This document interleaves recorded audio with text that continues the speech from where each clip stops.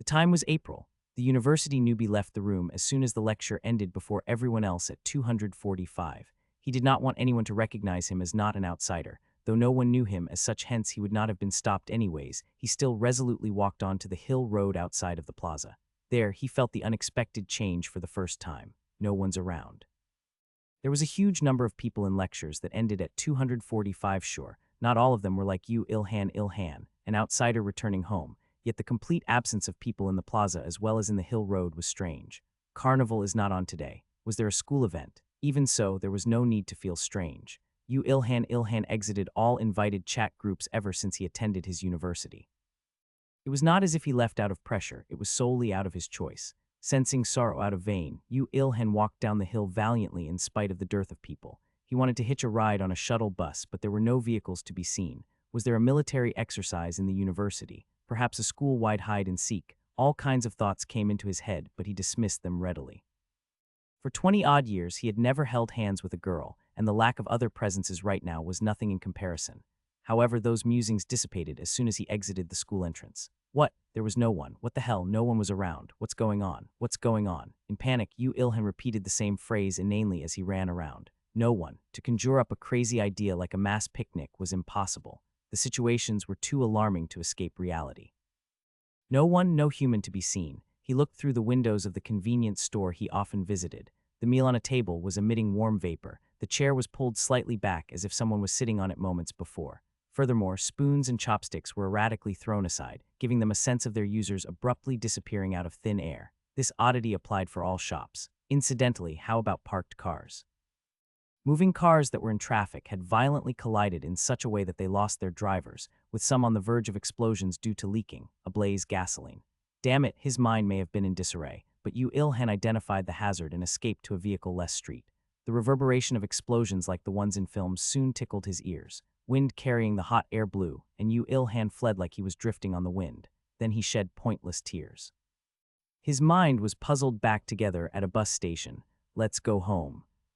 Maybe after he washed and ate his mother's meals, maybe after he slept, things would be different. Foolish ideas again sprouted the moment the crises were over. His fantasies were broken quickly this time though. The bus was simply not arriving. What the fuck? What's going on? Ilhan prided himself over his mental fortitude. From primary to high school, he overcame everything by his own effort. As a result, he was attending a quite reputable university, and he was confident to do well on his own for a foreseeable future. The Chinese character, person, is to symbolize two men relying on each other. He never needed such weak stuff. Ilhan always believed that he was like an upright number. Someone could accomplish anything unassisted. But this was too much to handle. Have I alone moved to a different world? His situation was too outworldly that he said something so stupid. Nothing was changing. The bus was not coming. His knees were swelling in pain due to reckless running. Growing sadder every minute, he noticed his tears falling onto the bare earth like bird droppings. Pathetic, crying over trivial matters as a university student. No, fuck it. If I don't cry now, over what would I ever weep? Isolation during his primary school days has made me dismal before. Now the entire district is avoiding me. Knowing crying wouldn't change anything, Ilhan came back to his senses swiftly. It was feverishly hot and tiring. Home was his priority. Let's walk. Despite the knowledge that no one was there to hear him speak, he shouted in hope for someone to reveal oneself.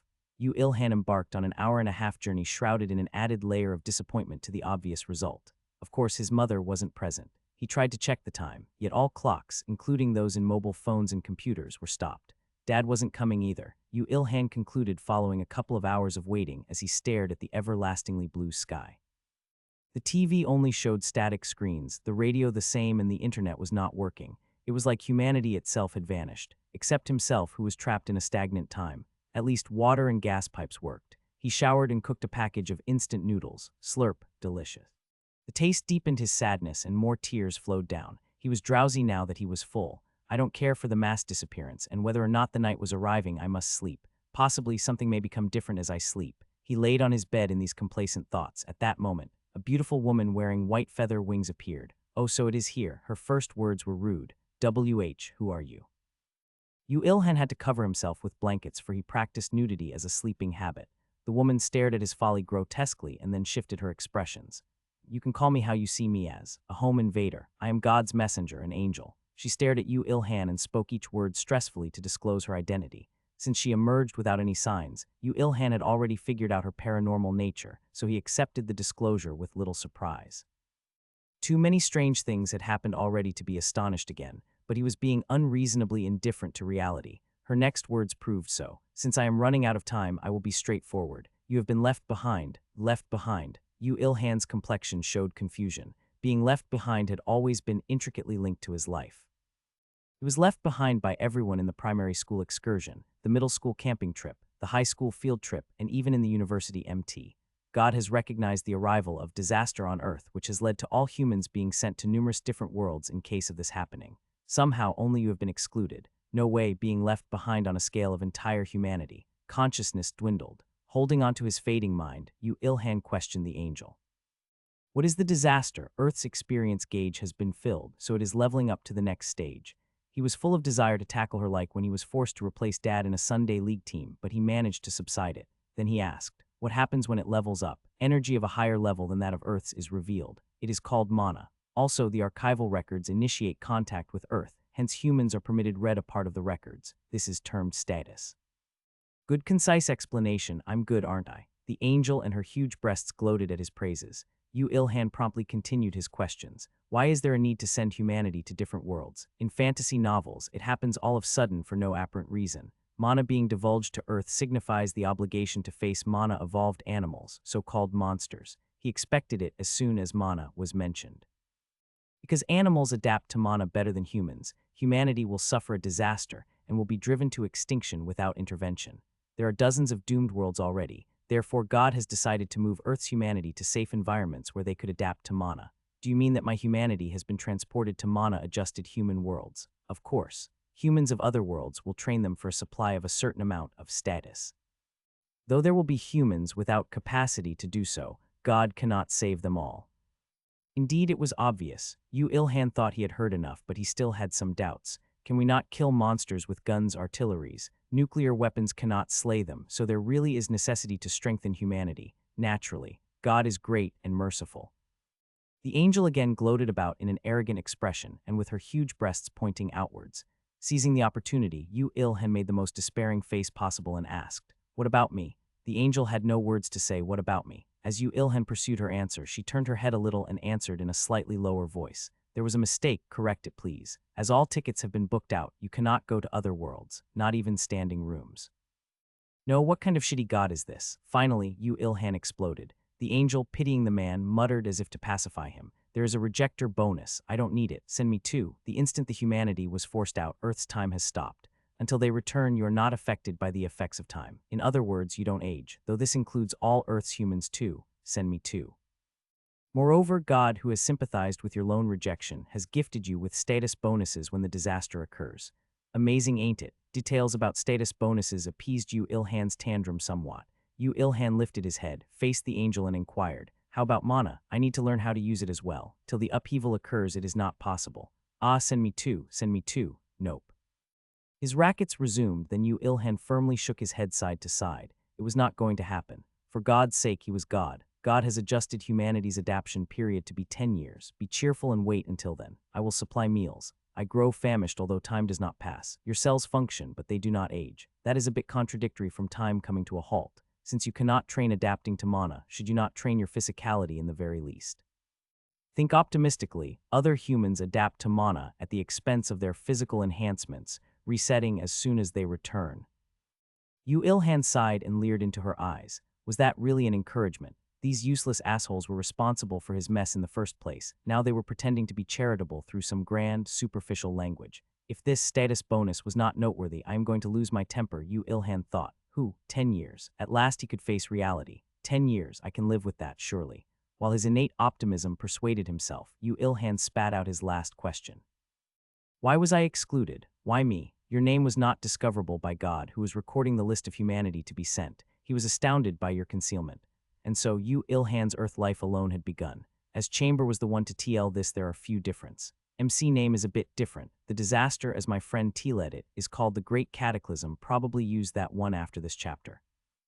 That's all. Enjoy reading. After sleeping as much as he needed, when he woke up and came to the kitchen, the meal breakfast by feeling prepared by the angel was producing steam on the table. The angel herself wasn't there, but he wasn't surprised since she said that meeting her at all was a strange thing in itself, and there won't be many times to meet her in the future. It's delicious. Now that he became alone, he was touched at something very trivial. Moreover, it wasn't empty words when he said it was delicious. He felt sorry, but it was definitely more delicious than his mother's food. The meal was nutritiously balanced and at the same time tasty, so it was a perfect meal. And if she earns a lot of money, then she'll be #1 wife material. Who married angels, other angels, as expected, right? While thinking trivial things like that, when he was about to wash the dishes disappeared silently. It seemed that washing dishes was a service. Yu Il-han washed up and clothed himself while feeling as if he was seduced by the angel, and when he was about to wear his socks to go to college, he remembered that there was nothing he could do there and stopped. Well then, what to do now? The answer revealed itself soon. Didn't the angel say to train his body? Although the cells don't age, they are still active, so if he trained, then the result will be reflected on his body. He honestly didn't like moving his body. He had no athletic ability, and he had no good memories in regards to things related to sports. In his middle school athletic meet relay, the baton slipped from his hands and the baton ended up touching the PE teacher's wig rather than the next player. There was one such good memory. However, to use that as an excuse like a little child and avoid training, the situation was too serious. Won't monsters appear in just 10 years? I can't practice mana like the rest of humanity, so I need to do whatever I can do to raise my strength, he thought. Going to the gym, After deciding, Yu Il-han stood up and sighed. He decided to train his body, so it was now time to research materials on how to efficiently train. After investing half a day to look up how to train the muscles, whisked away the lunch by feeling on the table and left. The district gym was open as if it was obvious, and the countless machines greeted Yu Il-han. Yu Il-han, who now just slightly, had motivation side and approached the bike which would burn his body fat. It was the beginning of Yu Il-han's body modification. Yu Il-han went to the gym without complaining at all. For 3 years. Are you really a modern person? How can you do the same thing every day for 3 years? It was to the point that the angel showed up and asked him. But I need to do it though. You do. That's why I'm doing. It's not much different from studying for 3 years in high school. The angel looked at Yu Il-han as if looking at a monster. As the angel said, he didn't age, but Yu Il-han's body, after consuming sufficient nutritions and doing exercises too much, was developed to the point that he looked like a health trainer that appeared on TVs. Well, it was quite obvious since he didn't study at all and trained all day. You aren't an ordinary person, although I knew that when you had the hiding skill which could hide you from God's sight. Don't make it my fault. And he went to the gym for 2 more years. The period of time the angel promised him was 10 years, so he had 5 years left now. At this point, he was sick and tired of going to the gym every day. I have to learn some martial arts and some weaponry, right? There's no one to teach you though. Although she said that there won't be many meeting in the future, she showed herself quite frequently, and perhaps she got used to Yu Il-han, but she was not pulled with him anymore. If one didn't consider the feathery wings on her back, then she was just a beautiful big sister, so he didn't feel bad at all about her attitude. I don't know why, but internet and electricity is still working, so I will study by myself by looking at some videos on YouTube or something.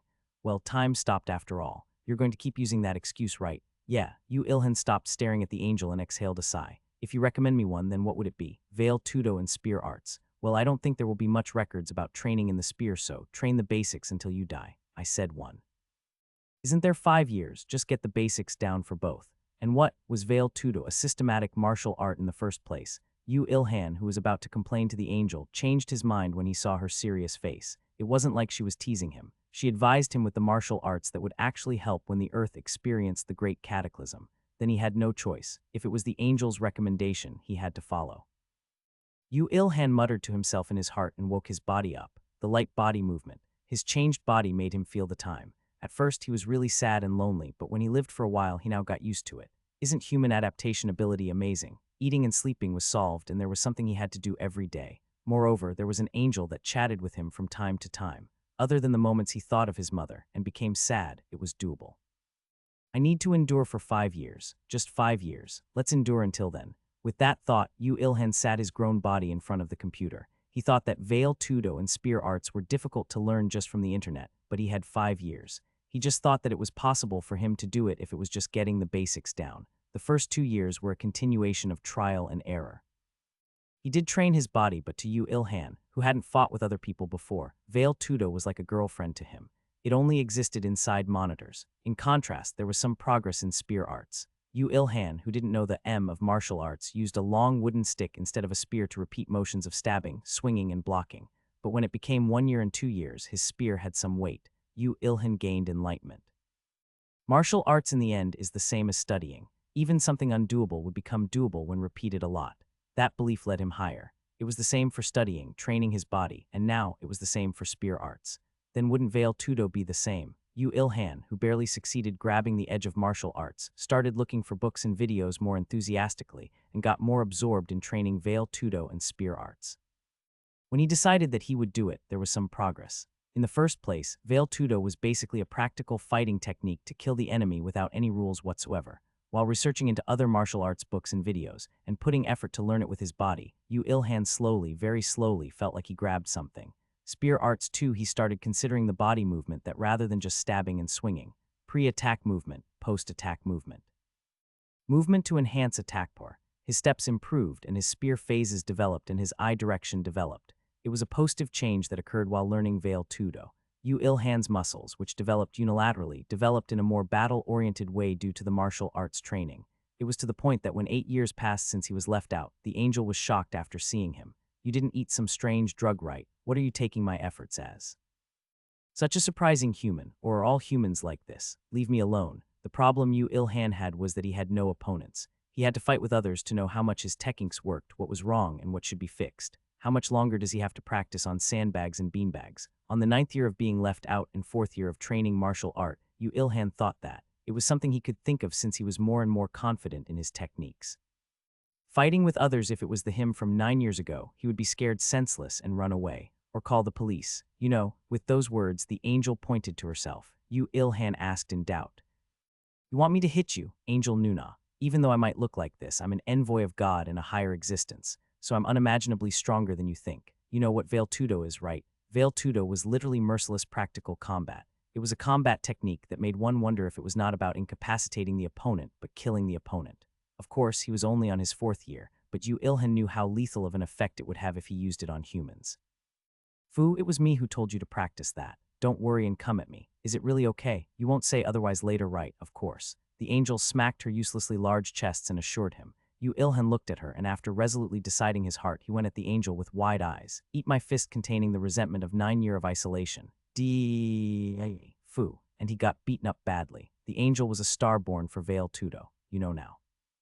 You can consider me a fighting opponent as you want. It's the biggest service since the birth of angels. No. After getting beaten up and getting bruises all over his body, Yu Ilhan rejected with all his might, but unfortunately he didn't have the rights to refuse. It was because the angel truly wanted to help him survive after the great cataclysm, after seeing him train seriously for 9 years. From Yu Ilhan's view, it wasn't very welcome, but even if he wanted to run away, he couldn't run away from that angel. Fighting with the angel made his techniques truly rise rapidly. He didn't want to admit it, but his growth was too distinct. I want to stop feeling this pain and hit that woman no matter what it takes, since this was his objective for moving his body. The angel was proud and Yu Ilhan was in pain. His techniques in Veil Tudo and spear arts increased. Until the promised 10 years came, Yu Ilhan took a shower, shaved himself, and looked at his figure on the mirror. His body was strong to the point that he would be able to fight with a wolf due to training his body for 10 years, but his face was still the college freshman from 10 years ago, so there was a strange disharmony. It would be good if I was a bit taller. Wouldn't you grow after the great cataclysm?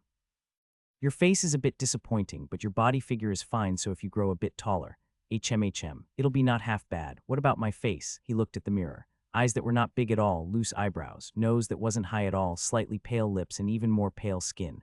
He couldn't deny that he had a slightly lifeless face, but this was his own face, a unique face in the world. You engraved that much techniques into your body, so you will be able to confront low-class monsters without difficulty. Then your leveling up will be smooth too, so you will be able to handle mana soon, the angel said. She was slightly disappointed as she was preparing for a farewell, but Yu Ilhan asked back since there was something that he had a question about. How can I kill those monsters? I thought you said you can't kill them without mana. That's about high-class monsters made up entirely of a higher system of energy. Low-class monsters can be killed by guns or spears or knives easily, Thaug. You deceived me, Angie. Fufu. I didn't lie. You just didn't ask for details. The angel proudly held out her chest and blabbed. This woman is a naughty woman who boasted sexual appeal whenever she could, even with that chaotic mind. Yu Ilhan thought of these things. His rage was boiling, but it calmed down after some time passed. In the end, it was a deceit for him to grow stronger. She put in effort to fill the gap of not being able to handle mana. When he thought like that, he couldn't get angry, so instead, all the energy left his body. Ordinary college life would be impossible, right? Of course. the majority of society will be paralyzed, and a period where fighting ability rather than academic ability will be needed will come. Phew. When a dropout appeared at first, I thought the skies were collapsing, but due to your effort, I didn't have to worry much. You worked hard until now. You will do well in the future. The time came. It was the same time as 10 years ago. Of course, Yu Ilhan himself couldn't tell the time, so the angel told him. Yu Ilhan purposely moved to the same place, the grass square inside the college campus. It was a scene he hadn't seen for 10 years, but there was no difference. Wow. Will I be able to see you again? Well, that will depend on you. The angel spoke until there and hesitated for a bit before adding another line. My name is Rita. Rita. Yu Ilhan kept muttering her name as if he didn't want to forget it. The angel Rita watched such a figure contentedly before flapping her wings again. I have to go. Time on Earth will resume soon and the people will come back. Have a safe trip, Rita Nuna. The two bid their farewells. Rita slowly flew up to the sky, and Yu Ilhan tried his best to suppress his disappointment due to the farewell with Rita and the excitement of going back to his ordinary life from 10 years ago, and closed his eyes. Nothing happened. Yu Ilhan opened his eyes. He could see Rita in panic in the air. Care to explain? Yu Ilhan said with a quiet voice. Rita slowly came down to the ground and laughed cutely with a teehee, and blabbed, I think there was a mistake. Hey you crazy XXXXXXXX. Perhaps due to stopping the time or some other reason, there seems to be a slight deviation in the time axis. It's all right. It won't be much so if you endure 10 or 20 more years. It's that FC King time again. Yu Ilhan went on a rampage while rolling on the grass square. It was because he knew that he would be beaten up if he went against the angel. Like that, Yu Ilhan, who calmed down after putting grass all over his body, muttered while looking at the resentful blue sky. Good, it's just 10 or 20 years. I will wait, no problem. Humans are animals of adaptation. He did well until now, so he would do well in the future. The positive attitude, which was his only good trait about him, but became one of many now, persuaded himself. However, even after 10 years and 20 years, humanity didn't come back, and when 50 years passed, Yu Ilhan stopped counting time. At first, he also put in his efforts. He had thought that he needed to prepare for whatever he could since he didn't know when humanity would come back. Veil Tudo and spearmanship are still sloppy. Actually, it's better for me, such a strange human. Even while receiving Rita's strange gazes, Yu Ilhan immersed himself again in training. Rita provided all 3 meals for him anyway, so he only needed to think about the martial arts that he needed to learn. And like that, 5 years and 10 years passed. It was the moment after 20 years had passed since he was left out. Now his punches and kicks flowed with fighting spirit that can even kill a bear, much less a human, and the wooden spear he extended powerfully not only pierced the sandbag, but it shattered it.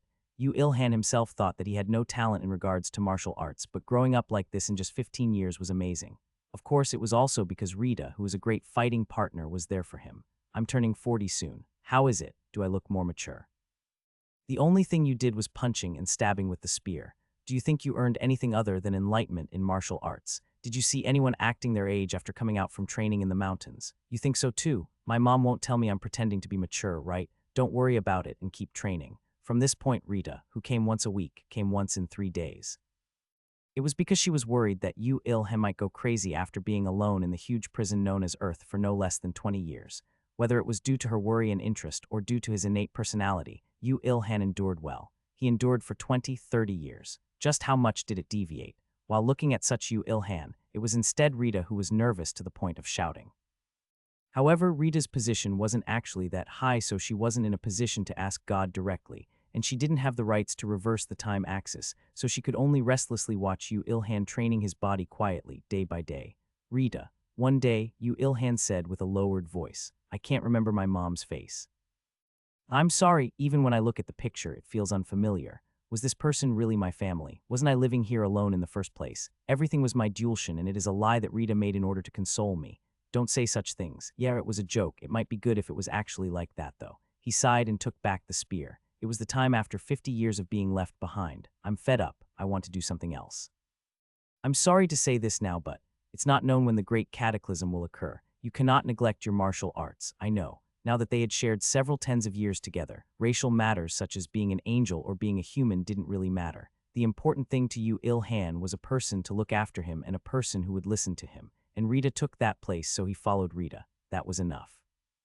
Yu Ilhan was also the only human that Rita came into contact with for several tens of years, so she became to harbor feelings of more than just pity and compassion for the human known as Yu Ilhan. Of course, she didn't say it out loud.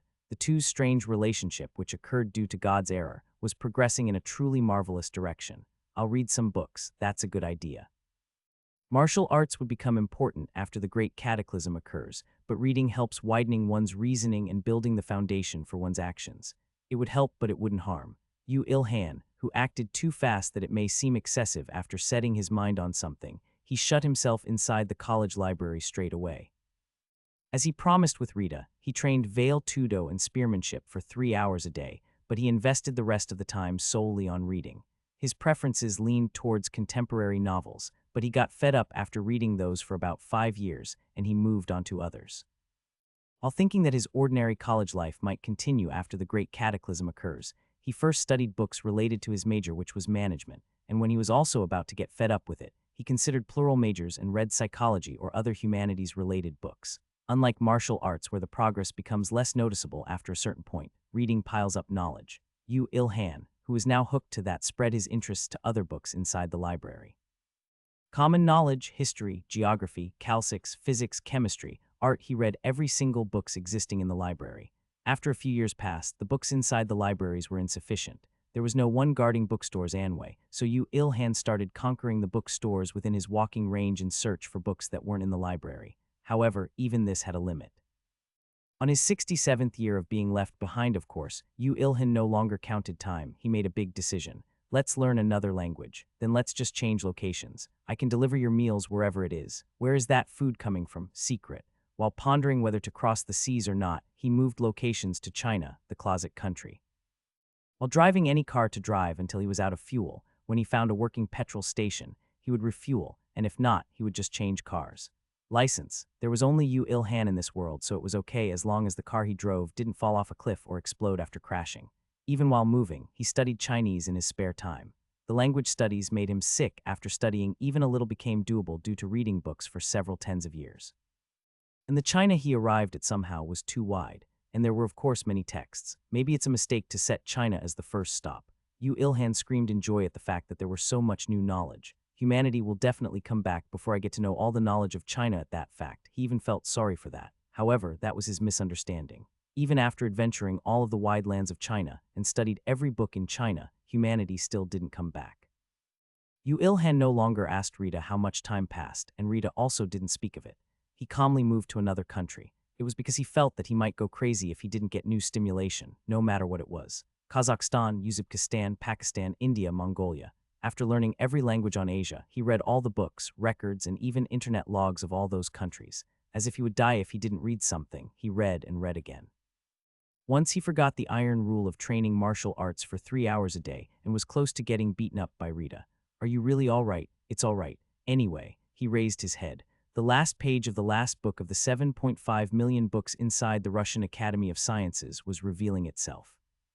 Even though it was 7.5 million books, there were many books that also existed in other libraries, and to Yu Il-han, who could now read any book in a short time regardless of thickness due to reading repeatedly for countless years, it wasn't that hard of a task. As expected, I can't understand technical books even after reading them. Yu Il-han saw through the limits of this brain. It seemed that he wasn't a person who was fit for sciences. He only read because there was text, and just reading the book didn't make him a professional in that area. Now let's go to Europe. You're speaking in Russian right now, you know? Hyvia, okay, we can go to Finland. When he toured Europe, Middle East, and even Africa, his vocabulary became rich. It was the 216th year after he was left behind. Now there's just Oceania and America left. Yu Il-han cheered like a middle schooler who just checked that there was little summer homework left. At his unchanging tension even though he had lived for over 200 years, Rita made a bitter smile and asked back, "You do know that you have to go by boat, right? It's all right. There are many boats without owners in this world. That's called stealing." The power of time was truly amazing. It had made a clueless college student into an all-powerful adventurer.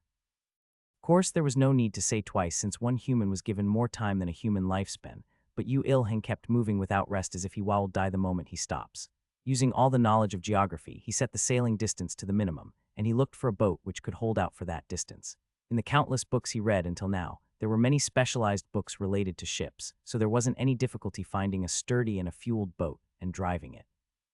Rita, humanity didn't die out by any chance, right? I said there was a deviation in the time axis.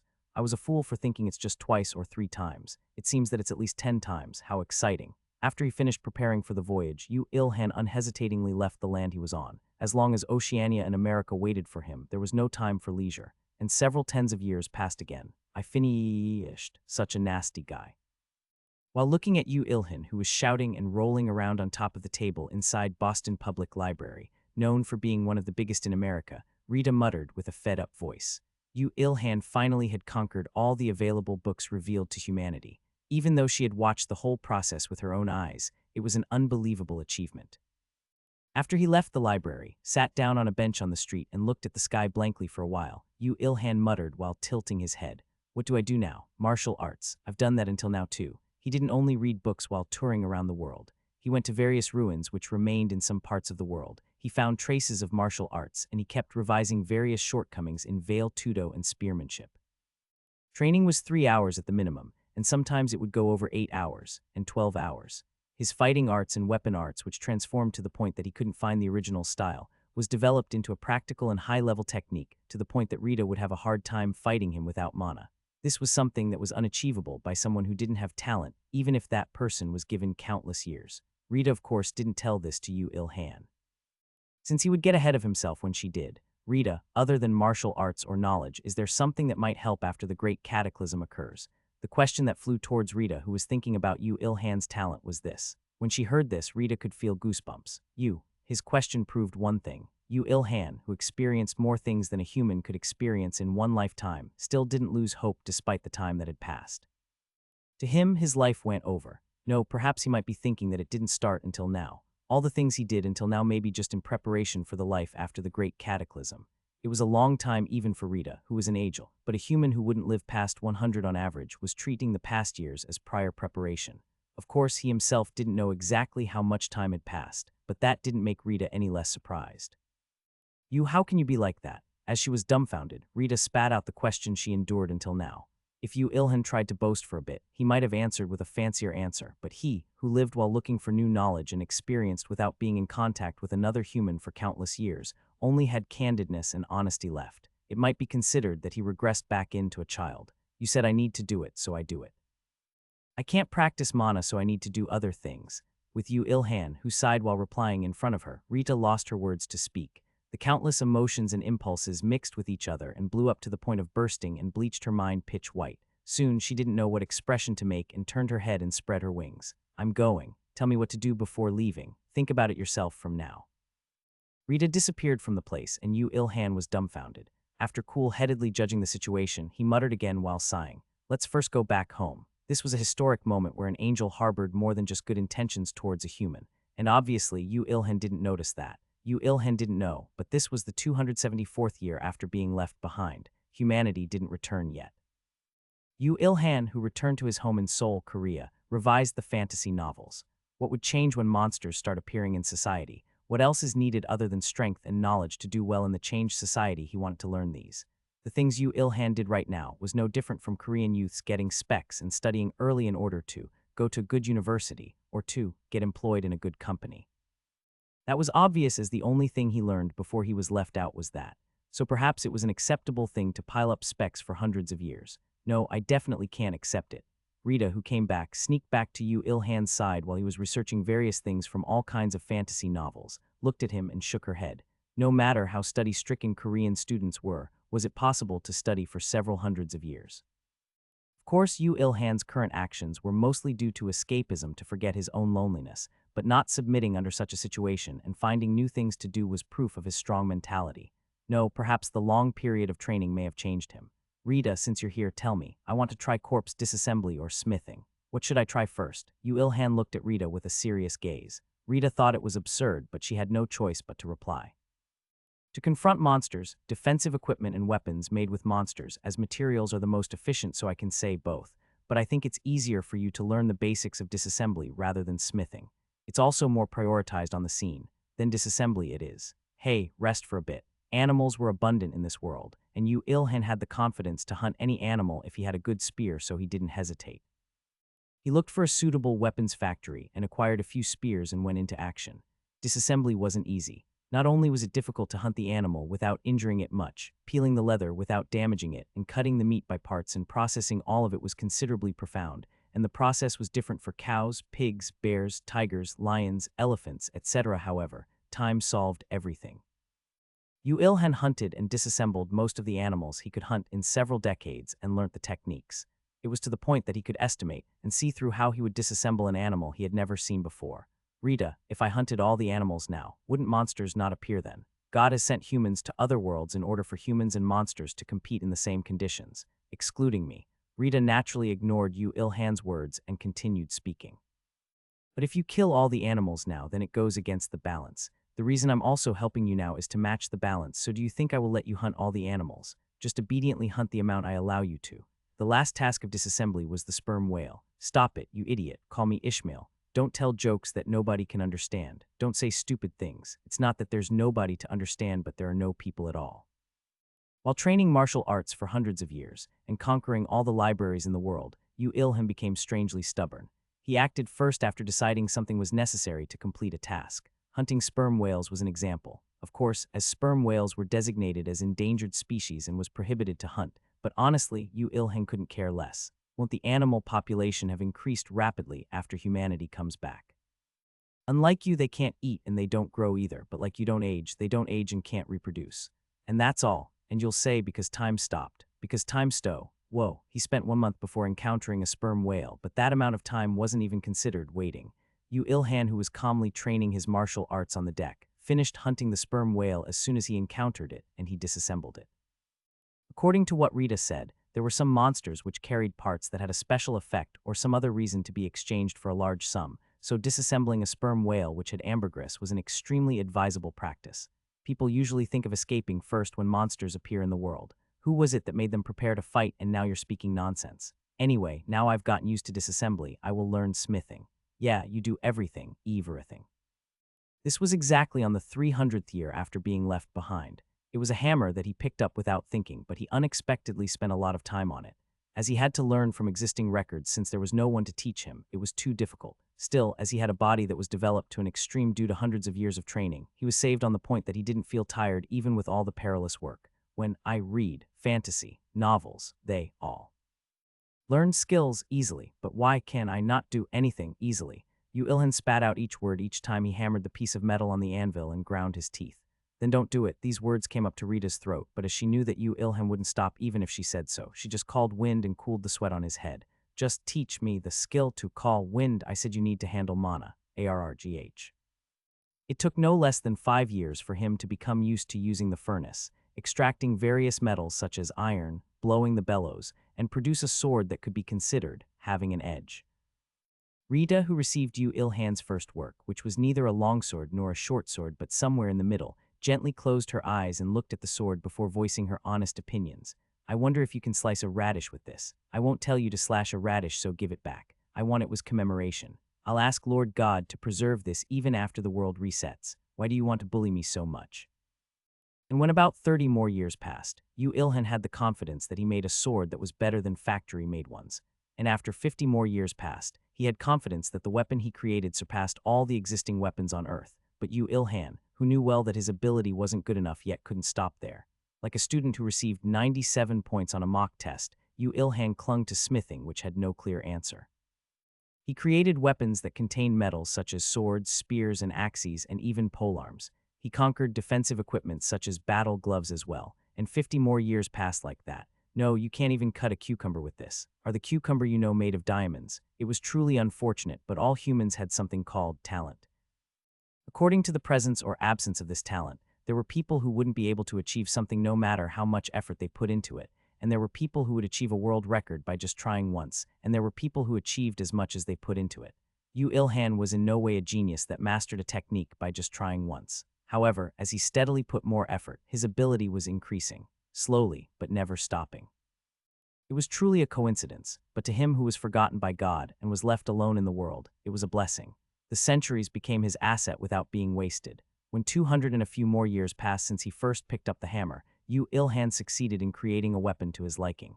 He pursued weapons that he could create in his personal space, so it wasn't made from anything like titanium alloy or carbon nanocubes and such new materials, and was made from steel, but that spear was overly hard and sharp to be created by a human. How is it? I thought there was a limit to the technology on Earth, but human tenacity brings miracles. Ahahaha. I've finally created a steel sword that can make Mopamo cry. Tien Mopamo is a master swordsmith in the Jumong myth. The closest English alternative would be https://n Wikipedia, org wiki Wayland the Smith according to Google. This is a spear though. There were points that even Rita, an angel, would marvel at. The sharpness which seemed like one would get cut from just looking at it, and hardness. The spear point and the spear shaft was separated by a socket, but the spear shaft was also made entirely from steel, and it was heavy. Wielding this spear freely was only possible by Rita or Yu Ilhan. Of course, there were only the two of them on Earth right now other than animals, but I kept telling you though. When mana is released, new materials would be birthed endlessly, so why are you so obsessed with steel? Now that I've gotten used to handling metals, I'll handle whatever material that comes at me. Yu Ilhan indifferently replied and swung the spear after Rita handed it to him. As it was created to fit his body figure, the feeling he got when he swung it was addictively great. A handicraft that can be used for several decades or more if maintained it well had been created. This was on the 507th year after he was left behind. Then, Yu Ilhan sighed while putting down the spear. What now? Rita's heart sank after she heard those words. She wished for the time humanity would come back when she saw him holding the hammer for more than several decades, but she didn't know that even now, when more than 50 times the estimated 10 years had passed, humanity didn't return. Just how much deviation is there on the time axis to become like this? Rita wanted to nitpick with God, but in truth she hadn't even met God in person, an existence that forever had to wait without requesting answers. She learned that from a senior angel. The great cataclysm must be coming soon, right? You don't know when you have to fight with monsters, so I think it's better to train your martial arts and heighten your senses. Well, I think we're past the 100-year boundary, so it's about time for them to come back, right? Yu Ilhan, who lived by immersing himself in the task in front of him, didn't know the flow of time well. All time observation devices in the world had stopped, so Rita, who was a higher existence, was the only one who could tell him the time. To Rita, it was instead fortunate. And so, Yu Ilhan started training his martial arts again. It was still veil, tudo, and spearmanship, but too many things had changed when compared to the beginning. The degree of body tempering and techniques were different, and especially his concentration was different. The concentration which increased due to reading and smithing was an incomparable achievement. Whoa, I feel like I've swung the spear for 3 hours. Rita, give me food. I'm so hungry that I'm about to die. Perhaps due to concentrating while swinging his weapon, he got more hungry. Yu Ilhan thought that, but Rita inwardly sweated cold sweat even though she was smiling outwardly. The time he concentrated on his spearmanship wasn't 3 hours but 3 days. From then, Rita prepared 1 meal per day, meaning one every 24 hours. Of course the amount was huge, but Yu Ilhan instantly cleared it and concentrated on training again. And when 200 years passed like that, Yu Ilhan felt it was insufficient with just the spear, so he started picking up other weapons. Daggers, greatswords, axes, and even guns couldn't avoid his hand. Martial arts was the same. He researched into and learnt taekwondo, aikido, karate, muay thai, kickboxing, and even some martial arts which only existed in records. With that moment as the turning point, his physical body overcame the limit and started transforming. Above all, the power and durability of his muscles became stronger, but the volume was decreasing little by little. It wasn't just something like compressed muscles that people talked about. His body cells, which were exposed to a miraculous state where it didn't age but kept being active, was mutating due to the long period of training. Stronger, but more efficiently in order to not become a hindrance to movement. Of course, the bones, the skin, and even the inner organs were the same. As if it knew that it would have to confront many enemies in the future, it was strongly evolving to optimize itself to battle. Roughly speaking, it was comparable to a mutation that wouldn't happen for several generations was happening in one human's body. Did you perhaps intend Ilhan's growth? Are you bullying him since Ilhan's growth isn't to your liking yet? Just when is it? He would approach his limit sometime. Please send humanity back to Earth before that happens. Before he decides to give up life, please. As if mocking Rita's prayer, which contained her earnest feelings, time kept flowing. Fortunately, Yu Ilhan was immersed in martial arts, so he wasn't well aware of the flow of time, but unless he was God, he would eventually hit a limit. When the limit approaches, what could Rita do for Yu Ilhan? Just what? If there is something that Ilhan didn't experience yet. Rita's imagination, which extended endlessly, arrived at one point. A scene where a man and a woman were passionately entwining themselves on top of bed was playing in a strangely vivid manner inside her head. Among them, the woman's face belonged to Rita. Then the man's was. After looking at Yu Ilhan kicking and punching lumps of steel as fighting partner, her cheeks reddened like a tomato. I'm so superficial even though I'm an angel who precedes God's orders, even though it was a long time ago when I was freed from trivial emotions and desires. However, the more she thought about Yu Ilhan's figure immersing himself in reading, martial arts, and smithing, her thoughts became more realistic. The most novel and shocking stimulation. No matter how fed up Yu Ilhan was with everything, wouldn't he have no choice but to be fascinated by such a stimulation, like the time he immersed himself in reading or smithing, to the point that he would immerse himself for 200 years without doing anything else. Rita's face became even more red when she imagined that. To think her face would change due to emotions. If she told this to herself before coming to Earth, she would never believe it. Yes, this is in the end to proceed with God's orders and not to fulfill my desires. If there is a person who can't wait for the great cataclysm and die midway, that's ruining God's reputation. From the beginning, this was my reason for coming to Ilhan, so I'm absolutely in the right. With a speed that would make Usain Bolt cry, the thoughts inside her mind was justified. From the next moment, she was pondering on the timing to pounce at Ilhan. She wanted to provide a new stimulation straight away according to her heart.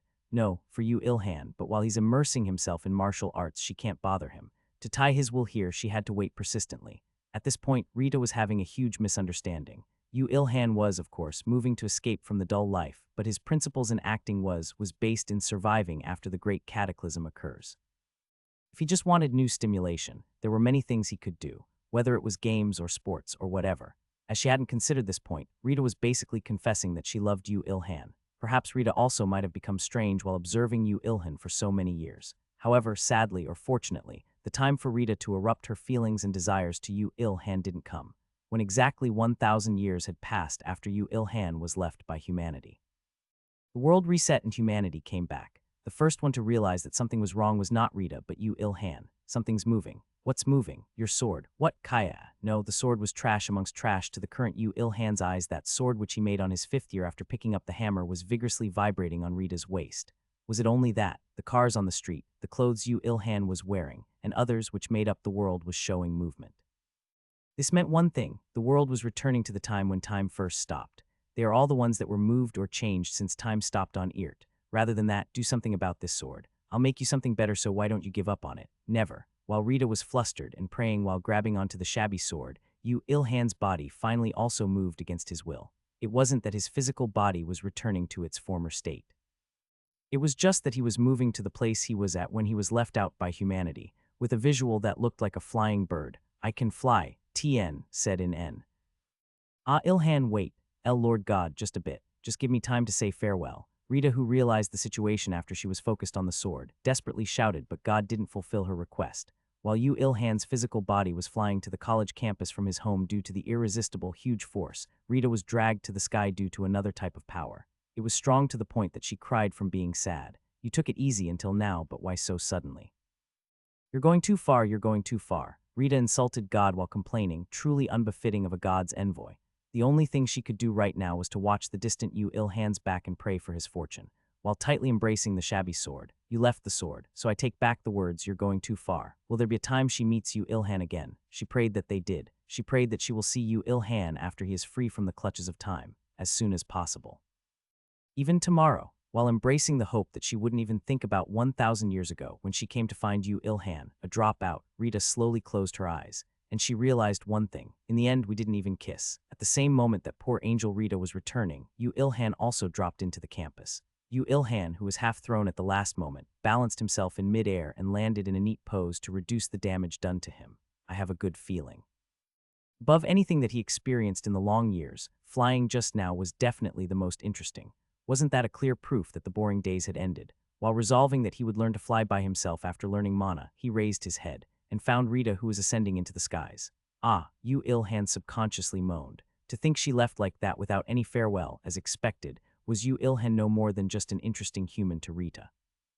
Was he an existence she gained out with only to serve to fill her boredom? But that didn't matter. No matter what, Rita, who confronted him, was an existence who was kind, pretty, and someone who consoled his loneliness. When he thought that he wouldn't see her again in the future, he felt that his heart was empty. Originally, this was normal. He thought that being with her was natural, as he was together with her for a long time, but an angel such as Rita coming into contact with an ordinary person like Ilhan was, in the first place, an extremely rare case. An existence that can never be connected to even in the same space. Didn't Rita herself name herself a higher existence? A higher existence, Ilhan softly muttered to himself and tightened his fists. Pile up techniques and knowledge to not lose behind other humans when the great cataclysm occurs. This was Ilhan's objective until now. However, now he had a grand but a firm objective. Higher existence. If I become one, then I'll be able to meet and talk to her again. I will finally be able to stand on the same level as her, so I'll become one. There was nothing that didn't work out after I put in effort, so won't I be able to become one if I work hard as if I'm about to die? Yu Ilhan resolved himself as such. Of course, Yu Ilhan didn't know that forget the same level. He had completely caught her heart to the point that he couldn't catch anymore. It was because he was a virgin who didn't even hold hands with a woman for more than 1,000 years. Regardless of whether Yu Ilhan resolved or not, the world was returning to its original state. The exploded cars were restored and returned to their original positions, and everything in the world, which was damaged when coming into contact with Yu Ilhan, returned to its former state. And that moment was approaching. Yu Ilhan calmly closed his eyes and waited like he did in the distant past, and when a few hours passed, he felt the world and himself changing. He knew about his physical body more than anyone else, and a small but a clear change had occurred to his body. Cool, luminous, wondrous, strong energy.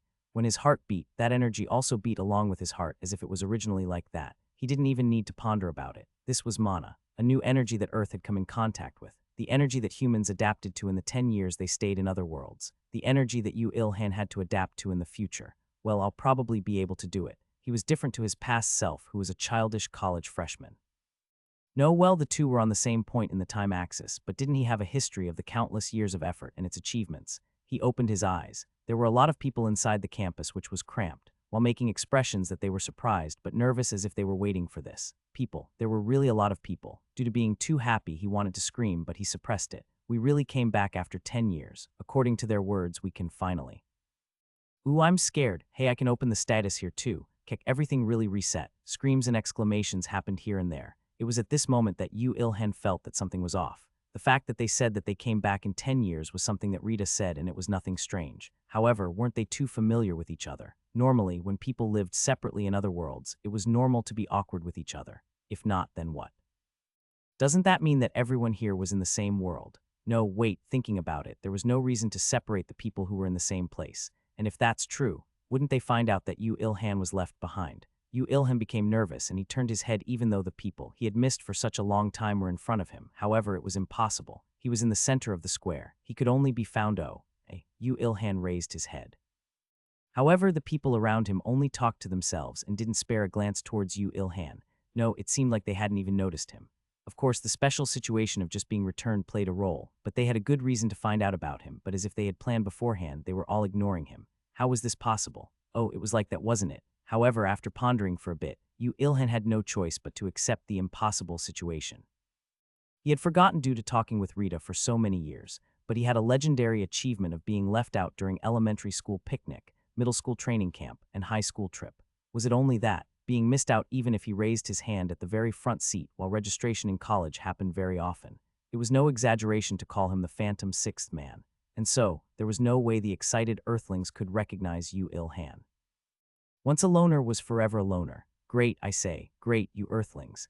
He even spoke out loud, but the people surrounding him didn't look like they had noticed him at all. For some reason, the returnees he had waited for such a long time had appeared, but he cried tears of not from being touched but tears of sadness. He really wanted to see Rita, who always recognized him. He wanted to become a higher existence as soon as possible. However, before that, he first. Let's go back faster than anyone and different to everyone. With drooped shoulders, he left the campus while ignoring the returnees' cheers, their unease for the future, and their expectations for change. It was none of his business. I hope everyone falls down and have their noses broken, he thought. The bus still didn't run. Well, it was no time for both the bus drivers and the passengers to sit down on the bus. They would probably go home and wait for the official announcement by the government or hurrying to meet their beloved ones after the unavoidable separation. In any case, it was Yu Ilhan, who could run at tens of kilometers per hour if he ran a bit fast, so he didn't have the intention to take the bus in the first place. It was no lie that he was faster than anyone. Of course, that was if mana wasn't taken into account. She said that mana was an almighty power. It can strengthen the physical body, make it move faster, or generate strong strength. If he remembered the scenes where Rita used magic, he could accept it. Human class would once again be divided into those who can and those who can't. Unlike humanity, who had practiced for 10 years, Yu Ilhan awakened to mana just now, so if they were categorized into mana ability, then he would be placed at the bottom. What's so wrong about that? The knowledge and training I piled up is in no way inferior. If 10 years pass, I can grow without having to be envious of anyone. Now that he trained for countless years, he now had such a confidence. Truthfully, even that was under evaluating his personal ability, but he himself didn't know that. It was because Rita forbid him to say those in order for him to not get ahead of himself. Oh yeah, status. It was his thought just before he arrived at home. Rita said that due to the Great Cataclysm, the Akashic records had come into contact with Earth, and humans gained the right to see some of its records. The other returnees also talked about status and whatnot. But how can I see this? As soon as he thought that, green text started popping up in his eyes as if it was being engraved on his retina. You Ilhan. Human Jobless LV1. Title Pancosmic Loner Concealment becomes passive. Strength 72, Agility 81, Health 78, Magic 1. Active Skills Concealment LV Max Evolvable. Skill Evolution Materials are necessary. Passive Skills Unidentifiable. Dropout Bonus was acquired and distributed. Status rises by 5 when leveling up by 1. The 1,000 years of training was showing its results. Yu Ilhan became silent. He was in a state of being greatly surprised. From the moment Rita mentioned the word status, he was able to predict that human power would be measured using levels. And so, a game stat window that anyone would recognize had appeared, and that wasn't a problem. The monstrous status also wasn't a problem. The results of his training was visualized, so he could only be happy. The distributed status bonuses weren't a problem either. It wasn't a game where you could raise the stats you want, and he also expected that he wouldn't be able to raise magic that way. Yes, those weren't the problems. The problem was the title and the skill, hiding which he does not remember learning, and that title which was full of intentions to make fun of Yu Ilhan. What is this? Concealment becomes passive. You mean I'm concealed? Is my life concealed? I'm a loner even if I go into space. A violent rage he never experienced in his life surged. This was the moment where he got another objective other than becoming a higher existence to meet Rita. An objective to beat that Akashic records up. If there was one thing that he had questions about, that was the passive skills. Thinking about the definition of Akashic records on Earth, it was unbelievable that it couldn't record one person's ability perfectly. It wasn't some human who could make mistakes, and it was a universal record. To make it error, one had to be outside of the realm of recognition and record like a god. How could this be unidentifiable? Yu Ilhan, who thought about this until he reached his house, successfully thought up of one hypothesis. Currently, my physical ability and concealment techniques are revealed so it can record it. However, it might be that it doesn't have any records of the abilities I learnt in the past. All my training happened on Earth when time was stopped. Moreover, that was before the Akashic records came into contact with Earth. Under the assumption that Yu Ilhan's hypothesis was right, it was very possible that all of Yu Ilhan's doings on Earth, when time was stopped by the power of God, aren't recorded in the Akashic records. Yu Ilhan wasn't sure, but in reality, it was like that. Well, I'll know if I move. Yu Ilhan trusted more in the days he had lived and trained than the sudden few lines appearing in his eyes. It wasn't like he couldn't swing his spear just because the skill's status is unidentifiable, so it had none to do with him. He opened the front door to his house and went inside. He was planning to have a simple shower before moving around to check what passive skills pop up. But in the next moment, one person came in his field of vision. Ah. Really, only that stupid sound came out of his mouth. The moment to realize how foolish he was came next. How could he have forgotten the most important thing? How couldn't he remember his most beloved family? Ilhan, his mother, was in front of his eyes, although they were far apart for such a long period of time to the point that he felt unfamiliar even when he looked at the picture. He realized just after seeing her like this, the fact that the middle-aged woman crying in front of him was his mother. That wasn't remembered by his brain, but his heart. Mom. While saying out loud the word he hadn't spoken for a long time, Yu Ilhan embraced his mother. He cried like a little child that made the past countless years seem like nothing. His mother cried along with him. They cried just like that until his father arrived. After crying their hearts out, they became hungry. His mother, Kim Yi-seul, also seemed to be the same as she started cooking. Yu Ilhan had received his meals from Rita for as long as 1,000 years, though. He himself didn't know, but he hadn't seen the scene of her cooking, so he was touched when he saw his mother standing in the kitchen. The savory smell as rice became done, the rhythmical kitchen knife sounds, and the sound from the heated-up frying pan were all delightful to him. The dinner, using all the ingredients in the house, was very peaceful. There were some that looked like she had learnt from the another world. However, Yu Ilhan couldn't enjoy the meal peacefully. It was because his parents started talking about the other worlds. Where were you sent to, my son? Mother went to a world called Yeyuman along with the people in our neighborhood, a nameless one. He couldn't make them worry by saying that he was left on Earth all alone. Fortunately, his muscles decreased in volume while mutating so on the outside. There was not much difference before being left out. There was no worry that he would be found out just based on his outer appearance. Haixia was a truly perfect world if you ignore the fact that there's no rice. And also that handling mana or whatever was truly hard. Even if I do get used to it, there's no way your father would be able to confront monsters. Yu Ilhan's father, Yu Yonghan Tien, can mean useful, complained while having the first big spoon of rice he had in 10 years. Kim Yi-seul also agreed. That's what I mean. They brought the newborn babies, elderly and even pregnant women, and made them suffer. It was too pitiful to see them suffering for those 10 years. It would have been better if they just took the young and sturdy ones. They said it's because it would go against the balance, meaning that even though they knew the most efficient way, they couldn't take it. Sorry, towards you Ilhan, who blurted the truth he heard from Rita by accident. The gazes of his parents were directed. You Ilhan realized then. There weren't many occasions to lie in his life until now, but to him who had lived a different life from others, there would be a lot he had to hide from now on. The moment he had to fix the habit of saying what he thought in his mind had come. And no, I'm just thinking if that is the case. Balance, efficiency, to hell with that. When I think about how they brought people away from home for 10 years and put them through suffering, I grind my teeth. So you ground your teeth to your heart's content so you won't anymore, right? Every time I hear you grinding your teeth, I grind my teeth because I'm annoyed, while wishing that the day he had to present them with implants in their gums won't come. You Ilhan finished eating his meal, but when he realized, his parents' gazes focused on him. How about you, son? You can kill monsters if you handle mana well, right? When I talked with the ladies around, they said that the people who can kill monsters well will earn money. They sure will. There weren't many that had talent in that, were there? Monsters or whatever bullshit they are dangerous, so if one says they want to kill it, won't the country take care of them? What are you saying? What money would the country give us? It's not that. Their corpses are worth so much money.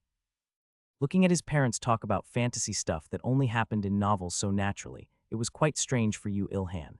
His feeling of being left out was really serious, and he thought about the dropout life. Even though humanity returned, I'm still a loner. He was angry at the fact that it was no different from his life until now, and he didn't feel that sad. But I should be more aware of deep-sea fish than my parents. When he thought that, he became even more empty, so he stopped there. I can't use mana, and he confessed the truth. Yes, let's study well, son, I knew it. You can't win against genes, eh? His parents accepted it too easily, so he instead became dejected. However, that was not unreasonable. To his parents, he was a son who was stuck at home playing games or reading or studying all day, and hated exercise. For them, it would be hard to imagine that their son would suddenly wield mana around his body and rush out while saying that he would hunt monsters. They probably asked with, what if, only to get their answer of, as expected, just listen to the government's announcement. Apparently it will come out on the 9 o'clock news. They are so untrustworthy. What if a monster appears in our neighborhood? Should we move to a place where a strong ability user is? It'll be all right, but you shouldn't go to work for a while. How could I? The company already called me more than 10 times. I have to go even if I have to die on the way. Hey. Don't say unlucky things like that. His parents were happily chatting together. As it had been a long time, their longing for each other seemed to have piled up and they seemed closer. Honestly, he was prepared for a reverse effect, so you Ilhan could only be thankful. He gave up watching TV in the living room, and he returned to his own room while thinking that he might have a little sibling this time next year. He planned to search materials on the internet about the current situation. However, he stiffened his body with the same amount of shock as when he first met his mother. Why is this here? Was this God's prank? Or was this because Rita's wish flooded in a strange direction? Wrapped in dry cloth, his masterpiece steel spear was in the middle of his room. The moment he noticed that, Yu Ilhan locked the door to his room. His mother would be surprised if she knew that there was a weapon inside her son's room, wouldn't she? Why did this remain? Every change that occurred due to his influence should have been reverted back when the world was returning to the point when he was first left out. Even his spear made with the efforts of his body and soul shouldn't have been an exception. But why? There was no way of finding out. Did God give him a bonus because he felt sorry for just a status bonus? Rita all over the place wanting the sword to remain. Was there some over effect from that? In any case, it was a thankful thing. He was thinking of making a spear he would use in the near future, so he was thankful to God who relieved him of that effort. Yu Ilhan first picked it up intending to hide it in his closet, but at that moment, like the time he saw the status green text started appearing in his eyes. Yu Ilhan's steel spear. Rank a unique. Attack power 800. Durability 500. A miracle made by human hands using pure technique to mold the spear without mana. It has hardness and strength comparable to that of a mid-class monster's bones. How should I know if attack power of 800 is high or not? But looking at the description from the Akashic records, he thought that it would help until he acquired new materials, so he put it in his closet. He wished for there to be inventory since there was status and mana and all, so he was disappointed. Then shall I start? The return of humanity and the great cataclysm that happened at the same time as it was waiting for it. People were spread out to countless other worlds, but now that they had returned, they had to cooperate to adapt to the changed reality. Countless people should be pouring out information on what they know through countless routes. Among those, the route that Yu Ilhan selected was the internet. It was because it was the most approachable, the widest, and the one he was most familiar with. There's new text. Yu Ilhan sat down in front of his laptop with shining eyes. The internet pages which weren't renewed for such a long time was now changed to something completely new. Yu Ilhan smiled when he saw that. He now felt delight when there was the slightest of a new stimulation. Did Columbus feel like this when he found the new continent? He became the captain of the boat which sailed the new seas and sailed to the seas known as information. When 4 hours passed, Yu Ilhan closed the laptop. It was because he was assured that he had enough information now. As everyone talked differently, he had a hard time picking out the truth, but Yu Ilhan's analytical ability and concentration was at the peak due to the several centuries of reading. When he used the official announcement from the government as basis and organized the information inside the articles that other people wrote, it was over easily. In other words, there was not much information that he could fish out. There are too many liars. I hunted a dragon in another world. I subdued a princess knight, made her as a sex slave. I solved the bonus question engraved on the back of throne of a huge empire, so I acquired permanent item BLLSHT. Like these were everywhere. The description about levels and monsters were also all over the place, so listening to them, he might as well believe that a kobold killed a demon race. Then shall I pick out the most objective milestones? He first organized the information on levels. Until level 5 was an ordinary civilian. The majority of the standards to pick soldiers in other worlds were 7, and when one became level 10, one could have swordsman, archer, and other classes as their jobs and could think of becoming a captain of 10 men. When one became level 50, then the class advances. It was a sort of second advancement. As it seemed like powerful people and non-powerful people were separated using that line, advancement wasn't done by anyone and passing a strict condition to understand the Akashic records better. If one didn't advance to the second job, then one could not go over level 50, and if someone did their second advancement, then even nobles wouldn't look down on them. Third advancement was possible at level 100. From that moment, one would be treated as a high-class fighting power of the country. Leveling up by one became hellish, and there were not many who would grow anymore. It was known that there was a fourth advancement, but at least on the internet, there weren't any that had seen a person with the fourth job. There were only predictions about high-class monsters, such as dragons, on their fourth, fifth, or even higher jobs. This was the information about the levels. Among the rest, there weren't many that were important. First, tomorrow he had to go to college as normal. It was because the government, joint with the army, said that they would come up with countermeasures against monsters and emphasized everyday life. There were also announcements about making a special corps made up of mana users after creating anti-monster headquarters, but who knows? It wasn't such a credible announcement. I should protect my own body. The training and suffering was for that. He had no thoughts of going to college normally and be dragged around passively with the situation. So let's train in mana. Phew. As he thought that there weren't many differences even after humanity had returned, he sighed. At the same time, he remembered about the kind and beautiful Rita who was always next to him when he was training, and he longed to see her. I want to see Rita. If she knew that, she would be very delighted. At the voice he heard from somewhere, he stiffened before abruptly turning back. On the wide open windowsill, a small, winged something was standing there. If one ignored the fact that it was very small, its outer appearance was similar to Rita. I am sent here to help you adjust to mana, and I'm an intruder of private property, Angel Urda, the second intruder of private property. It was that moment of meeting with an angel. The small angel who came into the room, Urda, ignored the pre-conversation and started talking whatever she wanted. For humans, the energy they acquired post-natally mana is extremely difficult to handle. The reason why humanity had to spend 10 years in other worlds is also because one has to experience that many number of years to acquire the possibility of using mana, humanity excluding me. At Yu Ilhan's tackle, Urda showed a clear annoyance on her small face and continued speaking. Angel Rita used that point to strongly claim the assistance on the human Yu Ilhan. While saying that it was seriously unfair to leave the dropout, who only trained his body a little like this, she requested the dispatch of an angel to help him adapt to mana in a short period of time. When he heard that Rita stepped out for him, Yu Ilhan felt his heart pound. Although they separated without being able to say their farewells, she also seemed to worry about Yu Ilhan. Because of her strong claims, her request was approved. Rita wanted to take on the role herself, but due to the decision of the higher-ups who were worried about a human becoming too close to an angel, I was dispatched in her place.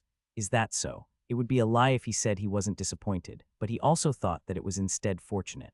He resolved to become a higher existence in order to meet Rita, but if they met for some random reason before that, wouldn't he be fired up for nothing?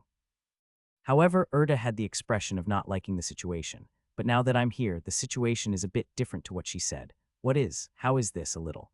While scanning Yu Ilhan's physical body, which ascended into a new realm without the help of mana, she muttered with a small voice that couldn't be heard by Yu Ilhan. Even considering 1,000 years, the evolution of his body was at the level of being unbelievable. If the strong power of mana was added to this body, how far could this human grow? It was to the point that she was curious about it. If they knew that he had trained his body until this point beforehand, then the dispatch of Erda wouldn't have happened. However, Rita drove this work with a force that was never seen before with her, the moment she returned to heaven, and her request, which looked very reasonable on the surface, was passed, prepared, and realized at the speed of grilling beans with lightning. And the situation Erda met was this. However, an already realized thing wouldn't be reverted. Erda, who descended with a mission, couldn't return until she completed that mission. In other words, they were all perfectly done in by Rita. To think she would use such a sly method even though she was an angel, who is supposed to be the most pure existence in the world. Erda sighed again and spoke with a powerless voice. In any case, I'm planning to help you until you can use mana skillfully. So please learn it fast. How will you help me? It's simple. A higher existence me, just being near you activates the mana inside you. Recognition, control, use in these regards, you would be able to adapt 10 or more times faster than ordinary people. In the past, when he didn't have a single inkling of mana in his body, it was impossible even with Rita sticking to him for 1,000 years, but now that the great cataclysm had occurred, 1 year was sufficient. This was Erda's calculation. Yu Ilhan also didn't know anything about mana, so he could only nod his head at her words. He would just accept whatever she spoke of. When the conversation ended, Erda flew and placed herself on his head. "What are you doing?" he said while brushing his head, but Erda didn't budge a bit. "I have magic cast on me to prevent recognition from other lower existences, so you don't need to mind. So you will continue to stay on top of my head in the future." That is so. That was no good. Mostly the 1.7 terabytes of treasure in his hard drive and one piled up during the countless years was in a difficult position. Even Rita didn't stick to him all day, but to think an ambush like this would come now. "I don't care whatever a lower existence like you does, so you don't need to worry. You read my mind." For that instant, Yu Ilhan seriously pondered whether to return the angel or not, but he couldn't miss the opportunity to adjust to mana in just 1 year. Yes, it's 1 year. He needed to endure for just 1 year. Yu Ilhan cried blood and accepted reality. "I really don't care if you break dance, belly dance, or dance dance dance revolution. I care, and you know what the last one is, right?" The next day after humanity returned, the Korean morning was mixed with the anxiety that the world would change and a slight expectation for the changing society. It looked very lively on the surface. The people Yu Ilhan saw, after leaving his house with Erda on top of her head, was like that. If one ignored the soldiers in army uniform with guns securing the perimeter while walking due to the joint operation with the government. FCK, I was drinking with a woman at my side until yesterday morning. But it's better than the climbers in the mountains, sir. I heard monsters have already appeared. If I kill monsters, I can at least level up. I need to find my thunder sword quickly. Corporal Seo, the entire regiment knows that you didn't earn a skill until the end in Gundia. Yu Ilhan shook away the breath of despair which would come his way in the near future and hurried to college. Tien, all males have to go through a compulsory military service in Korea. He thought that he walked slowly, but as it took the amount of time it would take him by car and he arrived early, he felt funny even when he himself thought about it. He went to the humanities campus of Sungkyunkwan University. Tien, one of the top-tier unis in Korea, will be shortened to Sungyu when necessary. Of course, that level was laughable for the current Yu Ilhan. The campus was filled with a lot of people. As most of them were young college students, they tended to think positively about what they became able to do rather than the crisis they were about to meet. And most of them were talking about a topic that Yu Ilhan didn't know about. "Did you make a skill? How about you?" "I managed to make one somehow." "Phew, 2 for me." Yu Ilhan asked Erda with a small voice. "What does it mean to make a skill?" "It means creating something to use in an attack somehow by combining tiny bits of mana and insignificant records. As a higher existence, in my view, even if you combine all the skills that they are boasting about, I think that it will pale in comparison to your concealment. Concealment wasn't a skill I wanted. One could arbitrarily make skills. Anyway, this was something he didn't learn yesterday." Yu Ilhan perked up his ears and walked. New stimulation, new information. They were all things that he loved. Anyway, the results. In the end, who was Empress? Nobody knows. Does that make sense? It's the sole Sungyu's person who flew her name for 10 years in Lampas, and we don't know. But wouldn't we know if monsters appear? I don't know. Maybe she would wear a mask again. He learnt that there was a woman called Empress who showed mighty ability in the other world in his university, and when would dungeons appear? Even if it appears, you wouldn't be able to go in, I think. There's a level requirement. What level are you? Level 7, I'm level 4. Who? SHT. He learnt that there were places called dungeons in other worlds and that one needed to have high levels in order to enter it. Other than that, there weren't many information that he could make out, but there was a reward just in knowing about dungeons. Dungeon. It was a word that made a person's heart pound. In the lecture room he arrived quickly. There were already many people. To think that they attended school even after they spent 10 years in other worlds. Did they perhaps also miss the ordinary lives like Yu Ilhan did? While soaking himself in emotion, he looked around the lecture room, but there wasn't a person he knew anyway. It was trivial, but what is the reason that he became sad all the time?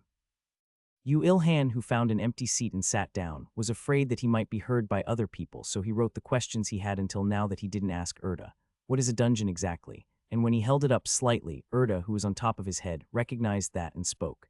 It's a trap. A trap. As he heard an answer that was too unexpected, Yu Ilhan ended up speaking out loud.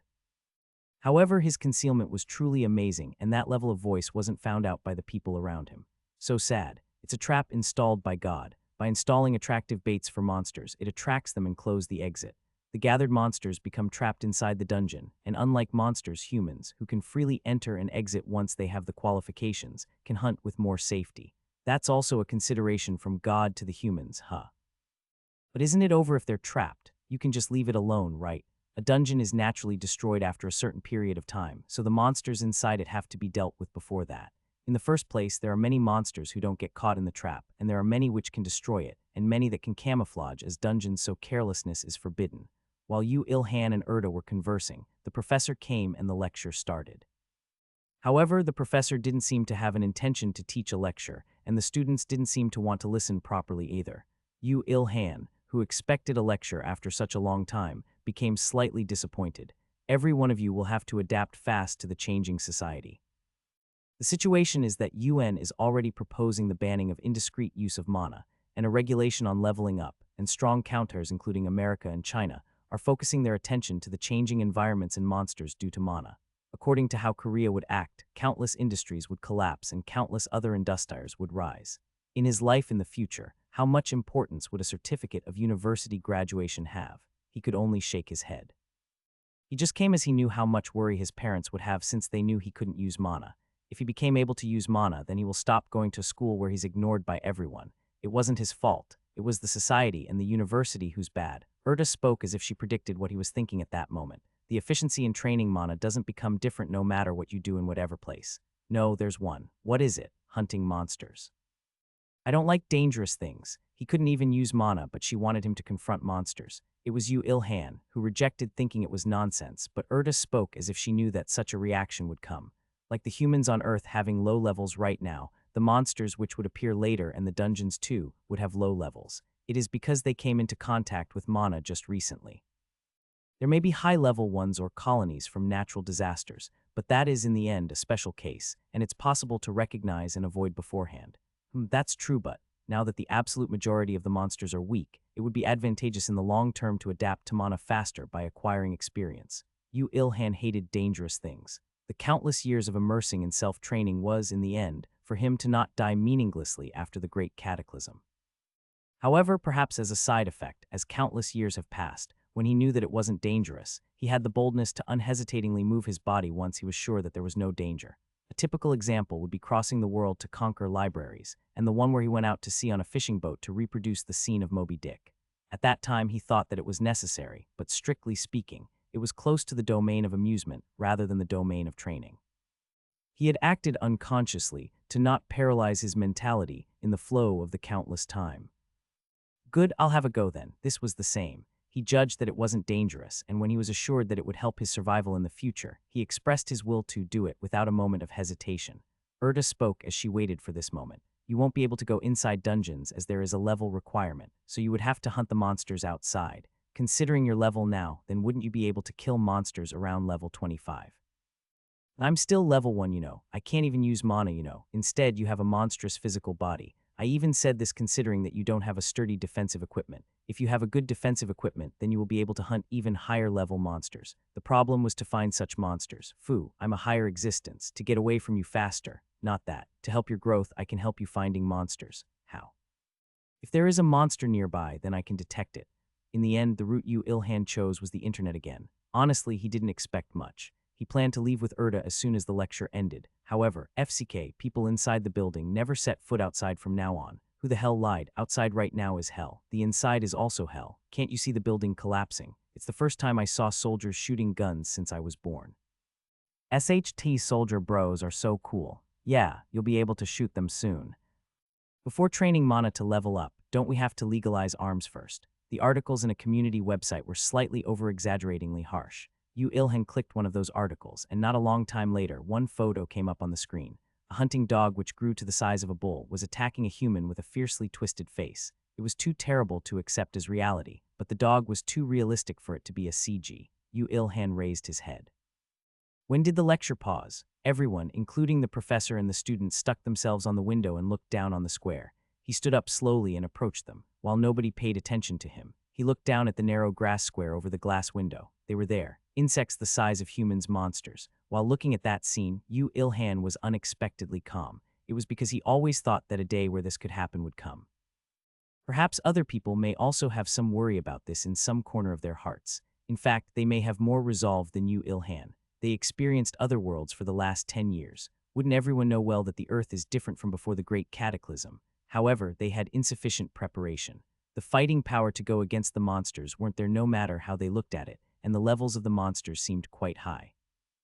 They either judged the situation wrong or they don't have the leisure to. Tutorials have already ended. Lord God has already given everything that he can to humanity. Humanity has to survive by itself from now on. Urta's voice sounded quite distant. From that, Yu Ilhan felt that she looked at the scene with different eyes. He was convinced that she wouldn't help in any way no matter how much energy she had, unless an unexpected element comes up. It seemed like there were no casualties yet. However, lest their eyes fall on the buildings, it was a matter of time before a casualty occurs. Actually, they were slowly coming towards the building, that is, the business hall that the students along with Yu Ilhan was in. Kayak, what should we do? We gotta run. Everybody calm down. The school has already contacted the who wants to party with me and hunt that. Here, one more casualty please, TN said as if someone's ordering at a restaurant. Run FCK, F Finance Hall. Let's run to the finance hall. Isn't the roof better? The students who realized that danger was approaching ran out the lecture room while screaming. The professor also sighed and followed them. As a result, in an instant, Yu Ilhan was left alone in the lecture room. If it came to this, it was suspicious whether he had a special skill to become a loner. However, he also had no thoughts of sitting there quietly alone in the lecture room. Yu Ilhan looked over the window again and sighed shortly, and started moving. You're planning to go, aren't you? They look much worse than a sperm whale. Isn't this a good opportunity? Monsters are different to animals. Skin, well, in their case, carapaces become abnormally hard and their motion capacity changes too. However, yes, there doesn't seem to be any that goes over 20, so it's a good opportunity for leveling up. Yeah, I don't move, it's dangerous. While muttering in self-mockery, Yu Ilhan looked around before approaching a desk and taking out its legs. It was insufficient with just one, so he pulled out all 4 of them and grabbed one in his hand while tying up the rest after ripping a part of his shirt and tied it around his waist and tightened it. That happened in 10 seconds after he was left alone. Her handicrafts are neat. Yeah, I was bored, so I played around with some things and I got better at it. Rita. The abs that were revealed due to ripping his clothes were truly perfect. His physical body, which was trained to its extreme limits to become the peak of the living, was revealed slightly. However, it was his own body, so Yu Ilhan ran out of the lecture room without reacting to that. At first, he was about to go straight to the square, but he soon remembered that he was barefaced. No matter how high my concealment level is, they will recognize me if I stir up the square, right? A mask is sufficient. It will probably increase the effect of concealment. If it was a mask, he could think up of one, the underground stationery store of the business hall. When his thoughts reached there, he quickly ran towards the stairs and jumped over the railings. He grabbed onto the pillar to slide down to floor B3. He ran to the stationery store and randomly picked an NMN mask and put it on his face. This was another 10 seconds. It was an inhuman reaction time. Shall we go? He jumped over the stairs to go to the ground floor and came out to the square. Coincidentally, a human-sized mantis was in the middle of destroying the spinning door of the business hall. Qee Paha. With a strange shout, Yu Ilhan's body flew across the air. The moment his razor-sharp kick landed on the mantis's head, its head burst with an unpleasant puck sound. It was a refreshing, laughable insta-kill. Experience rises by 800. You have become level 3-2 health, 2 magic, 3 strength, 3 agility increases. You have awakened close quarters combat LV max. You can evolve it to the next level skill if you have the skill evolution materials. You have earned the record of LV13 Big Mantis. Texts that momentarily appear on his retina and disappear with those. Suddenly, a wondrous strength filled his entire body. This was level, the system of strength that the creatures in the worlds that have come in contact with the Akashic records have acquired. It was the act of stealing the opponent's records and even potential by stealing life. He felt his muscles gaining strength. The millet-sized lump of mana, which was emitting a faint light inside his heart, was very slightly increasing its size. This was a truly marvelous and wonderful experience, and the other humans experienced this for 10 years. He felt as if he was dying due to being envious, but from now, I'm no different. Yu Ilhan landed on the ground and slightly smiled. It wasn't just because he leveled up, but because he was satisfied with his first fight with a monster. It was a different feeling from the animals that he hunted for disassembly. It was more fierce and heavy and thrilling. The new information and new stimulation that Yu Ilhan liked so much was raising him to new heights. At that moment, Erda spoke with an uninterested voice. Did you open your eyes to the pleasure of violence? Yes, I will definitely beat you up sometime. The square, which was full of insect monsters, fell into silence again. They didn't seem to think that their comrade will die so easily. However, that was brief. The monster's gazes focused on the human that killed the big mantis. Kick, perhaps because their camaraderie was strong. Even the monsters that attacked other buildings became conscious of Yu Ilhan and turned their bodies towards him and showed off their hostility. Their numbers were no less than 40. While looking at that, Yu Ilhan spoke with a calm voice. Now that I think about it, I didn't learn how to fight groups. Just cover it with your body. They can't kill you with their ability anyway. Using Erta's words as signal, Yu Ilhan dashed out. The insect monsters also moved as if they were waiting for that moment. Qeei. The first one to come at him was a pillbug which rolled itself up to roll towards him. Above it, there was a fly-looking thing that flew towards him while flapping its wings unpleasantly. Yu Ilhan burst the fly's head first by throwing the desk leg at it. Then he took out another short spear from his waist and smashed it towards the pillbug. With a refreshing sound that sounded like splitting watermelons, the pillbug's carapace burst away. The desk leg was amazingly still holding out. You have earned 700 experience. You have awakened spearmanship LV max. You can evolve it to the next level skill if you have the skill evolution materials. You have earned the record of LV11 Big Fly. You have earned 850 experience. You have become level 4-2 strength, 1 agility, 1 health, 1 magic increases. You have earned the record of LV14 Big Vulgar. This is useful. Above, they were giant mosquitoes seeming like the fly's comrades, and it was 3 at once. Yu Ilhan jumped using the pillbug's corpse as foothold while clicking his tongue. After snapping the mosquito's dangerously developed mouth, he swung his short sword to break its head. You have earned 400 experience. You have earned the record of LV7 Big Mosquito. At that moment, one of them swiftly went behind Yu Ilhan and tried to bite him. Its mouth touched Yu Ilhan's back the moment he realized it, but unfortunately it failed to see Yu Ilhan's back. For a low-level mosquito to pierce it, the tough skin had broken its mouth. How dare you? While letting go of the mosquito's corpse, he jumped backwards and swung his short spear. When the short spear, which hit cleanly on the mosquito's mouth and smashed its head just like that and was shot down, the remaining one came at him with hostile flapping sounds, but even its tube was grabbed by Yu Ilhan and could only be swung around. You have earned 300 experience. Mosquito strike. Tien said in English. Qi. Yu Ilhan, who landed on the ground while grabbing the mouth of the mosquito, swung it and bullseyed the giant honeybee that flew at him fiercely. The mosquito was killed by the honeybee's sting, and perhaps a honeybee was just a honeybee even after evolving, as the honeybee also died just like that. It was truly a brave death. You have earned 350 experience. You have earned 580 experience. You have become level 5-2 strength, 1 agility, 1 health, 1 magic increases. You have earned the record of LV10 Big Honeybee. To think it would die with its own attack, it seems like it wasn't perfectly monsterized. But then what is this level about? Phew, so refreshing. When he turned his gaze while ignoring Erda's mutterings, coincidentally there was a mantis that looked exactly the same as the mantis he killed first, but just 1.5 times bigger in front of him. Immediately after he recognized that mantis, its scythes, which shined dangerously, swooshed at him with no brakes. Yu Ilhan, who limboed the scythe, threw the short spear backwards in that position to sever the breath of the fly that flew at him from another direction. And when his 2 hands became free like that, he went and did a back tumbling just like that to distance himself from the big mantis. You have earned 380 experience. There are monster reinforcements. Qei. Qwu-woon, just where did they hide before coming out? Flies, mosquitoes, mantises, pillbugs, centipedes, and even cockroaches. He moved his body while clicking his tongue. Quick. He grabbed the 2 remaining short spears in both of his hands and swung it without restraint to break open the insects' heads. The insects that came like a swarm of bees fell powerlessly like mosquitoes in front of mosquito-repellent incense. You have earned 700 experience.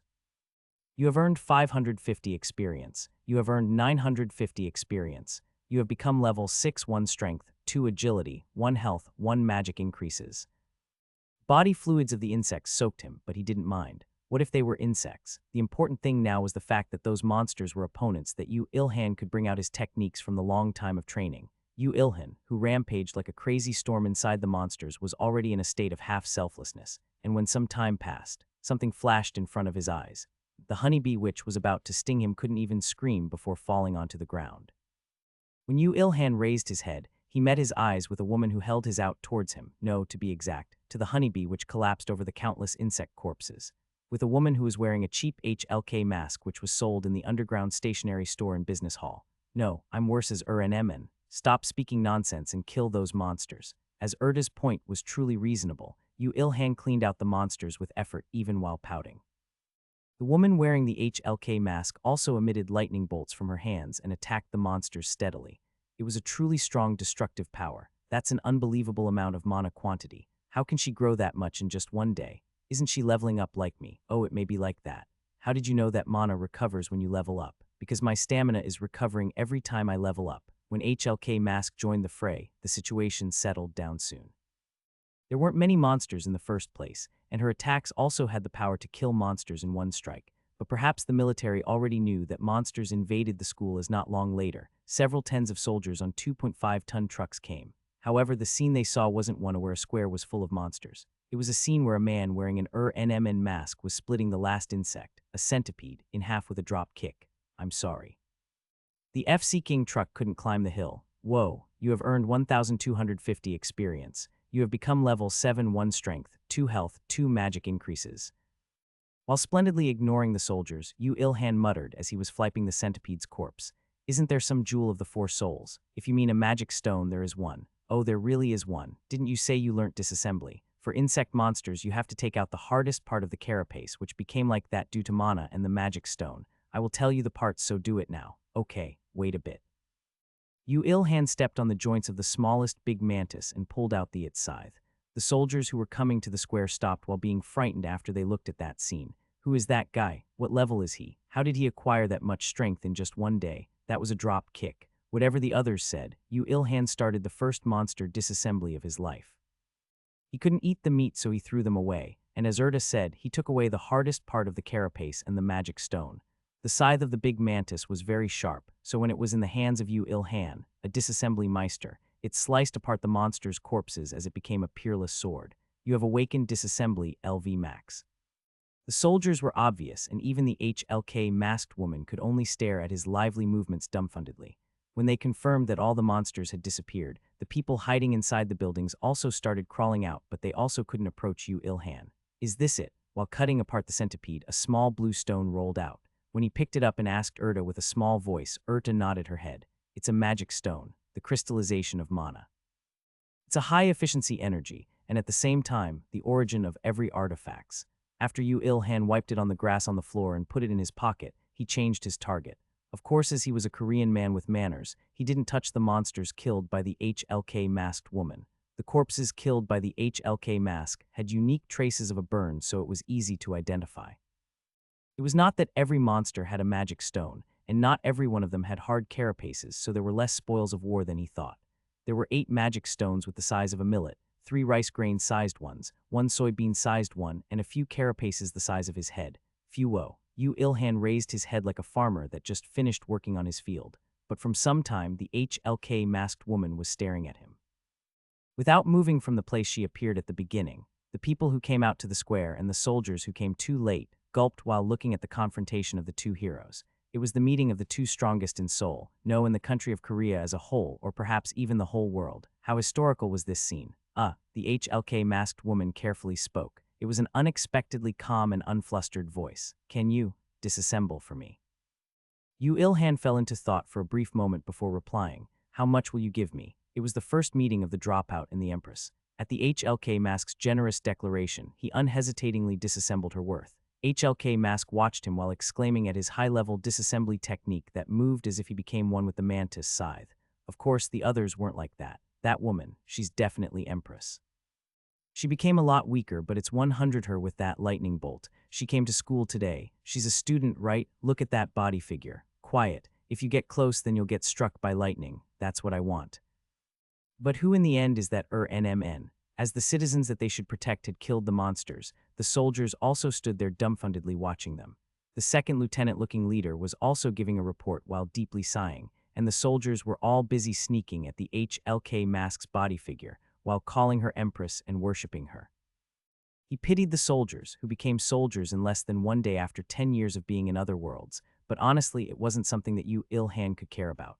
And so, who's that Ur-NMN? Oh yeah, now that I think about it, what was that attack technique? Did he shoot a beam from his palm? Wasn't it an axe? He just swung the monsters around, though. Yu Ilhan's concealment skill was at a point where it half distorted reality. He became very willing to tackle every one of those humans speaking nonsense, but he suppressed it and swung the scythe. From the fly's ass, a magic stone emitting faint light flew into the air. Finished. Yu Ilhan, who splendidly caught that in mid-air, clicked it towards the Empress and passed it. She received it before politely nodding her head. The 40 worth was already taken by him under the negotiation with the Empress.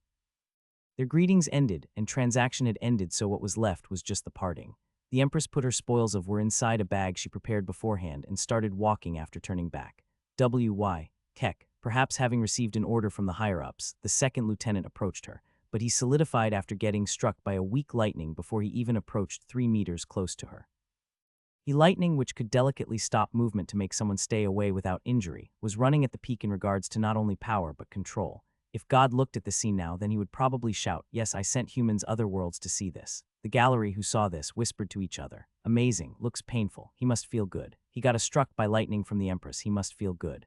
I want to try getting struck too. Are there only perverts here?" Immediately after the Empress left, while attracting the gazes of the people, Yu Ilhan, who organized his spoils of war, also stood up. He peeled the pillbug's carapace to use it as a makeshift tray and piled the carapaces on top of it. The 4 desk legs were disposed of a long time ago. People should start running at him soon, too. It would become a pain to carry his spoils of war out amidst that chaos. But it wasn't like he could throw away the monster byproducts, so what could he do? Yu Ilhan fell into panic like the time he was asked, "Do you like mother or father?" from his aunt when he was 5 years old. However, his agony was meaningless. It was because when the gazes that focused on the Empress turned back to the original position, they couldn't see Yu Ilhan's figure. Well, where did he go? Amazing, he must have run at a speed we can't see. Sung Dian Bolt, Tien, Sung Sunkyunquan Di Uni, in can mean, person, and also a part of Yuzin. Sung Dian Bolt, yeah, I knew this would happen. Even though the situation went as he wanted, Yu Ilhan couldn't hide his complicated emotions. Especially the fact that the second lieutenant was looking for Yu Ilhan with a serious face but couldn't find him, was heart-aching. He left through the crowd of people while pouting. It was because he wanted to eat his mother's food. The time he recognized that he left his bag in the lecture room was after he came down to the bottom of the hill.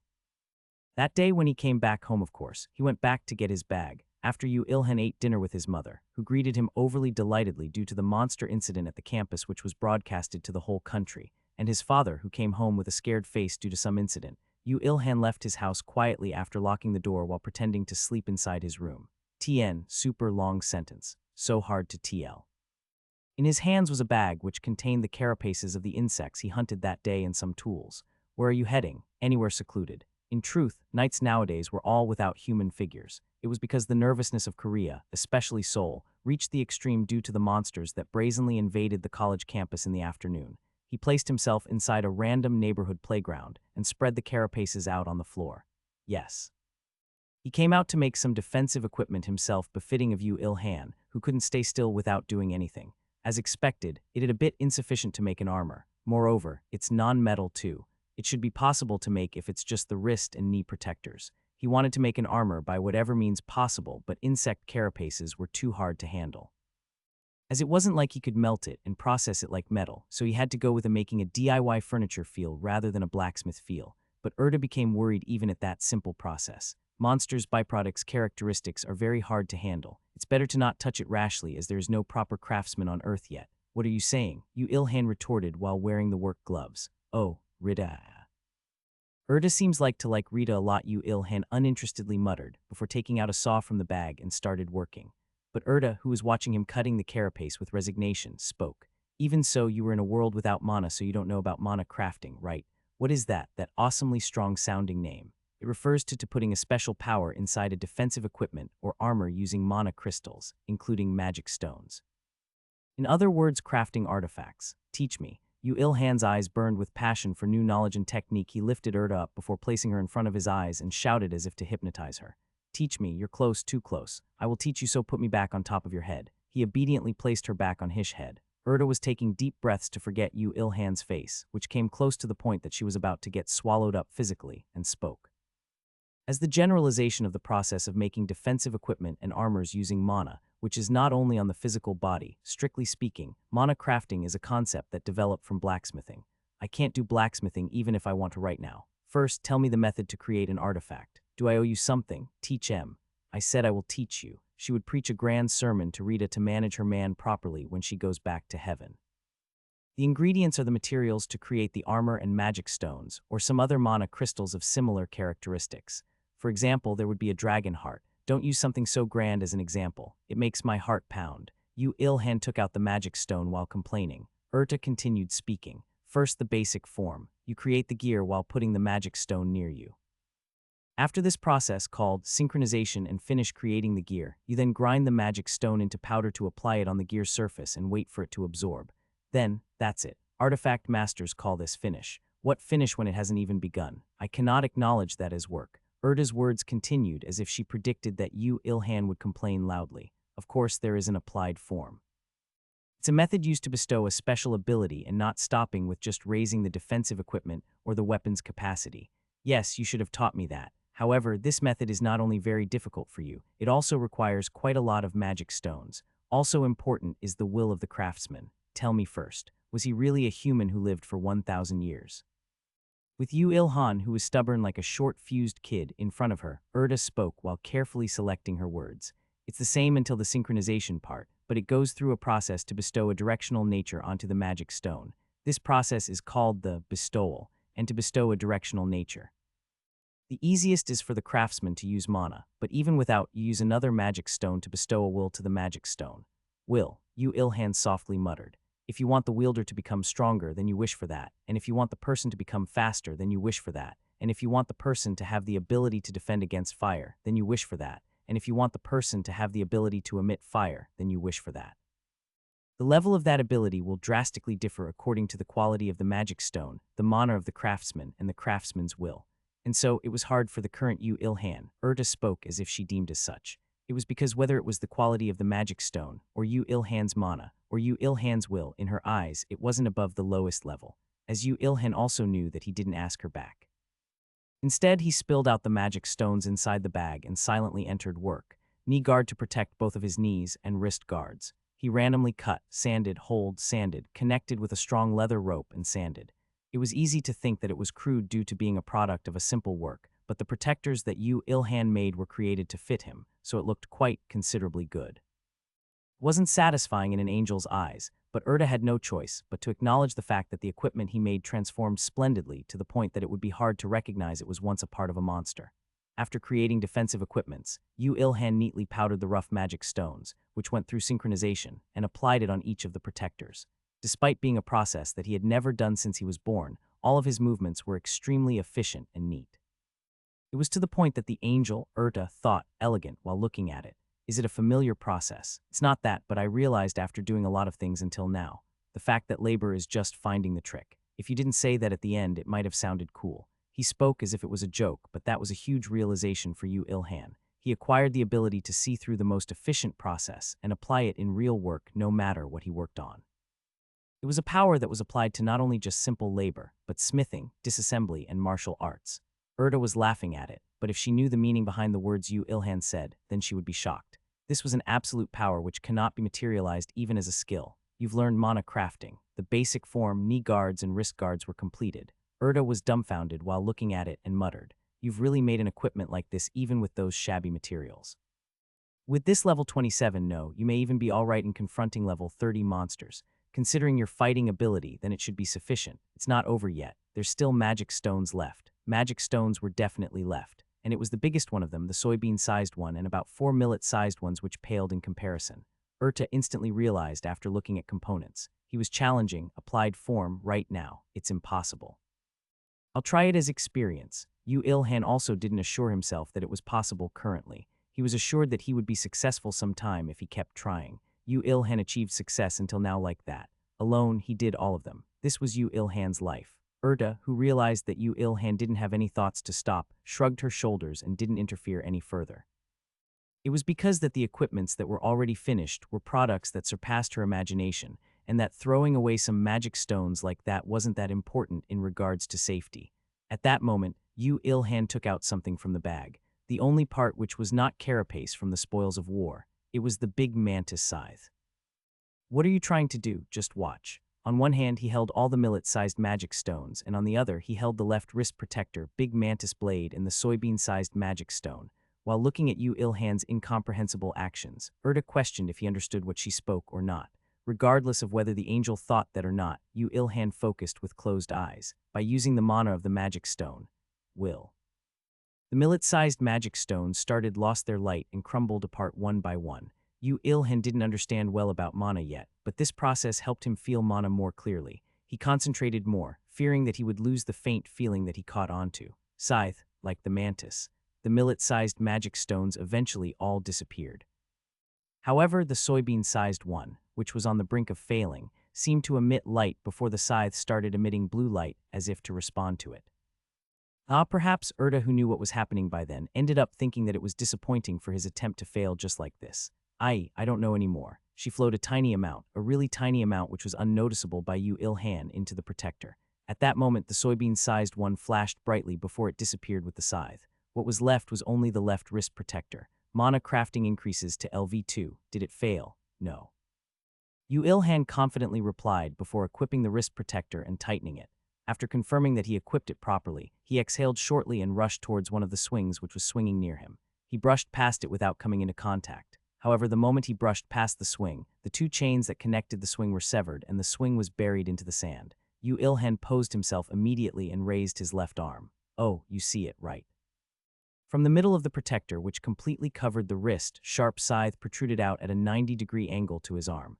A sharp scythe which would stay hidden normally and would pop out when he wanted. This was his intention. I'll get busy. Although I did provide some mana, I didn't know that you would be successful in crafting an artifact for real. You've realized its possibility, so you will indeed get busy.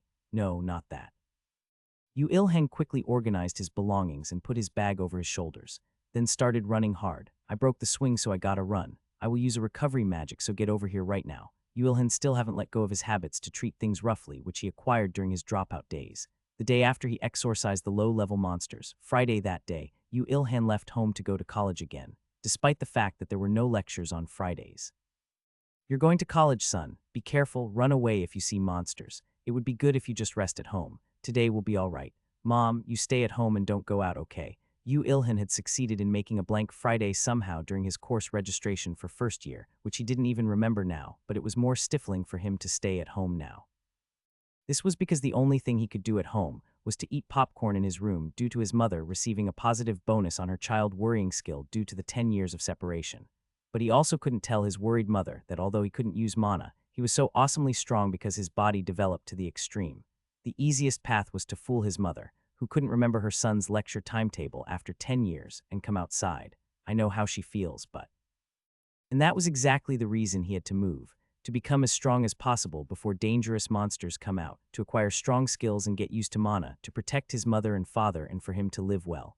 I want to have a workshop. I want a car too. You need to earn money. I want to use mana quickly. You need to level up. I also want to make a good defensive equipment. You need to kill strong monsters. That's right. All conclusions required for him to hunt monsters. Therefore, Yu Ilhan wore a big bag over his shoulders and was walking with the cloth-wrapped steel spear in his hands. He was looking for monsters himself. Of course, although the current Republic of Korea was in the middle of being on guard as if it were a war due to the simultaneous monster incidents, such as the campus monster invasion incident, for Yu Ilhan, who even evaded God's Eye before, evading the eyes of the military humans who were unknown whether they were from the Korean military or were idiots, was easy. No, even so, it would be all right for one of them to find him, but nobody saw him as if they purposely looked away. It was a sad thing. Can we really find monsters this way? Are you looking down on me, a higher existence? I will find it even if a slime comes out through a gap on the ceiling air conditioner, so believe me. Even with the big talk from the self-claimed monster radar, Erda, he only snorted. At that moment, inside a store he was passing by, he saw a somewhat familiar scene inside the big TV. He automatically stopped his steps and looked at the screen, and when he did, he knew instantly. It was the campus of the college he went to. Not only that, the ones rampaging there was the NMN mask and the HLK mask. The government is tracking these people who rescued the people by appearing suddenly on the disaster scene and defeating the monster horde. The two ability users, who are thought to be related to Sung Kwan University, immediately appeared after the monster horde appeared inside the campus and defeated all the monsters before a casualty occurred and suddenly disappeared. The researchers named these people overbalanced ability users, and they are estimating that their mana adaptability was way too high, and that they had recovered and raised several skills immediately after the return. You don't have the qualification to research yet. Disasters are occurring in many parts of the world due to the Great Cataclysm. Many people are expressing their worry at the rapid proliferation of monsters and are demanding fast countermeasures from the government. The government is aiming to create an elite ability users unit with these two, overbalanced, as the center. There was no value to listen to it anymore. He was already annoyed due to not being able to use mana, and they called him overbalanced. If he wanted to follow his temper, he would have swung his spear, but when he thought about how he had to listen to a power sermon from Erda after he snapped the swing, the raging anger also calmed down. He snorted with a humph and left that place. Of course, he wasn't that honorable to cooperate with the government. The things Yu Ilhan had to protect was first himself, then his family. In the end, what remained in his head from the news just now was one person. That HLK mask, she was called Empress, wasn't she? Are you interested? Although I didn't see her face due to the mask, her body figure was exceptional. Well, if the level is high, then she will become pretty due to the racial correction, so it might be worth it to look forward to. Anyway, men are all. No, I'm not interested in that direction. Really? Yes, it was a very Yu Ilhan-like rejection who can't lie very well. Erta thought impotent at that moment when she heard the answer. It was because even in her, an angel's view, the charm of the one called Empress was unordinary. However, of course Yu Ilhan wasn't impotent. This was something that Yu Ilhan himself had questions about. He didn't feel that much excited even if he saw a very pretty woman or a woman with exceptional body figure. It definitely wasn't like this from the beginning. Before being left out, it was normal. It was the same with the treasure that shone brightly behind the screen and not just real women. Worrying for his son who didn't react no matter how much put his strength into, he could only give it energy after trying many different genres. It was no different now. He didn't think about the reason until now for some reason, but now that he thought about it, he realized the reason instantly. It's probably because I'm too used to Rita's looks. Oh, Erta agreed with a sad voice. It's probably that. You spent so much time with Rita, a higher existence, so you're no different from being impotent with human women as a partner. I'm not impotent, not an impotent. As it was a sensitive topic, Yu Ilhan ensured that point. However, the fact that no one glanced his way even though he shouted impotent in the middle of the street made him even more miserable. He lowered his voice, despite the fact that no one paid attention to him, and spoke to Erta as if emphasizing. The thing I'm talking is about that power, the ability to use mana. Oh, as expected, it's not such a special thing compared to you who can process monsters' carapaces without mana. The name of Empress is truly grand, but the reason why God sent humanity to other worlds is to create cases such as that woman. Except me, except you who can pancosmically hide his presence. Yu Ilhan thought that Erta became more eloquent with her words faster than Rita. Even while doing that, he was continuously moving his body. Wait, we finally found one. It's near. At one moment Erta stopped him. Her solid tone of voice indicated that it wasn't anything common. Yu Ilhan asked carefully with a voice comparable to picking potato chips with his hands. How many? 70. I beg your pardon. In his surprise, Yu Ilhan was almost about to reply in English. It's the presence of a monster horde with a level 35 direwolf as the head, not in a dungeon but on a field. Do you perhaps remember what you said to me yesterday? You said that high-level monsters wouldn't appear since it's the initial stages of the Great Cataclysm. Didn't you say that even if they appeared, it would be in dungeons? They didn't fall for the trap, due to the fact that their intelligence was too high. When Yu Ilhan sighed due to the absurdity, Erta sighed even more magnificently than him before speaking.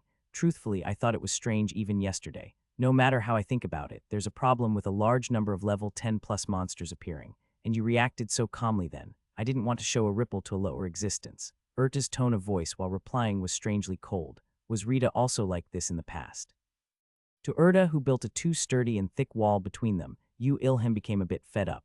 Emphasizing her own position and secretly disdaining her counterpart made her seem like a haughty Aju-sama. He wanted to see Rita's face, who he was used to like his real sister. At that moment Erta spoke as to interrupt his thinking. However, now I have to request cooperation from you, so I will tell you honestly. The current state of Earth is not normal.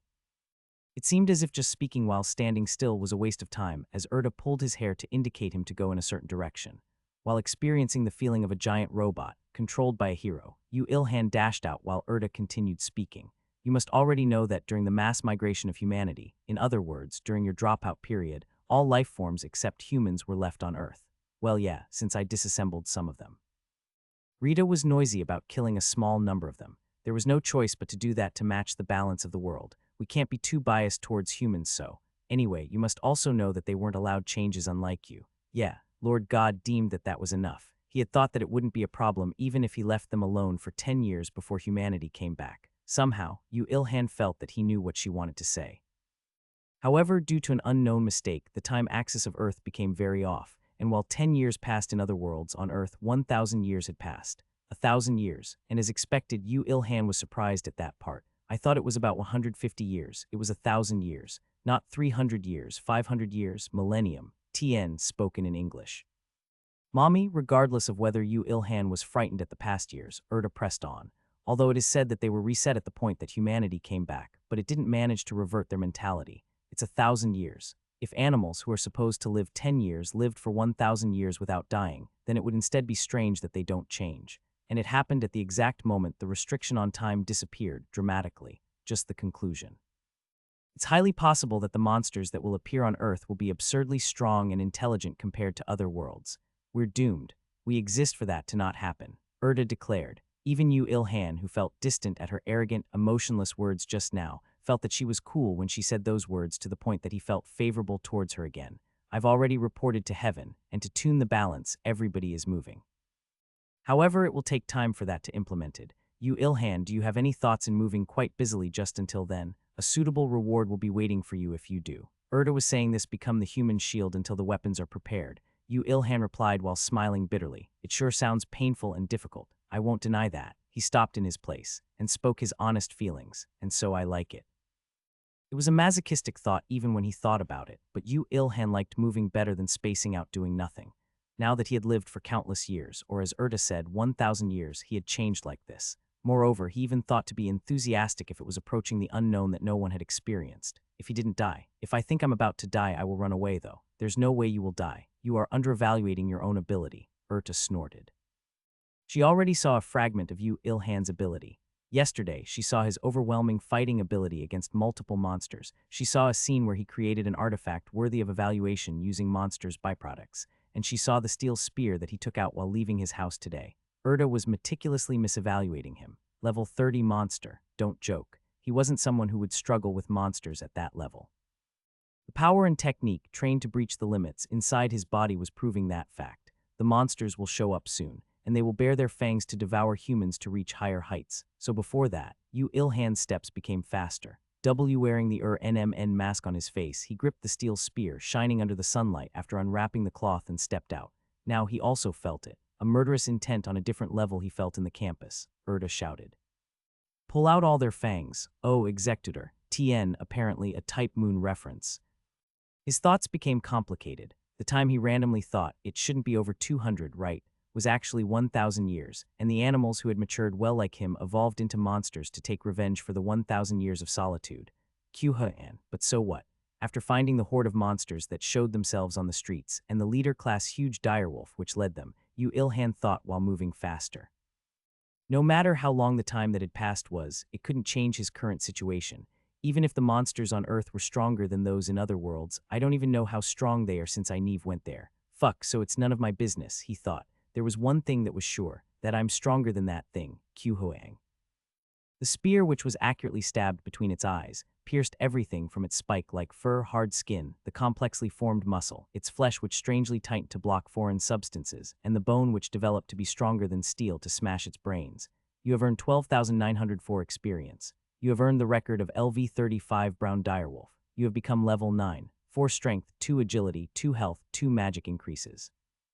You cannot become level 10 without obtaining a class. All records acquired before obtaining a class will be calculated after generating a class. All of your records will be materialized into possibilities. From the following jobs you can select. At the same time, the enormous experience and record that the direwolf had was all absorbed by Yu Ilhan. Countless texts appeared on his retina.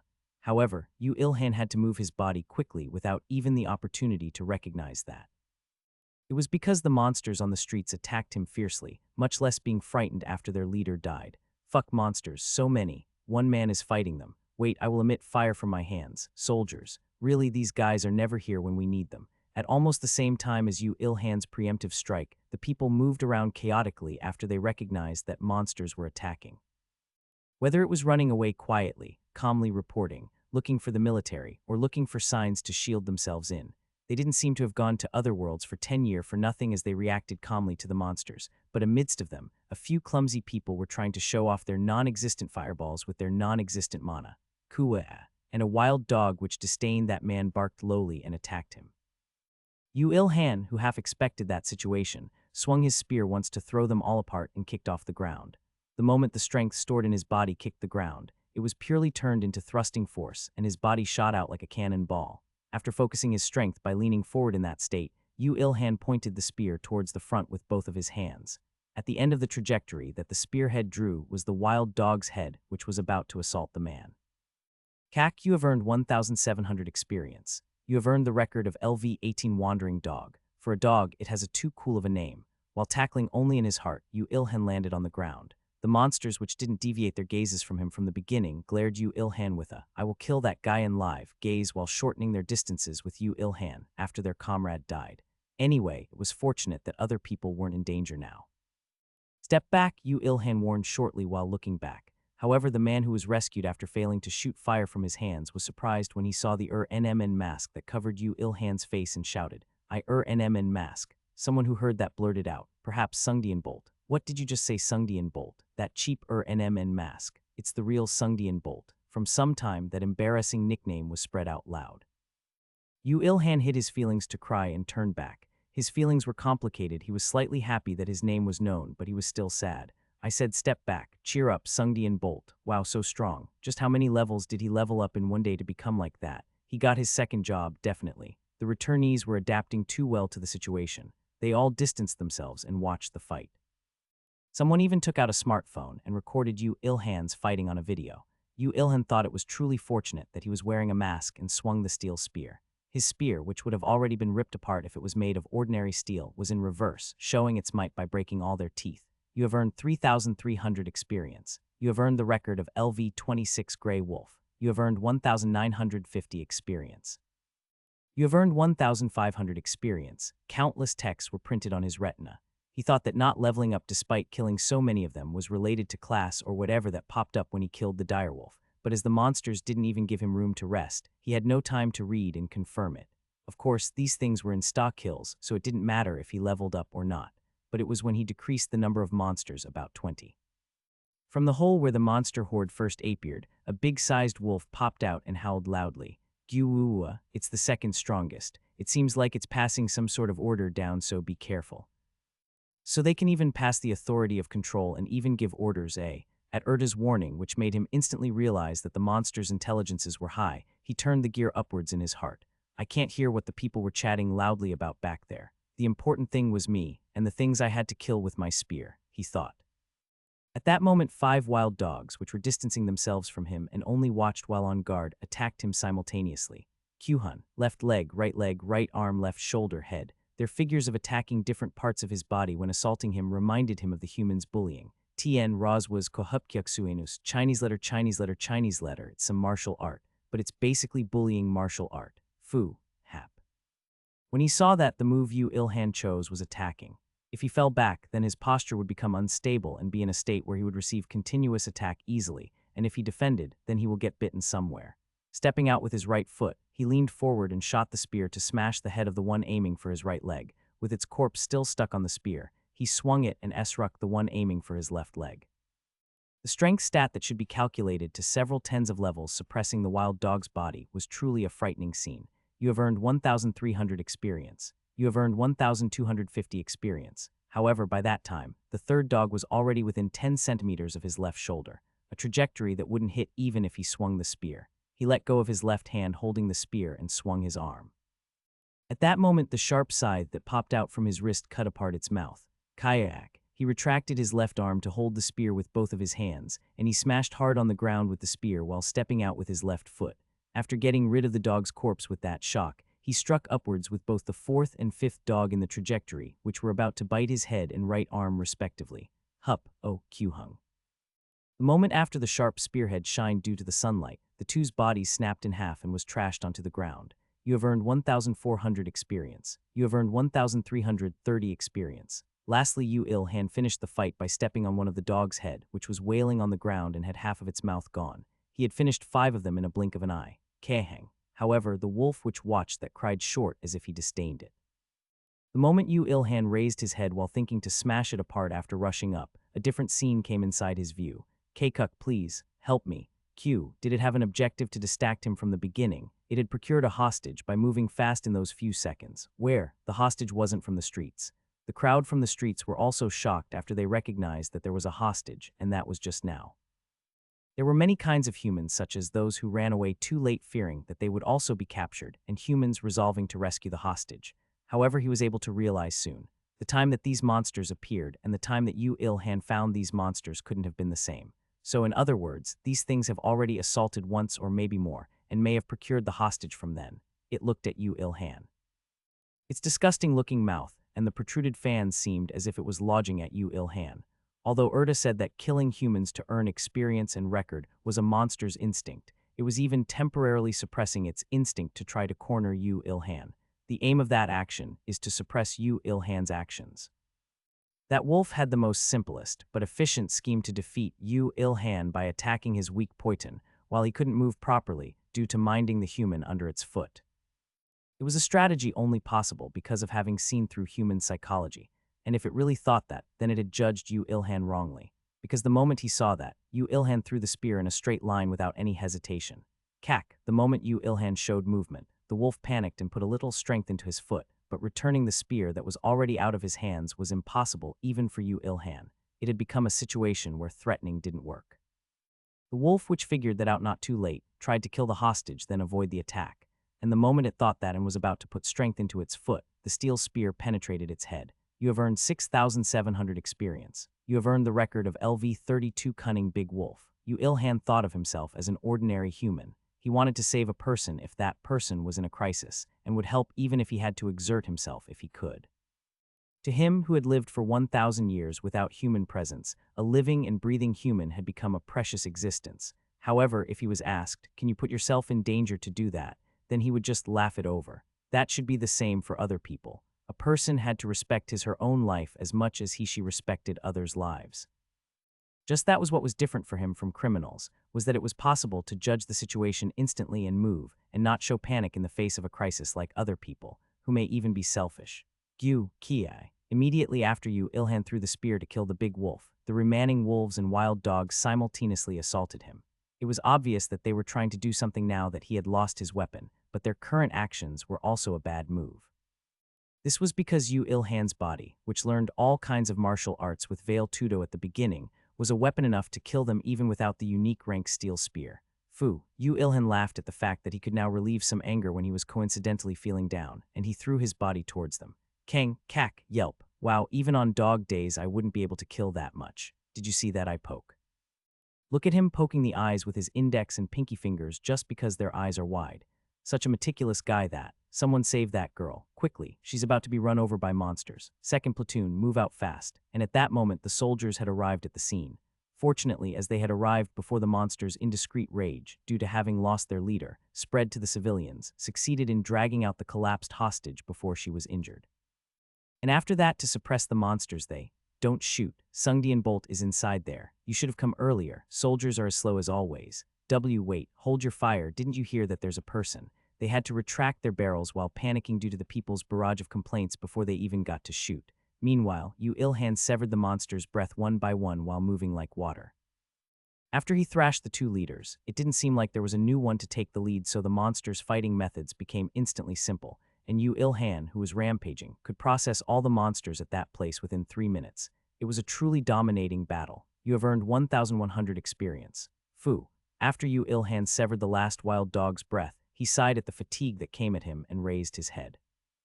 The same type of gazes that looked at him after he rampaged at the college campus yesterday were mercilessly striking him, and there was one that gave him the most fierce gaze, and it was the gaze of the platoon leader. It was a second lieutenant that had a pressed beret on her head. She shouted while looking directly at the NMN mask that Yu Ilhan was wearing. "I finally found you. Sungdian Bolt, are you the main culprit behind the rumors?" The soldiers drove away the civilians with the excuse that monster might appear again. Even if they went to other worlds for 10 years, the civilians couldn't boast about themselves in front of rifles, right? The people obediently left. Fu, it's fortunate that we meet you again like this. How could both of the soldiers that he met 2 times be both women? He was curious, but that was that. He could tell what the soldiers wanted to say to him without asking. As for the reply, Yu Ilhan had already prepared one. "I've looked for you a lot. Really, why did you leave when a person was about to speak to you? I didn't go. I was packing up right in front of you, he thought. Ha, I wouldn't be treated like this if I wasn't wearing a military uniform. I'm really frustrated. I should just throw all of it away or something. Second Lieutenant, Sungdian Bolt isn't listening to your words right now. Yu Ilhan moved his hand up to hold the spear by the head as he started to dismantle the monster bodies while using it as a knife. It was unbelievably uncomfortable, but he had no choice as the leathers of the wild dogs and the wolves couldn't be cut without the sharpness of his spear. He could schedule a day to make a knife, and for that too he needed a personal workspace. Just listen when a person's talking. I'm not listening. I'm not doing it. I'm not helping, Yu Ilhan replied shortly. So you don't have to say anything. Do you perhaps have any feelings against the country or the military? He didn't have anything against them. He, too, felt proud when the Korean sports representatives in world-scale competitions achieved good results, and he also believed that there was a value in Korean history and tradition. He never regretted being born Korean. It was just that such a sense of belonging to the country cannot direct Yu Ilhan's choices, and his fate, just that. Yu Ilhan, who was peeling the wild dog's skins in a blink of an eye, questioned whether he really needed to take the wild dog's bodies when there were a lot of wolf bodies. Due to the level differences, the dog's leather, teeth, and bones were obviously weaker than that of the wolf's. Of course, it was frightening that it had higher defensive stats than steel plate armor. The dog bodies, would you like to buy them? I will dismantle it for you. With Yu Ilhan, who changed his attitude as if flipping a hand when a matter came up, even after he said he wouldn't talk in front of her, the female second lieutenant was dumbfounded. However, the moment that Yu Ilhan turned his head while saying that it was fine if they didn't need them, she came to her senses and shouted urgently, we'll buy them. Then I'll sell it to you. If possible, the magic stones too. I won't sell those. Yes, TCH. Yu Ilhan bargained with the second lieutenant while he kept dismantling the dogs. The second lieutenant said that she didn't have the authority to decide and contacted her superiors, and those superiors who learned well that they needed to use the monsters' bodies in the end to go against the monsters, accepted Yu Ilhan's offer right away. However, in truth, monsters were appearing in the whole world and not just Korea. Of course, strong monsters, such as the direwolf that Yu Ilhan killed, didn't appear, but sightings of those as strong as the wandering dog were quite frequent, and those were in the range of what the K2, K3, and grenades from the strong Korean military friends could manage. But why did they nod their heads when Yu Ilhan said that he will sell the bodies? That was because of the state of the bodies. The strong friends from the military shoots guns when they meet monsters. Even soldiers confident in their physical ability would shoot guns. Just those at the level of the wandering dog would have unbelievably thick skin, so they needed to use several tens of rifle bullets, and sometimes grenades to kill them with no difficulties. As a result, the state of the corpses would normally be horrible to look at. The leather would be damaged to the point of being considered trash, and the bones would shatter. So although it may be possible to use it for research, it would be impossible to use it on its own. In contrast, how was the state of the bodies of the wandering dogs that Yu Ilhan hunted? Even otherworlders would raise up their thumbs as they looked at Yu Ilhan, who would insta kill monsters with the least amount of damage and call him the best hunter. Even that would be a good deal for them, but if his dismantling skills were also accounted for, then they would become speechless.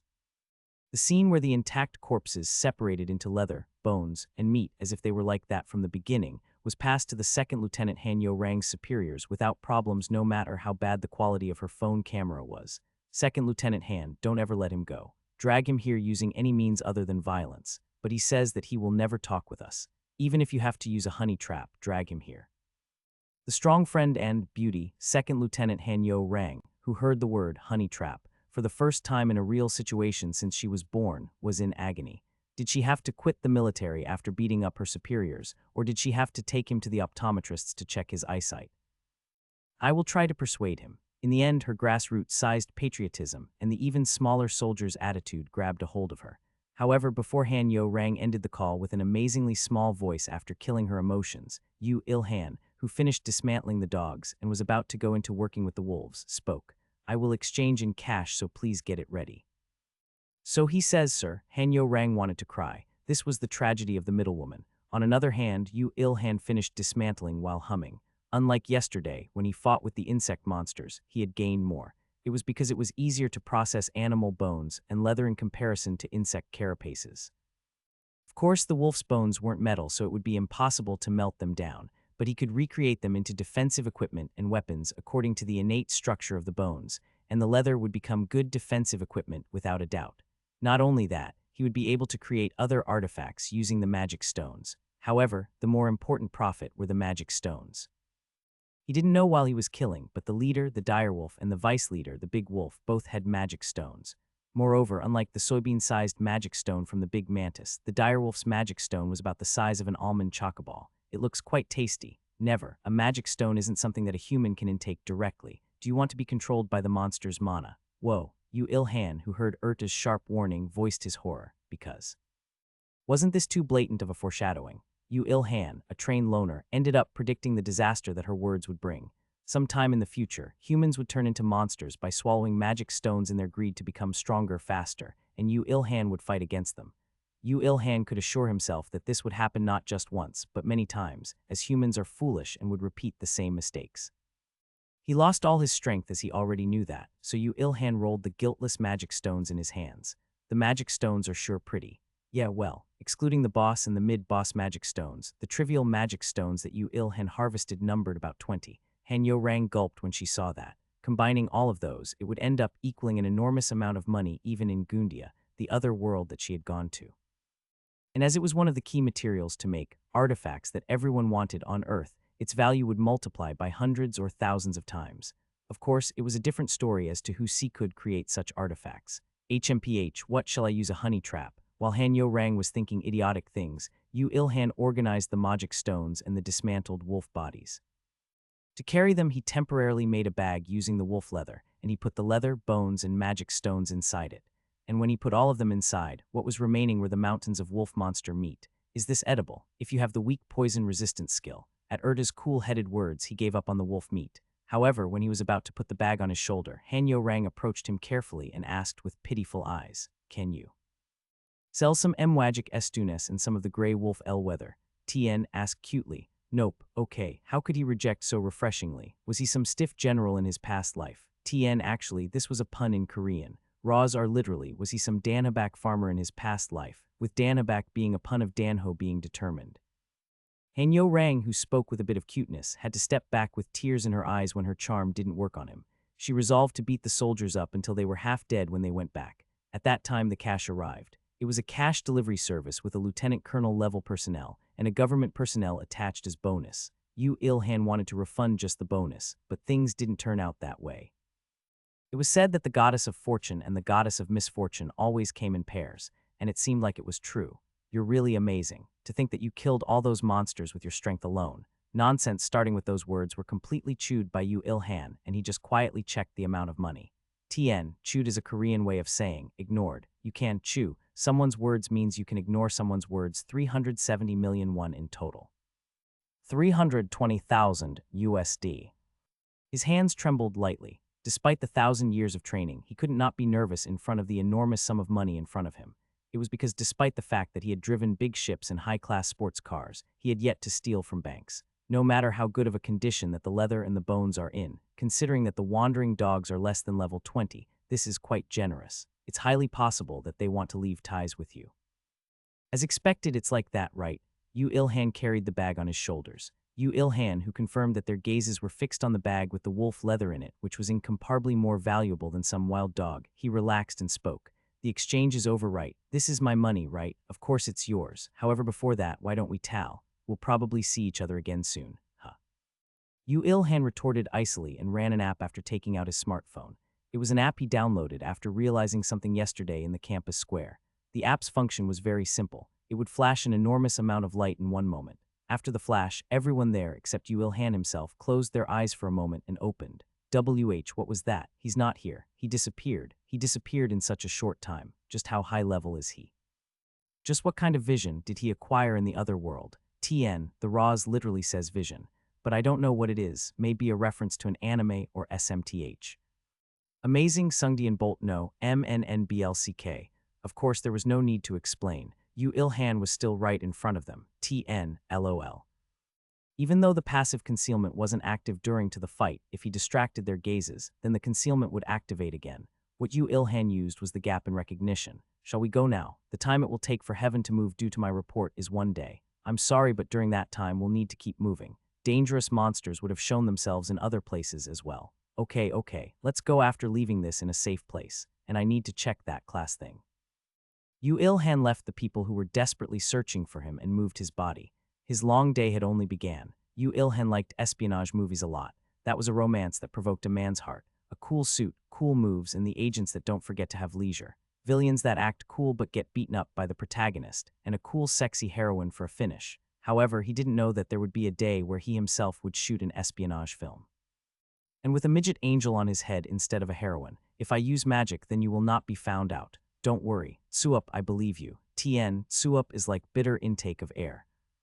He was about to have a nervous breakdown due to carrying a bag with an enormous sum of 370 million won, 320,000 USD. If I knew that I would be so weak to cash, then I would have robbed some banks rather than training in martial arts when the time on Earth had stopped, he thought. You will get used to it soon. If it's you, then there will come a day where you roll around in 1,000 or even 10,000 times the money that you're carrying now. Even if you praise me like that, I won't give you any. I don't need it. Erda spoke seriously, but Yu Ilhan lightly ignored her. He was still undervaluing himself even after he now knew that his strength worked on the monsters. He always did his best, and he even got good rewards, but his general evaluation of himself was still so low. That was a truly strange personality he had there, but as a result, Yu Ilhan would move without resting to improve himself. Whether it was because he would feel lonely if he didn't do something in those 1,000 years, or whether it was because of Rita's strict education, it was not known. He secretly entered a secluded alley and left all his spoils of war there before looking at the scene where Erda cast magic. He somehow felt lighthearted. Then let's depart. No, the class is left. Don't tell me you haven't even acquired first class, and you swung your weapon with that amount of strength and training. It was the first ripple on Erda. While feeling that the distance has closed somewhat, Yu Ilhan smiled. I scrolled up because there were too many words on my retina last time. Can't I scroll down? Reading the record, I should have told you that this is the change that Earth has met. If you will that you want to read the records related to class, then that will suffice. Erda's words were vague, but they were somewhat directly felt on the skin. It was also like this during his first mana crafting. Yu Ilhan closed his eyes and remembered the record he saw last time. All of your records will be materialized into possibilities. You can acquire one of the classes below. 1 Lancer 2, Grappler 3, Swordsman 4, Blacksmith 5, Shielder 6, Hunter 23, Assassin. Somehow they were all names of classes that may appear in RPGs, but there was no time to ponder over that matter. Yu Ilhan slowly read over all the 23 classes and fell into thought. First, let's exclude Assassin. Concealment was enough as it was now. If his presence became any fainter, then he feared that his existence would really disappear. And so, he needed a strong job, but doable without mana. 23 for the first class. Meanwhile, Erda paled in fright when she heard that there were 23 jobs for his first class. 23 within just 2 days of being in contact with the Akashic records.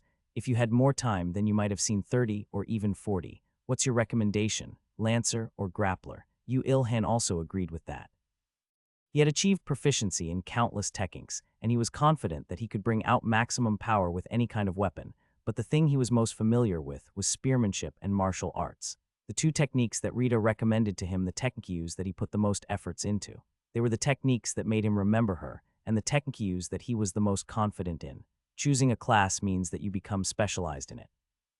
However, that doesn't mean that you're throwing away all the other possibilities. It's possible to choose a subclass in second and third jobs, so don't hesitate and choose. There weren't anything like that on the internet, though. The internet is originally a place where incompetent trash boast about what they've heard about.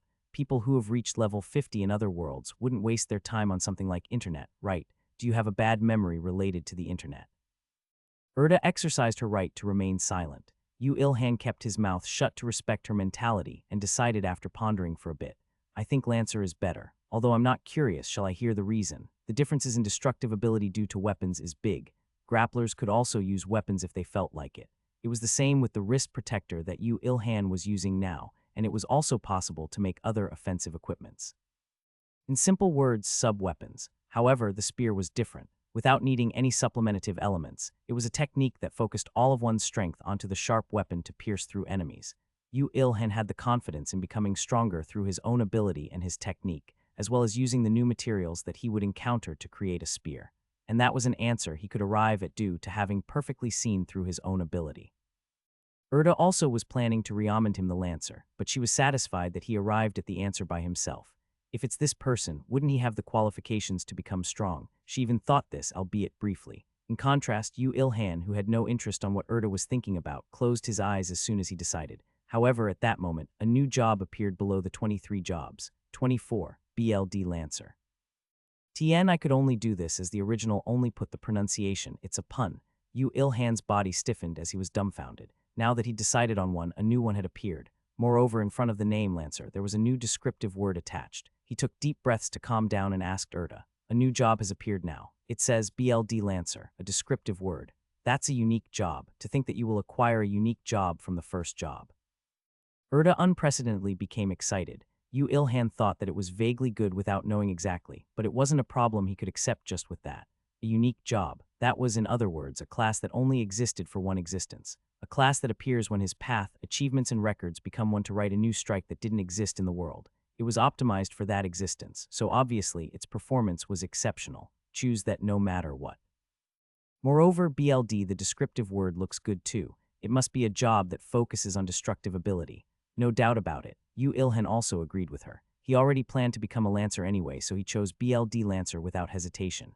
It was sufficient to think in his heart that he wanted to become a BLD Lancer. The appropriate class, power, and qualifications for his records he piled up until now was bestowed on him.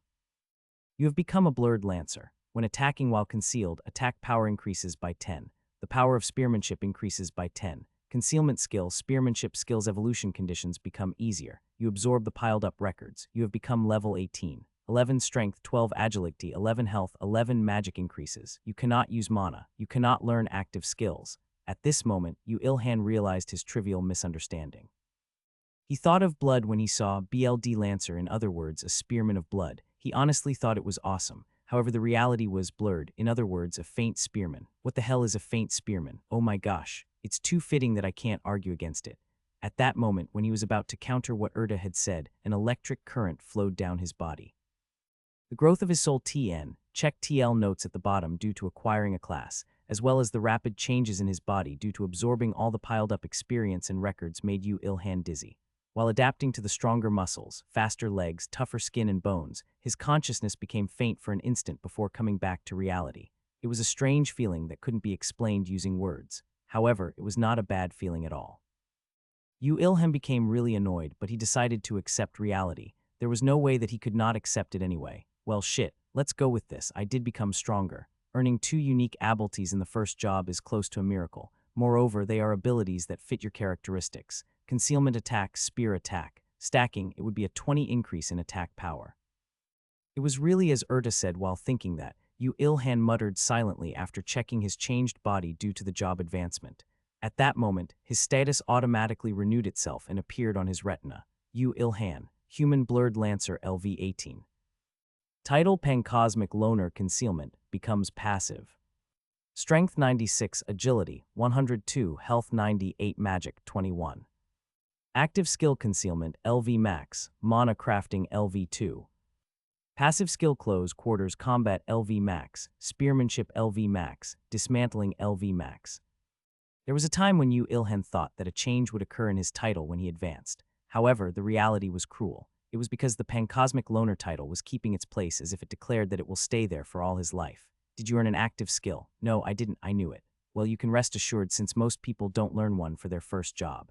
Although, looking at your growth rate, I think you won't be able to use mana even by the time you earn your second job. Hey, isn't that really dangerous if everyone wields active skills and I don't? It is dangerous, then, if you are a normal person. Erta's words cut Yu Ilhan's counter-argument off. When Yu Ilhan became quiet, Erta smiled and continued speaking. As I said a few minutes ago, there is no wasted record. If you didn't earn a skill in the first and second advancement, then you will earn a strong skill in your third. An ordinary person would have problems in their growth to their third job if that person didn't have an active skill, but well, if it's with your ability, then I think it's quite possible. So you're saying it's the difference between learning a chain of weak attacks and a single strong one, right? You've understood correctly. Yu Ilhan could rest assured when he heard those words. Of course, it wasn't like he would stop training in mana. However, there was something that Erta didn't tell Yu Ilhan. That was the special characteristics of his situation. He learned a unique job, so he should have originally acquired 2 active skills. However, he didn't, and a record will remain and it will pass on. If the same thing repeats in the second advancement, and he reaps the rewards in the third advancement, just what kind of skill would he earn? She shuddered just thinking about it. Ah, is there another lower existence that is worth watching over like this person?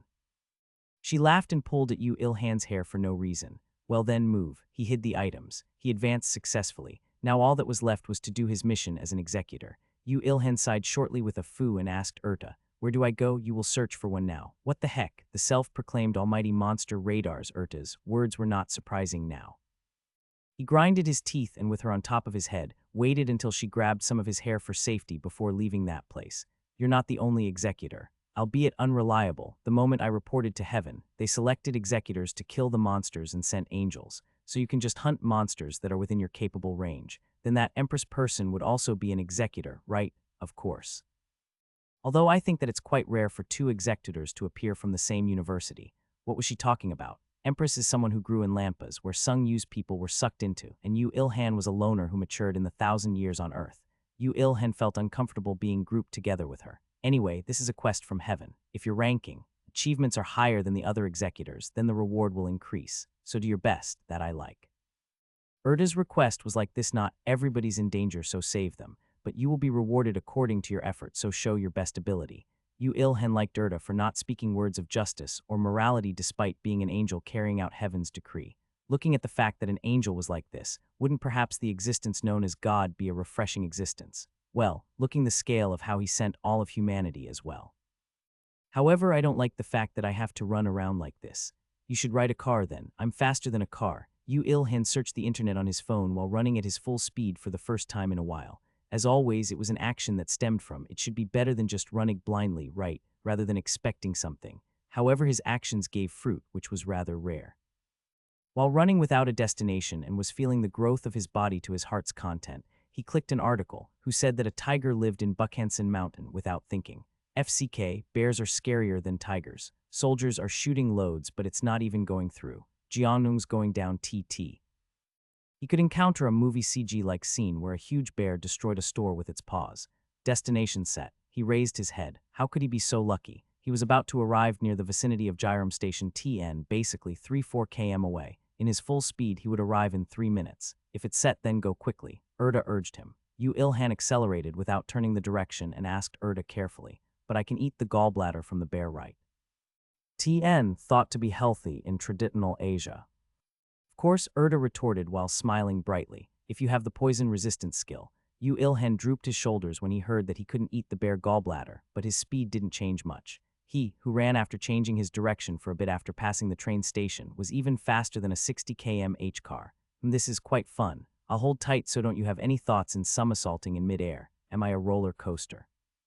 Despite running with a lot of booming noises, whether it was the cars or the motorbikes or the pedestrians on the street, nobody gave a glance towards Yu Ilhan. As he was already used to it, Yu Ilhan didn't pay it any mind. People are decreasing. The police are blocking them. The scene became more and more unordinary as he went uphill on Jiangnung Street. Empty roads instead of crowded streets, with police cars and military vehicles replacing the people. Soldiers were walkie-talkie messaging somewhere, and the civilians were running down the hill. Looking at the people running down while crying and carrying 7 bags, heavy bags or etc., this appeared no different from a disaster scene with refugees. They would probably think that reality is unfair. They had lived in other worlds for 10 years to adapt to situations like this, but as soon as they returned, monsters they can't fight were breaking their houses. On Earth after the Great Cataclysm, there were no more tutorials. The trial that made people realize that was too cruel. It was to the point that Yu Ilhan, who was moving due to the reward promised by the angel, could feel the sorrow. Will the government really compensate for that? The morale of the populace becomes the morale of the country, and the morale of the country becomes the power and unity of the country. If the leaders know that, then they wouldn't do nothing. Yu Ilhan pushed one gear up inside his heart. Whether the government compensated or not, the thing he had to do didn't change. That was destroying monsters as soon as possible. While he was in the middle of running, there was a bang, like the sound of something exploding. Did the military use a rocket or something? Yu Ilhan thought idiotic things like that, but the fact was that they didn't. It was just that a 7 million tall brown bear had smashed into a 2-story building, the sound resulting from its collapse. Huo-uwu. Yu Ilhan realized that he had arrived at the scene of destruction. Shoot, shoot more. A commissioned officer wearing a cool uniform was shouting, and the sounds of machine guns, rifles, and grenade launchers which were emitting fire came from all directions. However, they were too weak to penetrate the skin of the bear that was as big as a 2-story building. Fuck. It's not working. It's only the 4th day after the Great Cataclysm, but what can we do if these fuckers start appearing already? Bite on a knife and charge or something. Ability users aren't ability users here yet. What about the one who expressed cooperation with the government? The bear is changing directions. Fuck scatter. There was no other chaos that was like this. When the bear crashed into something, it would collapse, whether it was vehicles, signposts, or buildings. Like that, a whole street had become a mess, and buildings were collapsing in real time. Erda clicked her tongue while looking at that scene. To think that they break from a monster that just earned its second class, human architecture is really fragile. There are no materials, you know. The people were already used to worlds with monsters. However, what did that do? They were lacking in everything, whether it was architecture, materials, money, techniques, and even levels, and they only had the knowledge and experience. If it was another world, then it may have been near impossible for a monster at that level to create chaos, but currently it was the strongest. If there was no tiger, then one would greet a rabbit as one's master. This proverb really fit in this situation. The bear was a disaster that had descended on the modern world. Yu Ilhan decided to name that state as the fuck nobody can stop me, state for convenience's sake. What are you doing, not killing it immediately? You aren't scared, right? If it's you can kill second-class monsters without pro-timing. He cut Erda's urging and retorted as if he was scolding her while taking out his spear and holding it.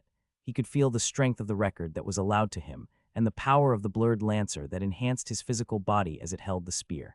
10% increase in attack power due to concealment, 10 increase in attack power due to using a spear.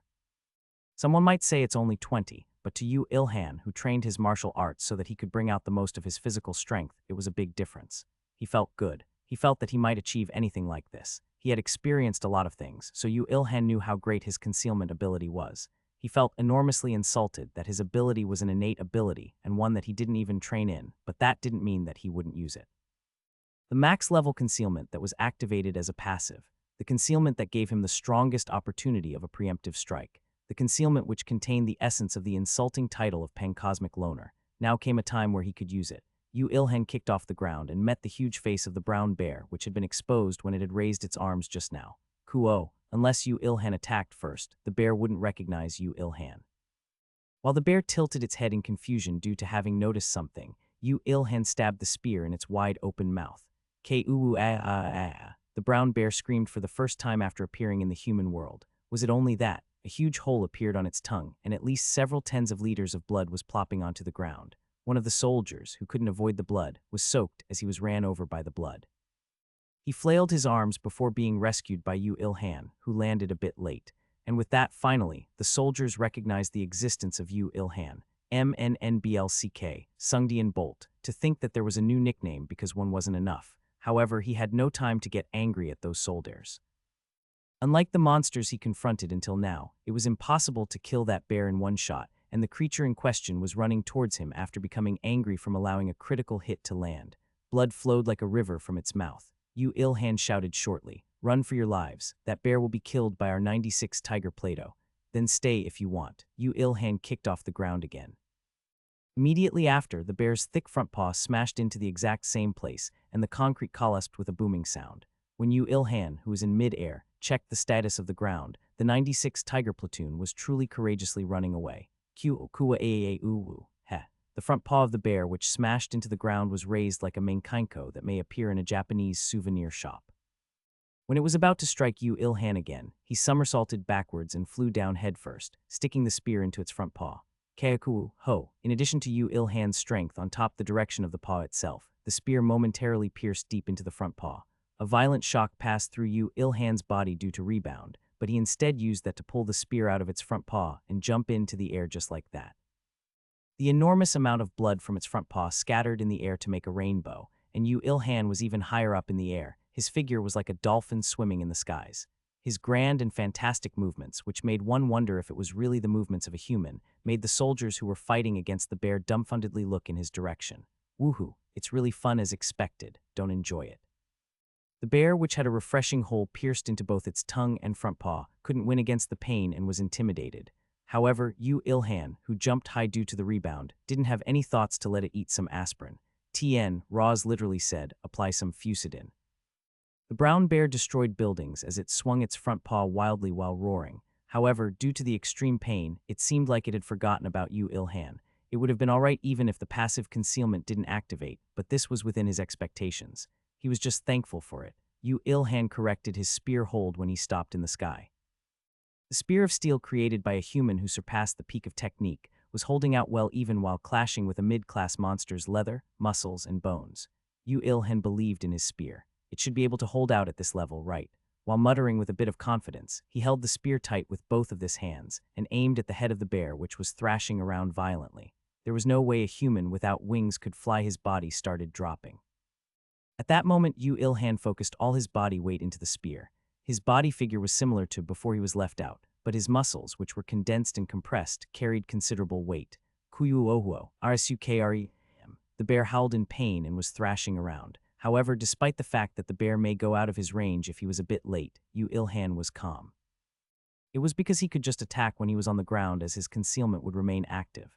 It's dangerous to get hit by the attack. You know that, right? It's all right. I won't get done in by a thing like that. What weak talk was she saying when she was the one to believe his ability? Yu Ilhan kicked Erda's words and tensed his body. I can do it. Let's remember the first time I succeeded in striking Rita successfully. He thought, with all my strength. Nuo. He extended his spear outwards.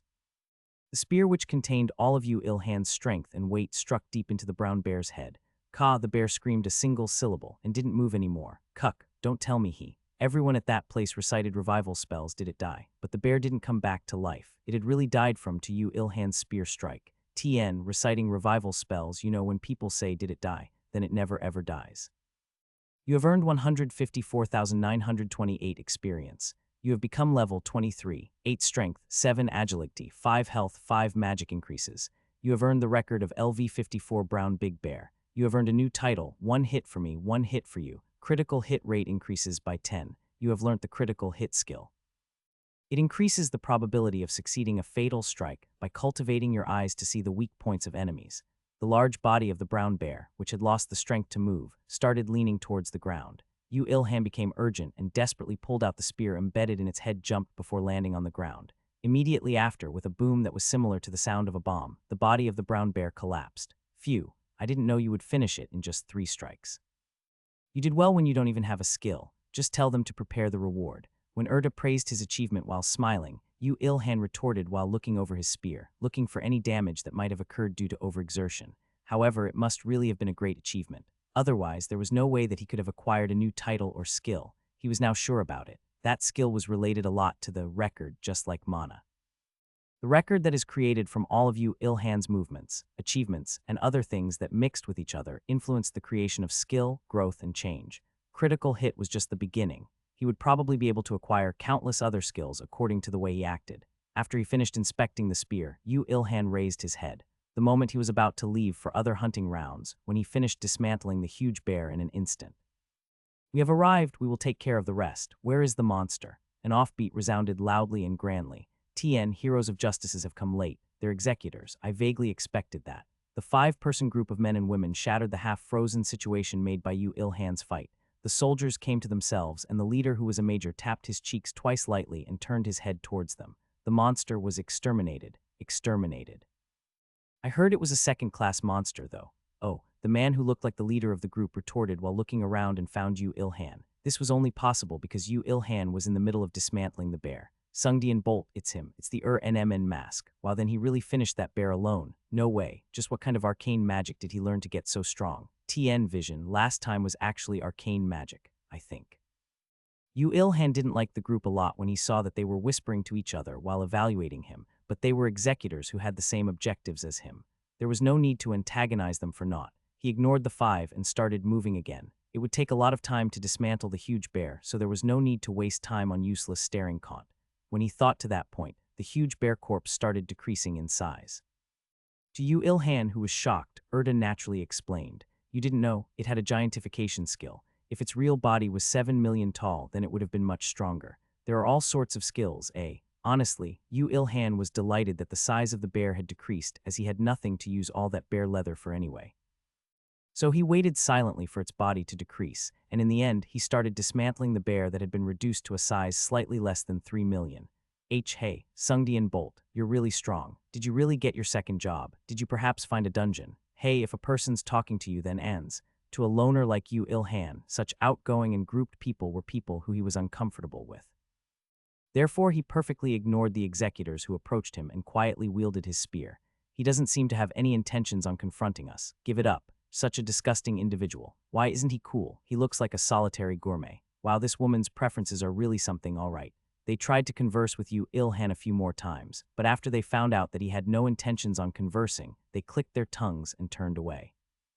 It doesn't seem like there is anything we can do here. Let's go, of course. It was a truly amazing communication ability. If it was Yu Ilhan, he would have failed at the greeting stage because his counterpart wouldn't be able to find him. However, whether they went or not, another line flew towards Yu Ilhan, who was dismantling the bear. It was the leader who went, Sungdian Bolt, in surprise when he first saw him. My name is Du Wujun. Looking at that bear, it looks like I will lose to you in the first quest, but I will show you that I will surpass you. You should remember my name. What will you do after surpassing me? From an outsider's basic mentality, he didn't want to mix words with insiders when possible, but as Yu Ilhan didn't understand what Du Wujun was saying, he ended up speaking that line. Du Wujun momentarily stood still as he was surprised that Yu Ilhan had replied, but eventually he spoke while looking at him. The living and breathing world is urging me. Akashic record, the record of power of all existences.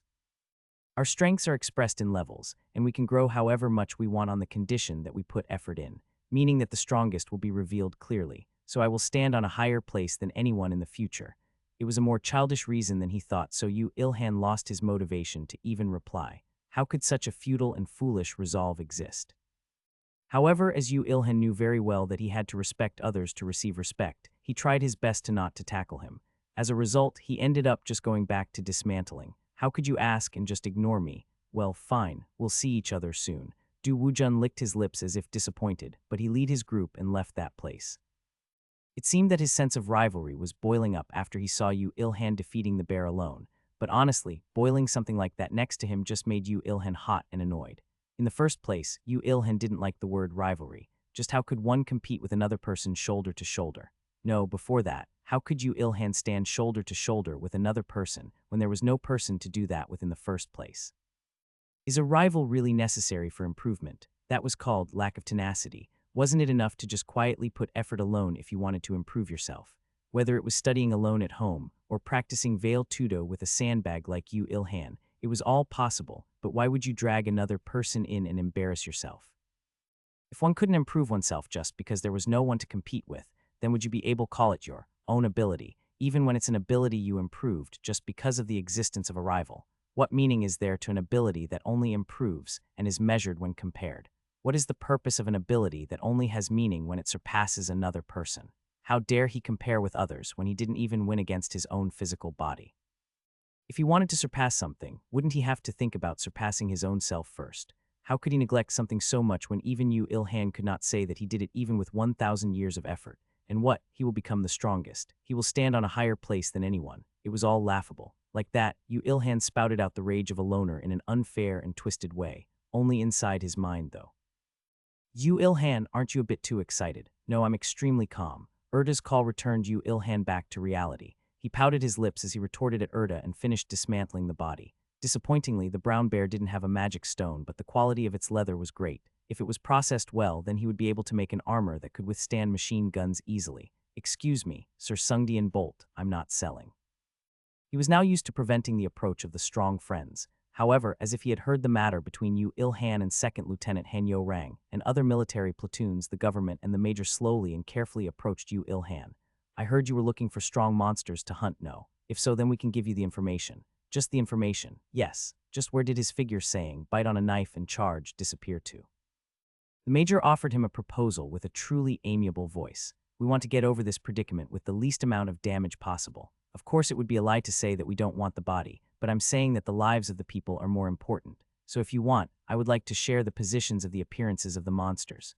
Although the government is spouting bullshit about wanting to gather ability users to make a group or something, I'm honestly skeptical about it.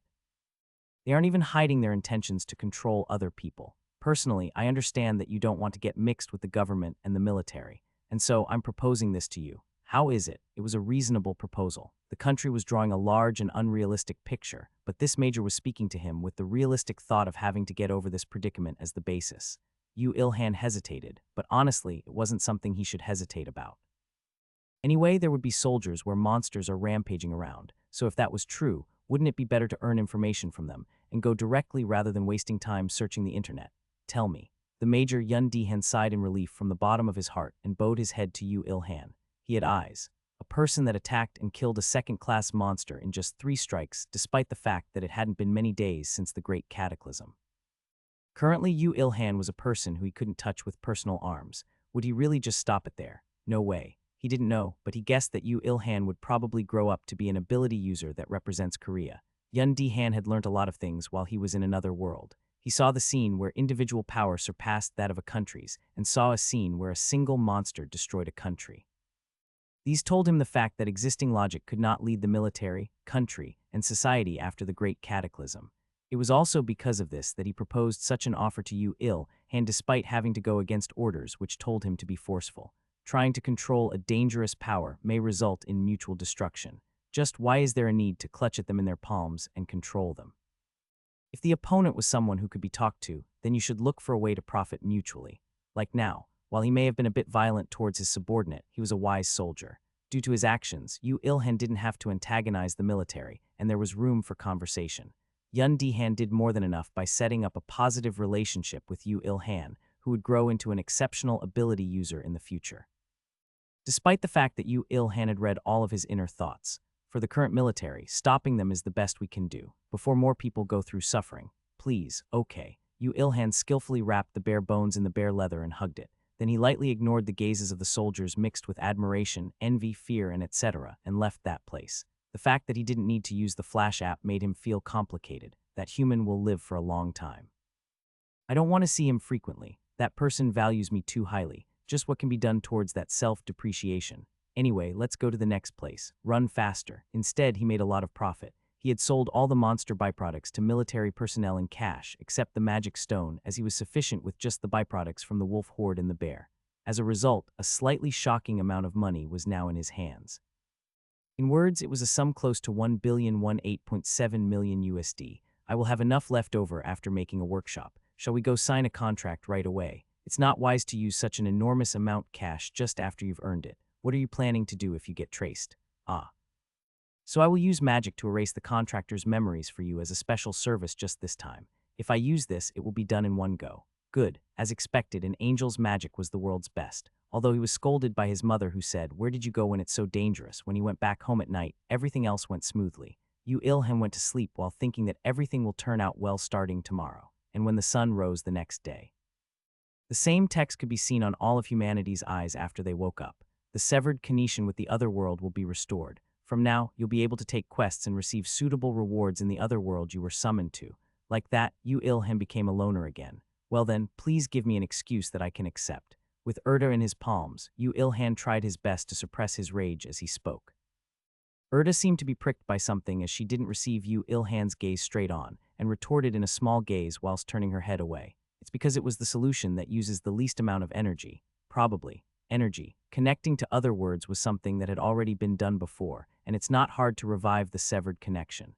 What's left is touching up on the small details and setting for the quest and reward system.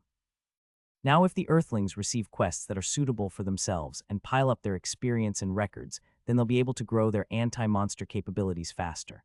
And so, you're saying that it's the most reasonable method. That's so. Erda, who had regained a bit of confidence after seeing Yu Il-han's positive attitude, retorted as such while looking at him. Yu Il-han waited for this opportunity before asking with the saddest expression that he could muster, "Then what about me?" Erda was at a loss for words. If everyone else is going to and fro from those other worlds, then me. What about me? You were a loner anyways, so there probably won't be a lot that changes though. Even so, he had never felt such a violent rage in all of his 1,000 years. He was angry at the overall situation, but most of all, he was angry at Erda's words that couldn't be said to be that wrong. How should I answer when my mom asks me why I didn't go to another world? Answer that you have nothing to learn about anything that can help with your life in such a place. Am I some middle schooler who doesn't want to go to school? Although I think it's very pitiful, it's useless to talk to me about it as this wasn't my decision. Erda, who had reached her limit, eventually had to present a suitable argument like a coward as she pretended not to know anything. Yu Il-han, who had lost the energy to retort, was mindless for a moment. With a sigh, he sat up on the bed. Yeah, well, I can't do anything even if I complain to you. So in the end, I can't go to another world. If you become a higher existence, then who knows? And how many years would that take? It should be less than the time that you've lived up until now. Well, that's so comforting, hey. When he woke up and went to the kitchen, his mother and father were conversing with each other with serious faces. On the lit TV, people were talking about the notice that had been sent to all of humanity, but it was accompanied by another shocking story as well. A state of emergency. While he was shocked and mumbling at the news that he was seeing for the first time, his mother noticed him and spoke. Tien, his parents may refer to themselves as mother and father. You also know about it, don't you, son? Right now, the outside is dangerous. Whether it's school or work, everything has stopped. Meanwhile, the military is conducting a large-scale monster extermination.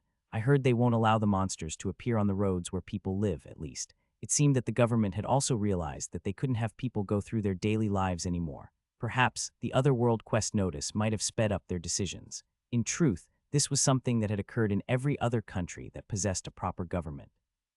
Everybody had realized that they needed to maintain the survival of the people first before being able to strive for a normal, everyday life in the changed world. And so, under the majority of the country's decisions, it had been decided that they would stop the flow of history for a bit. Meanwhile, in that time, people would receive strength from other worlds. Not a power that would disappear like bubbles, like it had 4 days ago, but a power that would remain with them even in the future. At that moment, Yu Ilhan felt hope. Those upper echelons were only putting up temporary measures, like paying a card debt back with another card, but the humans on Earth were seriously considering the change they had to meet while they were moving. Humanity will be able to adapt to the leveled-up Earth, as they always did, excluding me. As they always did, he thought, Mom, Dad, have a safe trip, but this father hasn't even gotten a second class in all the 10 years that I was over there. Just because the military is clearing up the monsters doesn't mean that they won't appear on the streets, but the other world isn't safe anymore as well. While time was stopped on Earth, there wasn't a case where a human would die or get injured while in another world. However, from now on, it would be different.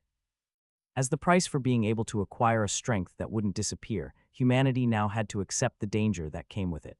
Even so, it should be less dangerous than staying here on Earth. That's true, Father, do everything you can do to not feel regret afterwards. You shouldn't put your life on the line, but on this changed Earth, you can only live by accepting danger. Doing everything that was possible, doing everything that was impossible until it was possible, this was one of the beliefs that supported Yu Ilhan's foundation. Perhaps his words, which contained his honest intentions, had moved his mother and father as they smiled bitterly while standing up. Yes, then I'll go.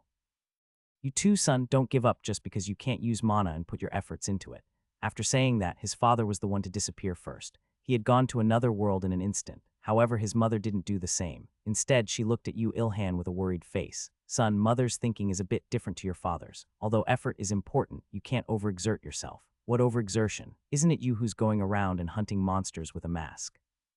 He was found out at this unexpected situation. Yu Ilhan froze just like that.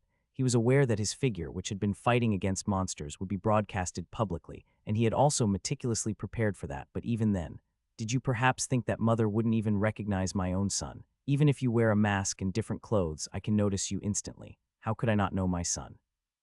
The power of blood was truly amazing, Yu Ilhan muttered in his heart when he heard his mother's words, which caused him to raise both of his hands and feet in defeat.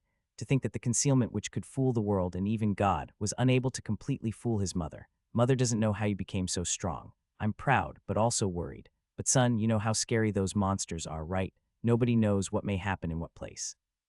So always keep your guard up and move with room to spare. I understand. His mother's nitpicking only sounded affectionate when he heard it after such a long time. His mother finally seemed relieved after Yu Ilhan nodded repeatedly. Then she added on after putting a serious face back on again. But the ones you have to be the most careful about are humans. From now on, there will be a lot of people who will be stronger and more evil than the monsters. Okay, if you know, then it's okay. My proud son, mother will go to human again, okay? Okay, don't do anything dangerous. All right, perhaps due to the conversation with his mother, Yu Ilhan, who had calmed down quite a bit, slapped his cheeks and muttered to himself as if he was making a resolve. I should do my own work. I'll be going back to heaven for a bit. I should bring back the reward for the executor quest as well. Buy me an ice cream on the way back. As he had been too immersed in the excitement that had come from the profit that the direwolf and the brown bear had given him, he had forgotten about the existence of the quest. Well, they said that they would give him something, so he had no reason to refuse. He happily sent Erda off without forgetting to tell her to buy ice cream, which he had a sudden craving for. After he did that, he was really alone. Somehow, I'm reminded of my dropout days.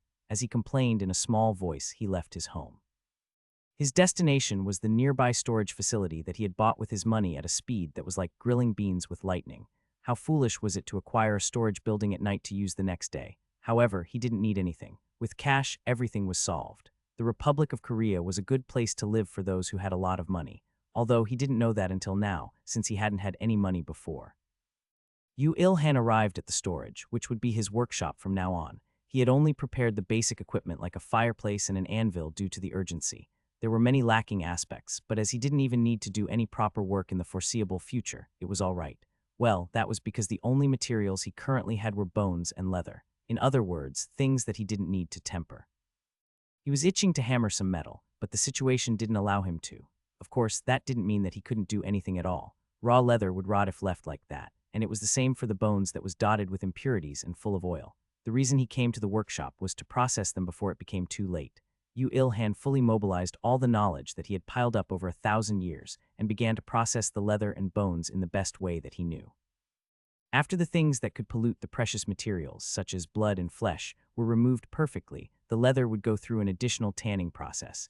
He had already sold all the materials aside from the ones that he needed, so he could avoid working all day. Even while processing all that leather, Yu Ilhan didn't sweat a single drop. It was only possible because, in the first place, he had a different base strength when compared to others, and it had further increased when he had leveled up to 24. All the work was finished. He would be able to create something with the bones right now, but the leather was the problem. Just the tanning process itself would take several more days, and when he thought about the hardening process, which would come after, he might have to forget about wearing an armor that could cover his entire body. At this rate, when the armor is finished, wouldn't it have no meaning, since my level would be too high at that point? If it was like that, he would kill stronger monsters to earn its leather, and when he created an armor with that, then his level would. There was nothing more of a waste of time than this. You can process them with magic. Oh, you're back. Even if you say that, I can't use mag. Yu Ilhan's words trailed off midway after he confirmed Erda's appearance. It wasn't because she hadn't bought him ice cream. It was because the Erda before him had a similar stature to Yu Ilhan.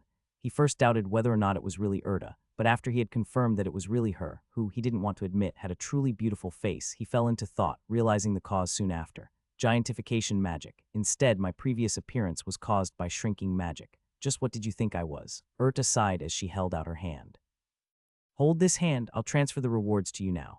Yu Ilhan, who was slightly overwhelmed due to the holiness that he somehow felt coming from her, which wasn't present while she was palm-sized, obediently held out his hand and grabbed hers. The moment after, he felt an extremely cold, but a bit soft and horrifyingly delicate touch as a few strings of words popped up in his view. Heavenly Quest 1. Executor mission completed. All stats have increased by 1. You are the one who has most successfully completed the quest amongst quest applicants. A special reward has been added. You have acquired Eternal Flame. Eternal Flame. While he urgently let go of her hand, thinking that he would start to feel strange if he continued to hold it, Yu Ilhan looked towards Erda's face with an expression that seemed to say, I don't remember receiving something like that though. Then, Erda gave a small smile as she raised her other hand. Look. Oh. In the fireplace that he had prepared, a bright red flame was burning despite the fact that he hadn't put down any fuel. An inextinguishable and living flame that can continuously grow. It's a precious flame from heaven. If it wasn't for the fact that you're in the initial stages of the Great Cataclysm, it would be absolutely impossible to receive this reward with a quest of that level, so please realize the value of this flame. Wow. Just with Erda's explanation, he had more than realized the flame's value. The eternal flame burning inside the fireplace was acting cute while it changed its appearance, as if it knew who its master was. The word living wasn't at all exaggerated when used to describe it. It's a truly fitting reward for me. I knew you would say that. Rita insisted strongly. Rita did. Yu Ilhan was no longer listening to Erda's words, to think that it was an inextinguishable and living flame. Various thoughts came to mind. This would help a lot when he had to process large amounts of metal in the future. And, rejoice, for you who can't go to another world, heaven has prepared a second quest. And so he had to take a lot of time to listen to and understand Erda's following words. From now you have to install dungeons on Earth. Dungeons. He asked just in case he heard wrong, but he didn't hear wrong. Yu Ilhan asked Erda with worried eyes. Are you okay? I can cook if it's porridge, shall I? I'm extremely normal. On heaven's orders, I'm giving you a quest to help with the creation of dungeons. Yu Ilhan softly sighed. Then he asked while sharply raising his eyes. This quest, it's not for me but for you guys, isn't it? It's for Earth too, so it's for you as well. Acting cute now won't deceive me. Didn't he hear the full story from her yesterday already? That the traps, in other words, dungeons, that God scattered before was unsuccessful in luring monsters. How can I do what even God can't? We're thinking that the reason why the dungeons aren't successfully functional is because the majority of the monsters were swept by God's power when Lord God stopped the time on Earth. So the monsters, which have gained immunity to God's power, won't approach the dungeons where God's power is dwelling strongly. You are keep going to saying that it's because the time stopped, aren't you? Yes, she was so shameless that he was about to fall for her. In contrast, you have polished all sorts of techniques in the 1,000 years of stopped time despite being an earthling. In conclusion, your blacksmithing skills have reached a level of marvel that even us, as higher existences, have a hard time believing. Your only fault is that you cannot use mana, but the mana crafting skill will solve that. The only existence on Earth who can create dungeons in our place is you. At the praise baptism that poured all over him to the point that he became itchy, Yu Ilhan narrowed his eyes more. His instincts as a loner, which reacted extremely sensitively to intentions that were trying to use him, was warning him that this woman will dump him with a huge piece of work. Now you're just directly dumping me work, eh? It's in everyone's interests. We do our mission and you receive a quest befitting of your ability and even earn a suitable reward. You can talk well, even though you're a scammer. However, did the fact that Yu Ilhan wanted to do it because of all that make Yu Ilhan a pervert? Was it a perverted mind which can be coded with the words challenging mind and confidence? Wait, doesn't this make him a pervert anyway? Yu Ilhan asked her lightly. What happens if I don't do it? Heaven will create another set of dungeons. Of course, as God's power will dwell in it, it has a higher chance of failing, and as a result, humanity will have to survive in a slightly more wild environment. If I make it, will the monsters really fall for it? At least, with a much higher chance than the one made by heaven, yes, they will. This is the most important question, though. He looked at his body, which didn't look anything special, and the workshop, which only had basic equipment, and turned back to see the angel who was unprecedentedly glowing her eyes. I can make dungeons, of course, if you have the blueprint and the necessary materials. And those we have, Yu Ilhan smiled. Good, I'll do it. Let's begin right away. Erda poured out huge piles of metal from nowhere inside the workshop. She took out chunks of refined metal, harcanium, which emitted a wondrous black light, chunks of another metal, fessinum, from which one could feel a red and rough energy following that, a bottle containing the liquid, El Hazra, which emitted faint blue light, and finally, equipment such as a hammer, chisel, anvil, and the like, which looked plain but not unpleasant. These three metals are materials in higher system worlds.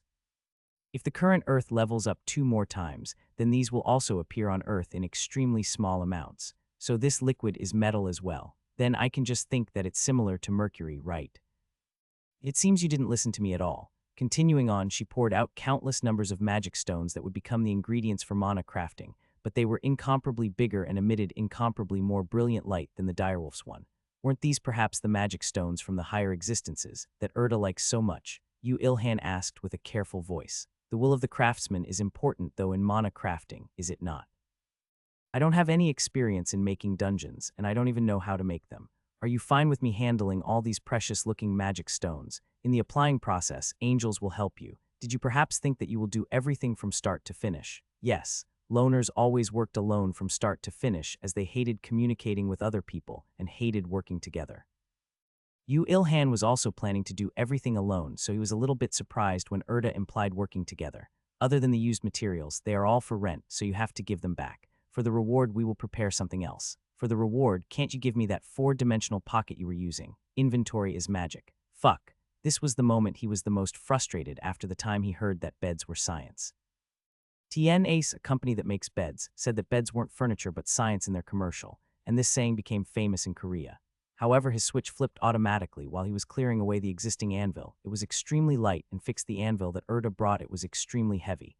A master may not dwell on his tools, but Yu Ilhan did. Whether it was the hammer or the anvil and even the tongs were all in a different dimension to the one he had used until now. He resolved that he would definitely procure tools that wouldn't lose out to these in the future. The basic processing is already done, so what we're asking of you should be the form creation and the inlaying. We're not thoughtless to the point that we'll make you make a dungeon from start to finish. With the materials here, just how can I make a dungeon in this workshop? You're not telling me to make pottery but a dungeon, right? Yu Ilhan spat out the question he had the moment he saw the materials. This was reasonable, as inlaying meant etching the surface and filling it with another material. Amongst them, as an intricate and beautiful technique which ran at the peak of metalworking, metal inlaying was just basically a very, very difficult and annoying work. Creating a dungeon with a technique that's used in accessories, just how? Did they make some magic which can make goblins pop out if he drew a goblin with inlaying? A dungeon is a huge space. There's no way that will directly make them, is there? Specifically, the thing you have to make is a magic tool that would attract the monsters and change the surrounding environment to make a dungeon. This is called the Trap of Destruction. Tell me that from the beginning. Then is that inlaying perhaps? It can be called a type of a magic array. Erda held out a paper which was made from unordinary materials. After he had a look at it, he paled in fright. After he heard that it was a magic array, he thought that the form creation wouldn't be very difficult, but that was his misunderstanding.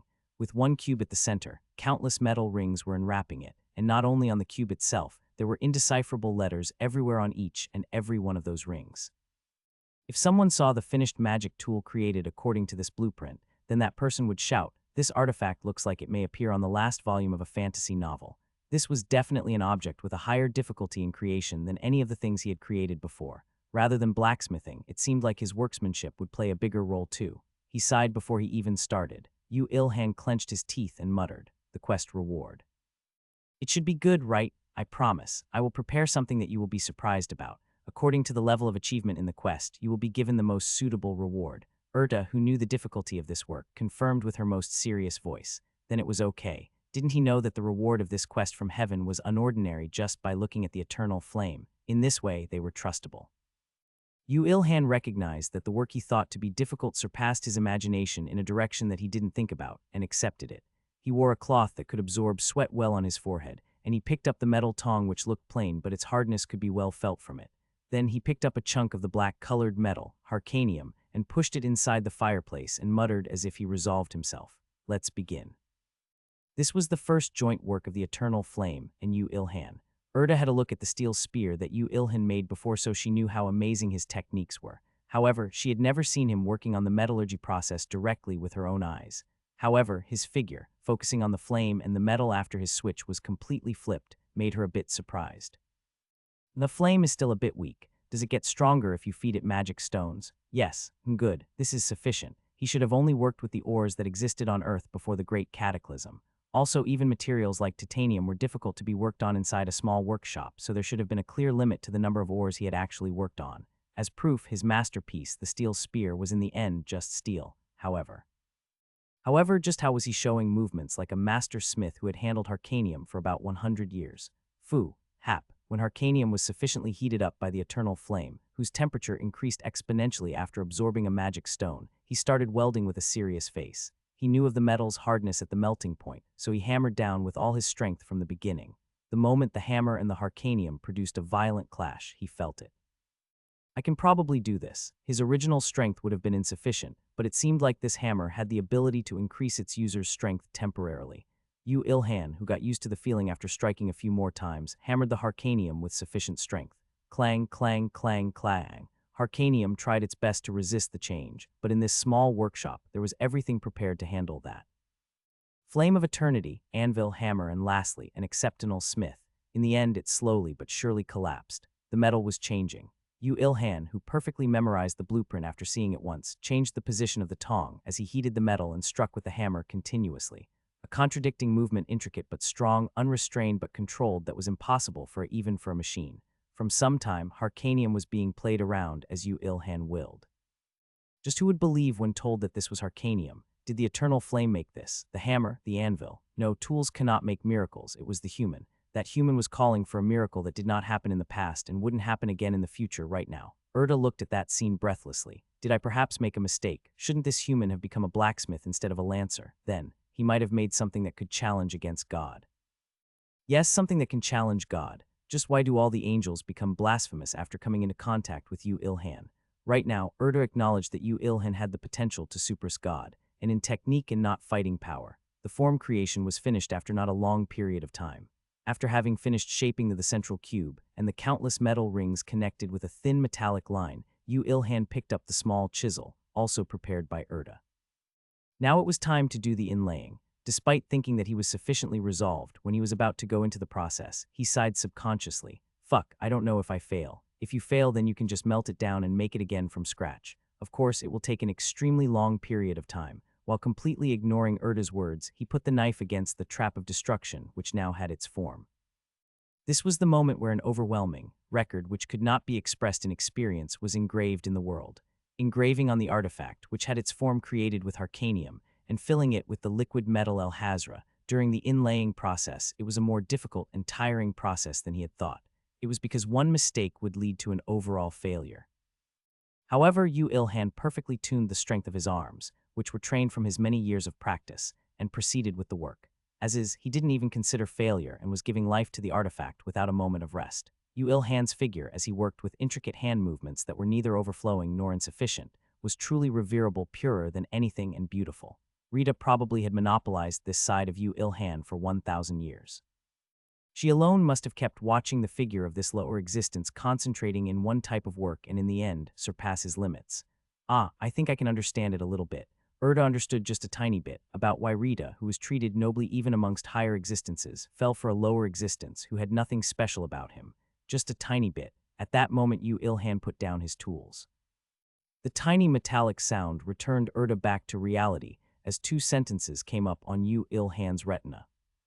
You have awakened blacksmithing LV Max. You have earned the title Creator of Myths. All effectiveness of productive activities increased by 20. The sentence, which appeared like a declaration that there was no further realm to pursue, like dismantling, and the title which would be a huge help to Yu Ilhan in the future. Just with these, Yu Ilhan thought that picking up the hammer was worthwhile. He had succeeded. While carefully placing the trap of destruction, he spoke to Erta. I'm done.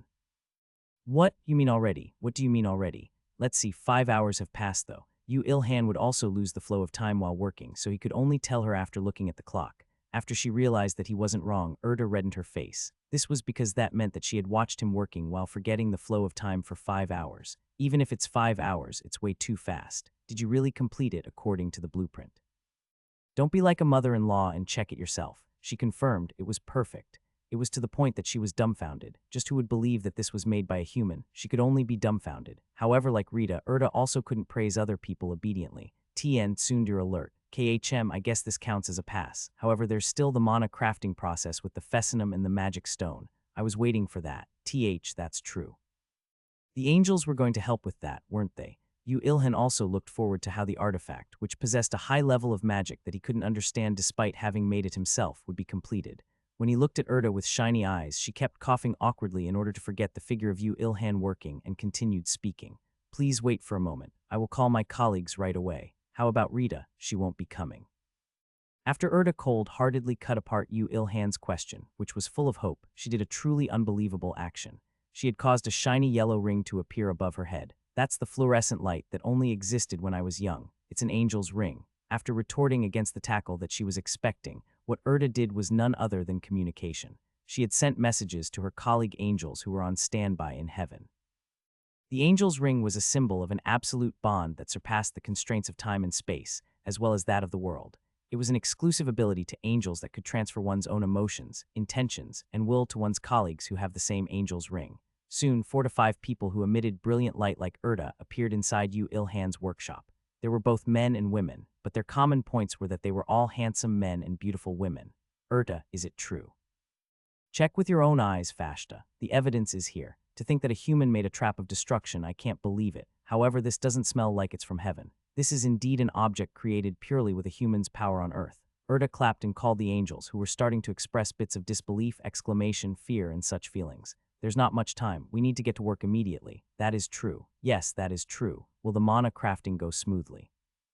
I'm curious. The angels started gathering while chatting as they all placed their hands on Yu Ilhan's shoulders, head, and back respectively. At that moment, an enormous pressure fell onto his mentality. Begin, human. We will lead the direction of the will. You only have to will that you want to finish the trap of destruction. Yu Ilhan, this is the same as when you first did mana crafting. If you concentrate with the magic stones and Fessinum in one hand, and the trap of destruction in the other, we will do the rest. Was this what higher existences are? Despite the fact that only their hands came in contact, their souls, high wills, and the noble mana weighed Yu Ilhan, who was only a lowly human, down. Despite the fact that they had no hostility towards Yu Ilhan, just by confronting them, he automatically received damage. A 4-dimensional wall which couldn't be surpassed existed between them and Yu Ilhan. If he was an ordinary human, he would have lost conscience immediately. He could only endure with the will that didn't corrode even after living for 1,000 years. It wasn't only his fighting power and techniques that he polished over those 1,000 years, the will to never give up on his life and the belief to continue forward. The steel-like heart that held him up for countless years allowed him able to stand in that place and retain consciousness. Fu. He slowly took deep breaths in order to calm himself and stand firmly. He held the magic stones and Fessinum in his right hand and the trap of destruction in his left hand. The angels were chatting as they wanted while looking at that scene. He ignored all of them and quietly closed his eyes. Then he imagined the scene where all these fused into one. He wished. The birth of a dungeon which could imprison all the animals that have evolved after acquiring strength and reason. Focus, don't show me a scene where you get swept by a human's will. The name of the angel cries. Ha, really, just how did such an interesting human appear? I don't think it's a problem with the 1,000 years. I said focus, Ahata. The angels also emitted mana and will at the same time. If their power was directly applied, then they will achieve the same results from when it was made in heaven, so all their power and will were displayed through Yu Ilhan. Amongst them, some thought, wouldn't the trap of destruction perhaps be finished even without us? For a while when they looked at Yu Ilhan's strong will, but after acknowledging that that was throwing away all their pride as higher existences, they immediately erased that thought from their head. Yu Ilhan's will and the will of the angels interconnected with one another, starting to change the trap of destruction. Overwhelming mana activated the magic engraved in the trap of destruction, and the power of Fessenum transferred inside it. The workshop was filled with bright light. More, just a little bit more. Oh, human. The mana crafting finished not long after. The Fessenum and the magic stones in his right hand had disappeared as if washed away, and replacing that, the trap of destruction started to emit a faint red light that possessed an unordinary aura. It was the birth of a truly perfect artifact. Meticulous, earthly trap of destruction was completed. Mana crafting has become level 7. The quality of the finished artifact increases. Yu Ilhan also opened his eyes carefully after those lines appeared on his vision. As he thought that the weight in his palms disappeared, he saw that the completed trap of destruction was floating on his palm. Several tens of metallic rings enveloping the cube inside as they spun was a truly wondrous sight, even though I was prepared for about 10 failures.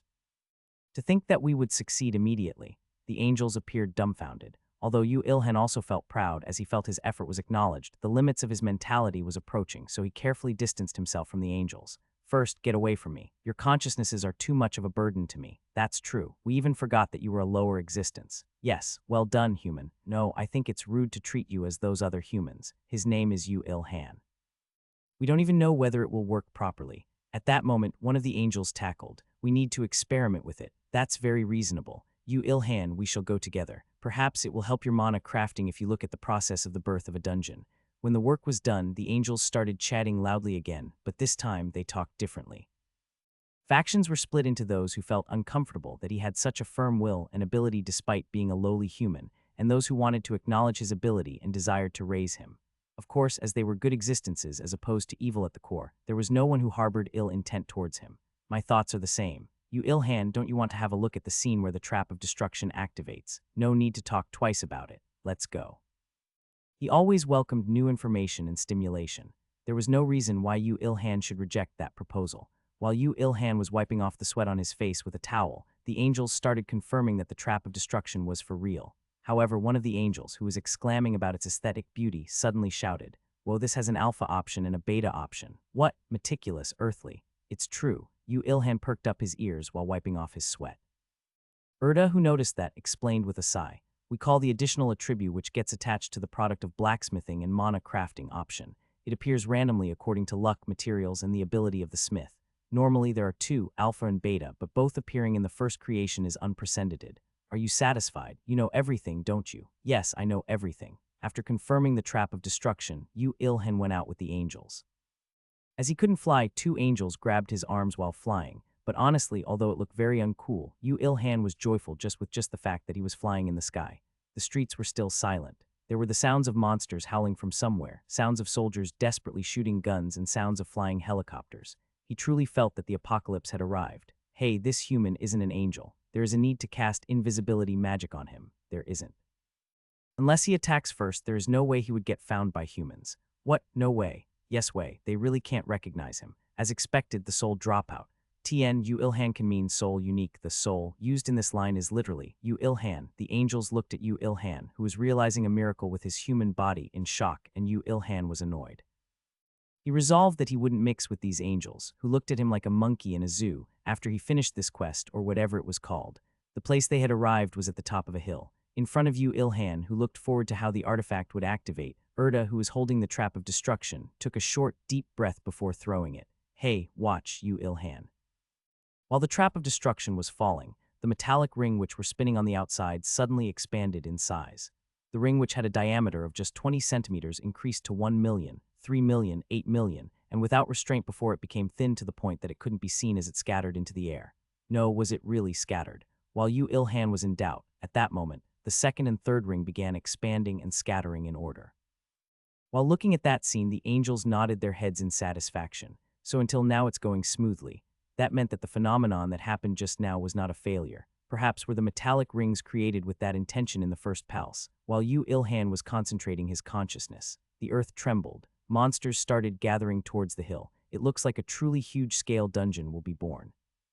I don't want to admit it, but this human has a talent as a trap maker. It was truly a grand scene.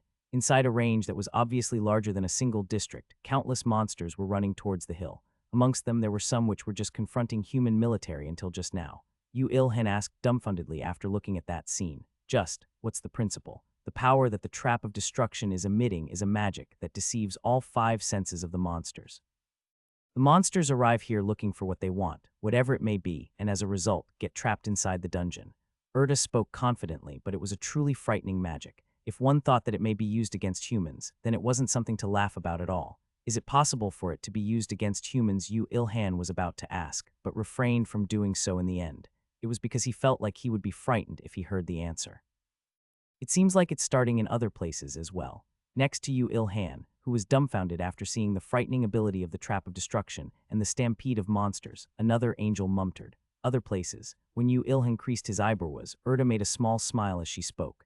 In your trap, there was also a magic that could change the aura of other traps of destruction scattered on Earth. We can't just throw away the traps made in heaven just like that. Anyway, it seems like those have also started to lure monsters. So that was it. I did know that the amount of harcanium was too little to be placed on Earth, but it was for that reason. It's a precious metal. Recycling is the first step to being environmentally friendly. The other angels were looking at Yu Ilhan's and Erda's conversation with strange eyes. When were you so close? At the question their eyes seemed to be asking, the two became awkward and turned their heads. The monsters, which had acquired power for revenge after enduring 1,000 years in a world where time was frozen, were truly futilely crawling into destruction with their own feet. Until the day the dungeon is opened by a human, they would be trapped inside that prison. Despite the fact that this was a result that Yu Ilhan wanted, their figures of rushing into the trap of destruction seemed as if he was looking at the humans not being able to escape destiny no matter how they struggled, so it didn't feel that good. No, Yu Ilhan stopped his thoughts there, shaking his head. Just what could he do by sympathizing with the monsters? If he didn't do that, then humans would just become their sacrifices. It had only been a few days since the great cataclysm happened. During that time, didn't Yu Ilhan experience enough and realize it already? Monsters were always hostile to humans, and they wanted to evolve into something even more horrific. So it wasn't that Yu Ilhan sympathized with the monsters. He shuddered as he confirmed that those heavenly existences have enough ability to do that to him even if they weren't hostile. Even those frightening monsters had, in the end, become playthings for God and the angels. Yu Ilhan thought of his 1,000 years of life. He thought of the overwhelming power that was used to send all of humanity to other worlds, with just the reason that they needed to prepare for the great cataclysm, and the fact that he had to spend 1,000 years, even when he hadn't done anything wrong, on Earth alone as he was left out. He remembered that all of his pains and sufferings were summed up in just one word: mistake. At that moment, something welled up inside his heart. The emotions he had hid with comical actions and positive thinking in order to maintain his human mentality during those countless years came up to the surface and shook him violently for a moment. I want to become strong. I want to become so strong that no one can tell me what to do anymore. It was not to meet someone or to trample on someone or to survive right now. He wanted to become strong only for his freedom. For the first time he thought that. The dungeons being made, Yu Ilhan. Yu Ilhan came to himself after hearing Erda's words and lifted his head up. Halfway up the hill where the trap of destruction had been placed, after countless monsters that couldn't be counted just by 1,000 or 2,000, gathered, the mana from the trap and the mana from the monsters seemed to clash, and a strange mana current appeared to cover them. It's done. We've done it. Everything according to God's will. The other traps are also smoothly attracting monsters and becoming dungeons. It's a perfect success. The angels all expressed their delight. Some smiled lightly towards Yu Ilhan, but some ignored him. It was good that they were so individualistic. Looking at the size of Earth, we need to make about 27 more. We will give you the reward after confirming the activation of the last trap of destruction. Then I'll make them right away. You don't really have to. We'll only make the second trap of destruction after 2 days at least. Yu Ilhan tilted his head. Weren't you in a hurry? We are, but we don't have the magic power. That was true. They did indeed pour out enormous amounts of mana in the mana crafting process. Yu Ilhan also didn't need them to be quick. Just that. It's not like you're the only angels up there. Yeah, like Rita. Yes, can't they just rotate the members? He just wanted to finish the quest as soon as possible, and it wasn't like he wanted to see Rita, not at all. In truth, he really wanted to see her, but Yu Ilhan's trained poker face didn't show any ripple on the outside. Not all angels are so free. These angels have work related to the dungeons on Earth, and other angels have work to do in other worlds, so we have no choice but to wait until our mana recovers to proceed. Your work environments are tough too. Rita especially has a lot of work as she accommodated a lot for you and is suffering. For a while, she won't be able to be dispatched on Earth. Of course, his poker face didn't work on Erta. Erta's mischievous smile, as if she knew everything, made him want to punch her. After Yu Ilhan shrugged his shoulders, he turned his gaze away from her and looked at the scene where the trap of destruction used on Earth changed into its dungeon form before speaking with a sigh. Let's go back. I'll do the form creation process first. You really know nothing other than work. That night, after the mass moving of the monsters which occurred in Seoul, the capital of Korea, the world became noisy. The scene of huge numbers of monsters gathering at a hill and disappearing into a fissure in space was captured by a camera and was broadcasted through the news. What remained was the appearance of a dungeon that all the humans on Earth that have been to other worlds were familiar with. With the first occurrence of a dungeon as the center, they could observe that dungeons were appearing in all of Korea, Japan over the sea, and parts of China over the borders. After looking at that, some rejoiced that this was a proof that Earth was starting to stabilize, and some complained why the stabilization occurred in an Asian country, which had nothing much to it. Various humans, who hadn't received quests from other worlds, or those who came back after finishing one or two, were spewing bullshit through the internet. Experts are warning that the animals may become monsters even if they haven't become monsters yet. Meanwhile, under government supervision, work is progressing in regards to picking livestock which have no possibility to become monsters using database from other worlds as basis, and as it was found out to be possible to bring suitable livestock back to Earth as quest reward from other worlds, we're expecting that there won't be any serious impacts in future. Yu Ilhan turned off the TV. His mother and father hadn't come back yet. It wasn't that he was not worried about the two of them, but he consoled himself thinking that they would cope well in any situation as they didn't have militant tendencies, and above all, possessed a plethora of experience in society. He then stood up and headed to the workshop. Shall I make about 5 by tomorrow? No, Yu Ilhan. Well, although this can't be called a reward, but as a bonus for achieving something above my imagination, there is something I want to do for you. If you receive that, then there won't be any time to make the traps. You're going to give me some of that harcanium. Keep your dreams for when you're asleep. Erta's bonus was none other than the processing of the leather that was currently in the middle of tanning inside his workshop. When all the leather from the bear, direwolf, and other wolves were perfectly dried and sterilized with a wave of her hand, Yu Ilhan couldn't close his mouth. Moreover, it seemed like it became harder and more durable. Perfect. No, I think the quality became better. How is it? Now you have something to work on, right? It was as Erta said. There was no time to cling on to the traps of destruction which couldn't even be activated, because there were so many materials waiting for him to work on them. He immediately went into making a leather armor. First, he made an inner wear with the thin direwolf leather, enhancing it with a few magic stones. To Yu Ilhan, who had even created a trap of destruction, despite the fact that angels were the one leading him, this level of mana crafting had become something he could do with his eyes closed. Especially, Erta was considerably surprised after Yu Ilhan added a ventilation option using magic stones. When did you become so proficient? Didn't I say labor is finding the trick to it? He also made boots and gloves using the direwolf's leather. He added a ventilation option to these as well, but the thing he thought of as more important was an attacking option. He made sharp teeth protrude out from the end of the boots and the nails of the gloves when he wanted by consuming the wolf's teeth in order to transform them into an artifact. Direwolf leather gloves. Rank Rare. Defense 600. Attack Power 700. Direwolf leather boots. Rank Rare. Defense 550. Attack Power 750. After that, he made a leather armor with the entire hide of the brown bear. He put special materials into boiling oil and proceeded to boil the leather several times in order to increase the already sturdy defense. By the time that he had created a piece of armor that fit him, a day had already gone by. However, to Yu Ilhan, who had acquired superhuman strength, this kind of overnight labor was at a logical level. He showed extreme concentration as he kept in mind that he was making an armor to protect his body, and in the end, when the sun rose, he had created a boiled leather armor that he could boast as his most exceptional work after his steel spear. Hard bear leather armor. Rank a unique. Defense 2100. Durability 850, 850.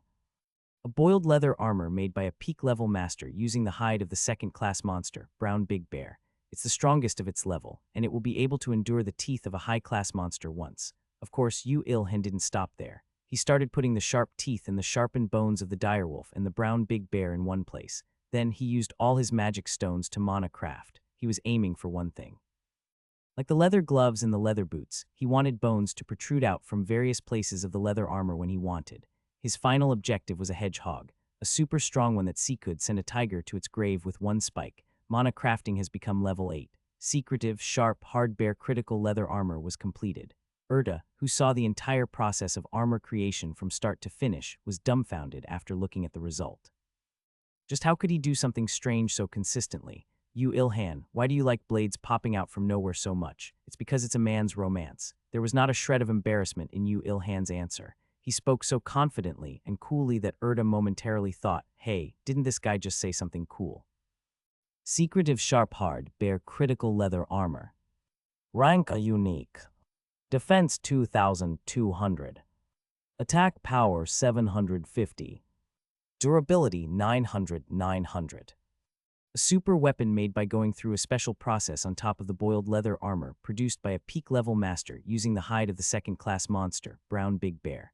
The completed armor was truly perfect. Not only did the armor do its job faithfully as a piece of armor, it also had attacking capabilities optimized for Yu Ilhan, who could fight with all of his body. On top of that, there was both an alpha and a beta option to enhance it. If someone saw it, they might think that it was obvious for an option to be attached as a result of mana crafting, even though reality was far from that. After making a few bone knives to use when dismantling by sharpening the remaining bones, he lastly made a mask using the direwolf skull to replace the NMN mask, becoming refreshed as if he had just finished a number of piled-up chores. Bare bone knife. Rank rare. Attack power 500. Durability 450. Direwolf skull mask. Rank rare. Defense 600. Durability 660. A mask made from a wolf's skull that once possessed a large amount of mana. It has an unexpectedly high amount of defensive power. Now, he was planning to hold out with these until he acquired even stronger monster bones or new metals. He would probably be able to hold out. It was instead a problem that it would hold out for a longer time than he thought. After Yu Ilhan put on the leather innerwear, armor, boots, and gloves, he slotted the bone knife into the leather belt. When looking at the reflection of his figure after equipping the bone mask that he made to fit his head, he thought that he might look quite cool. As expected, I look good when I hide my face. Shit, how is it? Amazing. I don't know what you did to that mask, but your presence is becoming even weaker. I didn't do anything to the mask. To Erta, who definitely said that even when she knew the truth, Yu Ilhan tried to make her pay when he realized that outside was getting noisy. The sound of something breaking, the sounds of hundreds and thousands of bullets, screams, and shouts. It was to the point that it made one wonder if this was from playing all of the action movies in the world at the same time. What's this noise? It's probably the military fighting against a monster. It's not like all monsters would be lured by the dungeon. Immediately after the two spoke, a siren came with a good timing. The notice that he only heard when it rained a lot and the river flooded tickled his ears. Ladies and gentlemen of Jongno District, please evacuate to other worlds if you're still inside the buildings. There's danger of being attacked by a large second-class monster. I repeat. The alarm that a large second-class monster had appeared repeated itself continuously after that. While Erda was facepalming at the fact that there was a second-class monster that hadn't been trapped by the dungeon, Yu Ilhan muttered while sighing, "Please let it be weaker than the Brown Big Bear. Are you afraid of the fight? If it's the Yu I've seen so far, then against second-class monsters." Number Yu Ilhan's shoulders drooped. "If it's stronger than that bear, then I need to strip its hide and make a new armor." Here was a master who was afraid of shoveling more than fighting. Tien, shoveling in Korean can mean different things. 1. Literally digging the ground. 2. Hard labor. 3. Grinding. As he was already wearing armor, there was nothing else he needed to prepare, just that he did some maintenance on his steel spear while he was borrowing the anvil and the hammer.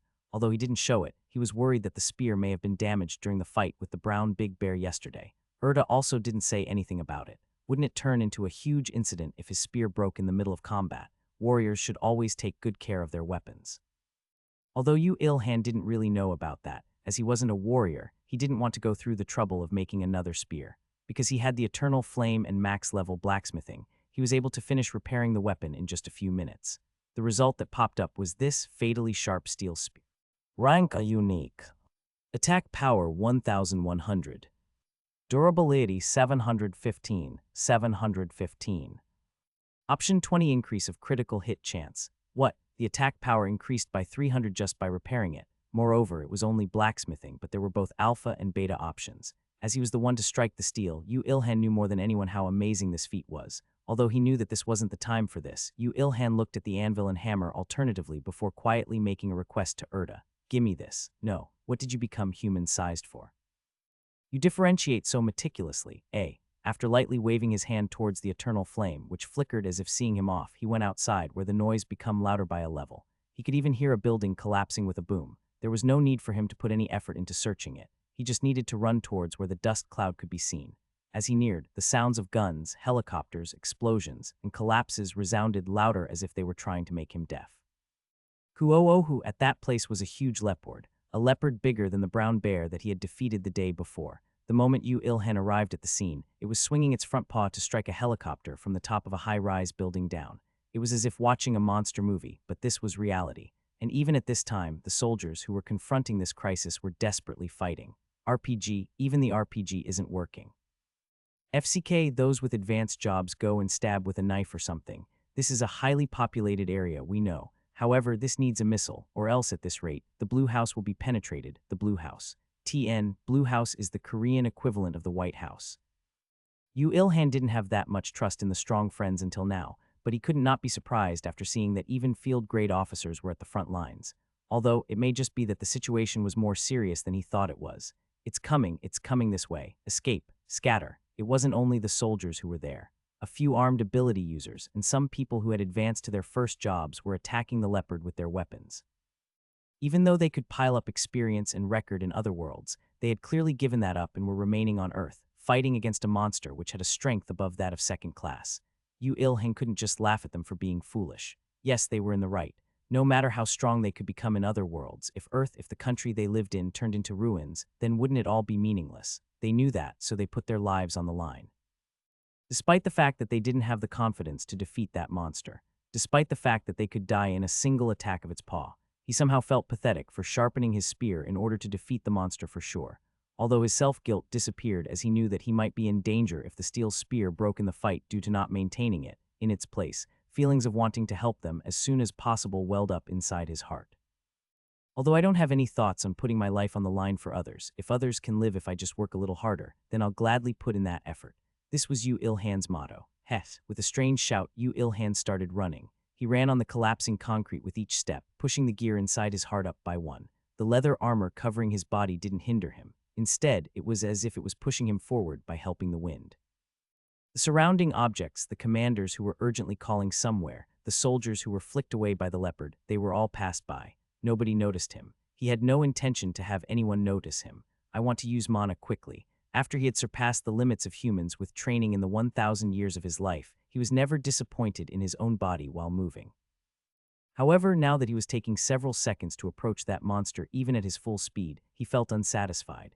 If I had learned mana, I could enhance my physical abilities. If I had magic, then I would be able to call wind to fly in the sky. He thought. The leopard started dashing. After swiping 2 armored vehicles and swatting a bomb onto the ground to make it explode, it smashed against a high-rise building again. Some ability users attacked it and were in turn also attacked.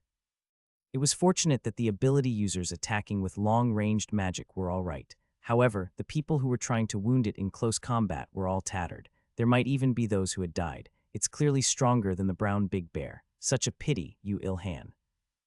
Erda lightly mentioned the joke Yu Ilhan had said a few minutes ago, but right now, Yu Ilhan, who never forgot to make jokes, ignored her and kept running while squeezing out all the strength of his muscles to produce a speed that surpassed the limits of stats. The moment he neared the leopard, he kicked off the ground and jumped high while confirming its position. He kicked off the wall of a nearby building to jump high, and kicked off the wall of the opposite building to jump even higher. After repeating that several times, he was several tens of meters in the air. Even so, nobody noticed him. He was never so thankful that his presence was weak until now. Yu Ilhan muttered while holding the spear with both of his hands. He changed his trajectory by kicking off the wall of a high-rise building nearing him. This was the last. While quickly moving through the air, the figure of the leopard became larger and larger. Was it unsatisfied even after destroying so many buildings? It was holding up a military vehicle with soldiers inside, with its front paw. The soldiers had resolved themselves for death as they threw grenades into its wide-open mouth, but even that didn't give it a fatal wound. Well, even Yu Ilhan had the confidence to not get wounded by grenades, so it would be strange if the leopard got injured from that. While falling towards his target in midair, Yu Ilhan pulled back the spear with all his strength.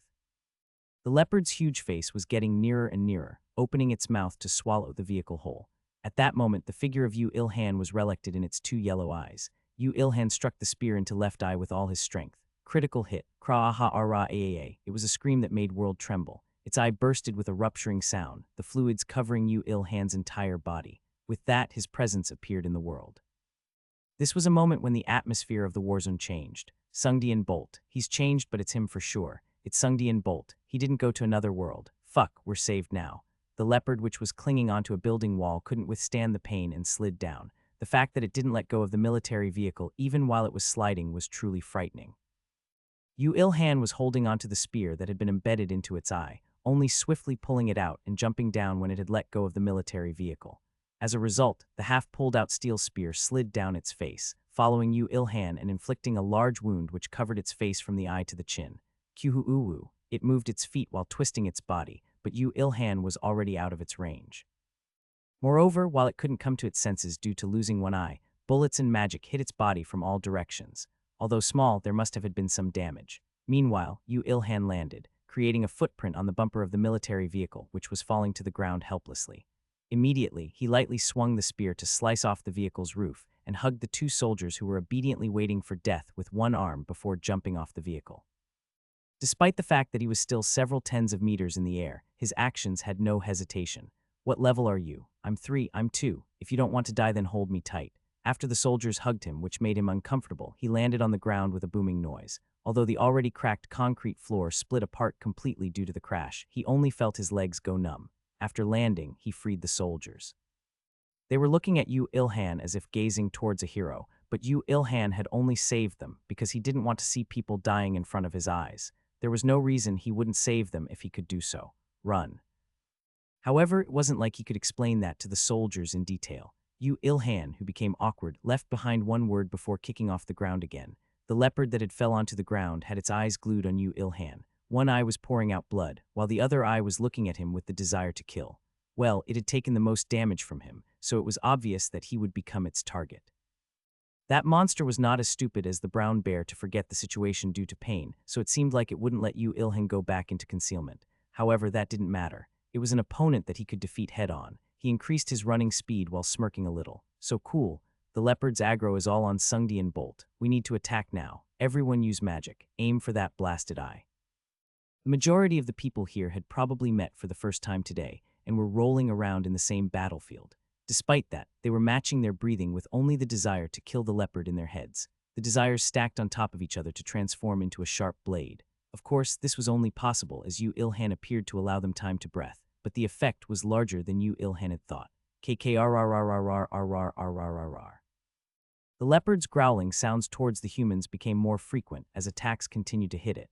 It flinched and was unable to move its body as it wanted. It was because all the people were aiming their attacks at its blasted eye, following someone's words. And at that moment, the final strike came. When a bluish-white colored compressed lightning struck its eyes, a devastating amount of blood bursted out from its wound again. It's the Empress. Even the Empress is here. We're really saved now.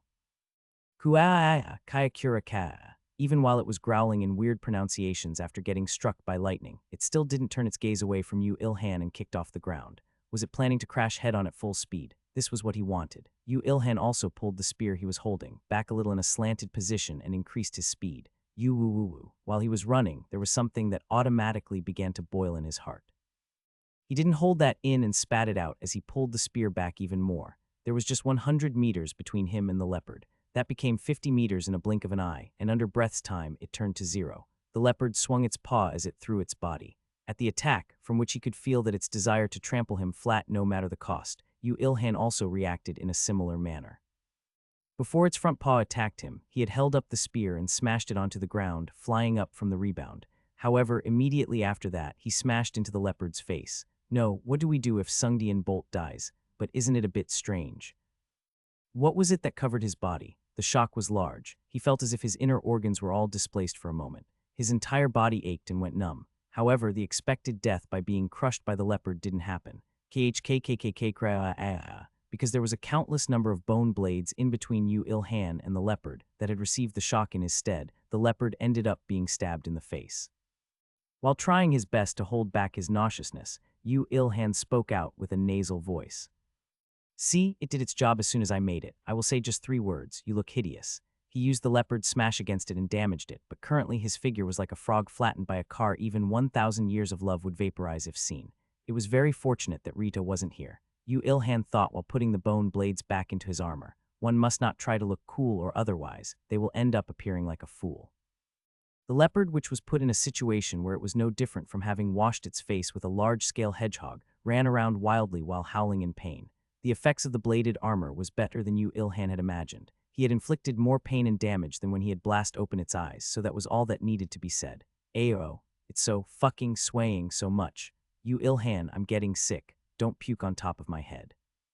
This time, Yu Ilhan pulled out the blades from his gloves and boots and fixed himself on its face as if striking a nail into a cliff in order to not fall off from its body when it was swaying its head so much. Then he nimbly avoided its front paw, which was flung at him, and moved around. In that process, it was continuously damaged by the blades, but that armor seems quite useful. Fu, cuck, karararararia. The leopard seemed to have realized that it wouldn't be able to shake Yu Ilhan off as it crashed towards another building. It tried to shake him off by smashing into the building. It may be a foolish action, but for an animal which its front paws were not so free as a human, it was the best method. Yu Ilhan crawled up its face while kicking its face while he was at it. A small amount of damage was inflicted every time he did that. I should have learnt some mountain climbing. You're doing pretty well now too. Was it because he had learnt the trick to everything due to the infinite labor? Even while making a big fuss, Yu Ilhan could arrive on top of its head by moving his body just before he crashed with the building at a climbing speed that even KNCKLS would cry after seeing him. However, the moment after he fixed himself on top of its head by stabbing the boot blades, he could feel an overwhelming physical shock.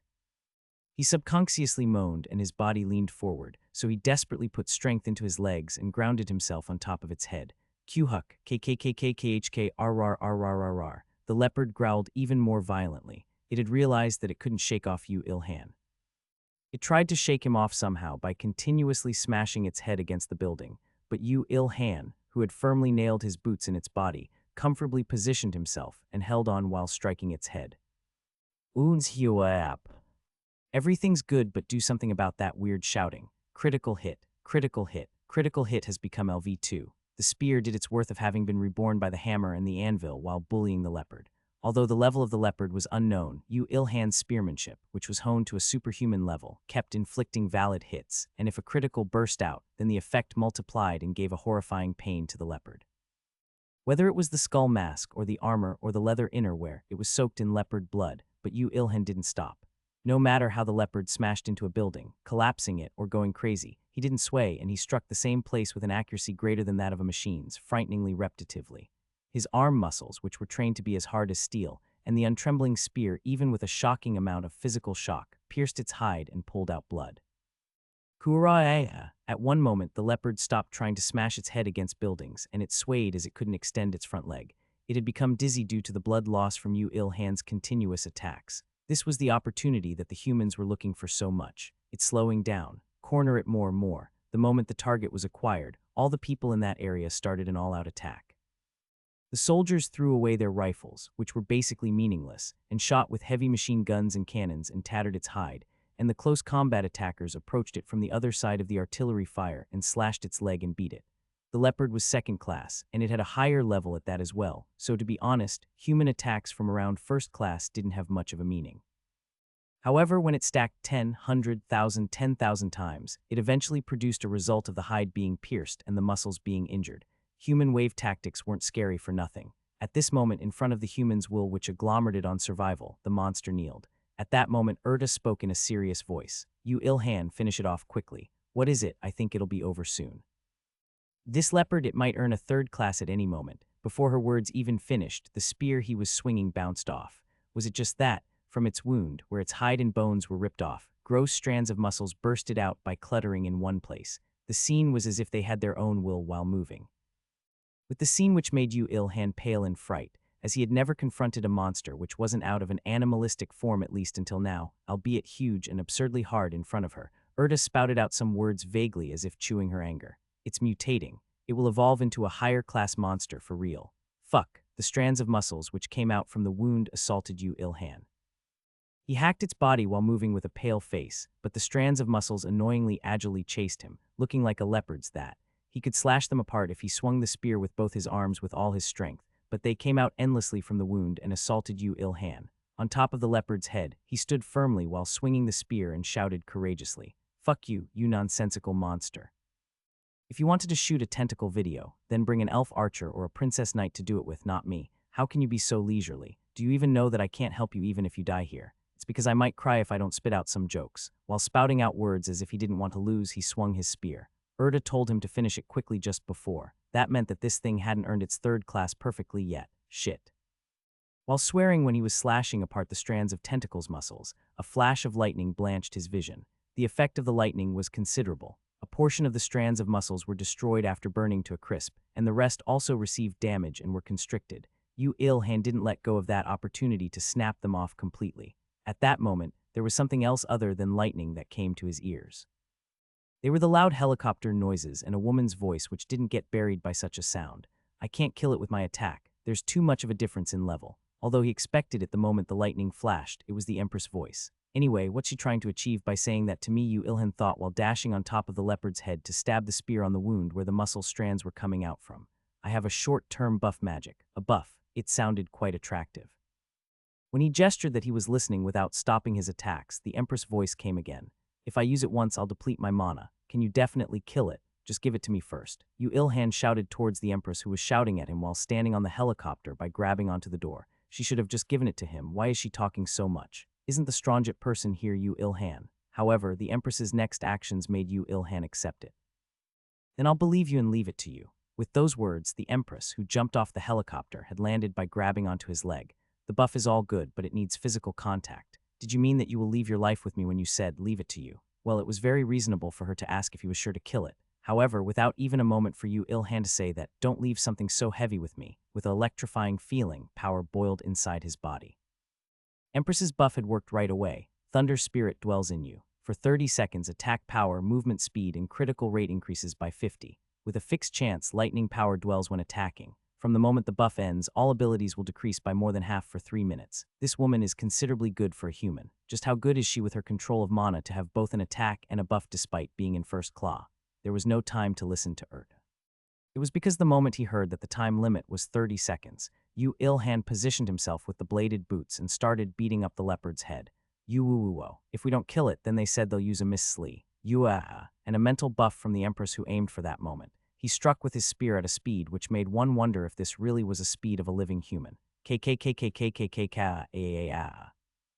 The leopard's muscle strands shot up before cracking apart and bursting out in blood. Its pain-filled scream became higher, but even if it had a heart-wrenching behind story, Yu Il-han didn't even want to know. He only had the thought that he had to finish it before a Miss Slee flew at it and finished him off along with the leopard itself. Critical hit. Lightning additional hit. And while doing that at one moment, when his spear flew towards its already deeply dug-out head, it abnormally pierced through violently, and both a critical hit and a lightning attribute attack bursted out at the same time, and a golden light colored their vision.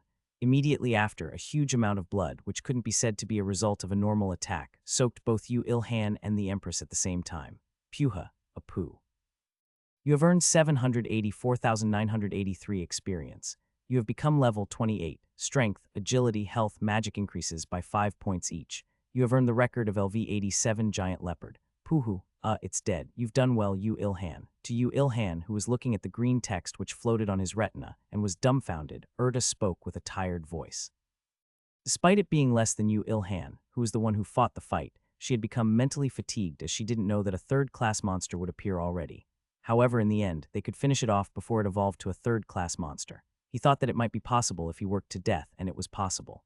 If Yu Il-han wasn't here, then as the Empress said, they might have to use a strategic weapon, and if they did, loss of lives and damage of properties would have increased rapidly.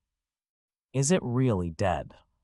You didn't receive experience. At the Empress' honest question, Yu Il-han questioned back dumbfoundedly, but the Empress, who was still clinging to his leg, became dejected after hearing his words and replied while looking down.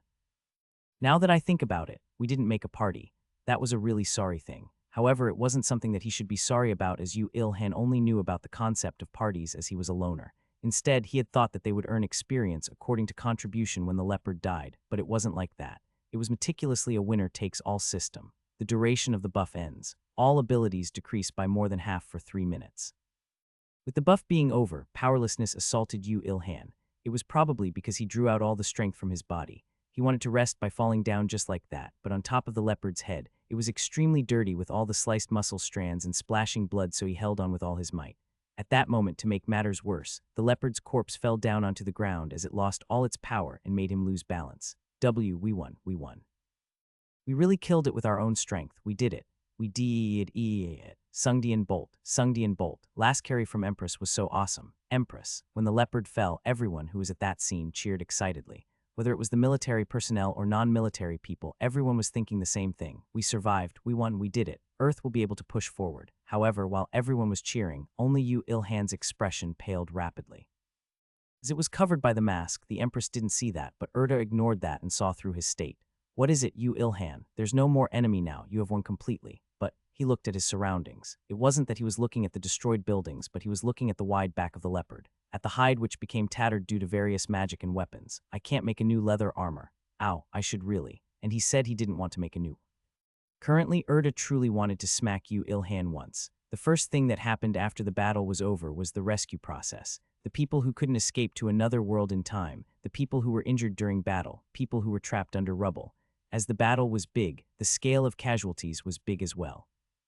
Yu Ilhan and the Empress also went into rescue as soon as they got off from the body of the leopard, but the figure of Yu Ilhan lifting up rubble weighing several tons easily after he looked feeble for 3 minutes due to the penalty time was truly overwhelming.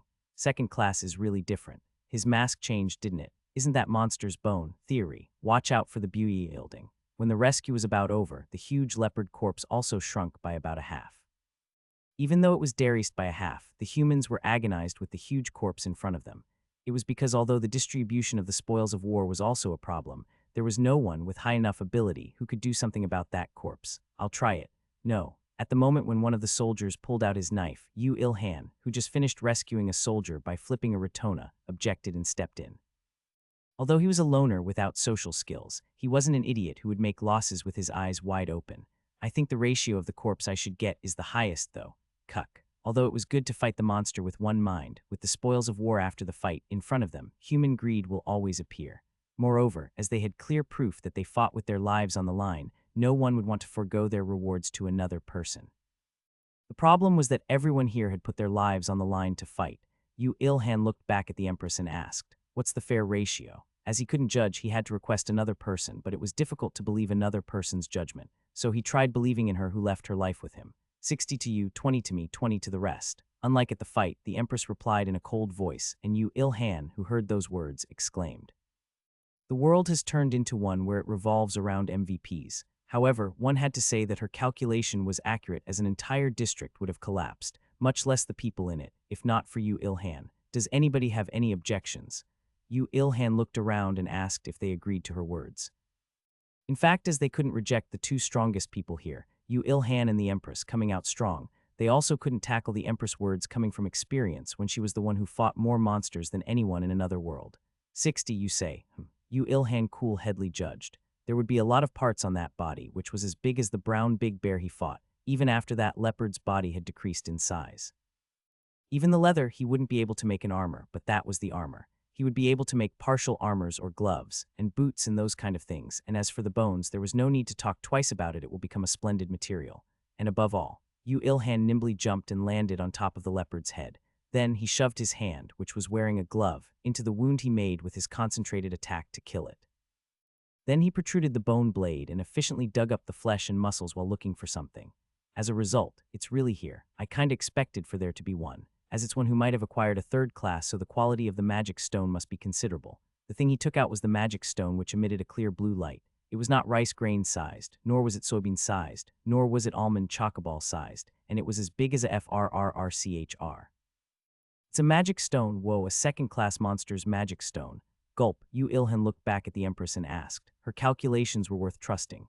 No, in this situation, there was no one other than her to believe in. How is it? That looks about 60. Immediately after the Empress nodded her head, he naturally in my pocketed the magic stone. I'll take this so you guys take the rest by yourselves. No, but it's a magic stone.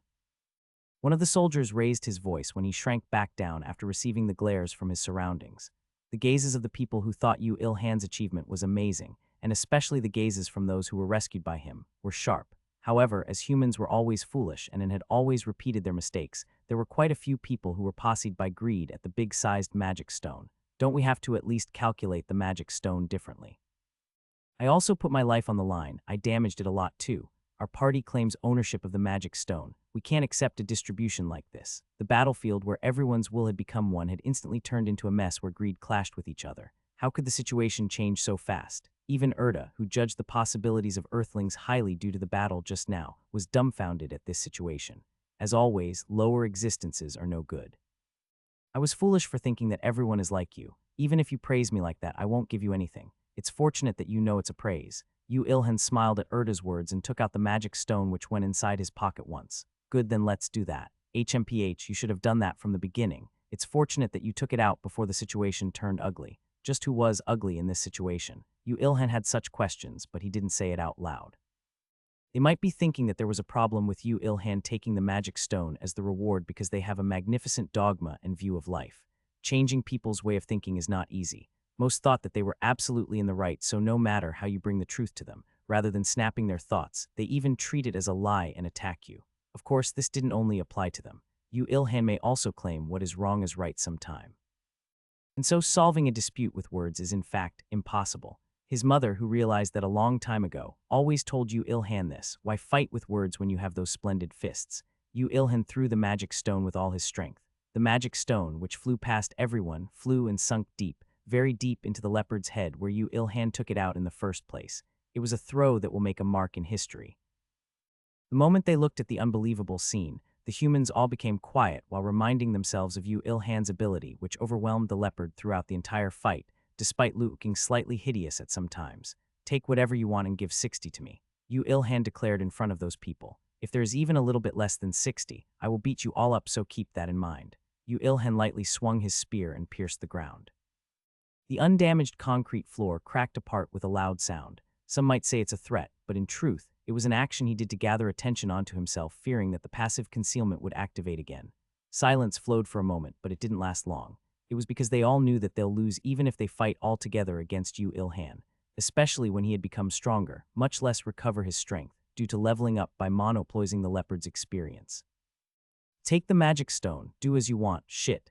We were too greedy. The Abili users who courageously went up against him all backed off, scared. However, Yu Ilhan didn't laugh at them or anything. Instead, he confidently went on top of the leopard's head, stabbed his spear, and reclaimed the magic stone without much difficulty. That action instead caused the people to shrink back more. It was because they knew that his leisure was not an act, but real. If you dismantle my share, then I'll give you 40. Although I want to give you half, you took all the experience so to make up. However, there was someone who was living lively inside that frozen mood, and it was none other than the Empress. Only she kept her pace regardless of what other people said, like the time she hunted the monsters inside the campus. Which part, although I need the bones, I think it's better if you give me more of its hide. After the conversation, which sounded like they were at the butchery, ended, Yu Ilhan immediately started dismantling.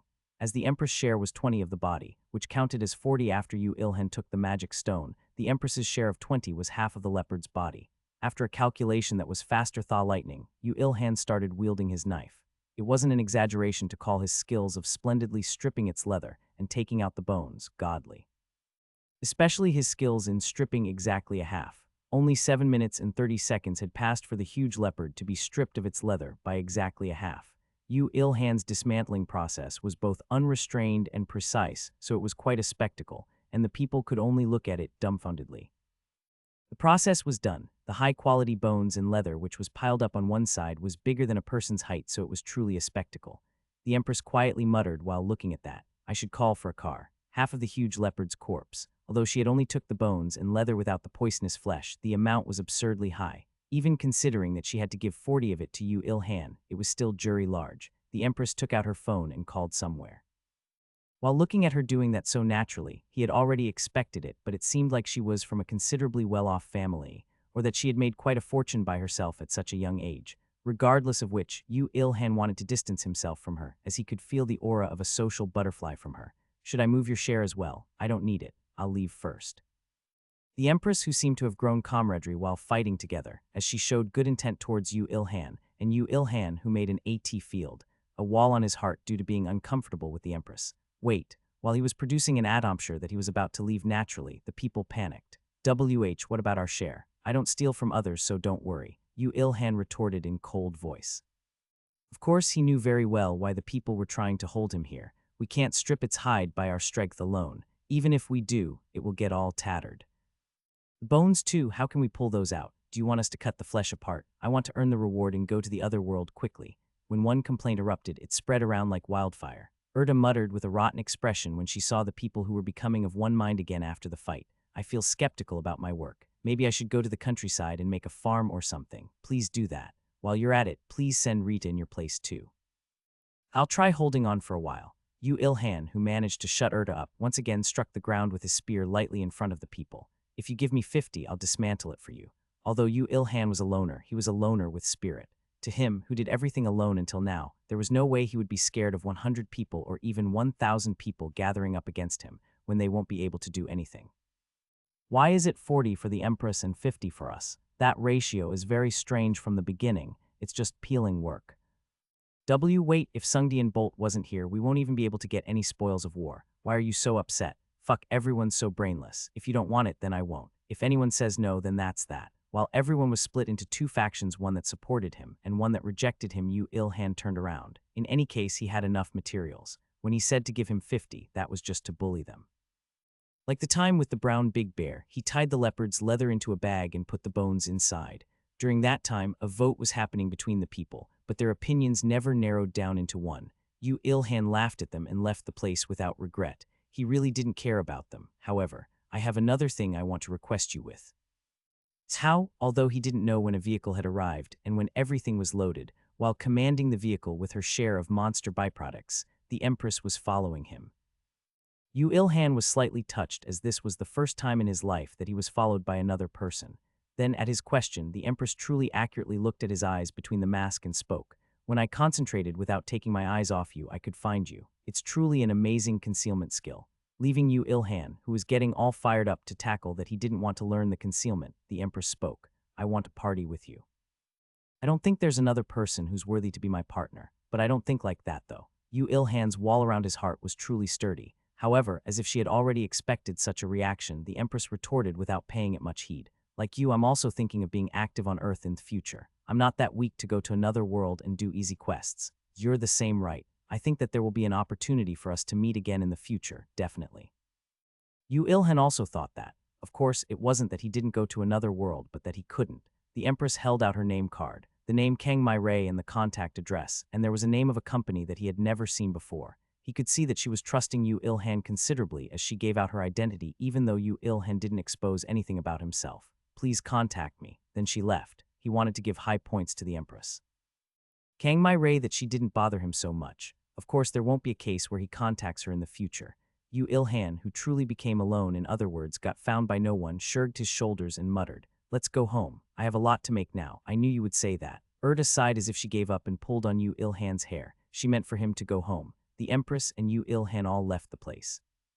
Without even realizing that Yu Ilhan had left, the people were still in dispute, and the leopard's body, which looked considerably strange as just one half was completely intact, was also left there like that. And at one moment, the corpse of the leopard twitched a little, but nobody realized that. To think a third-class monster is about to appear already. Just what has Earth come to already? Go ask God for that.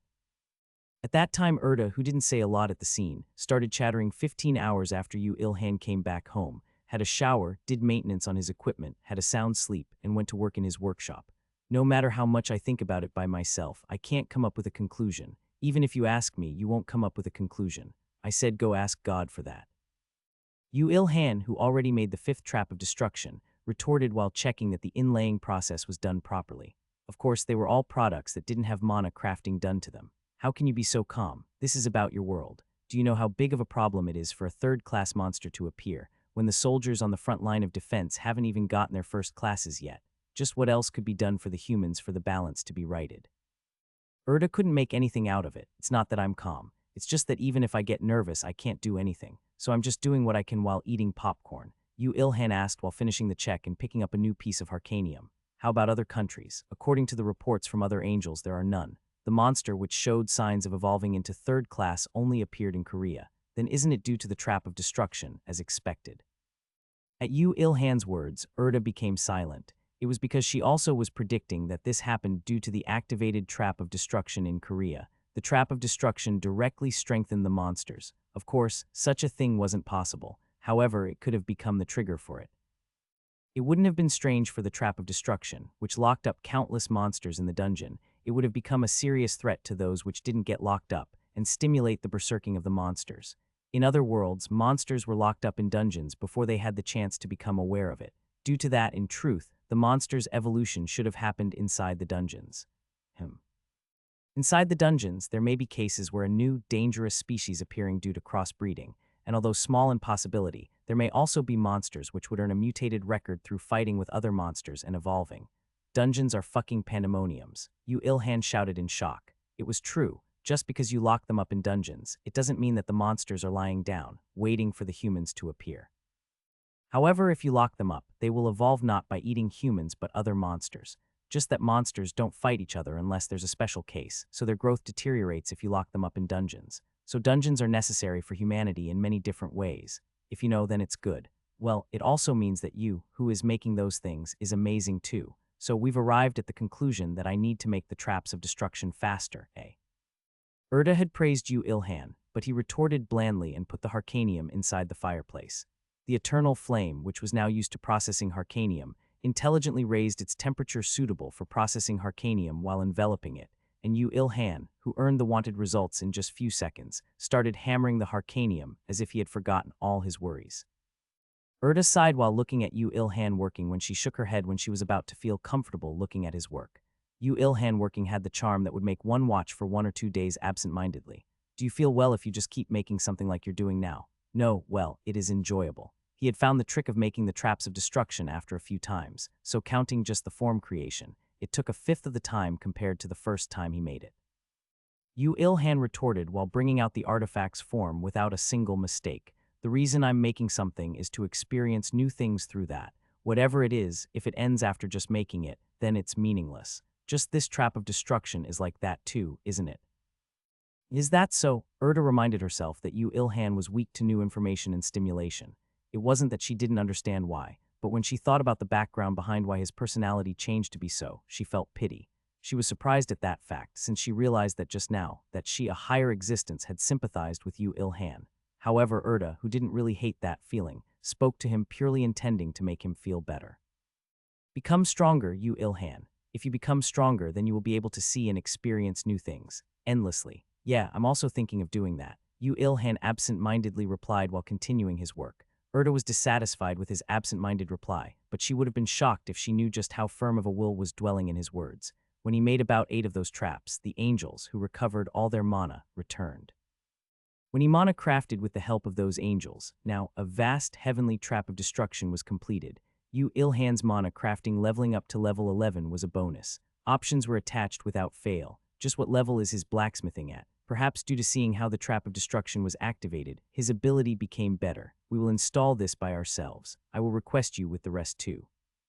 When the angels who came like the wind, left like the wind with the trap of destruction, Yu Ilhan, who watched their backs quietly muttered, I don't know which country it will be, but I hope a dangerous monster doesn't appear there. Unlike when making the trap of destruction, there was no need for all the angels to go for installing them.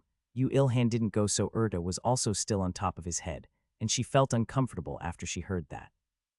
Just because a third-class monster appears due to the stimulation from the trap of destruction doesn't mean that it's your fault. Currently, you're doing an important and great task of stabilizing the current Earth. So, Erda lost her words, and Yu Ilhan stretched his body after putting down his hammer. I'm tired. I'll sleep for a bit. I need to stay with you anyway. For the activation of mana. Yeah, whatever. Yu Ilhan had another shower after he came back home. However, he washed his hair, and when he was about to wash his body with soap, he realized. I feel like my body has become bigger. You didn't realize that until just now. At Erda's words, he hurriedly looked at the mirror. When he became conscious of it, he could see it properly. He had grown overall. He became taller, his shoulders became wider, and his arms and legs had grown longer by a tiny bit. You will grow more if you level up more and keep advancing classes, so it will be bad if you get surprised now. Don't you think my face became a little more handsome too? Well, shouldn't it have changed using human standards? To a higher existence such as Erda, Yu Ilhan's face wasn't a characteristic trait. The trait which moved her was not outside, but inside. Of course, she didn't intend to say that out loud, so she ignored Yu Ilhan's nude fashion show. Even while thinking that he was over-exaggerating things, Yu Ilhan had a nice sleep throughout the night. The reason why he could keep his vitality is, of course, something to do with finding something to do endlessly, but it also had to do with him being able to enjoy sleep. His sleeping time, which wasn't too long nor too short, gave him the strength to live a new day, although there were times where this new day had become 2 or 3 days due to being immersed in training or work. So Yu Ilhan was more proficient in sleeping than his spearmanship or his metalwork. If one had to pick the one who could sleep the most completely and efficiently, he might take first place in the universe. TN, maybe multiverse. And perhaps due to that, on Yu Ilhan's retina, after he woke up in the morning after a good sleep, a line came up quietly. You have awakened resting LV max. Efficiency of all acts of rest increases dramatically. If you have the skill evolution materials, you may evolve the skill to the next stage. Wow, what an alarm, Yu Ilhan shouted while kicking the blanket. He didn't know that such a skill existed. When Erda, who was sleeping on top of his head, woke up and saw the situation, opened her mouth wide, dumbfounded. Resting skill. Just when did you learn a skill with the difficulty of acquiring rank of SSS? SSS rank. This thing is harder to learn than RS and GN. Just how did you learn it? Even I didn't learn it yet. Moreover, I heard that leveling it up was more difficult than acquiring it. Yu Ilhan replied honestly. I researched how to sleep more comfortably at nights in those several centuries. There was a reason I couldn't acquire it. Beds are science. TN, a popular advert in Korea. Beds aren't furniture. Beds are science, refer to I make them 3. Shut up. This was the moment Yu Ilhan counterattacked for the inventory magic. But what do you use this skill for? For sleeping and resting well, of course. If it's just that, there's no way you should be so shocked. Erda obediently spilled the beans when she heard what Yu Ilhan pointed out sharply. Yu Ilhan was well versed in this, perhaps due to reading so many books, and now had the ability to read the meaning behind actions. And in the first place, she also didn't have any intention on hiding it.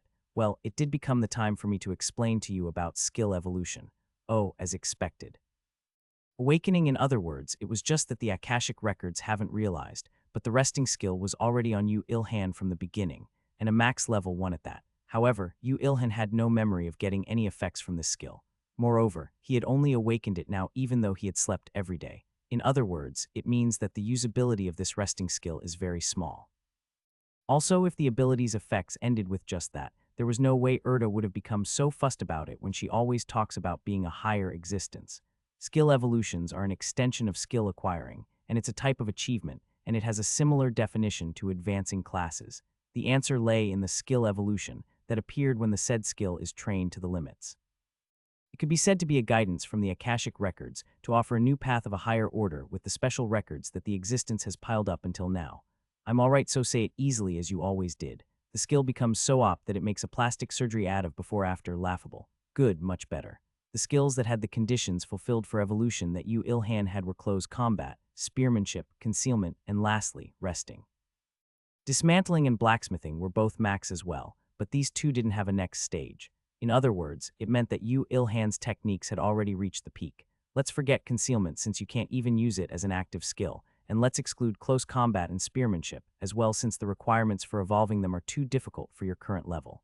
This is also the reason I didn't mention anything about skill evolution until now. So resting's a bit different. Yu Ilhan's point was correct. The skill evolution materials for resting skill that Erda knew was different to the evolution materials of other skills. Why don't you check? You already know how to use status windows, right? It's sufficient for you to think up that you want to know the materials for skill evolution for the resting skill. When he obediently did as Erda said, all the requirements for evolving the resting skill had appeared in front of his eyes. The hearts of monsters of sleeping second class, monsters 0-500. Trolls blood 0-500 liters. Good sleep 0-100 hours third class monsters, magic stone 0-1. There was a quest that didn't seem possible even if all the 7.4 billion people of Earth were mobilized. You said it was different, Yu Ilhan shouted, enraged at the unfair reality. However, Erda also shouted with a justified face. It is different. Why don't you take a look at the skill evolution condition for spearmanship? He did as she said. Instackle a third-class monster with a piercing strike 0-500. Instackle a third-class monster with a slashing strike 0-500. Magic stones of third-class monsters 0-200. Magic stone of fourth-class monsters 0-1. Oh my Zel Naga. As Erda said, it was definitely different, and it was the difference between Mount Baekdu and Mount Everest. TN, Mount Baekdu is about 2 km high. That doesn't mean that it's easy to climb Mount Baekdu. I thought it will be easy for you. Erda had evaluated him correctly, but perhaps due to his force he emitted when he was making the traps of destruction was too big. She was now inclining towards overvaluating him. No matter how high my status is and how high my martial art levels are, in the end, I'm just level 28 and I can't use mana. Oh yeah, you were like that, weren't you? Third class might be a little difficult for you. The wall of mana was absolute. According to whether one could use mana or not, the power one could produce differed like heaven and earth. The reason how Yu Il-han can produce an attack power that can overwhelm other people is due to the peak-level martial art that was trained to the peak and went over the piled-up status on his body. If he was lacking in any of the two, he would have been overtaken by another person. In reverse, if Yu Il-han acquired the ability to use mana in this situation, then the definition of levels and classes that the Akashic records which ruled the worlds may be shaken by him, much less the life forms. That day will arrive soon. It must arrive. Erda realized that she was inwardly looking forward to that moment, and she stopped thinking. Even during that, Yu Il-han was tidying up his bed, washing his face, and changing his clothes while complaining. Just where do you want me to go kill trolls? Do they even appear on Earth? Monsters don't only refer to the existences evolved from the original animals on Earth. If mana activates, the monsters that didn't exist on Earth will start appearing. It's the same as ores that weren't on Earth appearing. Like a lobster cannot live on other environments than first-class waters, there are many life forms which cannot live unless the concentration of mana reaches a certain point in this universe. Did you major in the faculty of explanation or something? Yu Il-han cleared things up while complaining at Erta's perfect explanation. Even if he goes out in pajamas, no one would realize him due to the passive concealment, but he didn't want to admit that, as he even put on the direwolf skull mask. Let's see. The reason he turned on the TV just before he went out was because of the thought that the TV may broadcast him the results of the trap of destruction that should have activated yesterday. Erda told him to not mind about it, but how awkward he. A master had to take responsibility for the item he makes. However, on TV, a scene out of his expectations was being broadcasted. Isn't that the scene where I fought 2 days ago? You mean the square you left the giant leopard's corpse? The view of the video was shaking as it was taken from a helicopter, but the scene the camera was showing was without a doubt the place a lot of people, including Yu Il-han, had fought the gigantic leopard. Some high-rise buildings had collapsed miserably, and in some places, even the rubble matched, so this wasn't a recording. However, to think they divided that up in such a short period of time. That's interesting. He couldn't find any traces of the huge leopard's body, even after he rubbed his eyes. The mountains of leopard meat that Yu Il-han had left on the scene was also gone, with only traces of the battle. The corpse and the large number of humans had cleanly disappeared. It may be a bit different to what you're thinking. At that moment, Erda spoke with a slightly stiff voice. When Yu Il-han was about to ask back while tilting his head, he could hear a voice from the screen. The place which had the second-class monster's corpse is, as you see, clean. It had disappeared along with the people who were fighting over the spoils of war after the battle. What? It didn't take long for Yu Il-han to realize that something was wrong. Some are saying that a dungeon had opened and swallowed them. The authorities are mentioning the possibility that a dungeon's entrance may have opened in the middle of the city and are cautioning not to approach this area, and the broadcaster's words continued, but Yu Il-han couldn't focus on that. His eyes trembled. There's no way it's a dungeon, so you know well. Erta nodded her head. Her expression was frozen coldly like an ice field. The dungeons in Korea have already gone through their first activation. If new monsters appear due to the activation of mana, then there may be a possibility of new dungeons appearing at that time, but it definitely isn't now. That means, immediately after Yu Il-han muttered, the camera screen which was showing the ruined city instantly colored black with a loud crash sound. Immediately after that, the screen changed to the news desk and showed the dumbfounded newscaster. The newscaster tried to hide the ripples and said, "It seems there is an accident at the scene," and was proceeding to cover it up, but Yu Il-han had already seen through the situation. There was another monster. "So you saw it?" "Of course I did. Its strategy seems familiar." Yu Il-han had acquired almost all martial arts and methods to move his body in 1,000 years. However, this was limited to human techniques. There was no way he would be able to realize the technique that monsters used. However, Yu Il-han had seen through it. What did this mean? The answer was already there. Concealment. It was a master of concealment. It was definitely a leopard, and it was a pitch-black one too. Erda, I didn't know either. The giant leopard was definitely dead, and you even procured its magic stone. 99.99 of monster hunting end at that point. What about the 0.01? If it was pregnant with a child, I knew it. Yu Il-han facepalmed. He felt like he would collapse just from that, so he had to endure while clenching his teeth. The black-furred leopard that appeared for an instant on the screen was the child of the giant leopard that died 2 days ago. If you dismantled it properly, then this wouldn't have happened. In the end, this is a disaster that was called forth by human greed. I had to take a step back at that time. Although it's true that the black leopard was born as a result of you not dismantling it, but that doesn't make you responsible for that disaster. To you, Ilhan, who was muttering bitterly, Erda retorted with a bitter smile. You can't make a mistake about that. Please look back at the reason why you had no choice but to leave that corpse there. I have no regrets about my actions then. However, I can't take the deaths of countless people lightly. Among them there were some who I rescued, and some who showed me goodwill, and some who intended to take it fairly. You Ilhan's despair was bigger than she thought. Erda still hadn't understood him fully. Erda despaired for a bit when she realized that obvious fact just now. She thought that she wanted to console you Ilhan.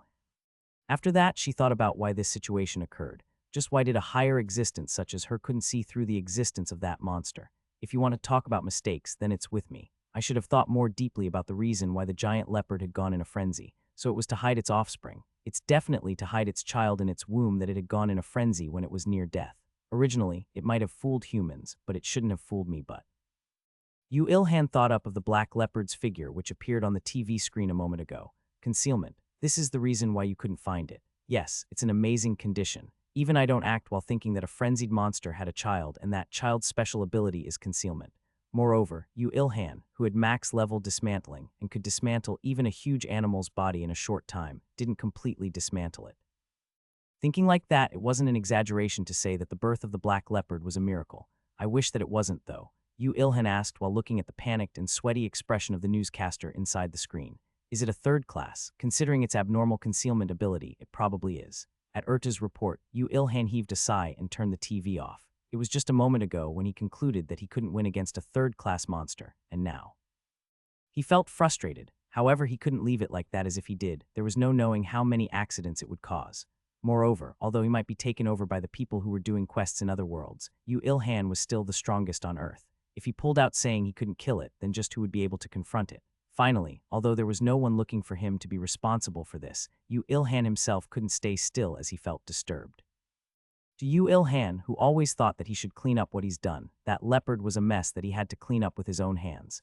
He thought up of the figures of the soldiers who were looking at him with admiration, and the figures of the people who cheered after they survived the ordeal. He subconsciously clenched his fists. I should prepare. Are you confident? It may be a bit difficult to deal with it alone, but if I make the necessary preparations, it isn't an opponent I should fear so much, is it? Unlike the Yu Ilhan, who always thought up his path of survival first, he looked very spirited. Erda slightly wondered at that fact, but the reason for Yu Ilhan's confidence was extremely simple. It was because the ability of the leopard, which is expected to be third class, was concealment. If it was a case where its stats were all put into strength or defense, then he wouldn't know, but if its special ability was concealment, then there was no reason to fear. Since Yu Ilhan, who had mastered concealment without even training for it, immediately after Yu Ilhan showed his confidence, he asked Erda with a careful voice.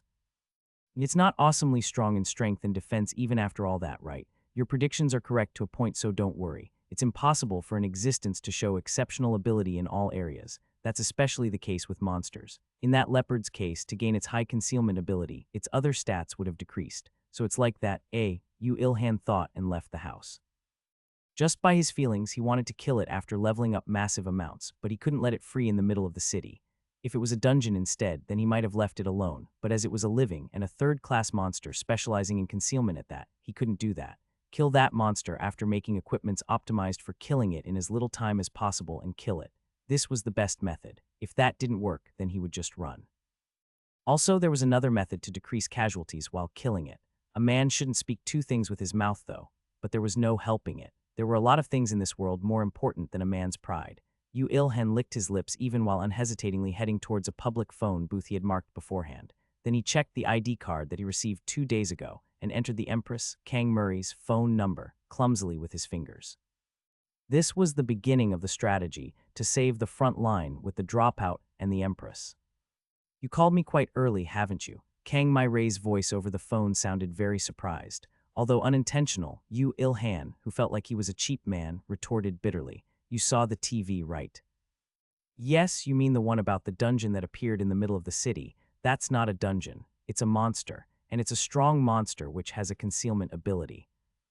So it was like that. There was no need for an additional explanation for Kang Murray. Just with that, she had seen through the situation and fell into thought. He felt like he could hear her thoughts. Yu Ilhan waited for her answer while wanting to end the call quickly and go back to his workshop, and he could hear an answer soon. I see what happened. It seems very dangerous. I'm planning to kill it. Of course, I don't have any intentions in forcing you to do it." Although he actually wanted to take her there, even if he had to drag her by the arm, there was no way he could force a person to help with killing a monster which was estimated to be in its third class. If she rejected, Yu Ilhan was planning to go alone. However, Kang My Ray unexpectedly replied confidently, "I don't have any plans on backing out. I also had a fault for not thinking about the fact that monsters would remain at that place. However, I need some preparation. Just in case, I will contact the government and the military. I also have to prepare things, so I will call you again in a while. I understand." Just how amazing was she that she said she would call the government and the military, like asking a next-door lady. Although he wanted to ask that, there was no way he would get an answer. He just felt satisfied that the rope that he got a hold of was stronger than he expected. After Yu Ilhan ended the call, he headed to his workshop. The eternal flame was still burning in his fireplace, and the metals including harcanium were also keeping their place. Well, in fact, Yu Ilhan didn't even need to worry since the entire workshop was protected by the angel's protection magic. In fact, the things he were worried about was the byproducts of the giant leopard. The bones and leather amounted to a quarter of the entire leopard. As he did the basic processing on them after he came back from the hunt with the help of Erda, he could go into work straight away. "Good, shall I start? What are you planning to make?" "There are not enough to make a defensive equipment, and even if you make a weapon, it will be impossible to surpass your steel spear." Although he couldn't use the leather as a whole as there were holes in various places, it didn't hinder at all what Yu Ilhan was about to make right now. Whether Erda looked curious or not, he didn't pay any mind and went into work. First, he selected the thickest of the bones and intentionally shaved it roughly. He also carved out some bits on the surface to make spikes from place to look like a spinal bone. "I asked you what you were making." Erda, who got mad easily as her pride was high, kept speaking on top of Yu Ilhan's head. She honestly looked cute, so Yu Ilhan smiled and replied to her, "A pillar, a pillar." As the answer was too unexpected, Erda blinked her eyes. Well, the carved bone did indeed look like a pillar. It easily reached over 2 million and had a thickness comparable to a person's entire body. It was a size that made one estimate just how big of a monster the giant leopard was. "I didn't say anything since I already knew you would react in such way. Wait a little more. You will know soon. If a person made one object, then naturally, it would take less time for that person to make the same object. This was because the person would find the trick and remember the experience after trial and error." And the master of labor, Yu Ilhan, had peak-level techniques to reduce the time taken by half when making another item of the same object. This makes no sense. It's just finding the trick to it, the trick. You will keep saying that it's the trick, aren't you? Yes. As expected, Yu Ilhan held grudges. "Be honest, you can already use mana, right? Then why would I do such a bothersome work like this? I would have gone to beat that leopard up already. 1 pillar, 2 pillars, 4 pillars." In a blink of an eye, the number of pillars increased, and in the end, 6 huge bones were made into spiked pillars. The characteristic trait was that it had a hole at the head. I think I kinda get it, right? You're planning to make a giant-only necklace by connecting them all up, right? Go back to preschool." The pillar ended with 6. The things that Yu Ilhan made next was very obvious in Erta's eyes. "This is a spear." "It's not," and Yu Ilhan denied her as always. He selected and sharpened some bones which were a bit thinner than the pillars but not shorter, and in Erta's eyes, it was definitely a spear. However, when work progressed, Erta also changed her expression. It was after she saw Yu Ilhan make a hook at the end of the blade. "So it isn't a spear but an harpoon, isn't it?" "Yes. In spearmanship, there was method of using spear called javelin throwing. In the first place, there were cases where javelins were differentiated to spears. The thing Yu Ilhan was making right now was a harpoon, which was a type of a javelin to throw at the prey, pierce it, and drag it. Piercing power was obvious, and it was important that it wouldn't be pulled back out once it had pierced something. Like the pillars, he had made 6 harpoons. Of course, he didn't forget to make a hole at the end of the body. This took him a mere 30 minutes. It was an impossible working speed, but Erta, who had watched him making traps of destruction until now, it wasn't that amazing. "You're planning to make a rope now, aren't you?" "Correct. There was a harpoon and there was a pillar. What was left was just the rope that connects the two." Yu Ilhan turned his gazes towards the leather of the giant leopard. It wouldn't do with just an ordinary rope. He had to make a rope that wouldn't snap even with a third-class monster at the opponent. "How cruel of you to kill the offspring with the mother's bones and leather. I can attract aggro, it's all good." He used the knife to cut the leather equally to make strings, and he twisted a few of them together to make strong ropes. Although there were a lot of leather, as he was proficient in labor, it was possible for him to make 6 amazingly strong and amazingly long ropes in just 30 minutes.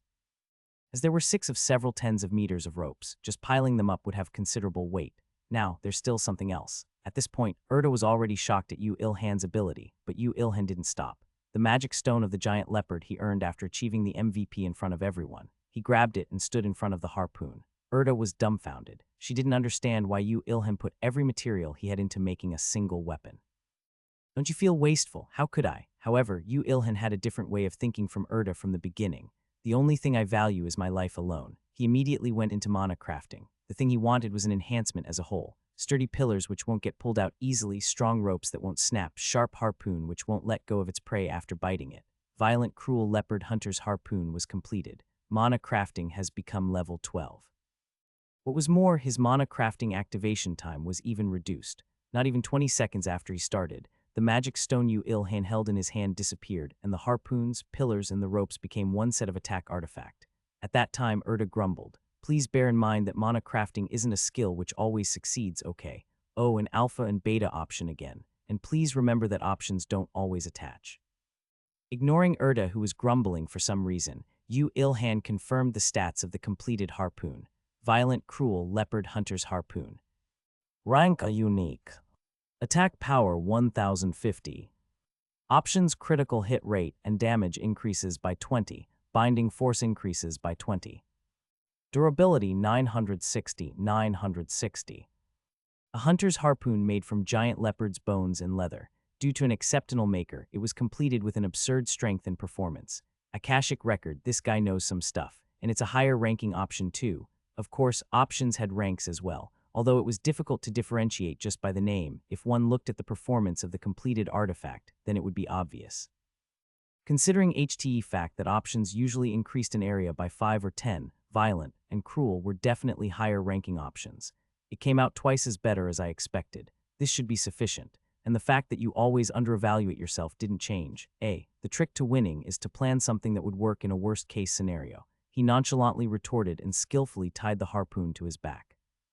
Then he left the workshop and headed to a public phone booth again. It was because it was necessary to set a time to start attacking it with the Empress. Are you ready? I'm heading towards the scene slowly at the moment. As if she had seen through that the call was from him, the Empress Kang Mai immediately asked that. Yu Ilhan rapidly replied, "Don't enter. It has a concealment ability so you may get ambushed." Although it should be 2 days ago when it should have been born, judging from the live TV from a few hours ago, it didn't leave that place and was staying there.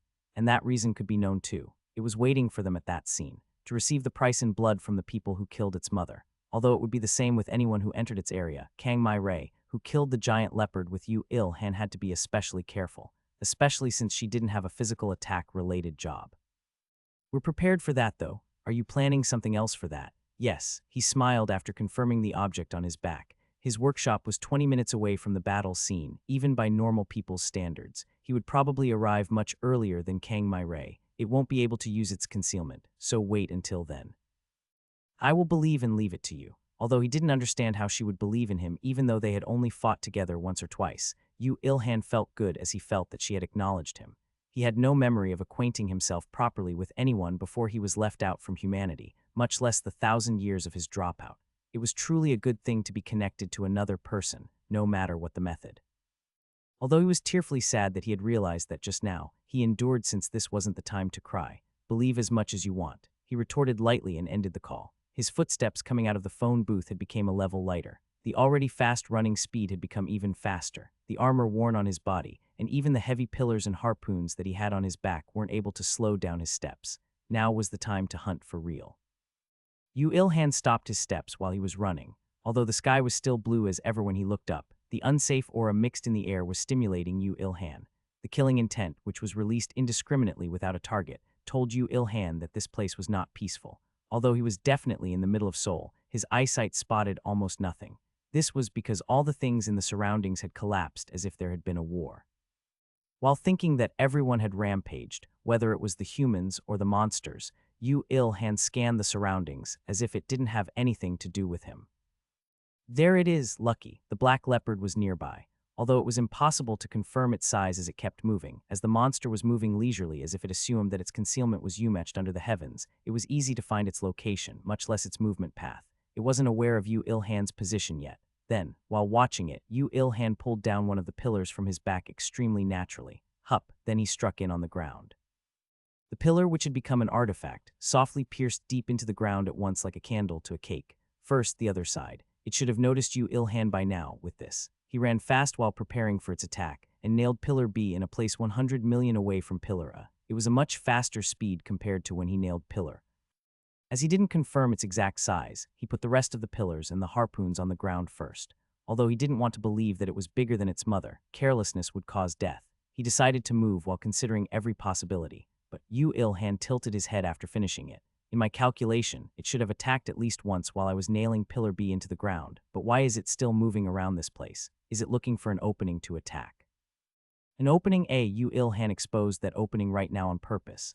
His first objective was to attack and fix in place the leopard which would assault him, as it would be confident in its concealment ability. However, it didn't attack him, even though there was no opening greater than this. Did it lack in hunting ability as a compensation for its concealment? But even so, it's a third-class monster. Should it be fine for it to be so lacking? Isn't it that? At that moment, Erda spoke carefully. "Can't find you." Yu Ilhan was speechless. He thought no way. No matter how he had a passive concealment ability, he had walked around while nailing two huge and thick pillars into the ground. The fact that his enemy couldn't notice him even despite that was too strange. However, it's not like you directly attacked the black leopard, right? Yes. Because of that, isn't it that your concealment didn't wear off? But what about these pillars and the harpoons? And what about the installed ones right there? It should be under concealment along with you, right? Although Yu Ilhan tried to retort to Erda's sophistry, no words came out of his mouth. It was because he also thought it was like that even when he thought about it. Otherwise, this situation was inexplicable. To think that it couldn't notice even though I was setting traps right in front of its eyes. You're a superstar born for assassination. Why don't you earn an assassin as your subclass on your next advancement? Kuok. How could it be so insulting, even though it was supposed to be a good thing? He couldn't even accept Erda's praise. Anyway, it was definite that this situation was extremely in his favor. Yu Ilhan swallowed his rage and returned to Pillar A slowly, and picked up the harpoon connected to it, which was connected to the pillar with a leather rope. His body remembered the length of the rope. It would sufficiently hold out this distance. The black leopard also seemed to have felt something as it didn't leave this place. Well, it would fail as a monster if it couldn't even feel anything strange even after the ground was cracked and two huge bone pillars were pierced into the ground. Yu Ilhan calmly picked up harpoon and aimed at it. At that moment, he felt strength filling his body. Not only the 10 additional damage due to concealment, the 10 additional damage from spearmanship was also added. He inwardly exclaimed delightfully that harpoons were under spears. After taking a small, deep breath, he accurately aimed at its leg while putting strength into his hands. With an accuracy that will be able to destroy that part, the leopard still hadn't noticed Yu Ilhan, and at one moment, hup, with a strange shout, Yu Ilhan threw the harpoon. Was the mana crafting that was done prior to the weapon's completion effective? Like a bullet leaving the barrel, the harpoon, which pierced through the air rapidly, pierced the left thigh of the leopard when it was about to pass the collapsed building. Wow, a scream that felt like the world was collapsing. Yu Ilhan softly exclaimed and jumped backwards. It was because its concealment had worn off as it was bound to the pillar because it allowed an attack to hit, and its whole body had appeared. Erda, who confirmed its size properly, softly muttered while clicking her tongue. It's about half the size of its mother. However, it's definitely a third-class monster. I know when I look at that. Yu Ilhan confirmed the half-nailed harpoon and like her, he said while clicking his tongue.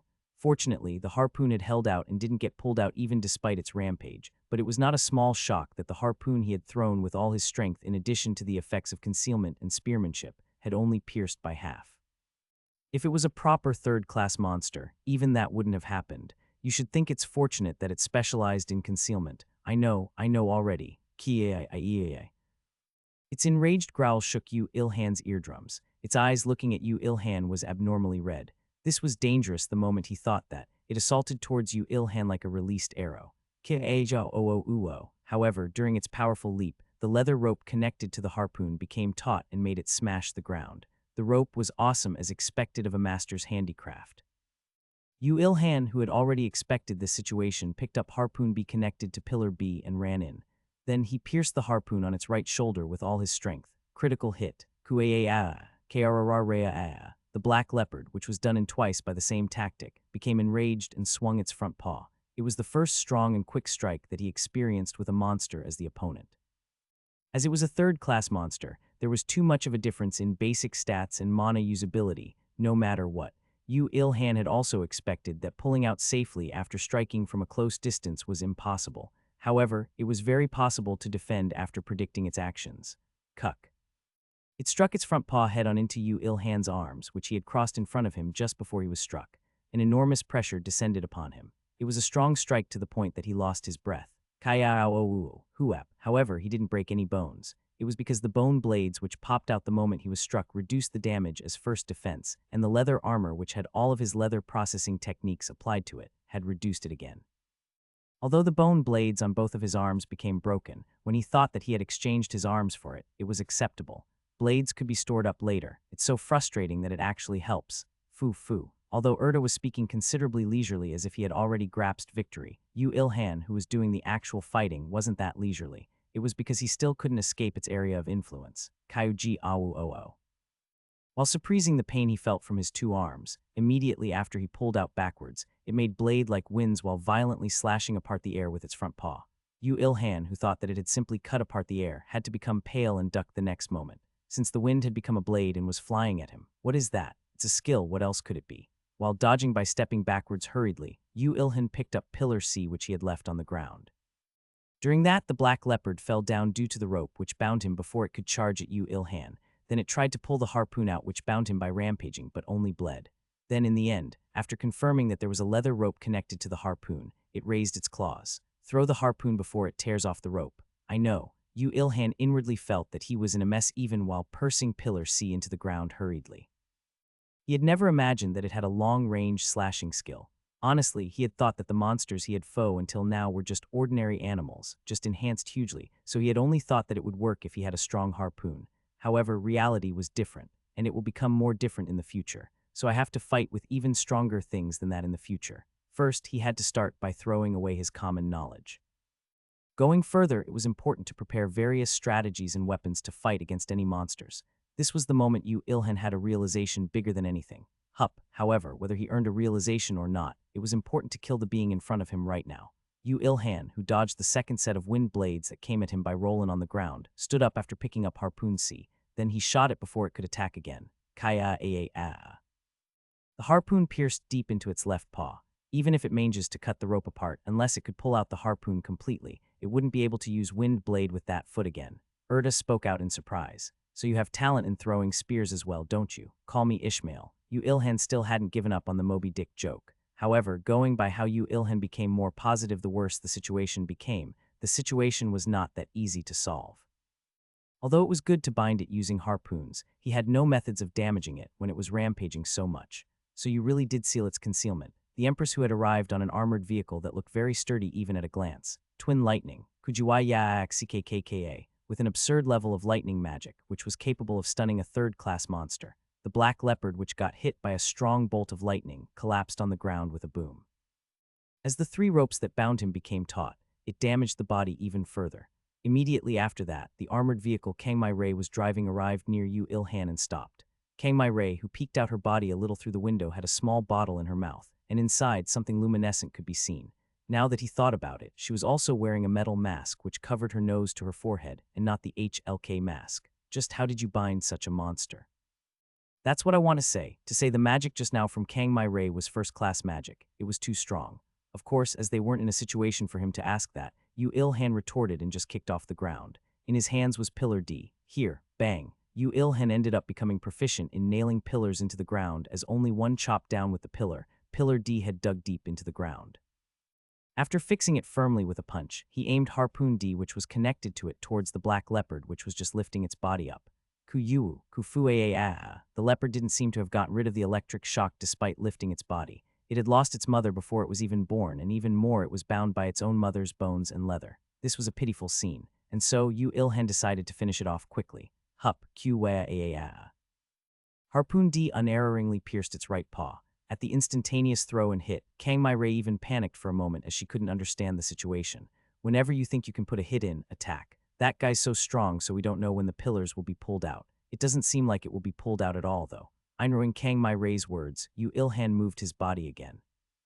Although 4 harpoons had pierced its body from 4 directions, it was insufficient to bind it fully. Most importantly, its mana hadn't depleted yet. As though it had decided to escape the bindings first, it grit its teeth while shooting blade winds onto the leather rope continuously.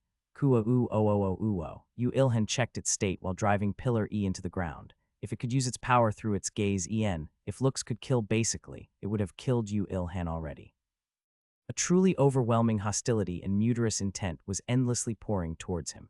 Even though it had received a considerable hit from Kang Mai Rei's lightning just now, it didn't seem to mind her at all. Q-o-u-o. So you want us to die together. It was a gaze he met a few times while hunting a few animals in order to master dismantling. Although all existences put life as its foremost priority and do anything and everything in order to protect it, there was a time where its desire for survival would be surpassed by another desire. Ironically, an existence would shine the most brightly at that moment. It was like a flame that burned even more intensely as it knew the emptiness that comes after it becomes extinguished. Yu Ilhan threw harpoon E. Striking its left eye, blood gushed out like a fountain. It will attack.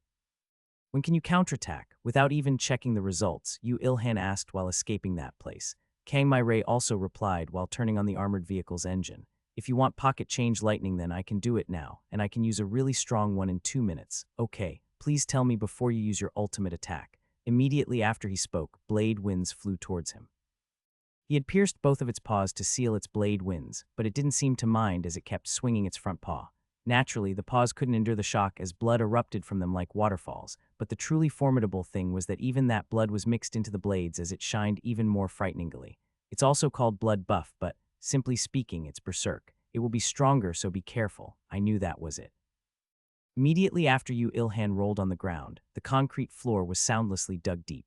It was a place where Yu Ilhan was at just now. As if panicking at that scene, the armored vehicle Kang Mai Rei rode also became louder. I don't think I can approach it. While rolling on the ground with Pillar F in his embrace, Yu Ilhan clicked his tongue. The blood blades became more serious and flew all over the place as time went. The leather ropes binding it gradually reached its limits, and it was stretching with a worrying sound. It didn't mind even though the harpoons pierced into its body was ripping its muscles and bones while shaking all over the place and was going to free itself. It was a movement to take its enemy's life while being sure of its own death. Kang Mai Rei, who was in the armored vehicle, kept shooting lightning, but it couldn't stun him like it did last time. He had to hold out for 2 minutes. Phew. Yes. He never thought it would be so easy in the first place. Wasn't it a third class? How could it be called third class when it became bound due to a preemptive strike and be riddled with holes just like that and even get hit by lightning and die? That was called a punching bag. Can't you use some stronger skills to stop it? How about this? A short reply came. Along with that, a machine gun popped out of the armored vehicle's window, and it started shooting towards the black leopard madly. Yu Ilhan shouted one syllable while looking at that.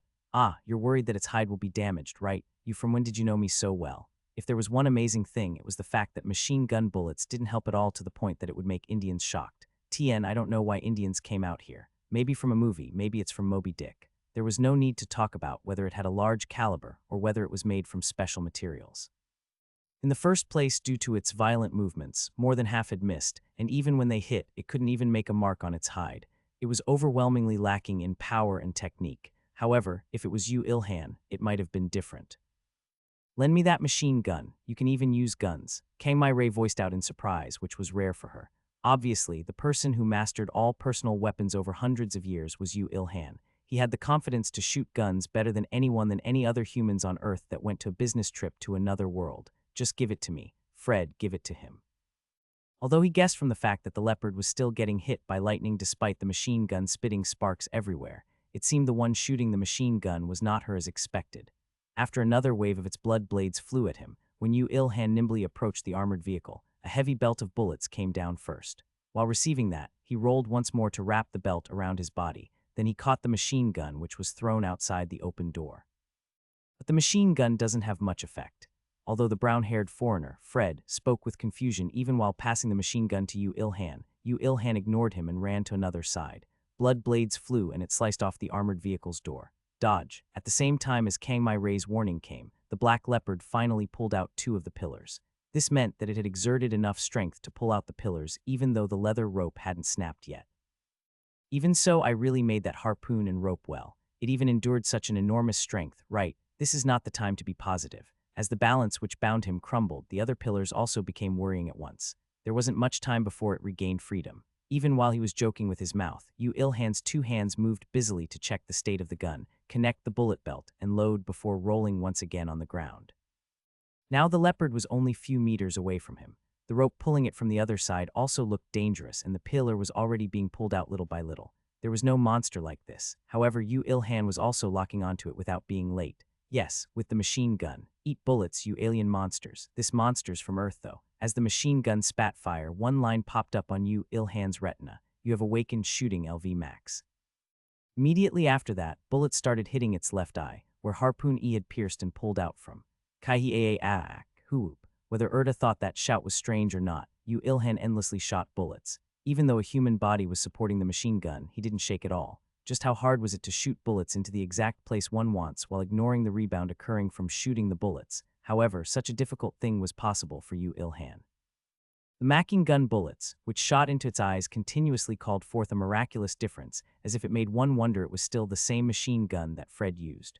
Kuok, KKK Suxenkuxijc, a blood waterfall flowed. The black leopard rolled around the ground while screaming sounds that didn't seem like it was from the human realm. Even so, Yu Ilhan didn't stop. He nimbly rolled on the ground to follow it and pulled the trigger after aiming its left eye again. The machine gun bullets slowly, very slowly broke its bones as they hit in the same spot again and again, to the point that it made one wonder if it was possible to break its brain like this, if it wasn't a third class. Is there some buff on the gun that I don't know about? Kang My Ray quietly muttered in shock while looking at that scene. The figure of one little human blocking a huge leopard with a single machine gun seemed grand, as if modern civilization was struggling with its last strength in front of the change in environment. Magic, Yu Ilhan shouted. Can you do it now? 7 more seconds. Okay, attack whenever possible. Yes, fortunately he had enough bullets. Yu Ilhan shot bullets into its eyes while calmly moving around to dodge its wildly shot blood blades, and when he thought that about 5 seconds had passed, he threw the machine gun in the bullet belt and jumped. It was to where Pillar F and Harpoon F was. KK asked. With a good timing, it pulled out all the pillars from the ground. With 5 pillars dangling and dragging on the ground, it jumped to the air, and at that moment, triple lightning. The moment Kang My Ray shortly shouted, Yu Ilhan's vision colored in gold. The absurdly strong streak of lightning streaked through the air and hit the black leopard. Yu Ilhan saw that it had lost all its strength and dropping down. However, Kang My Ray voiced out, concealment. Third-class monsters were amazing. Even though it was beaten up and burnt, to think it still had the mental strength to plan the fight. Moreover, concealment. It seemed Yu Ilhan's guess was wrong. It was trying to leave this place, through whatever means possible. After realizing that it wasn't a match for them, it was trying to escape and look for a next chance. Of course, whether it did or not, Yu Ilhan didn't care. KKK, the shortest but the most fatal scream resounded out. It was a scream that burst out from Yu Ilhan, nailing Pillar F without hesitation into its bloody left eye as it was falling down while activating concealment. Yu Ilhan muttered while clicking his tongue. I said it wouldn't work from the beginning. Bang! The black leopard and Yu Ilhan fell onto the ground simultaneously. Yu Ilhan agilely stuck onto its head to lessen the shock, but the black leopard received a double hit without any of that, so it was in a near groggy state. However, Yu Ilhan didn't even rest and moved. He started to tie it up with the rope tying Pillar F and Harpoon F. He saw through the concealment. Just how much surprise does he have to give her in one fight before being satisfied? While Kang My Ray, who leaned powerlessly onto the seat after shooting out lightning, muttered in shock, Yu Ilhan tied the leopard's entire body with the rope, and as a finisher, he pushed Harpoon F into its butt hard. You have learned binding skill. You can just kill it without tying it up, though. Erta asked in confusion, but Yu Ilhan shook his head and distanced himself from the black leopard, which couldn't move at all. Then he slowly approached Kang My Ray, who was dumbfoundedly looking at him. What is it? Kang My Ray, who felt a type of madness from his movements, asked in a slightly scared tone. If someone who knew the Empress heard this, then that person would be shocked. In fact, Fred, who was next to him, was also very shocked. However, Yu Ilhan, who didn't know of the Empress' reputation, nor was he interested, declared firmly to her, who was about to run away. Aren't we gonna party? Should I eat the experience alone this time too? Yu Ilhan was a kind adult who does not make the same mistake twice. Partying was truly simple. It was done with Kang My Ray grabbing the offered hand. A party has been made. Party members too. At that moment, truly wondrously, he felt that Kang My Ray was much closer to him than before. It wasn't just a psychological element. It felt as if his 5 senses had extended and embraced Kang My Ray inside it. Yes, if 2 existences were put inside one community, this kind of thing was possible. What? You're like a person who's partying for the first time. I twitched only because it had been a while. Yu Ilhan, who calmly replied to Kang My Ray's a little too accurate question, thought that he should be more careful in the future and brought out his steel spear and held it. Now that he thought about it, this was the first time he picked up the spear since the battle began. Fu. Yu Ilhan's gaze on the black leopard, which was pouring blood from all over its body, was very cold. Just how much did he suffer while fighting against that, even though he had prepared meticulously? He didn't have any thoughts in keeping it alive even if it begged on its knees. Although it would meet death in a few minutes even without him doing anything, he didn't know what it would do in those few minutes. He first took a short, deep breath, then threw the spear with all his remaining strength. You have earned 2.938097 experience. You have become level 36. Strength, agility, health, magic increases by 10. You have earned the record of LV 102 Shadow Leopard. After a few lines appeared on his retina, a deep shock assaulted him. The pressure from the change in his physical body, by leveling up by 8 levels from level 28 to 36, was very big. Yu Ilhan clenched his teeth while enduring the pain from the squirming of his muscles and bones from the self-evolution. Kang Mai-Rei also seemed to undergo the same thing as she wordlessly shivered inside the car. And here I thought I monopolized it too this time, phew. Yu Ilhan thought that something had gone wrong as he had received an overwhelming experience compared to the giant leopard, but it seemed Kang Mai-Rei had received the experience normally. Erda noticed his question and nonchalantly replied, "There's a huge difference between third class and second class. Of course, first class and second class are the same. That's so." The pain disappeared suddenly like it came. Yu Ilhan lightly stretched his body on the spot to adapt to his new physical body, then looked at the black leopard which was slumped down on the ground without life. More specifically, he looked at its hide. "That's no good either. I wondered why you didn't say that earlier. It was a third-class monster. No matter how it specialized in concealment and had less durability than other third-class monsters' hides, it was still leather from a third-class monster. If he could make an armor from that, it would surpass the leather armor he was wearing now by a large margin. Of course, as it was a third-class monster, he had to use all means possible in order to kill it. The result was that tattered hide right there. Sorry I wasn't strong enough. Don't apologize to the leather." Yu Ilhan cried tears of pity as he dismantled it. Although he couldn't make an armor, there was lots of other things he could do with the leather. Now that it came to this, he had no choice but to make partial armors. The moment he stuck the knife inside its head while resolving to make the best partial armor on Earth. Yu Ilhan voiced out his surprise. "There's a magic stone. The mother and the child both had magic stones. Such a good luck." A magic stone was the remains of the monster's strength. If the mana which should leak out at the moment of the monster's death coagulates, then that would be called a magic stone, and so, it was pure luck whether one would acquire a magic stone or not by killing monsters. The statistics that humans in other worlds had produced was 17. The probability decreases as their class becomes lower, and as their class becomes higher, the probability of a magic stone being generated becomes higher by a little bit.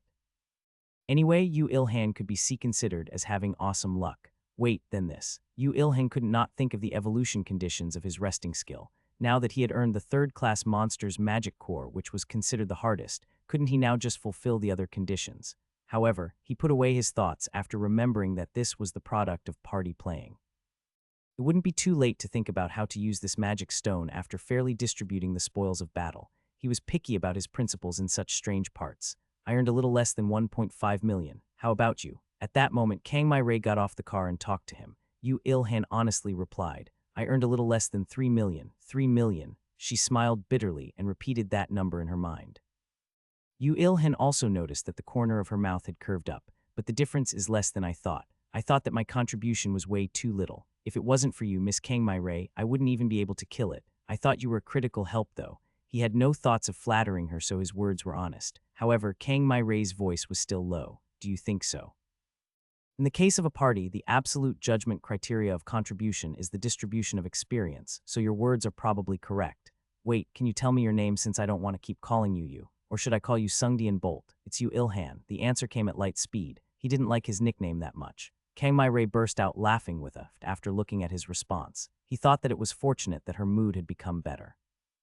"That magic stone is yours, Mr. Yu Ilhan. I told you last time, right? Magic stones have the value worth 60 of the total. The contribution is about 21, so assuming that you will do the dismantling for me, then I think it will be all right to split the body in half. Are you all right with that? Is it all right to give you so little? I think you don't know, but the most important thing on Earth right now is not warriors, nor magicians, but a master dismantler. I don't think there's anyone who dismantles better than you, Mr. Yu Ilhan, on Earth right now, so it's natural to receive that much compensation." Yu Ilhan, who became ticklish that fuzzy feeling you get at her praise, silently put away the magic stone and started dismantling. The black leopard he thought to be smaller than its mother didn't shrink even after it died, so the quantity of the leather and bones he got from dismantling was way larger than what he got from its mother. While realizing that monsters puffed up their bodies the more they were weak, Yu Ilhan wielded the knife busily. While he was doing that, Kang Mai-Rei ordered Fred to recover the machine gun and the bullet belt and called somewhere with her phone. As Yu Ilhan had thought so in the past, it seemed definite that she had a connection to somewhere, whether it was the government or the military. I think it's good to have a good relation with her. Amongst humans, she's a rare one to have pride, ability, honesty, and background. Getting into a relation with another human is hard in itself, Urta. At the advice Urta gave him purely because she thought about you, Ilhan, he retorted with a dark voice. Even while she couldn't reply back to him in astonishment, the dismantling process was going well. After peeling all of its hide, in the process of removing useless bits of flesh, he suddenly thought that he might be able to use its tendons and muscles, so he also cut them out. After he separated the parts he could use from the body of the black leopard, the leather, the bones, the tendons, and the muscles, the dismantling was finally over. When he looked back as he had expected, the vehicle that moved the giant leopard's corpse from last time had arrived. Kang Mai-Rei's figure, meticulously ordering to move only her portion to the vehicle, looked like she was strict with herself as much as she was strict with others. Mr. Yu Ilhan. When she confirmed that she had moved all of her portion to the vehicle, Kang Mai-Rei approached him. However, please forget our talk form last time. Sorry. When Yu Ilhan tilted his head as if he didn't understand, Kang Mai-Rei spoke while smiling bitterly. Didn't I say for us to go in a party last time? Oh, why does she want to cancel it so suddenly? Of course, he had no shock or whatever since he wasn't planning to party with her in the first place, but he became slightly unsettled thinking that he might have done something wrong to her. However, his doubts were cleared quickly. Kang Mai-Rei had explained her reasons.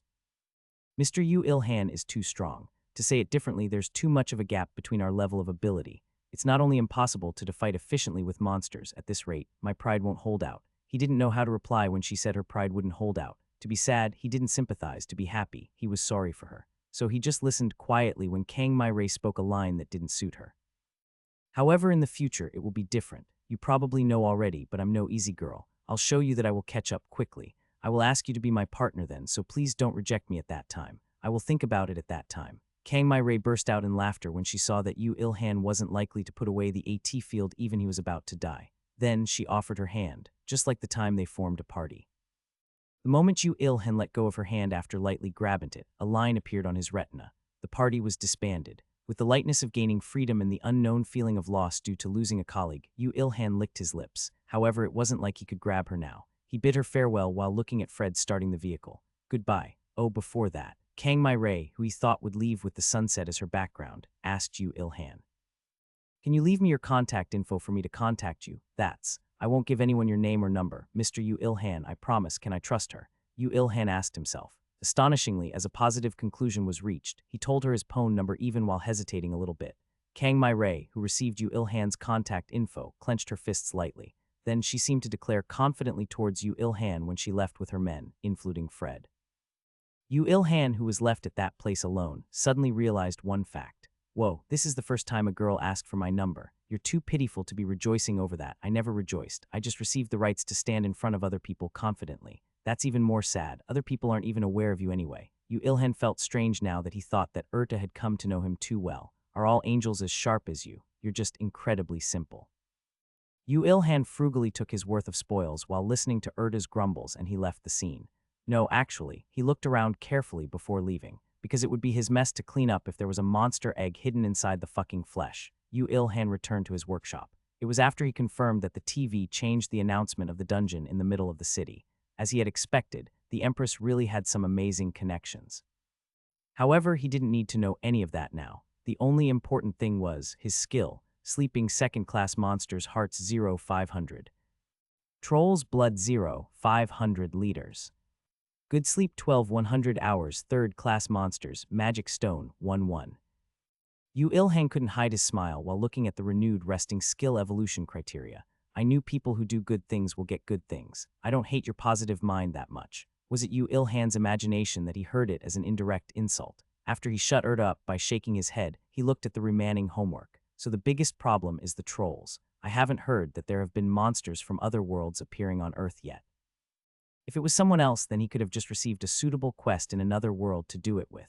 HMPH, do you think I'm doing this since I don't want to go to another world? Urta, who made Yu Ilhan mad with a joke, consoled him by calling wind to cool his face. The concentration of mana on Earth is getting higher rapidly, so you don't need to worry. You will be able to meet trolls much faster than you think. But you know, when you read fantasy novels, aren't trolls' blood really popular and such? Aren't they like more expensive than their weight in gold as a representative material in potion making?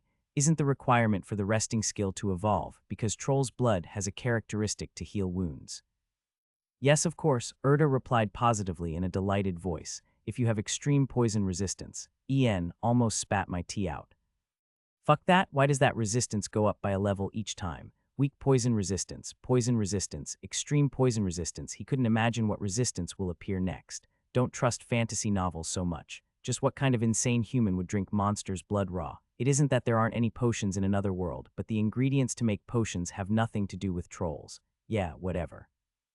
However, that didn't change the fact that Troll's blood was needed to evolve the resting skill, a skill that requires a monster's blood that a human cannot drink. Just where did this skill come from, and where is it going? Ilhan fell into half worry and half expectation. Sleeping second-class monsters' hearts are quite difficult too. Are you all right with that? You need to kill it in one go and not 2 or 3 goes. I think I will be able to manage that if I enhance my weapons somehow. When Ilhan's gaze turned towards the Harcanium on one corner of the workshop, Erda pulled on his hair. I said no, please gimme a little. No. Although Ilhan got mad again, Erda couldn't take a step back in regards to that. The balance will be too tilted. It's a preferential treatment just to let you use the hammer and the anvil, so before the quest ends, just make some good weapons. Well, it was indeed thankful that he could make his weapons with the wondrous tools that went beyond this world. As he had already repaired his steel spear, he could really feel that fact. However, even if he processed steel, it was difficult to make anything better than the steel spear he already had. Now that it came down to this, was he to challenge processing titanium? Ilhan shook his head after he thought to that point.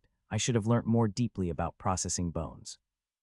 Even so, considering your talent, metallic equipment will see more light. Ilhan also knew this well. This was also the reason he was thinking to whisk some Harcanium away too. Ah, damn it all. Let's just make what I can make now. I wondered why you didn't say that. The damaged leather, which could only be used to make partial armor, and the black leopard's bones, which were more sturdy compared to that, and the muscles and the tendons he took just in case, these were all the materials he had. He first repaired the mostly damaged harpoon set. As the pillars and the harpoons made from the giant leopard's bones were mostly intact, he only made the ropes more sturdy and tough by supplementing it with the black leopard's leather. After organizing the 6 in one set to use at any time, he now turned his gaze to the muscles and the tendons. The muscle's elasticity is no joke, this is. You're not thinking of something strange again, right? Why not?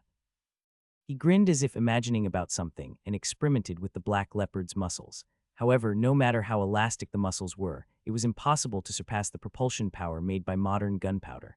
As expected, even after becoming a monster, is it impossible to surpass the limits of modern gunpowder, while Ilhan was sighing. The tendons, which had just toughness and no elasticity compared to the muscles, were thrown away, ended up falling into the fireplace. No. I was planning to grill it and eat it after I learned extreme poison resistance. It will rot before that. Anyway, I thought he was making weapons, but he had that kind of goal. Erda thought. However, the tendons which fell into the fireplace showed an abnormal change. Ilhan, who noticed it fast, observed it with lights in his eyes. Look at this guy. Was it because it had come in contact with the eternal flame which cannot exist in this world? Or was it because the birth of the black leopard itself is abnormal? Although no one knew the reason, the thing happening now was neither magic nor miracle, it was reality. As the eternal flame burned more and more while emitting light, the tendons were changing little by little while becoming heated red. You should have told me if there was such a processing method. With shiny eyes, Ilhan fixed his gaze on the fireplace. However, Erda turned her face away with a HMPH. I don't have any relations with production and creation. There's no way I will be able to know the changing characteristics of a monster's tendons after meeting the eternal flame, is there? Grill it a bit harder. I need to see the critical point. Ilhan was already not listening to Erda anymore. The eternal flame raised its temperature as if it had understood his words, and the black leopard's tendons heated up even more while enduring the heat, which was at a level not seen on Earth. Stop. Ilhan saw through the critical point with the instinct he refined for hundreds of years. At the same time he gave a signal, he carefully peeled out the tendon with tongs. After waiting until it completely cooled down, he used all sorts of tools in his workshop to hammer it, pull it apart, smash it down, and even checked its heat resistance and cold resistance. After that, he could come to a conclusion. I will name this the giant's rubber band. The black leopard's tendons were originally tough. Didn't get affected by fire, water, or shock that much. However, when it came into contact with the extreme flames of the eternal flame, a truly amazing characteristic was added, and it was an elasticity that easily superseded the black leopard's muscles. Although it was hard to pull due to the amazing hardness, the elasticity produced the moment it was pulled apart and let go was truly amazing. Ilhan didn't call it the giant's rubber band for nothing. It was no different to an extreme power source which produced more strength than it was applied with. It is surely amazing, but what are you planning to make with this? There's only one thing, that was the pile bunker. Although the basic principle was the same as a gun's, it was a bothersome but a strong weapon for destroying the enemy by nailing the opponent using metal spikes instead of bullets, shooting it using the power of gunpowder at a super close distance. Yu Ilhan was thinking of making a pile bunker using the elasticity of the giant's rubber band instead of gunpowder. It's you who's strange to think of something like that. Eternal flame, you remember that temperature just now. We will process all the tendons here. Ideas about the device that he could make using the giant's rubber band burst out inside Yu Ilhan's head. He could also calculate how he would process the bones to supplement that. I really need to acknowledge your energy. In the end, Erda also sighed and decided to watch his work.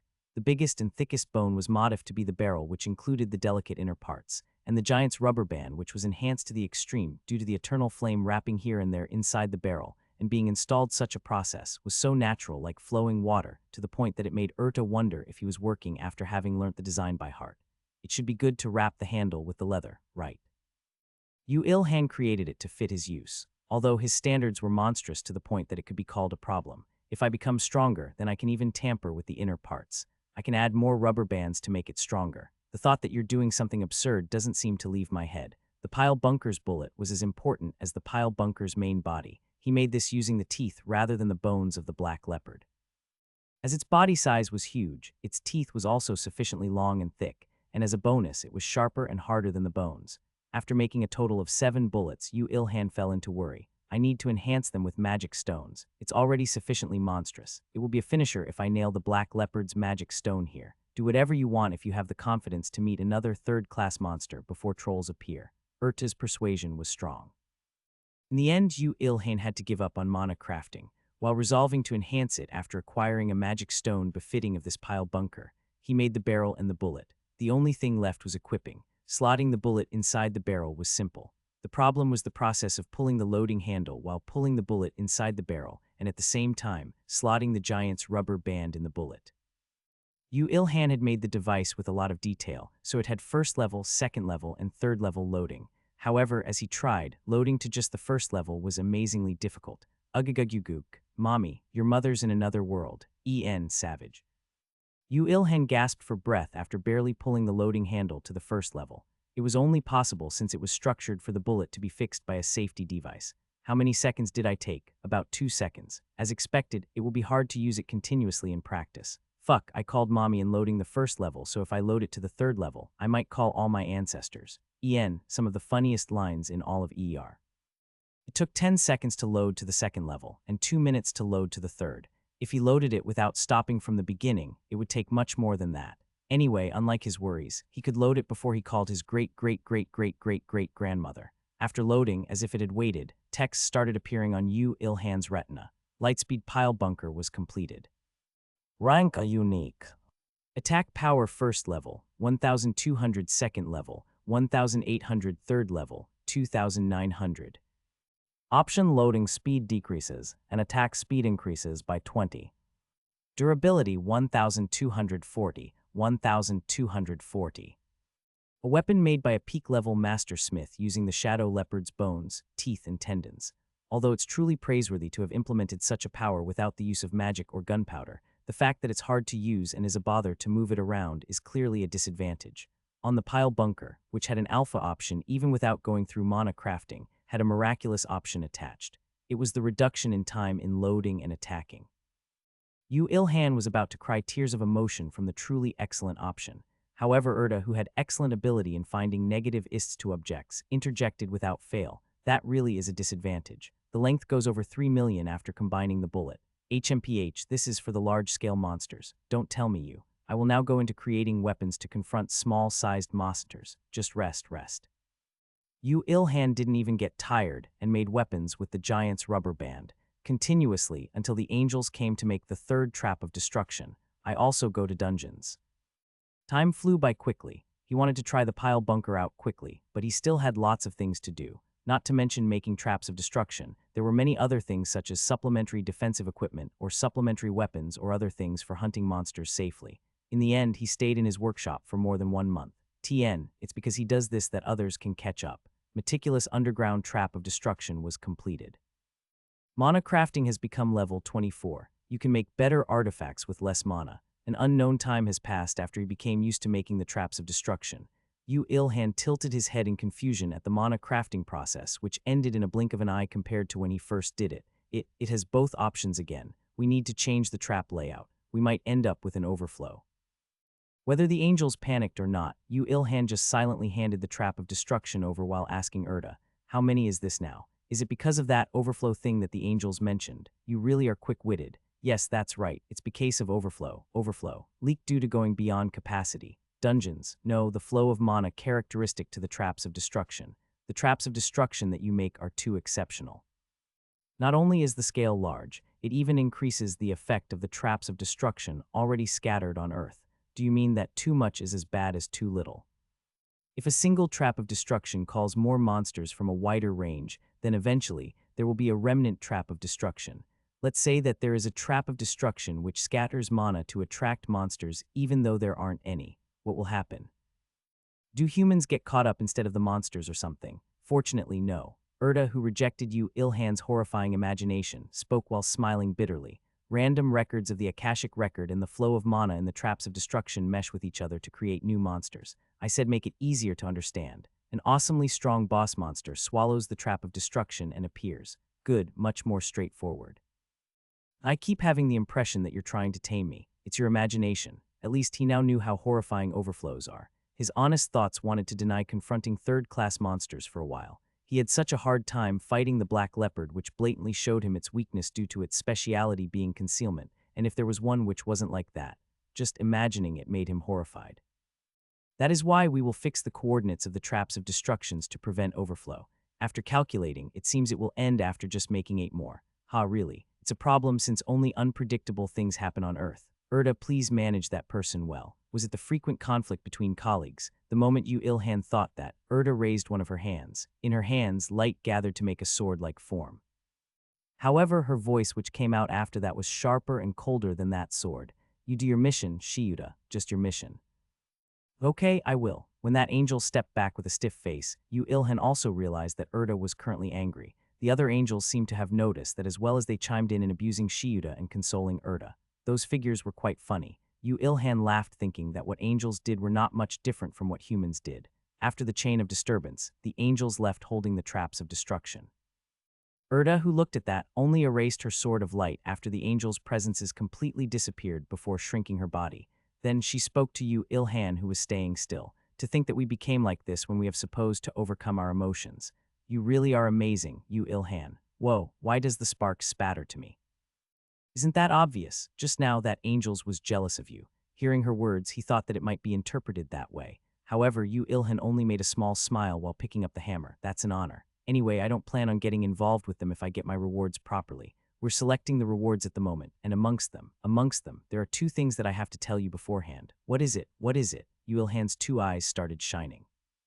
Erda thought that he looked quite cute, but soon she shook her head and drove that thought out of her head. The first is information. The moment he heard that, Yu Ilhan's expression started becoming wrought. I don't receive anything other than items. If you listen, then you will change your mind though. Erta's confident words made him even more frustrated. However, her following words really did make him change his mind. It's the information on location of the dungeon where you can acquire a medal which newly appeared on Earth. Tell me, I knew you'd say that. How much suffering did he make the steel spear go through? He killed third-class monsters with an item used in the Middle Ages of Earth, so there was no need to describe how much suffering it had gone through. Yes, now it was the time to make it rest. The second is a bag. While Yu Ilhan was excited, Erda took out an item from her magic inventory. It was a black leather cross bag, which wasn't big at all. You want me to carry this around? For fashion, it's an item with spatial expansion magic on it. You can put about 1,000 of those pile bunkers over there. The cross bag was a truly small. It didn't feel like a melon would fit in no matter how much he stretched it, so Yu Ilhan carefully asked back. I think it will rip while putting it in though. I will give you a replacement reward if it's ripped, so please test. He tested. It got in. Since he was at it, he also tried putting in the leopard hunter's harpoon set. It got in. At this rate, even an elephant would fit in. Ooh, you ray like a country bumpkin, so stop it. Erda, I love you. I don't need such a cheap love. Of course, Yu Ilhan wasn't listening to Erta's words anymore. Starting off with the giant's rubber string, the leather, and the weapons made from the bones, he seemed to put in shovels, pickaxes, and all the equipment in the workshop one by one, and in the end, he only became calm before he put the entire workshop inside. Erda looked at his figure with satisfaction before she warned him as she thought of something. You can take an item inside the bag out with just a thought. However, please beware in using it. No matter how it has a spatial expansion magic applied on it, there is a limit to its capacity, and there is no weight deduction magic on it. Now that he had heard that, he thought that it became heavier than when there was nothing inside it. However, since his physical body was enhanced transcendently, it didn't even itch for him to carry something around 1 ton. The moment he thought that, lightning flashed inside Yu Ilhan's head. Hey, I think I can use this as a weapon. I can just swing it around after stuffing tens of tons inside it. It's probably only you in the entire world who can think like that. Now that he had acquired a bag which he can put his ores inside without worry, there was no need to hesitate. Yu Ilhan left the workshop just like that. Of course, he didn't forget to take the trap of destruction he had already made. This was to proceed with mana crafting when the angels came to him after recovery, even if he wasn't at the workshop. As the dungeons hadn't completely been activated, the world was still like this. Human history had stopped since the Great Cataclysm. Even in countries where dungeons took their place properly, there was still the threat of monsters appearing, so the governments were advising to at least acquire first class in other worlds before coming back. The streets are surely empty. Are you reminded of your dropout days? A little. Yu Ilhan spoke and made a small smile. However, it's different now. Since everything is changing right now, it was different to the time he had to be nervous waiting for the time for humanity to come back. The stop time was flowing, and people like the Empress who stayed behind on Earth to fight monsters, and the people who earned their strength in other worlds, were all putting in effort. As he knew that, he didn't feel solitary. The place Erda told him was fortunately in Korea. Although it would normally be all right for it to be in a foreign country, state of emergency was passed down in many countries. He couldn't get on boats nor planes, so he might have had to start from building. So you mean that you would have built a ship if it was in a foreign country? He ignored Erda's words and ran. While running without rest, he kept accelerating, while thinking that he would buy a car if the world normalized again. Although he could find patrolling police officers, soldiers, and a few ordinary ability users, it was quite meaningless as they couldn't notice Yu Ilhan. He was sad that he wasn't sad due to becoming used to it. It might be a little sudden. While Yu Ilhan approached the vicinity of a nameless hill, Erda suddenly started speaking.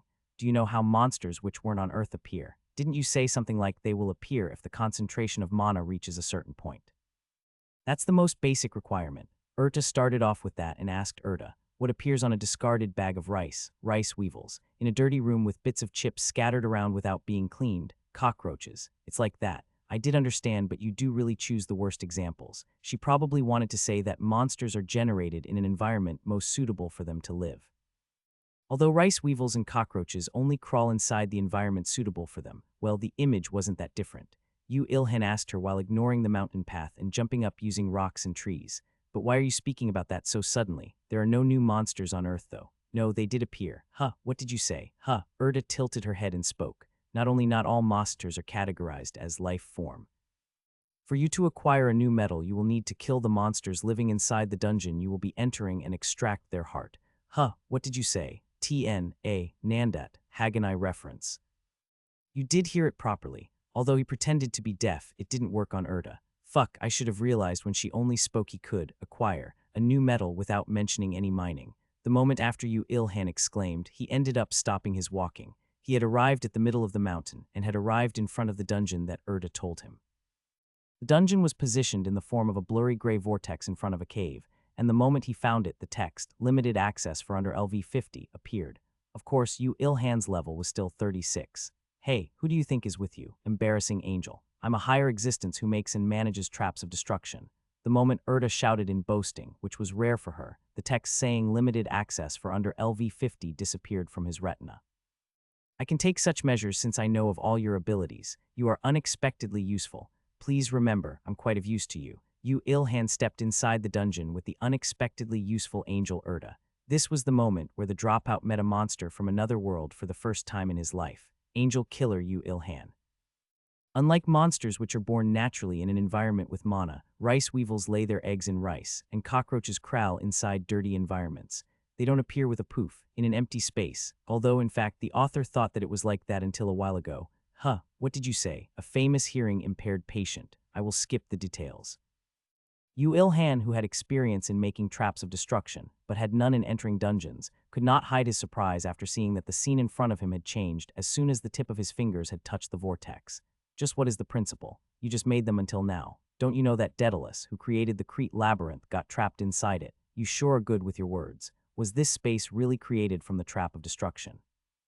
To think that such a small lump of metal twisted such a large amount of space, separated it, and maintained it. Although he had seen the scene where the trap of destruction was being activated, it was a different feeling to see and feel the scenery inside after coming in the dungeon himself. Moreover, even the feeling of the air was different to the outside, the unknown that he loved the most, the unknown which burned his passion for adventure. He fell into a deeply moved state and looked around him.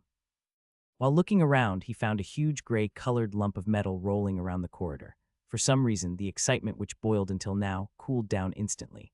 Normally, novel MCs will shout, "This is the metal I was looking for," like a fool and run to it then get messed up, but I already know the fact that it's a monster. You sound quite disappointed. Yeah, I feel like when I was spoiled by mom on the sixth sense. His unknown emptiness couldn't be described by anything.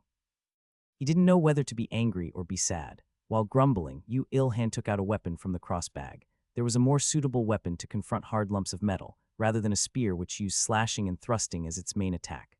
That was a weapon which had a huge axe blade on the head and a heavy hammer on the other end. An ivory-colored weapon made entirely out of the shadow leopard's bones, starting from the handle to the axe blade. Heavy battle crusher. Rank rare. Attack power. Hammer 1250. Axe 1270. Option weight increases by 50 upon hitting. Durability 1350, 1350.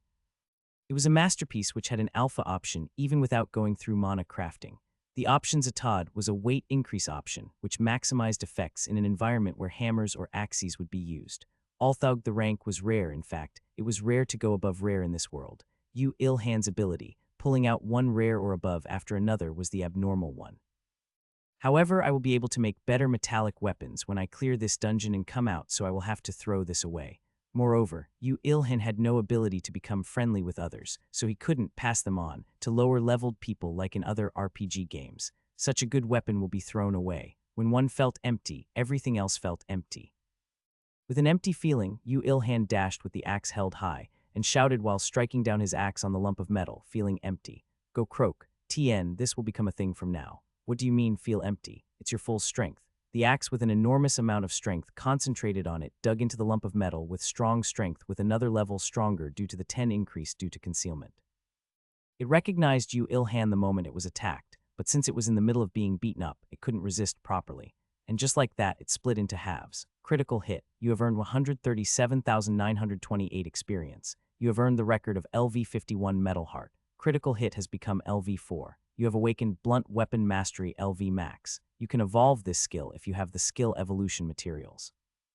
Yu Ilhan stopped for a moment. He had never thought that it would end in one hit. Since it ended so easily, he thought that it may be an enemy which revived until it became powder, but it wasn't that. That was just the end. However, the next moment, he pretended that he was expecting it to end with a single strike. The title is really one hit for you, one hit for me. I think it would be an instackle even without a critical, but yes, you did well. After checking that there were no enemies around, Yu Ilhan lightly recovered the axe and looked at its body. At first, he thought that a huge pumpkin was rolling around, but it was made from countless lumps of metal gathered together. Amongst those countless metallic lumps, there was a lump which emitted a blackish light, so that made him assume that it was the heart. You did say to pull out he heart, but its body also seems to be quite hard, though. The body is just a bit stronger than steel, but the metal heart's heart is a metal that's in a different dimension. Not only it is the hardest part, it is also the nucleus which contains all its mana. Although that is also the reason why metal hearts don't have any magic stones. This is, Yu Ilhan struck its body again and made the heart appear. Surely that thing emitting a wondrous black light looked like it was something good. To Yu Ilhan, who looked at it after pulling it out, Erdo explained. Metal hearts, when they notice the enemies, they send their unique mana from their metallic hearts into the part they want to strengthen. Originally, it's a monster even people with second jobs have a hard time to hunt. Normally, one would distract its attention from the front, and another one would ambush it from behind. He did think that he had hunted a second-class monster, which was above LV50, too easily, but there was a reason. Metal hearts were weak to ambush. Well, although everything was weak to ambushes, metal hearts were especially so. They can only use their strength after noticing their enemies. How weak was that? However, life was something where you could be backstabbed at all times. Being arrogant after killing just one just might send him to hell. Even in novels, side characters were cleared up like that. He had to run away without hesitation if about 10 appeared at once, so he proceeded inside the dungeon while not loosening his tension. And one day passed. You have become level 38. 2 strength, 1 agility, 1 health, 1 magic increases. There was no twist nor counterattack. Metal hearts were beings which had less population in the first place. He was so bored in adventuring the dungeon, to the extent that he would call out, jackpot, when he found a metal heart after walking for 10 minutes. As soon as he found them, Yu Ilhan struck them down with his axe, and the metal heart, which could not notice Yu Ilhan in his concealment, always allowed him to succeed in his ambush, and they got split into halves. As Urta said, the metal hearts were disposed of in not 2 hits, nor 3 hits, but in 1 hit. When the fight ended like that, he would just senselessly break its body, take its heart out, and put it inside his cross bag, and it was an infinite cycle of that. Yu Ilhan muttered in a tired voice, "Were dungeons such an unemotional place? You're just abnormal. Just how did you master blunt weapon mastery to the max as well? You know that 10,000 different weapons all end up to be the same once they're trained to the extreme right. Yeah, how about I hit you about 10,000 times?" No matter how he thought about it, there was quite a distance to the dungeon adventuring that Yu Ilhan had dreamed about. This was just labor. Moreover, as the period he stayed in the dungeon got longer than he thought, he now had to take care of his meals with the jerkies he had brought. So the menu for his meal had turned into a choice between cheese jerky or beef rib flavored jerky. If he knew such things would happen, he would have brought barbecue flavored ones too. I want to see Rita. Why so sudden? If you really want to meet Rita that badly, then don't you just have to become a higher existence quickly? Nobody interferes love between higher existences. Urta threw a slightly suspicious line, but the hungry Yu Ilhan didn't look into it. Ilhan is frustrated. You want to see her with a reason like that. Ah, the jerky is delicious. In the end, aren't you eating the jerky deliciously? The time Yu Ilhan sensed the change while exploring the dungeon with the nitpicky Urta was 2 days after that. It was a change incomparable to the mana crafting process with the angels who came to find him midway. Urta, isn't that guy a bit bigger? It is. Monsters also have their individuality like humans, so it is obvious that they look different. But even so, isn't it a little too bit for that? This was the conversation they had after encountering an enormous cave in the dungeon.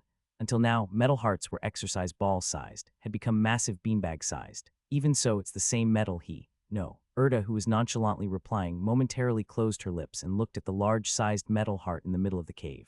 Yu Ilhan waited for a while before she flabbergastedly shouted, "That's a big metal heart. Drag that bastard who named them with such little enthusiasm in front of me, right now. It's not the time to joke around. Although it's only a word difference, big metal hearts are 20 levels above metal hearts. Just how did something so strong appear already? That just makes it 71 though." Yu Ilhan's level judgment senses had been paralyzed after he defeated the giant leopard and the shadow leopard. Although, with his ability, it was very reasonable that he was numbed. Urta also nodded his head with a huh, after thinking for a while. "That's true, isn't it? It will be fine if I just run if I think I can't handle it." Although he spoke like that, Yu Ilhan had no thoughts in running away. Although it was with help, he had finished off the giant leopard when he was level 24. His current level was 38, so just from his pure level of ability, it didn't lose out to the time he was buffed by the Empress. Moreover, at that time, he had just one steel spear, but currently he had an amazingly strong weapon. With a single strike from this, that will also just. The thing he took out from the cross bag was the pile bunker, which had an imposing manner. The idiotic level-sized weapon boasted of an imposing manner that no one else on Earth other than Yu Ilhan would be able to use it. Moreover, it was already loaded to the 3rd level. When Yu Ilhan placed it on his shoulders, Urta sighed as though she gave up. How is it that the time that the things this human makes become useful always arrives at some point? So frustrating. Fu, let's go. The pile bunker was a weapon which only focused on attack power and threw away all the other necessary requirements for a weapon. Portability, secretiveness, agility anyway. The user of the weapon had to make up for the rest. And so, this was the most suitable weapon for Yu Ilhan. Yu Ilhan kicked off. The big metal heart was enjoying its freedom whether Yu Ilhan was jumping or dancing, rolling around within the cave.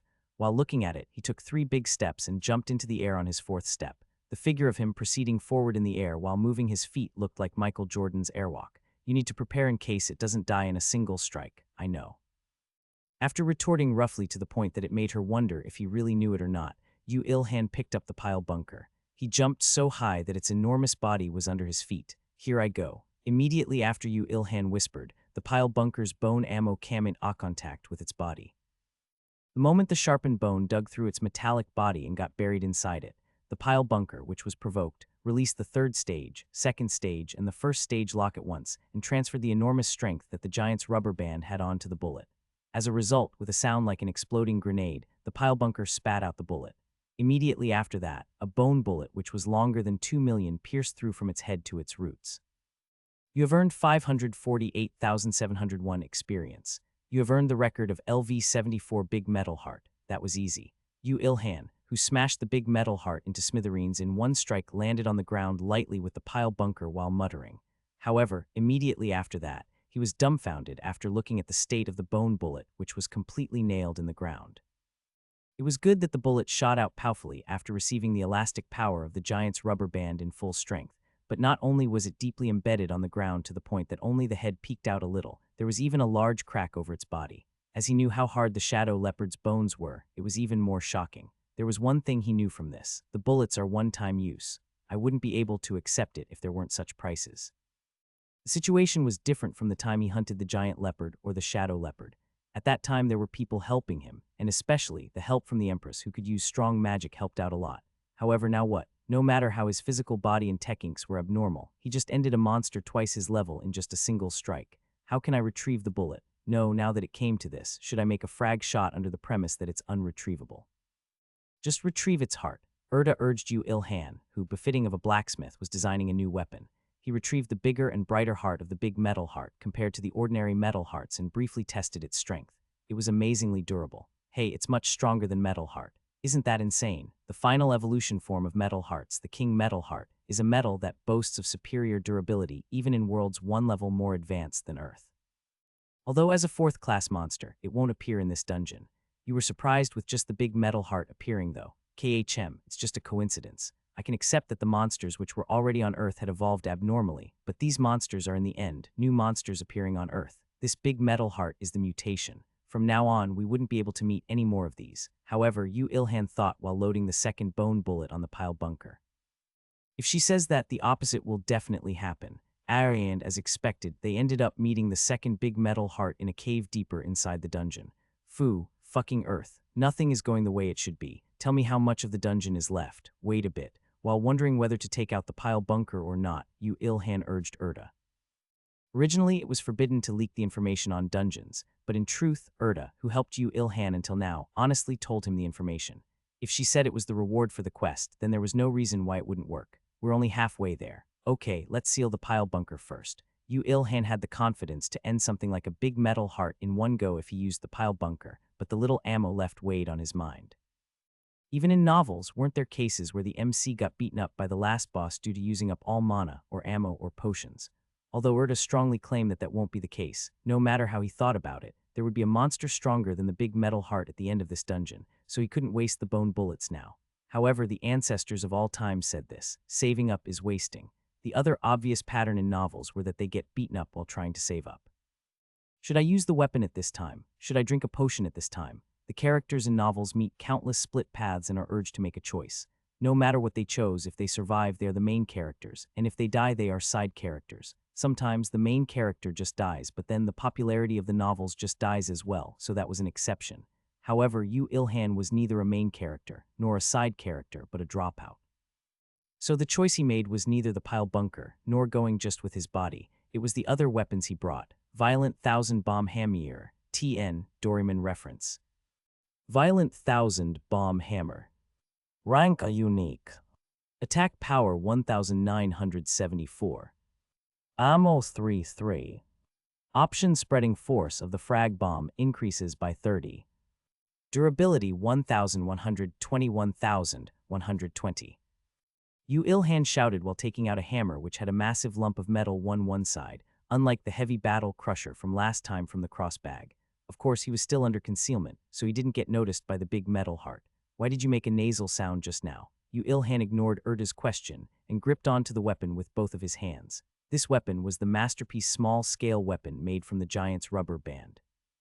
On the head part of the hammer, a cartridge with the giant leopard's and shadow leopard's sharp bones inside was installed, and it would be loaded after installing the giant's rubber band and pulling it with all his strength. After that, if an enemy was hit, the rubber band will shoot from the shock of the hit and make the cartridge explode. Countless bone fragments will dig into the enemy's body. This was such an evil weapon. As a weapon no different from one which fused close-range weapon and a frag bomb, it naturally far surpassed modern frag bombs. The point which was better than the pile bunker about this was that due to the rebound from the rubber band, the cartridge at the back of the hammer will be automatically loaded. What was even better was that Yu Il-han had about 50 of these cartridges. A person like you who fights joyfully should be rare too. It will be impossible in just one strike. I need to attack before it splits its body and attacks me. Before jumping at it, Yu Il-han simulated his movements inside his head. although a simulation would become much more complex if the enemy can move, as he knew that he could hit where he wanted for the first strike. It was quite smooth. Heh, with a strange shout, Yu Ilhan kicked off the ground. Like the time he confronted the last big metal heart, he jumped after the third step. Following that, he smashed down the hammer right in the middle of its body, and with a popcorn popping sound, the cartridge exploded. KKK. The weapon activated successfully. The thousands of durable sharp bone shrapnels dug through the hard metal, and a bone-shivering sound resounded while they broke everything in their path. Immediately after it recognized the strong attack, the big metal heart soundlessly expanded its body and assaulted Yu Ilhan. KKKKRRRKKKKRKKKKKKKKKK. Before he even landed, he was about to get swallowed up by the wave of metallic fragments, but before it assaulted him, the lumps of metal seemed to twist around and in the end, they clashed into each other and collapsed just like that. There was no need to mention the reason. The countless number of bone shrapnels which dug throughout his body had hindered it. While lightly swinging the hammer to nail the bone fragments into the big metal heart's body, Yu Ilhan landed smoothly. Then, he watched it state while stancing himself to attack again. However, in conclusion, that was for nothing. Wow. Although the big metal heart was moving while dividing the metal clumps that made its body as much as possible, the bone fragments which dug through deep inside its body gave an effect of binding it while hindering its movements, just by being there. It was like scattering salt onto a snail crawling on top of lettuces. It was an effect which overturned Yu Ilhan's imaginations of thinking. It would be able to break it since it's just some frag bomb, right? However, he tried his best to look cool and shouted. Of course, this Yu Ilhan had calculated everything from the start. Don't lie. You got better. If one's partner is you, then anyone would become like me. Now he had no reason to use the 1,000-bomb hammer. Yu Ilhan mercilessly struck down with his axe the big metal heart which was crawling around while spreading its body, trying to assault him, and not long later, it collapsed by itself. You have earned 579,192 experience. You have become level 40. 1 strength, agility, 2 health, 1 magic increases. He had become level 40. He leveled up twice in one day. Even considering that he had holed up in his workshop making weapons and traps of destruction, for 1 month, his level should be at the forefront of humanity, since there won't be many who would kill second- and third-class monsters for leveling up. And as he knew that, he was worried for the other returnees. Are the other humans leveling up well? At least the Empress should be doing well. Don't worry. That is that, but I'm worried about my parents. You do seem to worry about the Empress. Erda picked on something unexpected. Yu Ilhan asked her while asking her, why are you worried about the Empress? Did some other angels give her a quest or something? No, it's not that. With that, Erta shut her mouth. Yu Ilhan was suspicious of her behavior, but as he wasn't interested that much, he didn't diss any deeper and just retrieved the heart from the big metal heart. After that, Yu Ilhan kept exploring the dungeon, but only big metal hearts came out, and unlike his imaginations, great metal hearts, huge metal hearts, giga metal hearts, and such evolved forms didn't appear. At least, Erda was right on that. As he leveled up by a little while exploring the dungeon, and got used to the new weapons in combat, he inwardly expected a little to encounter a third-class monster at the center of the cave, but was disappointed as he only found big metal hearts inside the innermost area. In contrast, Erda was relieved that a third-class monster didn't appear for real. We've cleaned it up so it should be fine to leave it alone for a while. Let's come here again if we need more metal later. At that time, it will be good if I can encounter King Metal Hearts. At least we should come after you can use mana. The big metal heart that was at the centermost region, it was almost LV80 unlike the others. Of course it was sent to hell with a single strike from the pile bunker was cleared, and after that, Erda used something like Angel's Authority or whatever to check the trap of destruction which made the core of the dungeon. During that time, Yu Ilhan checked over the spoils of war and the equipments he had used in the battle. The age of the trap of destruction for this dungeon is quite old. Is there a problem with that? No. Anyway, it's a trap to seduce new monsters, and not the original monsters that was left out with you, so it won't be a problem even if it was created from God's power. It's just that I was surprised that the trap of destruction was quite older than I had thought. Erda muttered, saying that she was just curious and it had no problems. Yu Ilhan also lightly nodded and passed her words in his mind. Of course, he also thought that an enormous accident would erupt relating to this. This was definitely a foreshadow, and an amazingly blatant one at that. It's really nothing. Okay. I will put effort into leveling up so that it would be alright even if a dragon pops out of this dungeon. Oh, I really don't understand if you're trustworthy or pathetic. 2 weeks had passed since he had entered the dungeon. He crawled out of the dungeon after having acquired a useless skill that he would be able to realize what flavored jerky it is even if it was opened 200 million away. The number of traps of destruction that he made additionally with the angels who looked for him was 8. Yes, now, all the traps of destruction have been installed on Earth. The less than 30 traps of destruction that Yu Il-han made were installed in various places throughout the world, and changed the properties of the already existing traps of destruction which were installed on Earth by God and the angels, but could not efficiently attract monsters to fit the property of Earth. When thousands, tens of thousands, hundreds of thousands of dungeons activated in order, no matter how many years the monsters endured and developed specially on Earth, they couldn't hold out. Like that, the monsters which were in cities or highways, and such utilities used by humans, started disappearing. Now the world was stabilizing. Several countries in Asia, following Korea, Japan, and China, are stabilizing. In other news, there are reports that restrictions have started to appear on the quests that could be received in other worlds. The higher existences, as said by the otherworlders, are seemingly. It was troubling for Earthlings to only do quests in other worlds, when monsters are now trapped in dungeons on Earth, and even new monsters which weren't seen on Earth were now appearing. The higher existences, with God as the center, were probably limiting quests in order to make them return to Earth. It was very effective, and even now it was making the number of returnees increase. No wonder it's so noisy. Yu Il-han turned off the TV and muttered. Even now he could hear some noises outside the workshop. It wasn't the small noise made by military police patrolling. This was a noise made by lively human interaction. I wonder if my mother and father have come back yet. Probably. Erda nonchalantly replied, seemingly not interested. It was no wonder, as she was focused on the equipments that he had just finished making now. Did the options attach? Yeah, probably. I was half sleepy, so I couldn't confirm, but I think the message was quite long. In fact, the reason he turned on the TV was to put off his sleepiness, other than information gathering. Erda wasn't a person to chit-chat. The reason he was tired, simple. It was because he hadn't slept a bit after he came out of the dungeon. Now that the work with creating traps of destruction had ended to celebrate, he concentrated in blacksmithing with the metal hearts and the big metal hearts.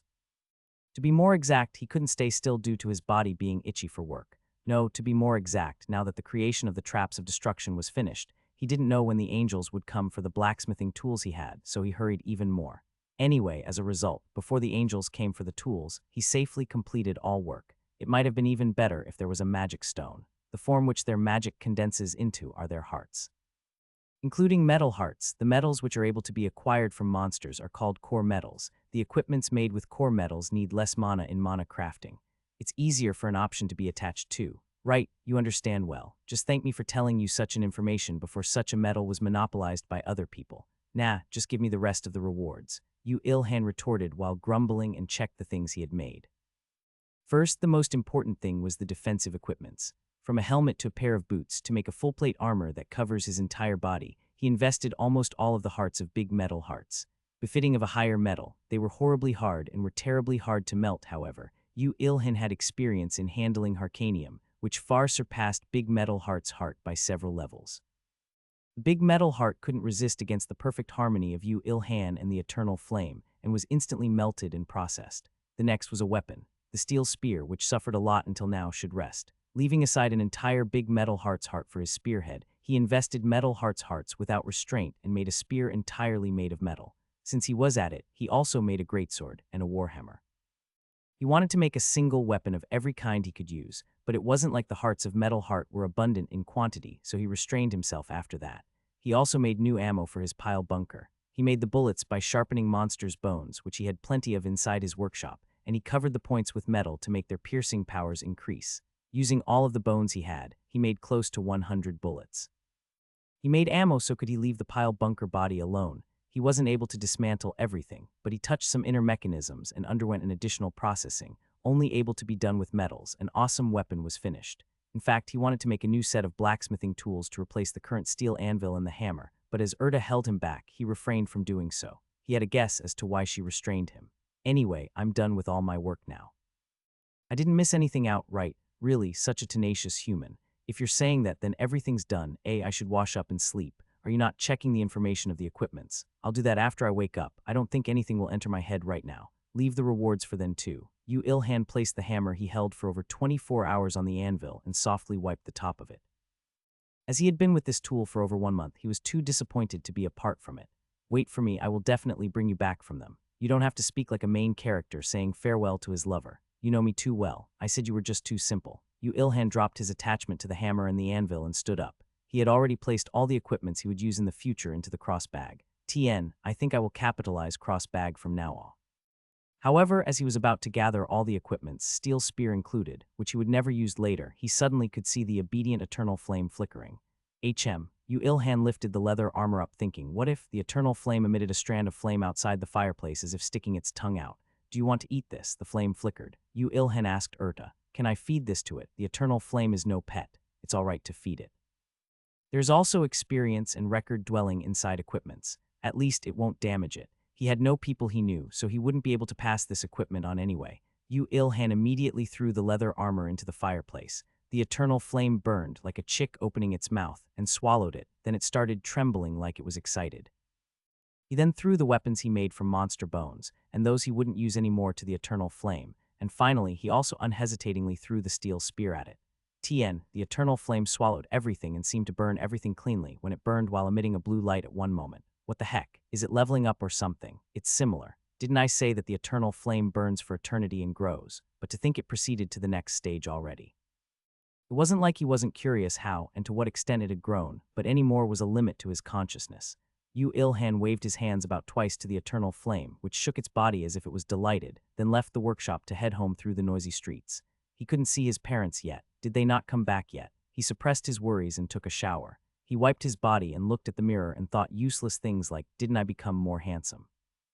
And dived onto the bed to sleep. When he woke up, the house was filled with the fragrant smell of a meal. At that moment, Yu Ilhan inwardly heaved a sigh of relief. Both of them came back safely. Good for you. Urta seemed to have noticed his such thoughts as she said that. He smiled and put on his clothes. When he went to the living room, his father was already eating his meal. Why are you hurrying, father? I need to go to work now. Work as soon as the stabilization was done. And it was still night. To the frightened Yu Ilhan, his father spoke with a bitter voice. The limits on the financial transactions have just disappeared. All the late companies will be left behind, and if I don't go to work, this father will be left behind by society. At the conversation where households collapsed and society collapsed, Yu Ilhan's heart also collapsed. I heard that assistant manager Kim of our department decided to leave the company and was going to be a hunter since he had some talent in mana. Son, I'm sorry I gave you bad DNA, but please learn mana and become a hunter. How about you? Did you advance? I barely got to first class. Those monsters are so scary. Yu Ilhan felt that he might cry as he could feel his father's sadness. There was one thing he could do to his father. Here, father. Yu Ilhan gave his father a thin metallic innerwear that he made while making his own armor. That was made from the heart of the big metal heart, which was harder than any material on Earth right now, along with the essence of metalworking that Yu Ilhan trained for more than 100 of years. If anyone checked the information, all the ability users and rich people would want to exchange it using mountains of gold. What is this? What? Yu Ilhan's father also possessed enough intelligence to judge the worth of the armor through the information, so he asked Yu Ilhan after he received it, seemingly in disbelief. Son, where did you get such a precious item? I lived for 10 years in Haixia and I haven't even seen an item like this. I was lucky. You take it. Such a precious item, this father can't receive it. I also have one. I also have one for mom too. Groan. Although he was a bit sorry, this was much more amazing than the one he gave to his father. The one he gave to his father was in the end, a clothing he could wear under his clothing to protect his life in emergency. However, Yu Ilhan's full plate armor was designed to be mobile during battle, and also ordinary shock would only tickle him. It was an armor for battle. Wear it when you go out. If you wear this, even if a second-class monster used its strongest attack, you won't be hurt. While Yu Yonghan was emotional, feeling proud that he had such a son, Yu Ilhan's mother came out from the kitchen. She was holding a dish in each hand and they were both unseen on Earth. As if she had noticed that, his mother explained. This mother only received cooking ingredients as quest rewards. Sit quickly, son. You haven't eaten yet, right? A housewife's scale of quests were completely different. He had a lot of things to say, but as it was true that he was hungry, Yu Ilhan obediently sat down and ate. The worry he had in his heart were cleanly washed away while eating the delicious food. I knew my wife's food is the best. Just eat and go to work. Take this opportunity now that the monster alarm isn't going off. Yu Ilhan ignored the married couple's banter and ate his meal. Now that he was eating his mother's cooking after all the cheese-flavored jerky and the beef-flavored jerky, he felt like he was dragged up to heaven from hell. I heard that the educational institutes, including universities, are restarting tomorrow. Son, are you going to go to school? However, at the point that his father was about to leave after finishing his meal, his mother's attention was moved on him. At his mother's sudden question, Yu Ilhan fell into thought. University, eh? There was a time he missed such things. No, however, it wasn't like that now. The longing of 1,000 years had already been solved. Now was the time to go forward rather than look back. I don't think the things I need would be at that place in the future. Okay, I understand. Do the things you want, son. His mother, who knew better than his father of his abilities, refreshingly nodded her head at his decision. Yu Ilhan also replied with a smile. While standing after his meal, he passed a protective armor made from the heart of a big metal heart to his mother. However, his mother was more interested in the cross bag that he took the armor out from rather than the armor itself. That is the best item for shopping. I can just imagine a Korean mum going on a rampage, robbing the whole shop. Never was she trying to rob an entire supermarket. Yu Ilhan cut off his mother's eagle-eyed gaze on the cross bag and decided to leave the house as soon as possible. Now that he had decided to ditch university, he wanted to move actively and assure his parents. Therefore, his first priority now was second-class advancement. First, shall I wear the armor and go to the workshop? We're finally checking the options. I was about to die from curiosity. It was the line from Erda, who bought Yu Ilhan's blacksmithing skills higher than his battle ability. Yu Ilhan took out the armor from the cross bag while smiling at Erda's cute urging and expectation. At that moment, the item name appeared on his retina. Shiveringly, hard and secretive black full-plate armor. Hey, Yu Ilhan asked Erda in a small voice. Is there a case where 3 options appear? Yes, Erda replied positively. Then she sighed and added, from this moment on, shiveringly hard and secretive black full-plate armor. Rank Legend. Defense 4,800. Options 40 increase in defense, 30 increase in attack power when attacking in surprise. Durability 2,550, 2,550. A Peak Master's masterpiece made with only big metal hearts and metal hearts. It's a masterpiece whether in regards to defensive power, appearance, and attack aids. This was the moment when Yu Ilhan made the first legend rank item using his blacksmithing skills. This was a rank higher than unique. Although the 3 options were shocking, the contents of those options were a bigger shock.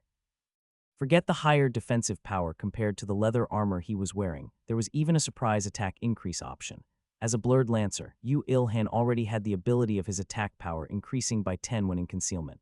Attacking when concealed was obviously a surprise attack, so when he attacks in surprise, that meant a 40 increase in attack. If he used a spear, it nicely becomes a 50, in my opinion.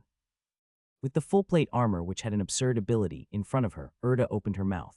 The shiveringly alpha option must be increasing the effect of the other 2 options, so it's an option that increases other options' effectiveness. So that's why it's possible for 3 options to get attached. Who knows? In fact, I also don't understand. It's the first time I've seen anything with 3 options in my lifetime. Moreover, this armor had no mana crafting done to it. That was true.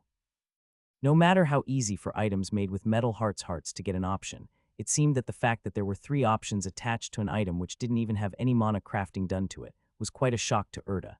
Isn't it that your title, Creator of Myths, might have made the impossible surpass its limits to become possible? However, even though I'm saying this, I'm not quite sure of it myself. The future history will be made by you. What the hell? That sounds so scary. I want to live a long, thin life. Just who is saying that? Rather than that, Yu Ilhan, do you have any thoughts in selling the equipments you made to other pupil? Well, a little bit. It was just that only applied to when his customer could notice him. Never ever sell an item with 3 options to others. Exposing your ability anywhere is too dangerous. Okay, then what if I get 4 options? Yu Ilhan wanted to lightly joke like that, but since Erda's expression was very serious, he wordlessly nodded his head. At the same time, he was touched that Erda had opened her heart to her to the point that she would seriously advise him. 3 options. Ooh, to think there will be a day I will make a new word. A new word. I declare that the 3rd option will be called the Gamma option. He looked forward to it a little, but it was a name without any surprises whatsoever. He tried his best to not tackle Erta's words by opening the door to his workshop. When he did, as he had expected, he saw that the scene inside his workshop had completely changed. You don't seem to be that surprised. Oh, I'm sorry. I'm weak in pretending to be surprised. Should I do so now? Fuck off. Of course, the originally lent items such as the hammer, anvil, and such metalworking tools have long since gone. However, as if to replace it, tools made from a black metal which he didn't recognize were inside his workshop, not the ones he himself had prepared. Even the fireplace where the eternal flame was burning was changed to a bigger and more complex one.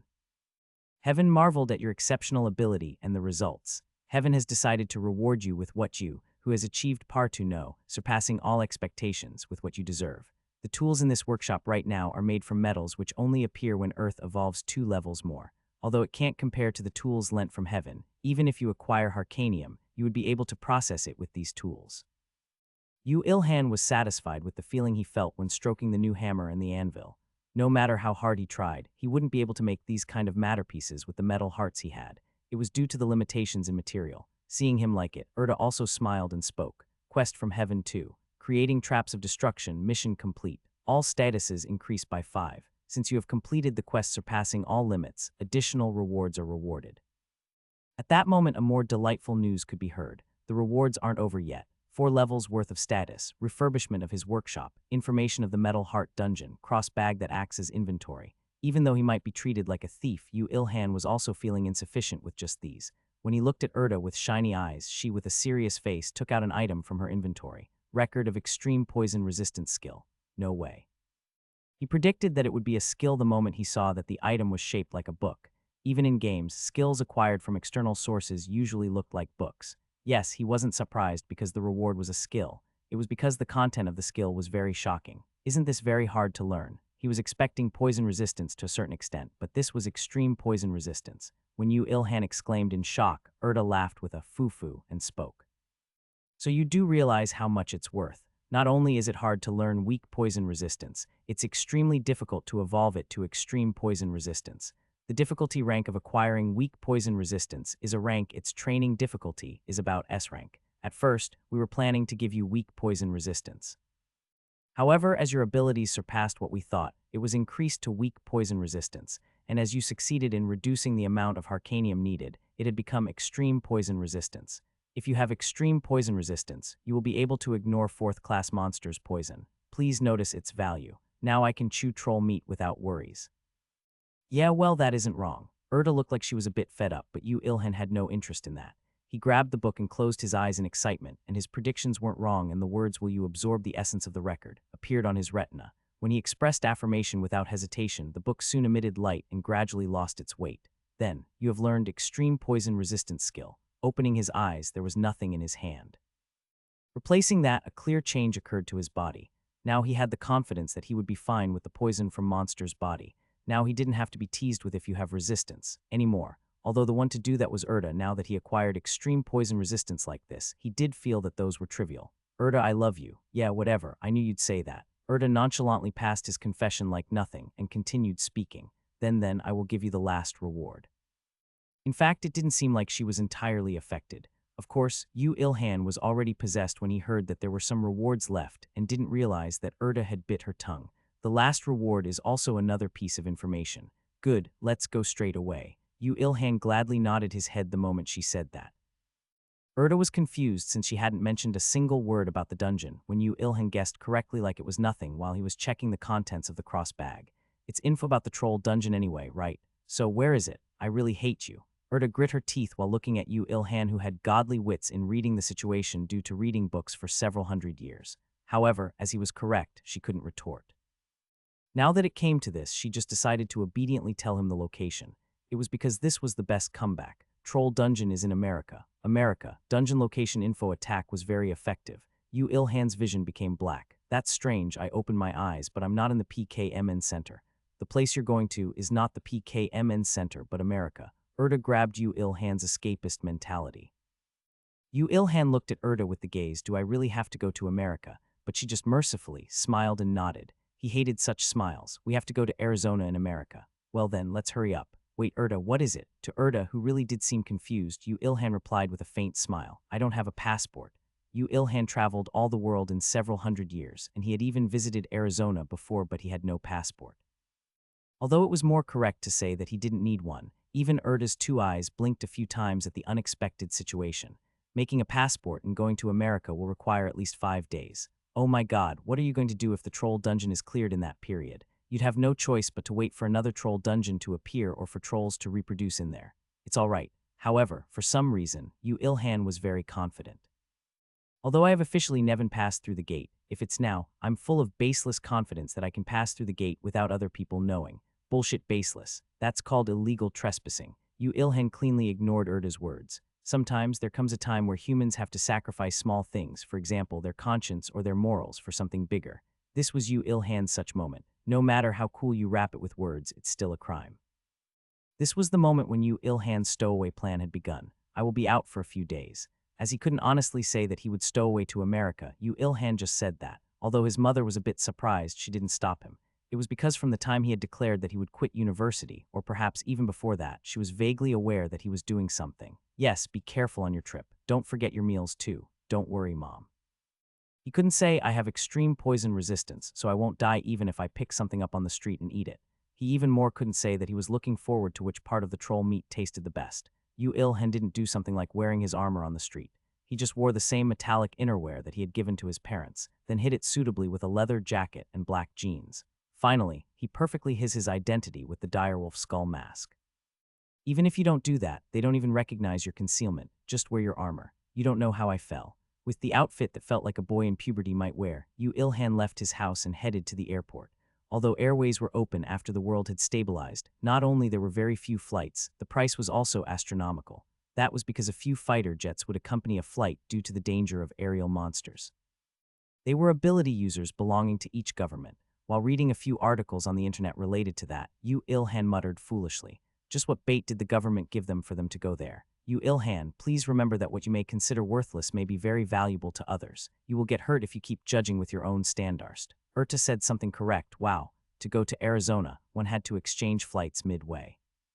The quickest flight stopped in Los Angeles, so Yu Ilhan also decided to take that flight. He succeeded in getting on board without problems. Amazing, modern inspection system can't even recognize my concealment skill. Even modern magic would probably not notice it.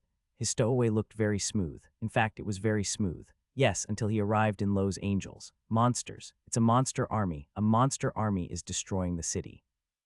The moment he arrived at the airport, he heard something very bad. People were running around everywhere, and the flights which were scheduled to fly were changing to delayed. Yu Ilhan quietly spoke after he looked at the people who ran around like the zombie apocalypse had happened. Urta, your next line is, I think there was a mistake. I think there was a mist. Whoa. Although he said that, Yu Ilhan had no plans in blaming Urta. When everything happened as he had calculated, humanity would have never suffered in any way. As God wasn't omnipotent nor omniscient, there was no way that the angels under God's command would be omnipotent or omniscient either. They did their best for humanity, so only humanity could bear the accidents that happened despite everything. Yu Ilhan wore his armor and held his spear. Now was the time to overcome the first overflow on Earth. The characteristics of an overflow is very distinct. They are comprised of mostly mutated monsters and not the original ones, and disregarding their numbers, they're clearly stronger than the original monsters. Also, they absorb the energy of the traps of destruction to cause enormous damage to reality by manipulating space. Are you sure it's an overflow that's happening now? Yes. Urta turned her head to look outside. In the middle of the city, a massive boulder was bursting from the ground. The only thing that can change the external environment is an overflow. So you mean that monsters are trapped in the isolated environment known as a dungeon, but monsters appearing due to an overflow make the external environment a dungeon itself, right? Correct. The humans inside the airport were moving around busily. Although the people lacking fighting ability were confused as to what to do at the beginning, from some time onwards, they were directed by the military police to head towards the shelters, and the ability users were making parties to prepare for battle. Even outside, endless siren sounds, the helicopter in the air, and the engine sounds of armored vehicles were alarming the people of the battle.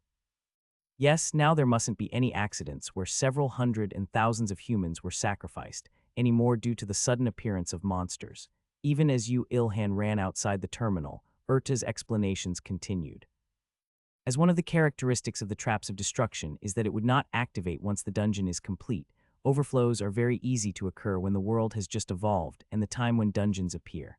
Of course, there are also other reasons such as side effects of a grand magic or the destruction of a dungeon, but it shouldn't be like that right now. The problem is. Entities appearing due to an overflow have the potential to make another overflow occur by reacting with a nearby dungeon. In other words, if we don't annihilate them completely, another overflow may happen at another place. He thought, please no more, but another foreshadow was coming. Yu Ilhan realized the moment he heard those words, that there definitely will be a monster that will escape today, and another overflow would occur due to that monster, and the cleanup will be his job. What the fuck is this?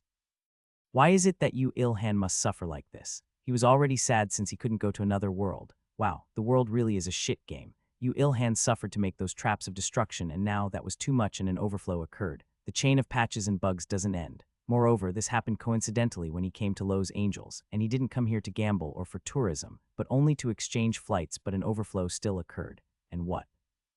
If one escapes, another overflow may occur. He was frustrated since everything was so dirty. There was only one way for Yu Ilhan to vent his frustration. Give me a quest. Give me one with a lot of rewards. I'm serious. I will. As Erda noticed that he was annoyed and she obediently nodded her head. Ooh, is that a flag? Originally, when an overflow occurs, heaven would move. They would give out quests to the humans who participated in stopping the overflow and give them rewards according to their contribution. The rewards are, status points are given, and according to the achievements, one may even receive a skill, although it won't be to the point of extreme poison resistance. Good, got it. The moment Yu Ilhan accepted the quest, one of the exits of the terminal exploded. Beyond that were reptilian-looking monsters who walked on 2 feet and spat fire with their big mouths. The chaos at the airport increased by another level. Records, I look for records. Wow, it really looks like a side mob. Even though it looks like that, it's a mutated second-class monster which can use special abilities. Be serious. Erda spoke those words to make Yu Ilhan more serious, but Yu Ilhan wasn't that nervous, because he was overconfident. No, he was just confident. Speak those words after you see my armor. But I didn't only make armor. He held a spear which emitted a faint black light and leaped. Death God's black spear. Rank unique. Attack power 2400. Option 30 increase in critical hit rate and damage when attacking by surprise. Durability 1700. A unique masterpiece made by a master smith using big metal hearts and metal hearts. As a spear tempered for only one person to use, it has the death god's power to sever all life from darkness. Since the monsters which invaded the airport obviously couldn't notice him, and Yu Ilhan looked around and nailed his spear on the head of a monster, which was looking for a sacrifice while falling down from above. Critical hit. You have earned 418,703 experience. You have earned the record of LV62 Flame Lizard. Yu Ilhan took back his spear while landing. As the effect of a single strike with the options of both his armor and spear combined were truly amazing, just a single spear strike was enough to drill a hole all the way to its groins. Phew, a good strike. There's no magic stone. Let's just put the entire thing away in the bag and dismantle it later. The insides of the airport were full of people who were preparing to stop that monster without damaging the facilities as much as possible, and people who were cheering for them. In that situation, the monster suddenly fell down, and a man wearing iron armor had appeared so they couldn't not be stunned. Just who is that person? That's an amazing armor. I also did quests earnestly, but I never acquired a full plate armor like that. He butchered a monster with a single strike. Just what kind of amazing skill did he use? He really wanted to retort that it wasn't a skill, but Yu Ilhan suppressed those thoughts and put away the corpse into his cross bag.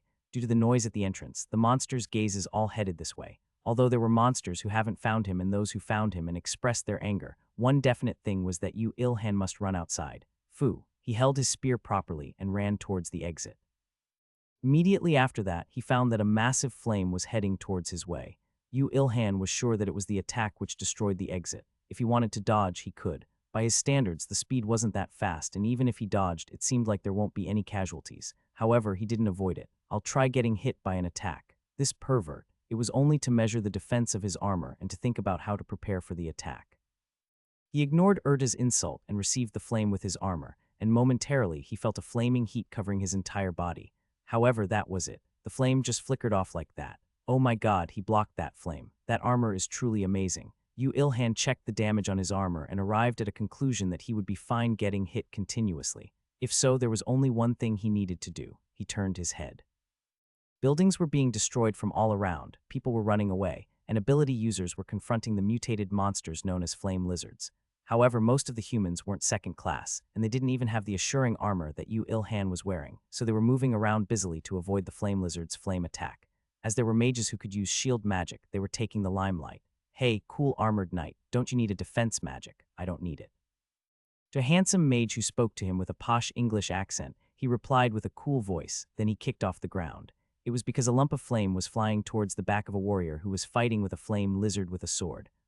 Record, strong warrior's record. Give me your records. Although the flames they used didn't affect him one bit, one must return twice the amount one received to be satisfied. Yu Ilhan looked at it and struck his spear inside the flame lizard's circular mouth. Quack, hey, these sound similar to human. It wasn't a critical hit, nor was it a surprise attack, so it didn't die in a single strike. However, as its mouth was pierced with a spear, it was being dragged around as Yu Ilhan swung his spear so it couldn't fight back anymore either. Hup, you have earned 420,918 experience. Yu Ilhan unhesitantly swung his spear upwards to make its head explode. He severed the life of an overlevel 60 monster with just 2 actions. Queek, a strong warrior, the strongest warrior here. If we eat his record, we can evolve, we can evolve. Not all monsters were crazy about records and evolving. However, monsters from overflows all had some place they were lacking. They were scarier and repulsive. The humans seemed to understand that as they drove them more fiercely.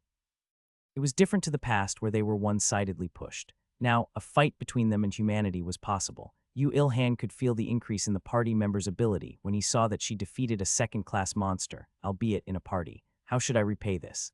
Although he didn't realize until now due to the helmet covering her face, the thin voice made him predict that it was a woman.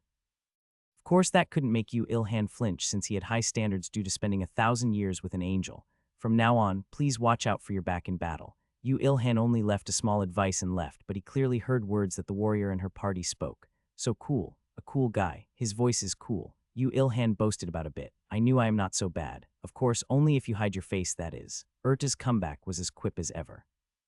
As it wasn't wrong, Yu Ilhan couldn't retort and could only shout loudly to find opponents to vent his anger. Come ATME. Of course, that wasn't just for venting anger. As he couldn't use the effect of a surprise attack now, he intended to attract aggro from the monsters to raise his contribution. He had the confidence to not flinch even if he was struck by several of the flame lizard's attacks. However, there weren't any monsters who would react to his voice without mana or whatever. It was because they were all destroying buildings or fighting other humans and doing their best in their own places. Amazing, you killed so many and yet you still get ignored. You really are amazing. Shut up. I will definitely ask for a Warcry that I can activate without mana. Yu Ilhan firmly resolved and kicked off. If he couldn't attract aggro, there was only one method. This was the start of the Death God delivery service. It was like a storm of blood. Quack tien quack is like croaking. They just die. Next, whenever the dark spear, which absorbed even the scorching rays of the sun, blood scattered through the air and monsters' heads flew into the air. That human is too strong. Gather. Quack, it wasn't easy to find Yu Ilhan before and after the battle. However, as the battle was ongoing right now, Yu Ilhan was moving flashier than anyone there. It was because blood was scattering on his path. Qok, you have earned 432,729 experience. You have become level 44. 2 strength, 1 agility, 1 health, 1 magic increases. Wow, they're popping out endlessly. Yu Ilhan lightly shook his spear to throw away the flame lizard's corpse and shook his waist to accurately put the corpse into the cross bag at the same time. The cross bag didn't match with the cool design of his armor, but its power of taking in anything was impressive. It's not the time to kill them one by one. Yu Ilhan, the basics of overflows is to defeat the leader first than to exterminate the small fries. There must be an entity which proactively makes the environmental changes occur. If we don't kill that, then the monsters will keep generating. Yeah, extermination sounds so easy in this environment. Even while sighing, Yu Ilhan moved his body according to Urta's words. As the flame lizards didn't differ too much in strength individually, if there was a leader, then it would clearly stand out from the rest. The problem was, Quack, he's here, we have to kill him first. Record, strong humans record. That Yu Ilhan's mob aggro tactic finally saw the light and they were gathering towards him. Fuck, annoying things. Yu Ilhan held his spear with one hand and swung it widely to sweep away the ones approaching him in one go, and he ignored the lumps of flame flying at him and kicked off the ground. No, he just received the lumps of flame with his spear and struck. I said get lost. Critical hit. Kook, kihik. The spear strike at the same time as his thunderous roar became a fatal hit and blew away the 2 heads of the 2 approaching him. It was very contrasting to the other ability users' parties confronting flame lizards with difficulty. Get out of my way. Kick. It was to the extent that the people watching him were refreshed. He was the guy who raised morale and reduced enemy morale by just his presence alone. If they knew the fact that Yu Ilhan couldn't wield mana yet, then they would all exclaim in shock. Fu hop, the moment the monsters all lost their lives and fell onto the ground, Yu Ilhan kicked off the ground and leaped high. With just pure strength, and to the height that it would be unimaginable to think that he was carrying the cross bag with enormous weight. Wow, it's a cool skill, but can he really use it properly? The only man who jumped several tens of meters into the air in a battlefield where flames and magic flew around all over the place. He attracted all the gazes of the humans and the flame lizards instantly. There were no flame lizards who weren't trying to attack him with a flame. However, in the short moment Yu Ilhan stayed in the air, he scanned all the humans and the flame lizards who were battling on the ground. He ignored the monsters who were proactively participating in the battle and found the culprit which was changing the normal city into rocks. Found it. Yu Ilhan whispered lightly and smiled. Immediately after that, his body started falling down due to gravity. He weighed several tons right now if considering the cross bag. However, he balanced his body and put strength into his spear to control the falling angle when he struck his spear to the flame lizard on the ground which was right in front of him. You have earned 411,118 experience. Don't your legs hurt? I transferred all the weight into the spear, so I'm all right. Your methods of controlling strength has surpassed the bounds of a lower existence. Urda suppressed those words. No, she couldn't make her arrogant. If she said that and made Yu Ilhan place a limit on himself, Urda wouldn't be able to handle the consequences. Instead, she praised him nonchalantly as always. If you become able to wield mana, then it might be worth looking at. I mean, when is that? It won't be long. Definitely. Yeah, whatever. Hap, Yu Ilhan grumbled and kicked off the ground again. He had already grasped the location of the enemy, so he set his path to the shortest possible route and ran straight while slashing all the flame lizards on his path. The death god's black spear was efficient in both slashing and piercing.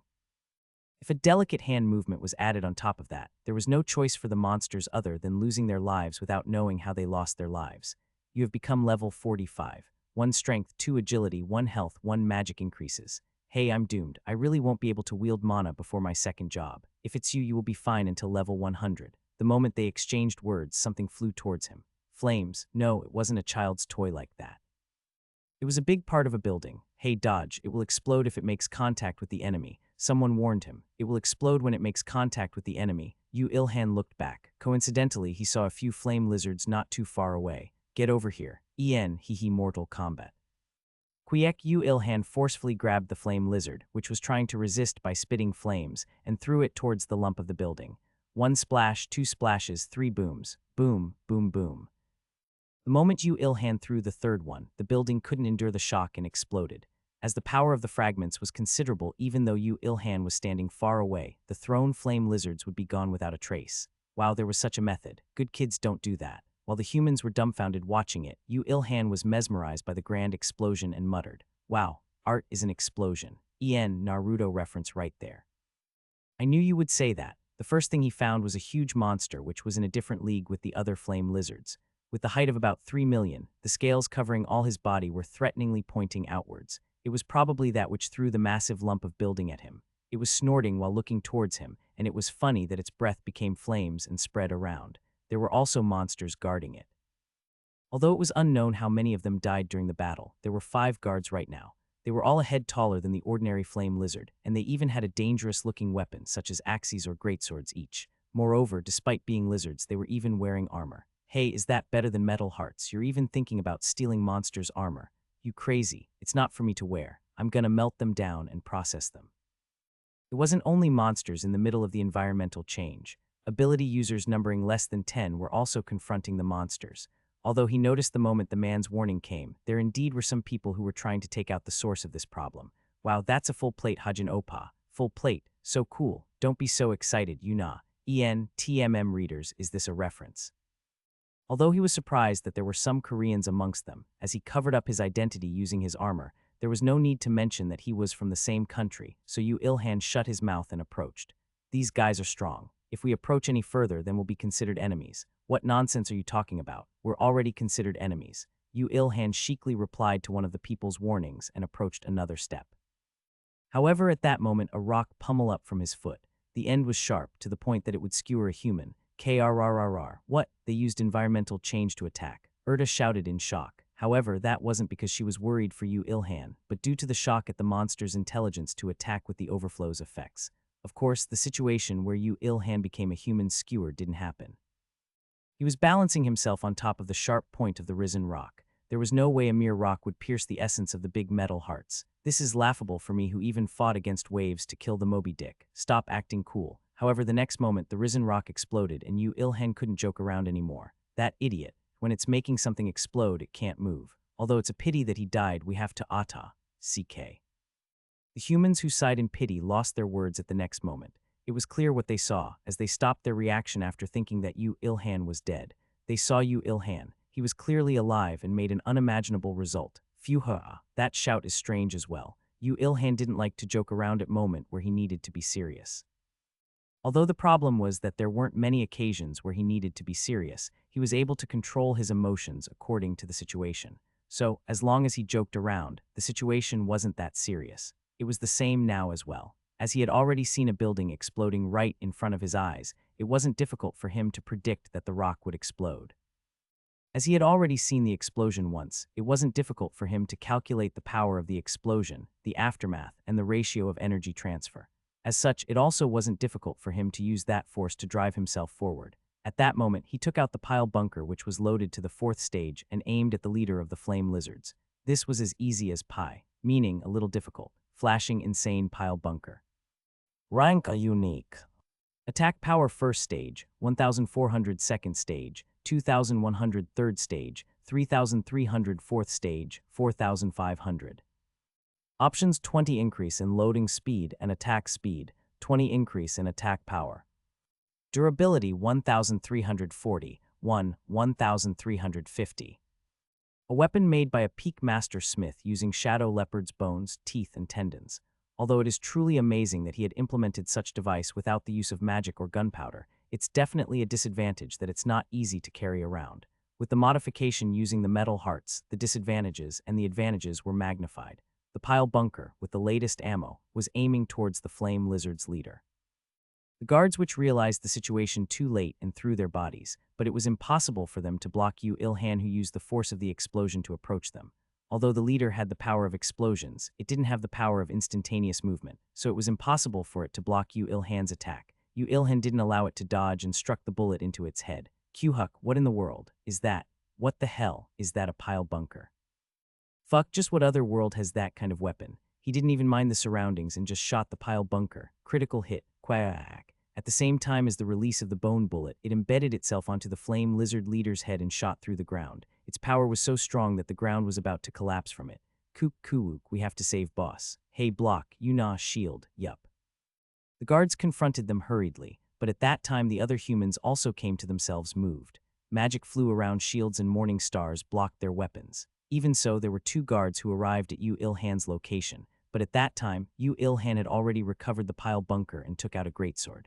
The swap of weapons in mid-air was very fast to the point that it looked like magic. Ignorant Giant's black greatsword.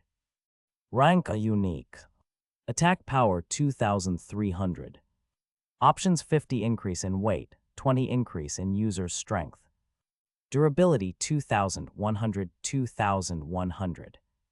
The blade was slightly blunter than the Death God's black spear, and the attack power was low as well, but it was heavy and even increased strength, so this weapon was perfect for thoughtlessly swinging around.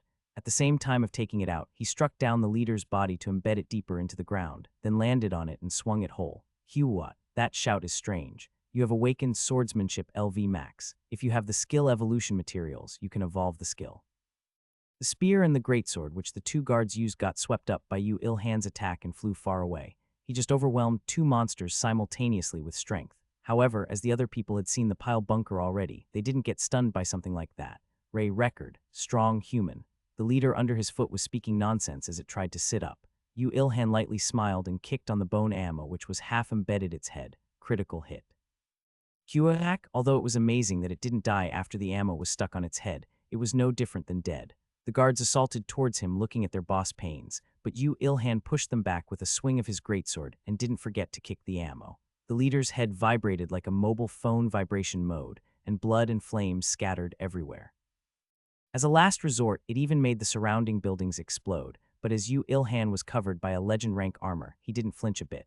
Unless it made Yu Ilhan himself explode, it wouldn't be able to kill him. It couldn't overcome his defensive power. That was its loss. Did he get a shield buff somewhere? No, Yuna, did you give him a shield buff? No. Even the humans confronting the guards couldn't believe reality and looked for other reasons.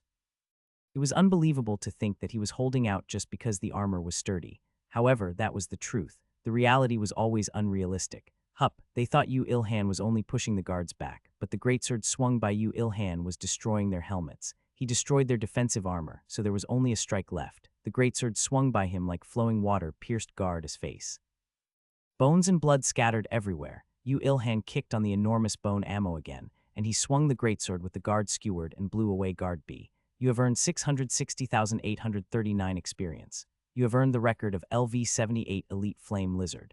Guard A, which was struck by Guard B's corpse, flew away several tens of meters before crashing with the ruins of a building. As he had to move violently, Yu Ilhan's mind drifted away from the leader for a bit. However, as if it had waited for that moment, the flame lizard leader, which was almost dead, widened its eyes and shouted, "Kuwalaraka Kagaga, what the hell is it saying? Woa?" The ground shook. The pipelines and the wires underneath the ground all snapped, and the nearby buildings all collapsed.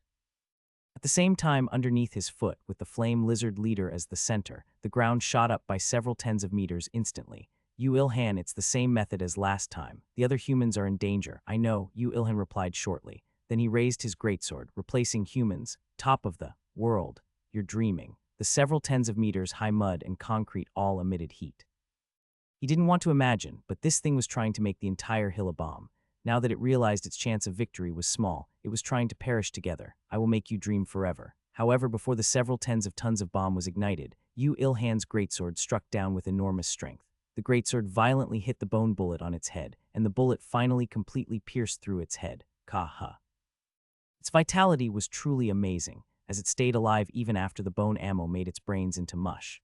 However, You Ilhan thought that it may explode the hill at any time, so whenever its mouth opened, he struck down with his greatsword with all his strength, and eventually its limit in opening its mouth arrived. Kuk-kak. You have earned 1,897,565 experience. You have earned the record of LV97 Flame Lizard Wizard.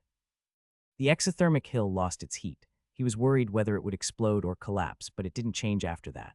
The humans looking at the scene nerve-wracking could also finally set their minds at ease. In contrast, You Ilhan was disappointed. No matter how small and weak it is, it even changed the landscape all by itself. Isn't it too much that its level is lower than the black leopard? Mutants are originally stronger than the monsters at their level. However, as such, Heaven would send out quests, and as the group occurred by absorbing the Trap of Destruction, their byproducts are also extraordinary. Trap of Destruction, then Harcanium. There is no way Harcanium would be fine in the process of monsters being generated. Ah fuck. There was a bad angel who played around with people's hearts, right here. Even while grumbling, You Ilhan put the flame lizard wizard's body into his cross bag. Then he used the greatsword as a sleigh to slide down the hill. Yahoo! Your talent in finding something to enjoy wherever you are really is extraordinary. It's even uselessly good. The sleigh landed on the ground in exactly 4 seconds. If the hill was bigger, then it would have become more exciting and enjoyable thinking such useless thoughts. You Ilhan stood on the ground when the people gathered around him. Is it clearly dead? Are there no after effects? Are you hurt anywhere? Shall I give you a heal? Knight, you're cool. It was a perfect maneuver. Just what job do you have to have such a high instantaneous destructive ability? Let's grab a drink after this. As the people originally gathered to confront the leader, their skills were not lacking in any way. This meant that You Ilhan's skills were overwhelming to the point that even they were overwhelmed by it. Obviously, gathering towards You Ilhan and chatting noisily was set in stone. You Ilhan didn't think that Korean people were kinder than the people of other countries, but coincidentally, the first ones to approach him and were worried about his injuries were the 2 Koreans. You Ilhan became jealous of their perfect appearances and hearts, along with their fluent English, so he retorted coldly, I'm all right. Rather than me, please hunt the monsters. It will be a disaster if even one escapes. I don't think that was cold at all. While ignoring Erda's tackle, You Ilhan moved. It was to finish off Guard B, which he threw along with the corpse of Guard A and take their corpses. Meanwhile, people who were left behind all whispered to each other, but as the 2 Koreans whispered in Korean, he could listen to them more easily. Hajin Opa, do you think that guy has 3rd class? No way. Not only is it impossible to level up to 100 in this short time, I cannot believe that he already finished the 3rd advancement quest. If he did, then at least he would be famous to the point that we would have heard of him. Then he's that strong despite being only 2nd class. Yes, frustratingly. No, unfortunately, he's 1st class. So cool, fangirl alert. Even while chatting amiably amongst themselves, they headed to other monsters to kill them as You Ilhan had said. Meanwhile, You Ilhan clearly finished off Guard B and took their corpses. If there were other guards left, he would kill them, but the 3 guard were already killed by the other people when he was fighting with the Flame Lizard Wizard. As expected of elites, their skills were quite good, however. Now that it became to this, there was only Flame Lizard trash which can't even explode the ground or the buildings or the rocks left. You Ilhan moved his steps while sighing. No matter how much I suffer in taking them out, there will definitely be one which escapes alive. That won't happen if you kill all of them. No, Urta. Even if I leave LA after I'm sure that they're exterminated, there will be exactly one which will survive and hide to watch for the plane I'm in. Then the moment I return to LA, there will be another mutant chaos due to that single one. Stop with your uselessly realistic predictions. I won't make that happen. So move already, I'm already moving. While listening to Urta's criticism, You Ilhan moved around his body busily, even though he said that he didn't want to suffer twice. If he lost even one of them and damages occurred in LA due to that, he didn't want that either. Of course, there was also the intention to widen the gap between him and the others to clearly take 1st place in the rankings. Quek, you have earned 422,989 experience. Home run, Quiek. You have earned 407,633 experience. While swinging around the greatsword freely, Yu Ilhan swept across the battle zone. It was unbelievable to think that he was grandly having a battle with their leader until just a few moments ago as he moved around like nothing had happened. Many flame lizards lost their lives at his greatsword. Thinking about it, it hadn't even been 15 minutes since he left the airport.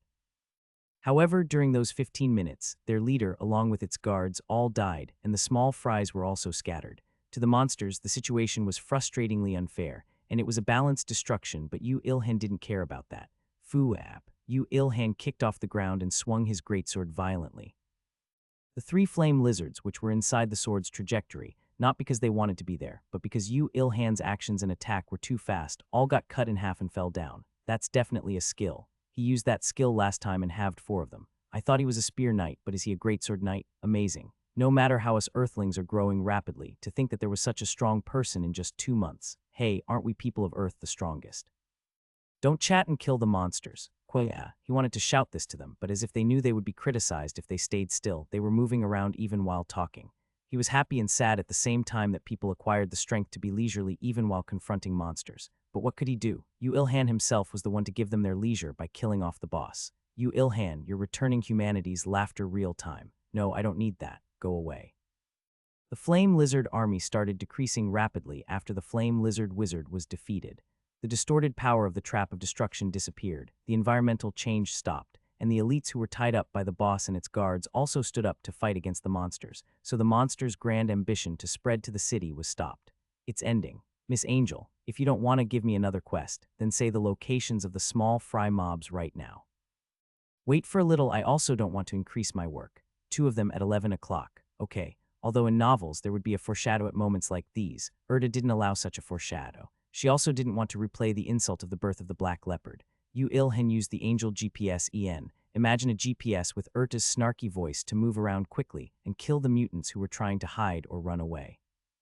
After 20 minutes passed like that, he was sure that all the monsters had died. Phew, I did all that, so I'm definitely first, right? Those words are the foreshadows you like so much. If you say that, another person will always take first. It was me who killed the leader and 2 elites. If I'm not first, then I'll go to God to have a showdown. While being assured that he was the first, Yu Ilhan moved towards the airport. Because due to all the weight of the flame lizard corpses in his cross bag, the ground was sinking. While looking at that, he spoke in a small voice. Hey, give me the cross bag weight control function first. This was the moment when the sudden Heaven quest was perfectly ended. Heaven quest 3, Executor mission complete. All stats increased by 2. You have completed the quest most successfully amongst the quest applicants. A special reward is given. Before he went into the airport, Yu Ilhan went into an alley without anyone noticing. Although he had the confidence that no one would find him even if he just went back to the airport like that, he was frustrated to move according to his assurance. As such, he took off the armor to shake the blood off before putting it in his cross bag, then he did the same with the spear. He also loaded the pile bunker to the 4th level as he used it in that battle. As he didn't know when the need to use it will arise again, loading the pile bunker to shoot at maximum output anytime was the basics. While doing that, Erda thought about Yu Ilhan's request and sighed while speaking to him. It can't be helped, give me the bag first. Yu Ilhan obediently handed the cross bag over. Erda seemed to mutter something after being handed the bag, and an angel's ring appeared on top of her head. When Yu Ilhan saw that, he immediately knew what she was trying to do. Didn't he learn that the angel's rings are not just exothermic devices due to his previous quest? As he had expected, soon, a few angels appeared. Oh, it's the Executor. This person made the traps of destruction of Earth. Anyway, Erda, why did you call us here? Somehow, Yu Ilhan had the memory of seeing them before while he was doing his second quest, but to pick out their common points was that all of these angels had a good attitude towards Yu Ilhan. When Yu Ilhan noticed and looked at Erda, she only shrugged her shoulders and acknowledged it. Don't you think that the ones not biased towards you would help more? As it was the truth, Yu Ilhan couldn't say anything about it. Meanwhile, Erda explained to the other angels what she was about to do. The reason I called you is to grant the Executor, who accomplished Heaven Quest, his wish. I'm planning to upgrade the power of the reward we gave him previously, so I want your help. I think I know what you want help with. Looking at that cross bag, the angels gathered towards the cross bag. Looking at that, Yu Ilhan realized subconsciously. Are you trying to do mana crafting? Then what do you think we'll do? Mana crafting isn't only reserved for blacksmiths. In almost all processes of making artifacts, mana crafting is necessary. Erda smiled while replying and immediately started mana crafting with the other angels. The scene where all of them held each other's hands and putting mana into the cross bag looked very beautiful. Thinking about the product of that process, it looked even more beautiful. However, even if Yu Ilhan used good magic stones and the same materials to do mana crafting, he wouldn't be able to make something surpassing logic like the cross bag. This was a higher existence's real power. As their levels were completely different, Yu Ilhan treated the artifacts he was making and the cross bag differently. He now came to a realization. How long did it pass since he was looking at that brilliant light? He thought that not even several tens of seconds had passed, but the angels had already let go of each other's hands. The process had ended while Yu Ilhan was appreciating the scene. Well then, you can control the weight as you want.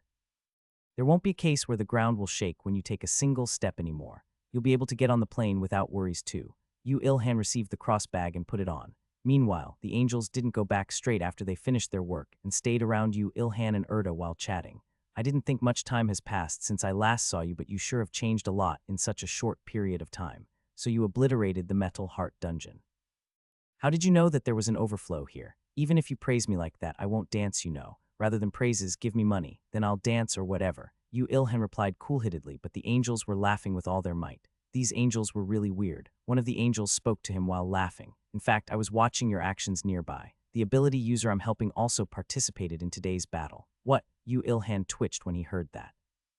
Although he vaguely predicted that it wasn't only him who would be in contact with angels, they blatantly acknowledged that they were helping the humans. Moreover, it was also slightly insulting that he didn't realize that amidst the battle. He glared at Erda, and she sighed while nodding. Let's say that there's a rare and strong ability user. If an important fighting power of Earth just died like that, then the balance between monsters and humans will be no more, right?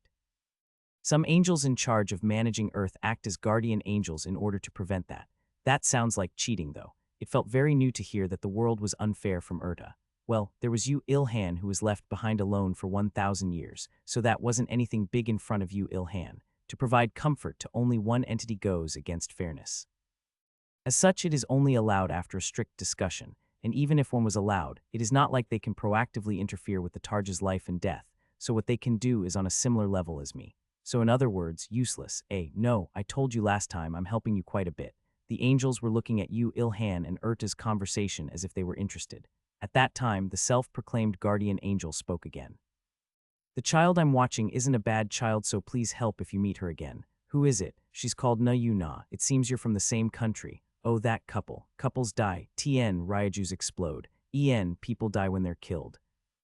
Oops, his true feelings leaked out carelessly. While Yu Ilhan was taking deep breaths to control himself, her words continued. She's a child who has a very rare ability on Earth. She's a priestess who was blessed by the goddess of beauty. It wouldn't be a bad idea for you to become close to her, I think. At the time that he thought that she spoke too much of private things, Erta seemed to have become wary of her, as she thinned her eyes and interrupted. Feda, I understand that you buy Yu Ilhan's ability highly, but do not tell others of his ability or intentionally make others approach him. He has the right to have his personal information protected. It's rare that Erta gets so worried by a lower existence. Erta, do you like that guy? No, you will get killed by Lita. TN, Rita will be renamed to Lita from now on. The mana crafting is over, so get back already. Erta chased all the angels away. Even while being chased away, the angel called Feta didn't forget to tell Yu Ilhan to take good care of Na Yuna. While thinking that she was very hardworking with her guardian angel job, Yu Ilhan moved towards the airport. What will you do? I am going to go to Arizona on the plane quietly as if no one is there. But Feta requested you to take care of that human woman. I am going to go to Arizona on the plane quietly as if no one is there. If you help her, then she might give you a reward. I am going to go to Arizona on the plane qui. Okay, I got it, so receive the rest of the reward. To Yu Ilhan, who climbed to the peak of a universal loner due to his innate talent and postnatal training, approaching others of his own accord was an impossible quest. He'd rather kill a dragon than proactively talking to a pretty girl.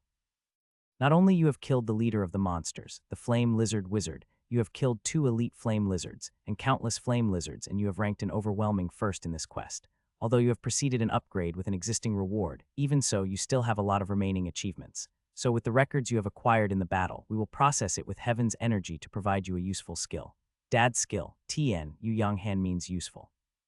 EN, that's the name of his dad.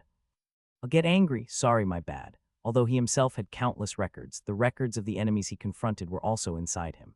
In fact, the skill to hand to him was already made. Rejoice. It's a skill that even you who cannot use mana can use. Because of who can I not use mana? I'm sorry, my bad. Is a peaceful conversation not possible between them? Yu Ilhan could only receive the reward after they dealt a strike to each other. You have learned the skill superhuman strength.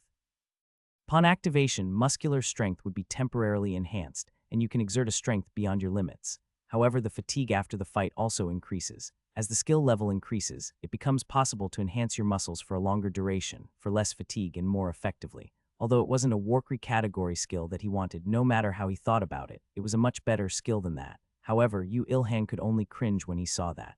Hey. Yu Ilhan asked, "This isn't something that a human learns, is it? That's why I said it's a record you've acquired. Heaven Quest rewards are originally like this. Moreover, you've learned all that a human could learn, so you don't even need one." Although he was quite uncomfortable that he acquired a skill that a monster might learn, as Erda said nothing wrong, he couldn't retort properly. Moreover, as he had thought the first time he received this, wasn't this skill exceptional in itself? In the end, Yu Ilhan obediently received the skill and moved his steps. Although there were countless people at the airport, there was no one who could catch him. It wasn't anything new. "We really can't see him. Fada said that person would be on this plane. I'm worried that you're trusting that angel too much. Be quiet for a bit. There might be people who can speak Korean around here." At that moment, he thought that he heard a familiar voice, and as he had expected, it was the two Korean couple. Yu Ilhan instinctively shrunk away, but even if he didn't worry, they could not see through his concealment. How would he look like under his armor? Would he look strong and courageous? He might be unexpectedly a fragile young boy. TN young boy here is the Korean equivalent of Bishonen. Is that important? Weren't you going to recruit him as an ally as he was strong? The jealous Oppa is cool too. I'm not jealous. In the first place, while thinking that they were an unpleasant couple, Yu Ilhan left the place. Please don't let me meet them again. However, the next moment he was confident he would meet them again somehow and became depressed. Life is really tiring. You're saying it really doesn't sound like a joke. I did all I could. Take a rest, even though it might be a short time until we reach Arizona. You've worked hard. If it was in the past, she would never say something like that. No, there was no need to be touched by this. This would become the norm from now. Yeah, you've worked hard too, Yu Ilhan replied while smiling, although there will be another overflow later. Ah, really? That won't happen. It's a joke. Although he wasn't sure whether another overflow will occur or not, as he had done his best, he had no regrets. So what if it happens again? Yu Ilhan will have become stronger by that time and sweep them out even easier. Rather than that, the most important thing to him now were the trolls. Trolls. Yu Ilhan became excited at the fact that he would kill trolls and lay down. Let's go to the Grand Canyon when we arrive. The Grand Canyon. No, we're not going there to play. The next moment, all his excitement died down wonderfully. Supposed to be ironic sarcastic. Yu Ilhan called Erta with a voice like a zombie pierced by a harpoon. Erta, their original destination is also Arizona, so what can I do about it? Moreover, unlike you, they aren't illegal stowaways. Fucking law, that's quite a creative resentment. So like that, a plane, along with one stowaway and a couple of a handsome man and a pretty woman, headed to Arizona. Yu Ilhan decided to leave the airport faster than anyone as soon as he arrived in Arizona, but it was unknown if he could escape the Korean couple even if he did that. Phoenix Sky Harbor Airport, Arizona. Yu Ilhan stood up as if bouncing up the moment the airplane landed. What's the location of the troll dungeon? It's the Grand Canyon. Ah shit. His bad premonition just increased by a level. They said that they didn't come here to play, so he could only believe in that for now. Yu Ilhan left the terminal while sighing and started moving. Only the pouring sun rays were consoling his heart. As always, he wore a leather jacket and jeans, covered his face with a mask, and ran assiduously. As his physical ability had increased due to leveling up, his running was comparable to a sports car. Of course, as always, no one could find him. While running assiduously, Yu Ilhan reconfirmed the evolution criteria for the resting skill. Sleeping second class, monsters hearts 0, 500. Trolls blood 0, 500 liters. Good sleep 100 hours EN. Confirmed, Ilhan is a Snorlax third class, monsters magic stone 1-1. There were 2 criteria left to evolve the skill. These were the troll's blood he could get from the dungeon he was heading to now and the hearts of sleeping second class monsters. Yu Ilhan confirmed with Erta. You're sure that the trolls are second class, right? Although there are various types of trolls, in the dungeon I told you, there are definitely second-class trolls appearing. You are trying to finish the quest in one go, aren't you? Of course, why do you think I made a new weapon? Wasn't it to acquire enough strength to kill a second-class monster in one go? Trolls definitely are monsters that sleep a lot. Instead, their senses are quite sensitive, but since you have the ability known as concealment, you don't apply in that case. Then the problem is, Erta spoke like it was nothing. I don't think there would be 500 trolls in the dungeon we're going to, though. No, you angel. Although the Grand Canyon was known for its magnificent scenery and geological value, what it's even more known for is its enormous size. Standing at the entrance of the South Rim, Yu Ilhan gaped in shock when he saw the endlessly wide rift. Oh my god, I thought it would be like Summoner's Rift. You lived on Earth for 1,000 years. Haven't you been here? What were you doing? Wow, it really is amazing. Yu Ilhan wasn't listening to her. No matter how the situation on Earth was now stabilized, as there were no people who thought to travel around for tourism right now, so despite its fame, the Grand Canyon was empty, and as such, this scenery was for Yu Ilhan alone. It's really fortunate. Seeing that Yu Ilhan was rejoicing from the bottom of his heart, Erta didn't feel that bad. The fact that his eyes were glowing felt a bit proud of her. Was this how a parent felt teaching their child? When she, who misunderstood her own feelings by a large amount, was about to speak, Yu Ilhan's words continued. If it wasn't for Erta, I would have gotten lost in this wide place looking for a single dungeon. I hate myself for agreeing with you, even for a moment. Yu Ilhan ran across the rift with Erta on his head. If he couldn't control the weight of the cross bag, he would have made a big dent in this beautiful Mother Nature, so solving the weight problem for the previous quest was a truly wise thing. While running through the rift, which was literally unexplored, Yu Ilhan thought about how large the Grand Canyon was, and how nature was being preserved, and what would be in this kind of environment. There was only one conclusion. I feel like there would be monsters even though this isn't a dungeon. There's one right there. That really had a point which made one think up of field hunting in games. What was especially similar was that monsters would appear occasionally over a wide area, and one had to run around all over the place in order to hunt. It even made one wonder if they were doing a running competition or a hunt. Of course, as Yu Ilhan's original aim wasn't a field hunt, he was running towards the dungeon in a straight line without minding where the monsters were, so there was no loss for him. There are only two kinds of monsters which do not get caught by the trap of destruction: smart ones and lucky ones, and their common point was that they couldn't see through concealment skills. In other words, they were very good experience providers for Yu Ilhan. You have earned 333,395 experience. You have earned the record of LV53 Sand Scorpion. Yu Ilhan grumbled while piercing a scorpion with a light brown armor in a surprise attack. Why are sand scorpions appearing in a place without sand? Starfish don't live on stars, though. TN, this is originally a Korean pun, dolguri. Dolphins live in places without doll stone. Starfish is the closest I can think of. Go apologize to every starfish dolphins in the world. He avoided the ones he thought he could not kill in one blow, and killed the ones he could without restraint while proceeding through the rift. He got off the developed tourism route and was going to his destination in a straight line. Erta thought that Yu Ilhan was overwhelmed by the miracle of Mother Nature, but Yu Ilhan ignored everything on his path to his destination and was only running. Don't you feel anything after you saw this grand scenery? I do. It's fortunate that you're here. Erta bit her tongue since her heart pounded due to Yu Ilhan's words for a brief moment, but annoyance welled up in her heart after she figured out what he meant. Smooth Ilhan smooth. As Yu Ilhan stopped in place at that moment, she was shocked since she thought that Yu Ilhan found out what she was thinking. And no, whatever you say, my heart won't even flinch. I'm a higher existence. This is a dungeon, right? Of course, Yu Ilhan didn't even notice that she had spoken something, much less figuring out her heart. However, she couldn't ask him for responsibility, since the scene they were confronting was that amazing. What is this? Don't ask me, you higher existence. That was a huge vortex. He might have thought that this was normal if he hadn't seen a dungeon entrance before, but as he had experience in cleaning the Metal Heart dungeon, the vortex with a diameter of 7 million in the middle of the Grand Canyon was not normal no matter how he looked at it. It definitely isn't a normal dungeon.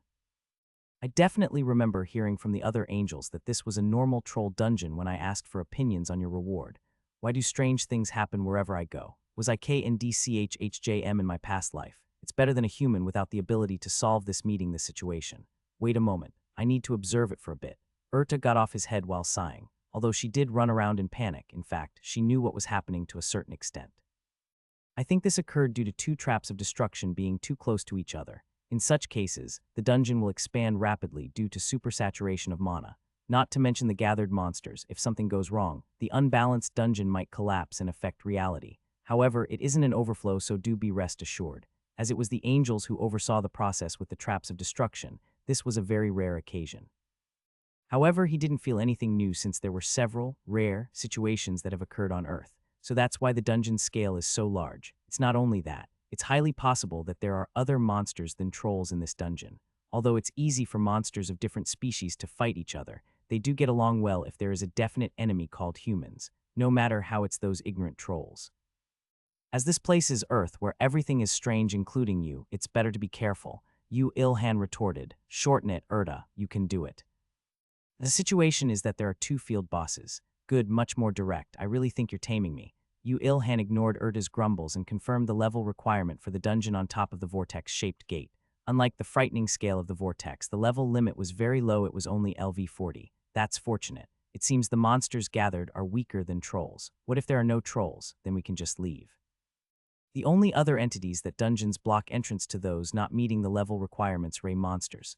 Moreover, after patting her chest, Erda spoke confidently. You didn't forget who you're with right now, did you? That's why I'm worried. You really are too much at times. Although it poked where it hurts, so I can't retort, but please be restrained with your words. While imagining a more wild dungeon than the one he had predicted, Yu Il-han decided to hone his mind.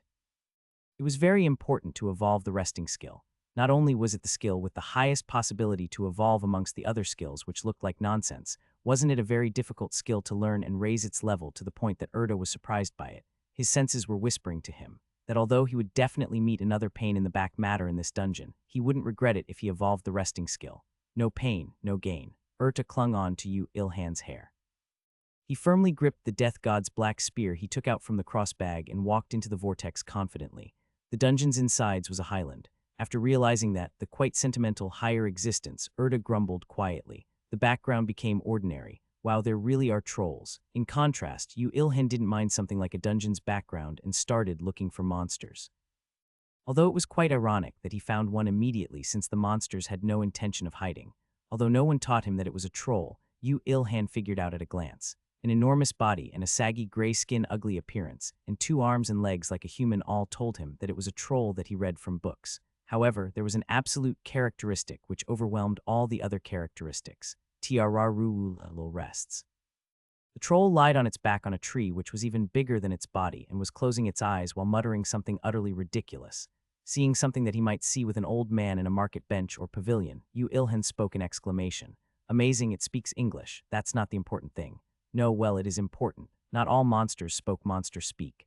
It was the same with the mutant flame lizard monsters in LA, and it was also the case with the trolls right now. They were granted a part of a record the moment they appear on Earth. In that process, some monsters might acquire a special strength and might be restrained. They might become an entity to make up the dungeon or might become a leader to lead the group.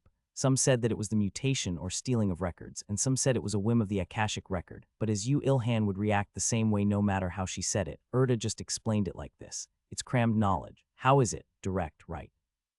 Good, much more dire. Whoa, but why aren't you killing it? That's no difficult opponent. I'm waiting for it to sleep. Can't you tell? It's sleeping though. Nonsense, it just rested on the tree saying it would rest. Yu Il-han turned his head to the troll while smiling when he heard Erda's short reply, and shouted in shock at the fact that the troll was really sleeping. That ability is a secret technique of the resting skill, falling asleep in 3 seconds. That's because most trolls have learned the resting skill. Moreover, Yu Il-han falling asleep within 3 seconds after getting onto bed was a secret technique. Erda acquired the most useless knowledge in the world. Meanwhile, Yu Il-han gripped the spear firmly and checked his armor just in case, and quietly approached the troll seeing under the tree. The so-sensitive troll was sleeping well while snoring loudly even though Yu Il-han was right in front of its nose. It was probably sleeping so well since it believed in its danger detection ability so much. As such, it would be hunted by Yu Il-han. With a cruel smirk, Yu Il-han swung the spear to cut off its head. You have earned 560,705 experience. You have earned the record of LV72 Highland Troll. Despite the fact that it wasn't a critical hit, due to the effects of a surprise attack, he could hunt a monster over level 70 with a single strike. Even though he hadn't even got his second job, sleeping second-class monsters hearts 1,500. Troll's blood 3,500 liters. This is easy. For you, it is. Yu Il-han put the heart he pulled out from the troll and the blood he extracted with a syringe in a special container and put it inside his crossbag. Although the fact that he could only extract 3 liters of blood from one troll bothered him, as he had to hunt 500 trolls, it didn't really matter that much. Good. This means that I will have over 1,000 liters of troll blood after I kill 500 of them, right? I feel reassured even now. I beg you to drink the blood where others can't see you. Yu Il-han's troll hunt smoothly started like that. As all trolls had a max level resting skill, it wouldn't be that difficult for Yu Il-han to fulfill the requirements of the resting skill. Meanwhile, after 3 days had passed since Yu Il-han and Erda entered the dungeon, in front of the vortex gate were another 2 humans and 1 angel. Wow, it's a ginormous dungeon, but the level restriction is only 50. Be careful, na you na. We don't know what may happen inside the dungeon. Let's go it. I also want to get the scorpion poison and go back to Korea fast. This is a dungeon date. Didn't I say to look for another man? You guys don't even listen to me, do you? These people who were entering the vortex with attention no less than that of Yu Il-han and Erda were obviously the Korean man and woman that Yu Il-han hated so much. This dungeon. While ripping a fully grilled troll hind leg meat to eat, Yu Il-han spoke. Why can I only see trolls? It's possible that this dungeon is wider than you imagine. As Erta said, the dungeon was really astonishingly wide. Although it was a jackpot to find a monster every 10 minutes in the Metal Heart dungeon, Troll Dungeon was not inferior to that. Even so, as this was no cave but a highland, if Yu Il-han arduously ran around, he could hunt many trolls in a short period of time, but to do so, the disadvantage was that he would get more active, resulting in faster exhaustion and thirst. At first, Yu Il-han thought that he should finish this early, but now that it came to this, he now thought that something bad may happen if he kept going on like that, and which led to him currently taking a break. He had removed the heart and the blood of the trolls and was grilling them to eat them. The original purpose of dismantling, i.e. butchering, laid in eating the meat after taking out the bones and the hide. Yu Il-han could finally initiate the real objective of dismantling. Ah, delicious. To think you will satisfy your hunger with troll meat. You want some. It's delicious though. Regardless of the fact that troll meat had poison or extreme poison, it was really delicious once he ate it. Of course, although there was the help of some salt and pepper that he had brought, the meat didn't lose out to any other meat that he had tasted until now. How should that taste be described? It was a little tougher than beef and had an unknown taste despite being sticky. As he was grilling on the scene, he could not get rid of all the blood, but even so, the troll's blood was adding to the eccentric taste. I'll grill the arm too. You're going to eat a whole one at this rate. Leveling up will result in muscles being developed. Naturally, calories spent in activities would rise accordingly. Even mages who do not move around their bodies much would naturally eat twice their normal amount if they become high level, not to mention close combat classes. Such how would it be for Yu Il-han, who had developed his physical body before the Akashic record had even come into contact with Earth? Although the time he could endure without eating was long, befitting of someone who trained tenaciously, if he started eating, it was normal for him to easily eat 4 to 5 times more than an average person. When he was about done eating the grilled arm and leg of the troll, a joyful message came up on his retina. Extreme poison resistance skill has become Elvite. Ooh, extreme poison resistance levels up fast too. That means that the things you're eating now are that horrible. It's poison. Of course, Yu Il-han ignored Erda's shouts. Didn't he have no problem since his extreme poison resistance was holding out well? I should have learned to cook beforehand if I knew other skills would grow like this. Lita always cooked me food. I take it that you will learn to start now. Correct.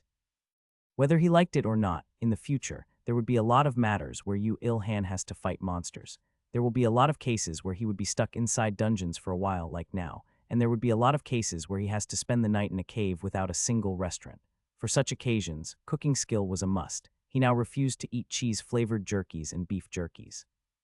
Shouldn't I be able to earn the cooking skill if I grill and mess around with all the things in my inventory? You're looking down on skills. Exactly 2 days after that, Yu Il-han acquired the cooking skill. You have learned cooking skill. You can cook with a more variety of ingredients, using a variety of methods. See, I got one. KHK, I forgot the fact that cooking with monsters would give you more proficiency points. Moreover, the points when eating it too. Erda made an expression as if she was about to go insane from the frustration, but Yu Il-han was only delighted that he had acquired a new skill. Now that he had realized that the excited expectations he had of dungeons were for nothing, he needed new stimulations. Not only the cooking skill, his original objective was progressing smoothly as well. Until now, not only had he already finished acquiring 500 L of troll blood, he also gathered almost 200 of sleeping monsters' hearts. If he acquired 300 more, the resting skill would evolve. Moreover, as his level was 48 right now, he would become level 50 at the time he would finish gathering all the hearts. In other words, he had expectations that he might be able to do his second job advancement. Anyway, they sure don't appear. Yu Il-han looked around him while ripping off the grilled troll shank meat. However, other than protruding rocks or dust, he could see nothing on the ground. In a situation where it was deep into the night, a man was grilling meat with fire in the middle of the highland. The situation here was no different from him shouting, "Please attack me." However, even though he had lit the fire several times and grilled some meat, there was not a single monster which assaulted him. Let's say trolls don't since they're lazy, but even so, isn't it manners to suddenly pop out from the ground if I'm blatantly acting in the open like an idiot like this? So you are aware that you're doing idiotic things. Erda, who never imagined that he was attracting monsters, asked back with a "that's absurd" face. I thought you were acting as you liked. Just what do you take me to be? An idiot who aged in reverse. Savage roast. While thinking that aging 1,000 years in reverse was a feat in itself, Yu Il-han explained. Trolls are sleeping anywhere they want, but other monsters aren't like that, right? Even so, that doesn't mean there are no other monsters than trolls in this dungeon. That's true. Seeing that the level restriction of the dungeon is low, that's definite. But no matter how I think about it, my passive concealment is maintained right now. Is that why they aren't attacking me? Or so I thought. Is that so? So I'm grilling meat here like this because I'm curious of their identities. After hearing something that was not reasonable at all, Erda asked shortly after pondering for a moment. That's just an excuse, right? Yeah, in truth, he only wanted to grill the meat whether he would get found out or not by the monsters. As he knew that they would be weaker than trolls at least, he had no reason to be afraid either. I also thought that was strange. Did you find something out, although it's just a hypothesis? In fact, it's the first time I've met someone like you. Don't make my shoulders dance and quickly explain. Isn't it that the effect of the concealment is hiding everything, including the fire and the smell of the meat? Yu Ilhan resented himself for thinking even for a moment that it may be true. He tried his best to counter-argue against Erda. But that's distorting a physical phenomenon, no. Skills are originally like that. You even deceived God, it's nothing new. He now couldn't counter-argue against her anymore. Yu Ilhan was becoming more and more aware of the horrifying ability that he was born with. 3 more days passed since then. The possessor of concealment that could hide even the smell of meat, Yu Ilhan, was now confronting the 500th troll in front of him. It was running around proactively until a few moments ago, but 5 seconds before, it stopped before at 4 seconds. It lay down and fell asleep at 2. As expected of a veteran resting skill practitioner, however, that veteran experience would lead it to its death. Yu Ilhan looked back to his difficult past while pointing his spear at it. A lot of things happened before I reached this point. You've grilled a lot of trolls. Although the continuous sufferings have made me exhausted, you must have wanted to eat something else after eating all those trolls. My desire for growth lead me here. But you couldn't stop because the extreme poison resistance skill and the cooking skill kept leveling up. Erda read his heart so correctly that he was shivering. Ah, really, just kill it quickly. Even while grumbling, he obediently followed Erda's words and struck out his spear. As he had experience in killing 499 trolls, his spear flew agilely through the air like a viper, to pierce the softest part of the troll's thick neck. The moment the troll's life was over without being able to wake up, something out of expectations had happened. You have earned 572,395 experience. You cannot become level 50 without acquiring a second class. All records earned before acquiring a class will be calculated after the class is generated. With the achievements and records you have acquired until now, your available path is revealed. Please select a class. A test befitting that will be granted. 1. Blurred Lancer Expert 2. Battle Expert 3. Rookie Reaper 4. Berserker. Oh, although he was vaguely expecting it, to think that it would really happen, Yu Ilhan became dumbfounded and read down the text while pulling out the heart from the troll. Now, he had acquired all the evolution materials for the resting skill, but rather than that, the second class had become something more important than something like an evolution-confirmed skill. Is that so? To think that there would be so many branches even after setting your path in the first class. It wouldn't be like you to miss out anything. Well, I'm quite sorry. You haven't been to another world, so it is fair for me to help you in acquiring a class. Let's have a look. Many possibilities meant exceptional ability. However, if one could not choose the longest and the most sturdy path, then one would be left behind by someone who walked on a single path. While looking through all 4 of the classes, Erta thought about which class would fit Yu Ilhan. First, Battle Expert and Berserker are both classes that I know well. Battle Experts are warriors who use all their body to attack, much less using all weapons, and Berserkers are warriors who do not leave the battlefield unless he himself or the enemy dies. Summing it up, both are perverts, you mean. They are that strong. They are also classes that are hard to acquire. I even saw someone who acquired Berserker as their 3rd class.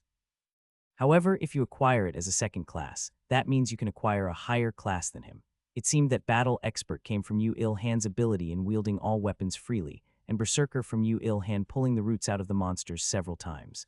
As both jobs didn't seem to be affected much by mana, there would be no problem choosing either one.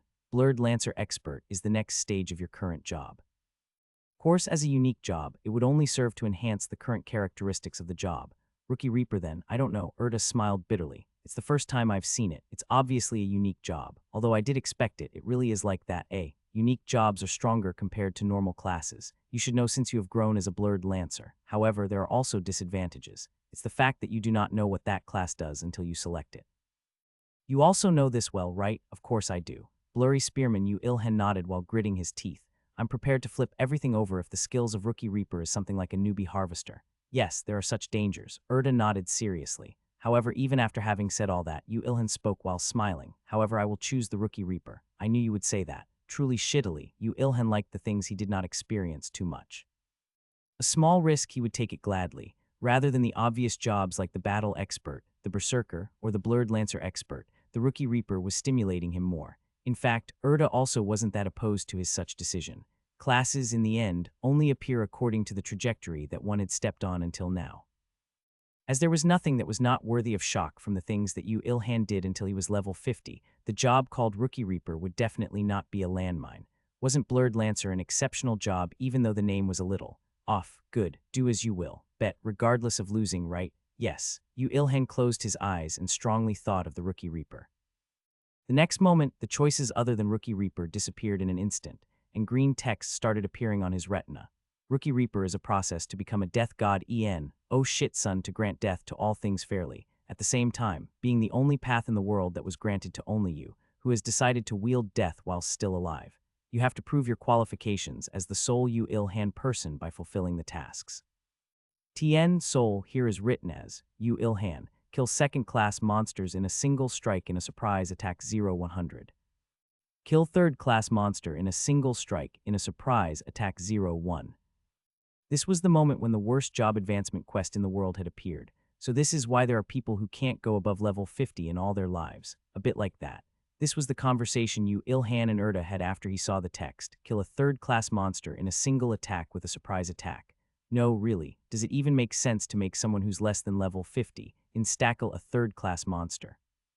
There's a limit to unreasonableness. This was no different from giving a high school freshman a university entrance exam level question. But thinking like that, it seemed doable. You're pondering how to succeed that criterion. No, I do have a method that I've thought up of. The criteria for the quest was in the first place a surprise attack. Yu Ilhan's attack power would increase by 40 due to his concealment passive effect because of his armor and his class, and coincidentally, he had the pile bunker with an enormous attack power right now.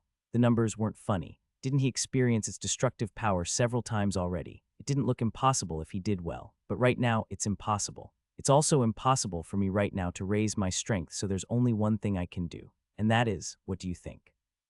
Erda thought about it for a little. Of course, the conclusion came out not long after. It's mana crafting, isn't it? Correct. Yu Ilhan was planning to use mana crafting on the pile bunker and the full plate armor. It might be insufficient with just that, so he was planning to go through a special modification on the pile bunker. For that modification process, there was a need to sacrifice the third-class magic stone in his possession. Now that it came to this, I should give up on evolving the resting skill. You just managed to fulfill all the requirements and it comes to this. Somehow, Erda looked more disappointed than Yu Ilhan himself, so he quietly smiled. I can't help it. Even if you say it's the evolved version of the resting skill, it's not a battle-oriented skill, right? So it's better for me to finish advancing to my second class first and somehow acquire another third-class monster's magic stone before evolving it. You're right, that's the reasonable logic. I was just a little disappointed. Mana crafting was originally doable without a magic stone.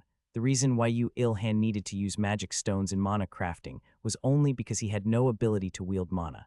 However, separate from that, it was also true that the effect of mana crafting would increase if one used a magic stone.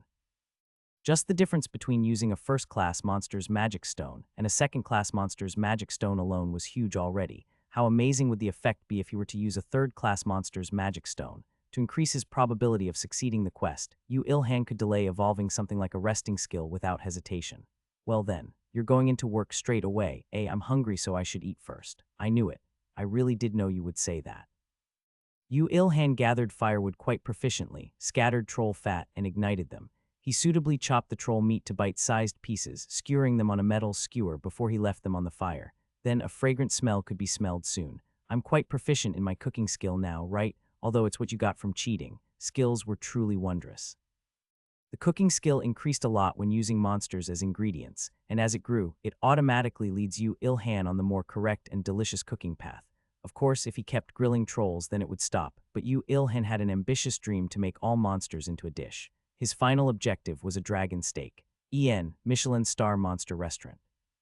Should I get to work right away after eating this? It should be easier if a third-class monster appears in this dungeon. Although I'm not sure, I think that there is one. What a coincidence, so do I. A huge vortex entrance, the enormous area. Yu Ilhan was sure that there was no way a third-class monster wouldn't be here in such a blatant place.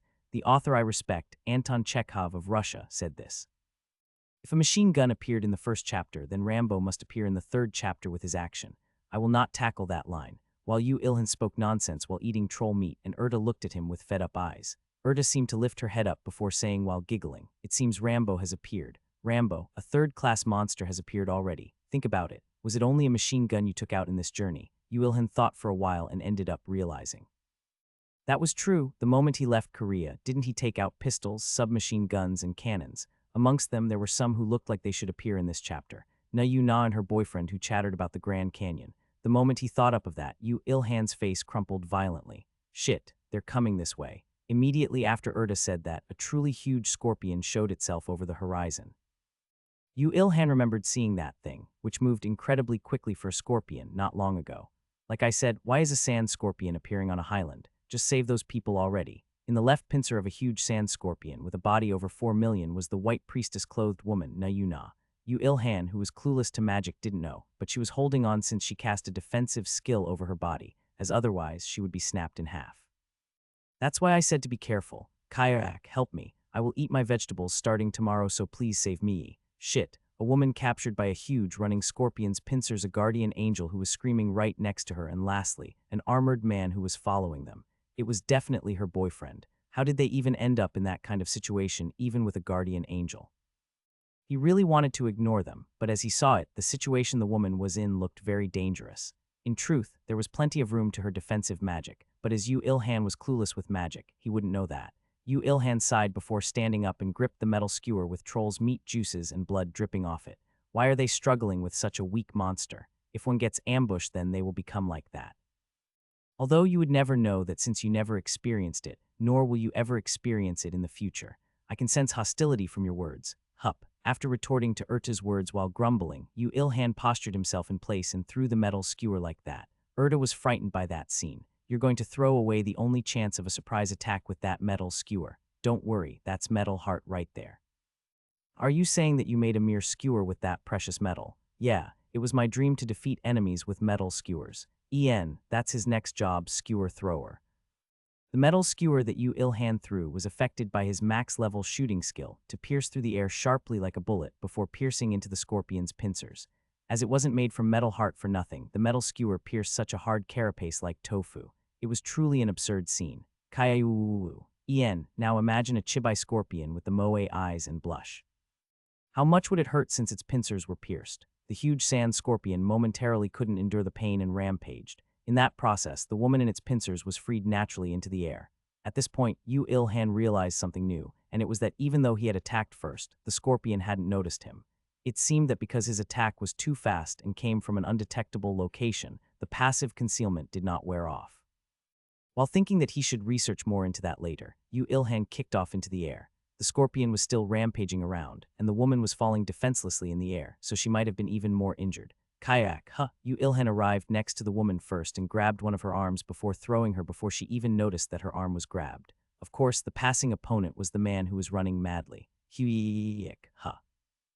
As the woman flew at him so suddenly, the man couldn't catch her properly. While the two were rolling on the ground after the crash, Ilhan kicked higher into the air and took out the death god's black spear before flinging the scorpion's head away. Critical hit. You have earned 668,938 experience. You have earned the record of LV78 Giant Sand Scorpion. Critical hit skill has become LV9. Only after checking its level did Ilhan mutter in surprise. Its level is quite high. Your senses are good. Didn't I say that it was a weak opponent? Yeah, it was really like that. Perhaps due to the 1,000 years of training to a certain extent, he could sense how strong his enemy was. Unless it was an utterly weak enemy or a too strong enemy, he could feel that this seems doable, or this is easy and such. With his standards, the giant sand scorpion was an opponent that he felt was easy to confront. It was actually easy to kill it as well. However, its level was quite high, so it was no wonder he was confused. However, that question was solved by Urda soon. It really was a weak opponent for you, Ilhan. It uses poison as its main weapon, but you have the extreme poison resistance. Oh, that's why. It was the same as when he fought the shadow leopard in the past. It specialized in concealment, and as such, the rest of its ability was weak. The reason why Ilhan was able to kill it was also because of that. This scorpion was no different. Its abilities focused in poison, so it was weak in other parts, but as its poison did not work on Ilhan, he could hunt it easily. After knowing the answer, Ilhan started dismantling it with a light heart. Of course, he didn't forget to recover the metal heart skewer. An ordinary sand scorpion tasted nice, so would the giant one be even tastier? You're planning to grill it here again, aren't you? While Yu Ilhan was starting to dismantle the giant sand scorpion, Na Yu Na, and her companion, Kang Hajin, could stand up, barely straightening themselves out. As Yu Ilhan exposed his own presence strongly while severing the scorpion's life, and was now even dismantling the huge scorpion, they could not miss Yu Ilhan's figure. Ah, it's that Persuwuwun. Tien, if you see the end of the line lengthened, it's Na Yuna's talking. Yes, it's that child. When Na Yuna spoke, the guardian angel Feta confirmed. After hearing them, Kang Hajin asked in confusion, "What is? You don't know Opa. It's the person who took out all the monsters in LA. Ah, that armor, but he's wearing a mask instead of the helmet. That's cool too, as expected of the Dark Knight of LA, PFFFFT. Yu Ilhan coughed as he wasn't able to endure the merciless damage, while he was dismantling the scorpion with exaggerated but delicate hand movements. He really didn't want to get involved with those people, but he couldn't resist the temptation to ask, "What of LA? As Feta said, you really do speak Korean." Na Yuna replied with a bright smile. Now that he thought about it, they were conversing in Korean. It seemed that the guardian angel Feta told them that he was Korean anyway. Seeing that Erda was gritting her teeth, it seemed that Feta would receive her punishment later. Not the NSFW kind guys. The Dark Knight of LA, it's all the rage on FCBK. What was that? Yu Ilhan muttered in shock. No way his actions in LA has spread around on FCBK. When he seemed unbelieving, Na Yuna took out her smartphone to show him. His armored figure swinging around a greatsword was really clearly depicted. There are talks about you being a Black Knight from the American government. Some also say that you're an FBI agent. At this rate, there might be talks about him being a giant fusion robot under the Pentagon. Ilhan is secretly a Gundam, while Yu Ilhan was stupefied. Erda growled while gritting her teeth. I knew SNS was a waste of life. It's always those evil people who ruined everything. Always. What trauma do you have with the internet to be so hostile towards it? Yu Ilhan dejectedly retorted to Erda's words and confronted the handsome man and pretty girl who were looking at him. There was one important thing. Chekhov's gun really did shoot. While the rescued man and woman was staring at him, Yu Ilhan was sighing and went into dismantling the scorpion. Ah, I was ignored at this timing. Such amazing dismantling skills. The woman panicked and the man exclaimed at Yu Ilhan's skills. Meanwhile, Yu Ilhan was thinking while dismantling, how to socialize with social butterflies. At that moment a stomach rumbled. It wasn't Yu Ilhan, but from the woman. I'm sorry, I thought of eating a lobster. Looks delicious. Wow, you're thinking such things while looking at a monster which might have killed you. Looking at the two famished people, Yu Ilhan ended up instinctively asking, should I grill it for you? Yes. At Yu Ilhan's words, the woman's expression turned bright and nodded. The man was making a fed-up expression. This told them that he was the only Yu Ilhan normal person in this place. Tien again, only written as Yu Ilhan. Yu Ilhan finished dismantling and was taking to the carapace. Well, not exactly a carapace, but something that didn't lose out to one in hardness, and the poison needle that it never had the opportunity to use, when Na Yuna hopped towards him and stood in front of the scorpion meat that he had piled up. After that, she put her hands together. Make poison disappear from them, yap. Tien yap is like avdacadavra, that's magic. The poison disappeared. Momentarily, a light pink light appeared, covering the pile of meat before disappearing. This was the moment when the poison from the scorpion meat, which needed poison resistance at least to eat, disappeared. A truly amazing ability. I heard you were blessed by the goddess of beauty, but you really do have an amazing holy power. Spit. I knew pretty ones were no good. A certain someone checked on the bathroom mirror whenever he leveled up to see if he became any better, but an innate one was even blessed by a goddess. As always, Yu Ilhan's unreasonable rage was rampaging. However, a pretty lady was thanking him with a bright smile so he couldn't get angry. Although she did seem to have a screw loose, she didn't seem to be a bad person. Of course, he didn't want to get involved much. However, one thing he did mind was that whether this woman was putting her life and the scorpion meat on the same level or not. Na Yuna, how many times did I say that a misunderstanding might occur if you keep acting friendly like that towards a person you met for the same time? We even fought together in LA though. Moreover, Feta told me that he's a good person. Okay. Yu Ilhan nodded, took out the metal heart skewers before skewering the scorpion meat. But then the woman approached him saying she would help and made him frightened. Just what was this extreme-level sociability skills? Social butterflies were always a problem, approaching loners without considering what they think. Even though his loner power would be revealed in an instant and the mood becomes awkward. Wow, such pretty skewers. This is also the thing that pierced the pincers a moment ago, right? So pretty. You pierced those pincers with a skewer. You even sliced its head off in an instant too. Just what? Unlike the woman who obediently exclaimed in praise, the man was slightly vigilant against Yu Ilhan, but Yu Ilhan thought that that was the normal reaction. Moreover, Yu Ilhan was no different to him in the sense that he was suspicious of them. Yu Ilhan was so curious. He only fought trolls until now from the moment he entered the dungeon, but how could they meet scorpions? Isn't that because the scorpions couldn't find you? Shut up. It isn't. Please tell me it isn't. Yu Ilhan grilled the scorpion meat, which its poison was gotten rid of after putting some salt on it. Not long later, a fragrant smell better than troll meat could be smelled. Even the man, who looked as if saying, "I want none of this," approached the fire due to the savory smell. "You even have a cooking skill." "Well, I do have one, but this is just salted grills."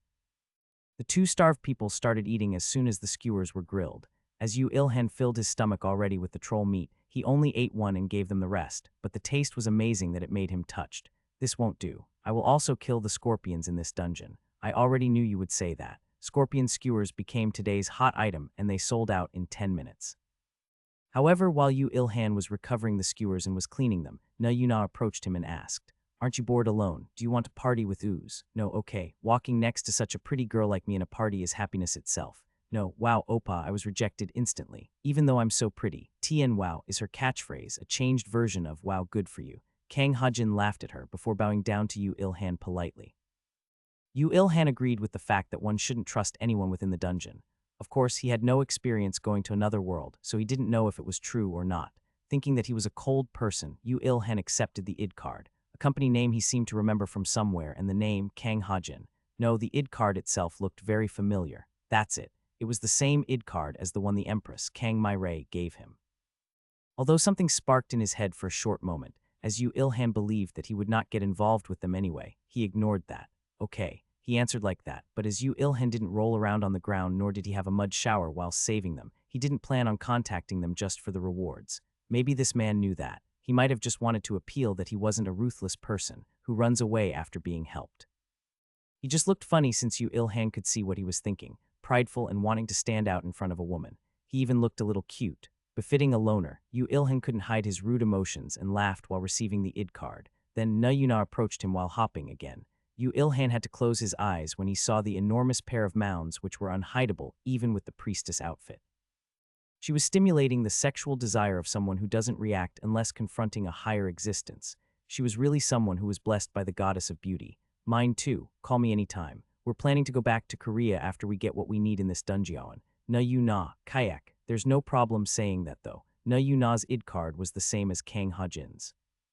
While looking at Na Yuna being dragged by Kang Hajin by the collar, Yu Ilhan put the id cards he received into the cross bag. Then he muttered, "Well, we'll meet in this dungeon again, obviously. Stop predicting the future. Because I'm planning to follow their back in a moment. That's even worse, but I have no choice if I want to kill scorpions." Ah, how pathetic. The fact that Erda thought he was slightly cute at the same time as thinking he was pathetic was a secret. Yu Ilhan didn't follow them right away. He didn't know when the concealment would activate again, and above all, now that he is not fighting any monsters right now, he was planning to finish the mana crafting work.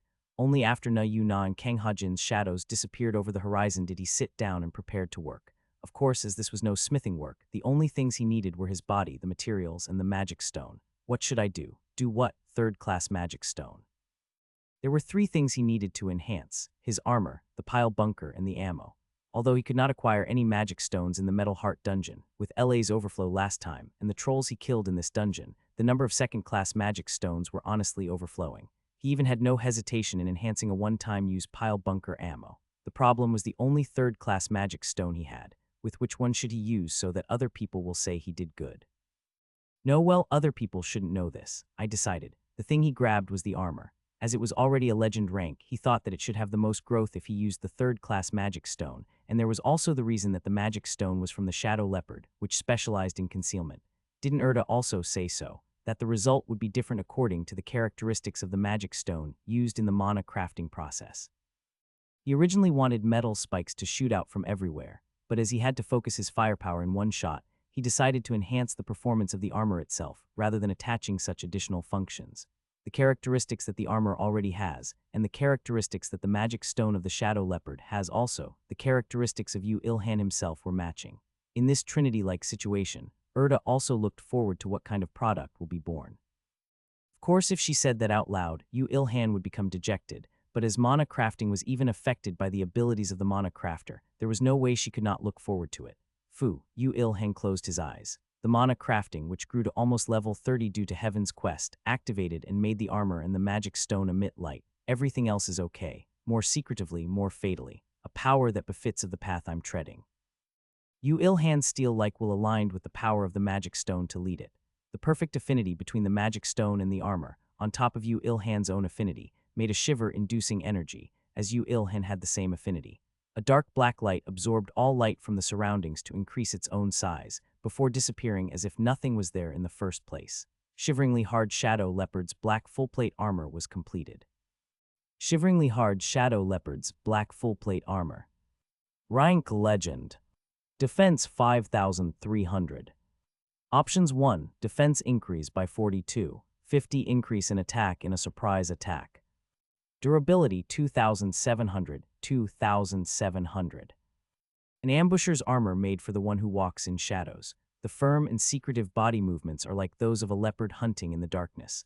Done, Yu Ilhan exclaimed in delight the moment he checked the options of the finished artifact. Seeing something he exactly wanted, he felt full despite not eating anything. That's because you already ate. Shall I enhance the pile bunker then? He ignored Erda's tackle. Erda was also wondering how he would enhance the pile bunker, so she didn't complain being engored. It was as planned. Mana crafting really did bring out results better than you expected, but even so, wouldn't it be insufficient to kill a third-class monster in a single strike? As you've confronted the Shadow Leopard already, you should know of their strength. Are you calculating properly, Yu Ilhan? Of course, didn't I say that I always calculate everything? Don't joke around and tell me properly, Erda said while getting slightly angry. As he knew that she was looking forward to his work, Yu Ilhan asked her back while smiling. Erda, do you know when the moment is that a human becomes the strongest? I don't know. Maybe when one's protecting something important. You're wrong. Yu Ilhan took out the pile bunker, a few strands of giant's rubber band, and 3 second-class magic stones while declaring, it's just before death. A human becomes the strongest just before death, and Yu Ilhan thought that it was the same with an object. That was because he had never seen a decisive weapon that wasn't a one-time use. After Yu Ilhan successfully enhanced the pile bunker and the ammo, he unhesitantly started following the man-woman duo. Their moving speed was considerably fast, but it wasn't comparable to Yu Ilhan's, and unlike the fact that Yu Ilhan wouldn't be attacked by monsters even if he stayed still, the two had to confront scorpions and trolls continuously, so it was a short while before he caught up to them. He should have come over to us if I tempted him a little more. You're dreaming. Unless he has ED, there's no choice but to come to us, because I'm pretty. Yeah, whatever. A little after he chased them, he could hear the two chatting. The woman's high and mighty pride, the man's uninterested replies. The conversation made Yu Ilhan confused since he thought they were a couple, but it's hard just with the two of ooze. Wouldn't he have helped us if we told them we'll give everything to him other than the poison, and if he says he wants that poison, or if he asks us where we would use it? Moreover, the fact that we know of information about dungeons may sound unfair to others just by itself. We should always be careful with out-mouths. Hearing Kang Ha-jin's sharp counterarguments, Yu Ilhan almost burst out in laughter. It was quite impressive that despite saying that he should be careful of what he was saying stuff quite carelessly. Yu Ilhan continued following them. He could see Na Yu Na grumbling while pudding. We can just say that it's the reward from Heaven's quest. Moreover, no matter how I see it, he's a good guy. I really wonder how you grew up to that age that purely even with your appearance. That's because Opa and Murray protected me. No way, it seemed they had their own circumstances. Moreover, poison. Were they here for the scorpions and not the trolls in the first place? Yu Ilhan looked towards Erda. If you honestly say what really happened, I will forgive you. I didn't know. I really didn't. Didn't I already say that I thought this was a dungeon where only trolls lived? So please stop looking at me as if looking down. It's making me frustrated. I'm getting more suspicious. I even think there may be another foreshadow to make me suffer, even though I'm moving while predicting them. Please stop. I think the word foreshadow might bring out a gestalt collapse. Even while conversing with Erda, Yu Ilhan kept thinking. If it's poison, he got one after killing the giant sand scorpion. Didn't they want that, a poison of a different type, or a stronger type? Although it wasn't a problem if they wanted another type, if they wanted a stronger one. Great, that's definitely a third-class one. I knew you would say that. Yu Ilhan became excited. It really was a great choice to follow them, although it was a little sneaky. I think a scorpion is about to ambush them. Scorpions are mine. While saying a line like a cheetah looking for a floured cookie, Yu Ilhan took out a weapon. The thing which was embedded between the gaps of the gauntlet were the metal heart skewers. Can I get angry now? It's only an experiment to confirm the strength and practicality of an item made with metal hearts. Not an experiment to research how you can pose yourself in a cool position with metal skewers. You know me too well. Lita took several tens of years before she saw through me. TN, do remember that for the first few decades, Lita didn't stay with him 24/7. However, even though he was found out, he had no plans in stopping it. If it was such a weak resolve, he wouldn't have done it in the first place. With a useless resolution, Yu Ilhan threw the 4 metal heart skewers in his gauntlet. The power of max-level shooting added with the surprise attack option attached on his armor. 4 metal heart skewers pierced through the air with unbelievable strength for being simple skewers, before embedding themselves on the sneakily moving scorpion's head. You have earned 697,290 experience. I need a specific value, but it was an instackle. I won't comment on that. As it was still a distance away from Yuna and company, the two didn't notice the sand scorpion. Of course, they also didn't know that Yu Ilhan had recovered the metal heart skewers and put the scorpion's body into the cross bag. But why does the angel on them not notice us? Moreover, they even got ambushed last time. Why did she leave that alone? Angels cannot bring out their full power on Earth. Moreover, didn't I tell you last time that there are not many things a guardian angel can do? Interfering the lives of humans too much goes against the rules of heaven, so even if we know of an ambush, we cannot prevent it happening. Although notifying isn't a problem. So in other words, you are useless. Kook. They kept following Na Yuna's back, while keeping a vague distance and hunting the scorpions following them. You have earned 653,755 experience. As expected, they don't notice me well if I attack fast with a long-ranged attack. If you shoot machine guns in the same position, they would notice you. Skewer attacks are unexpected effective. Erda didn't want to acknowledge that, but a concealed attack while in concealment sometimes maintained the concealment. More specifically, there was a high chance of concealment being maintained if the enemy doesn't know what it was attacked by until the moment they were attacked. Of course, it was a probability problem, so he couldn't believe in it fully. I will get angry if you start throwing skewers at third-class monsters. I won't. I really won't. And some time passed before the man and the woman noticed that something strange was happening. Why did the scorpion's ambush decrease? I don't know. Maybe the terrain changed.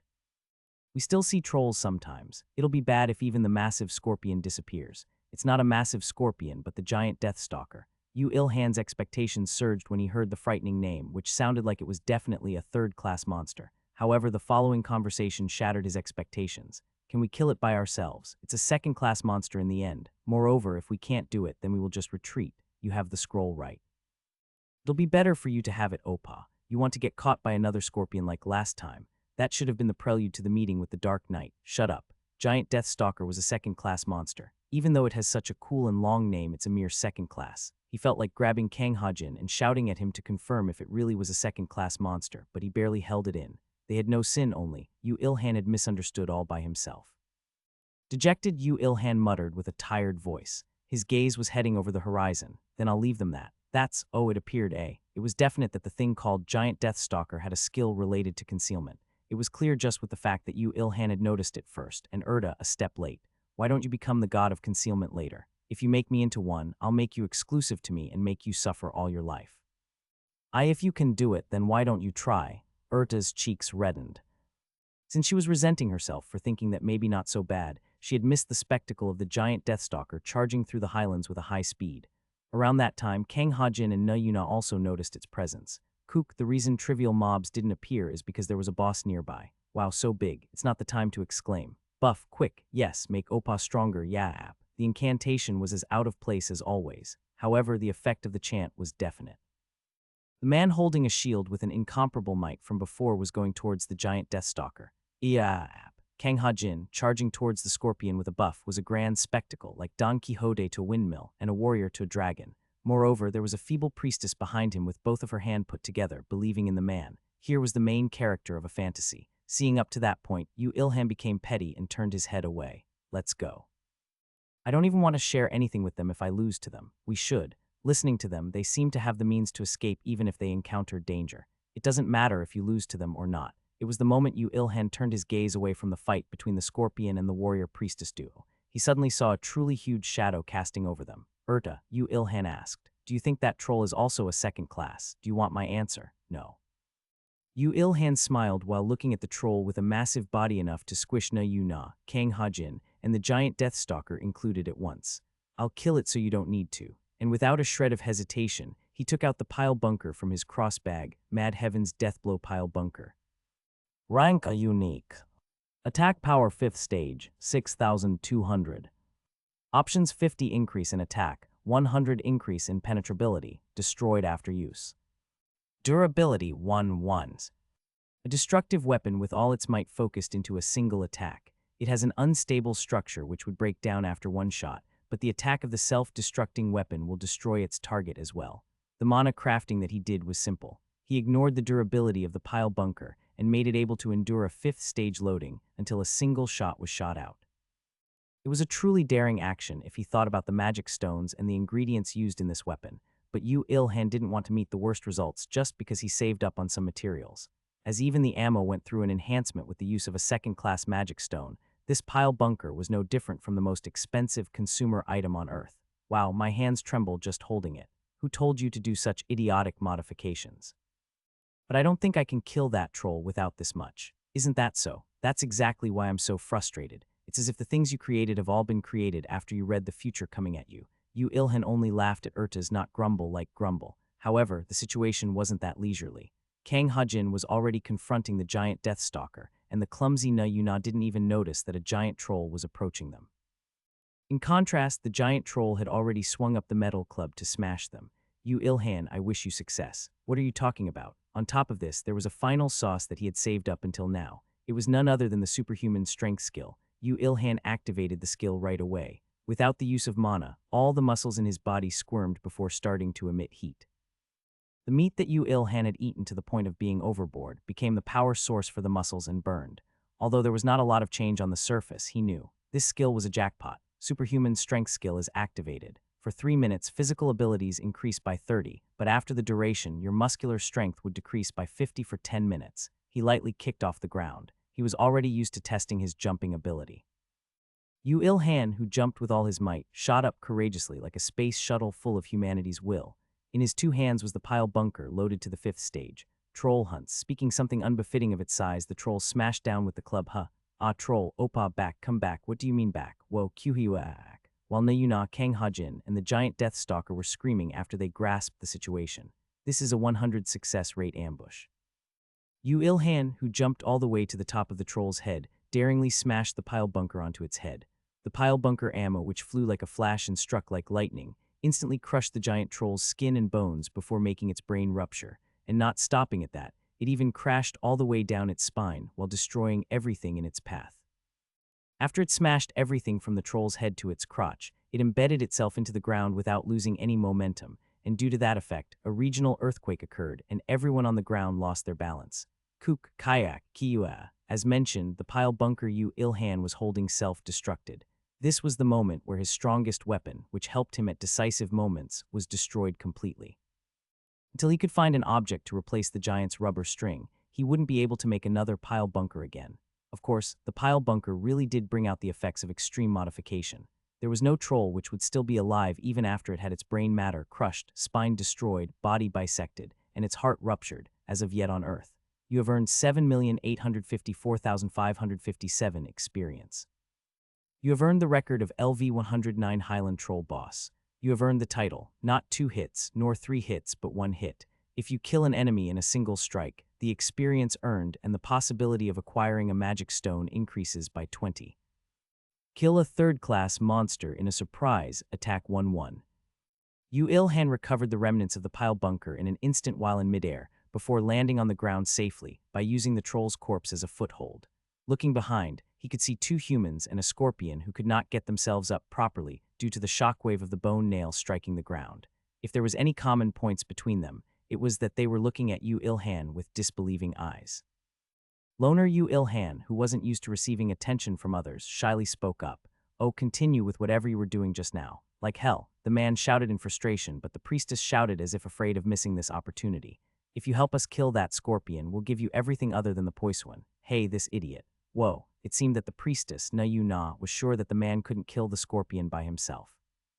This could be said to be a lack of trust in her companion, but could also be said to be that she had the ability to judge the situation cool-headedly, unlike her clumsy outer appearance.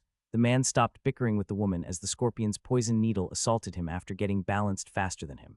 Meanwhile, Yu Il-han thought about her offer for a moment before nodding his head. Okay, yes, see Opa. I said he was kind Riad. Ah, fuck, I don't know anything anymore, damn it all. Kang Ha-jin replied as if slightly relieved, slightly hurt, but slightly despairing tone before posturing himself. As Yuna said, if you help us, we'll give you everything other than the poison. Okay, isn't that couple's relationship quite interesting? With such useless thoughts, Yu Il-han took out his spear and postured himself.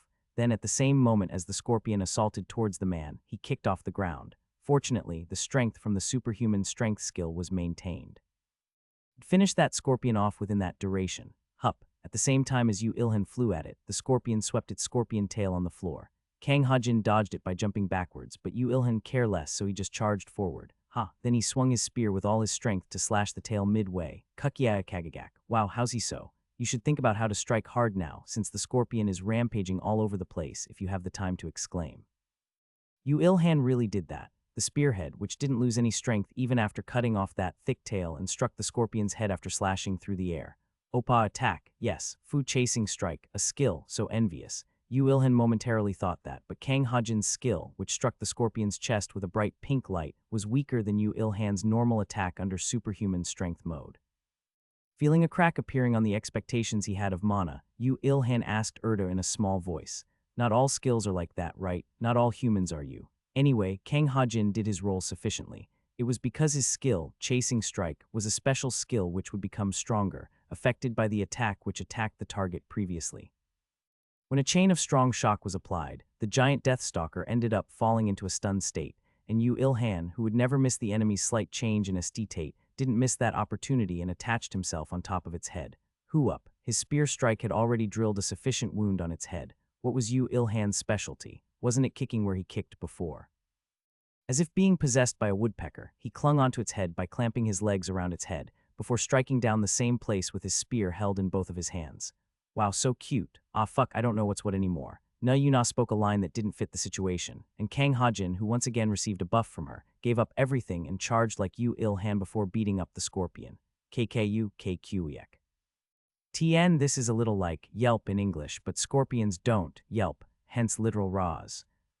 When the chain of strikes full of Ilhan's superhuman strength, and although Ilhan didn't know, the buffed attack of a second-class warrior was added, the scorpion collapsed, not being able to endure having its most lethal means of attack destroyed. Cruelly, Ilhan didn't stop thrusting his spear until he was sure that it was dead. You have earned 2,479,989 experience. You have earned the record of LV95 Giant Deathstalker.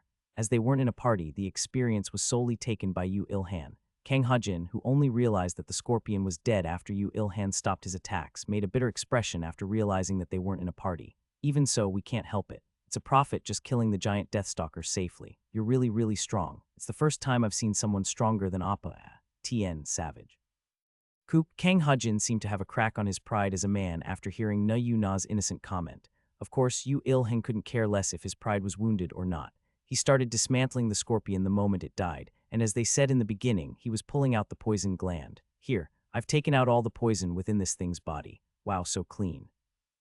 Kang Hajin, who expressed his appreciation obediently while receiving the poison needle and the venom sac, was a calculative man when it came down to it. In contrast, Ilhan went into working with the rest the moment their transaction ended.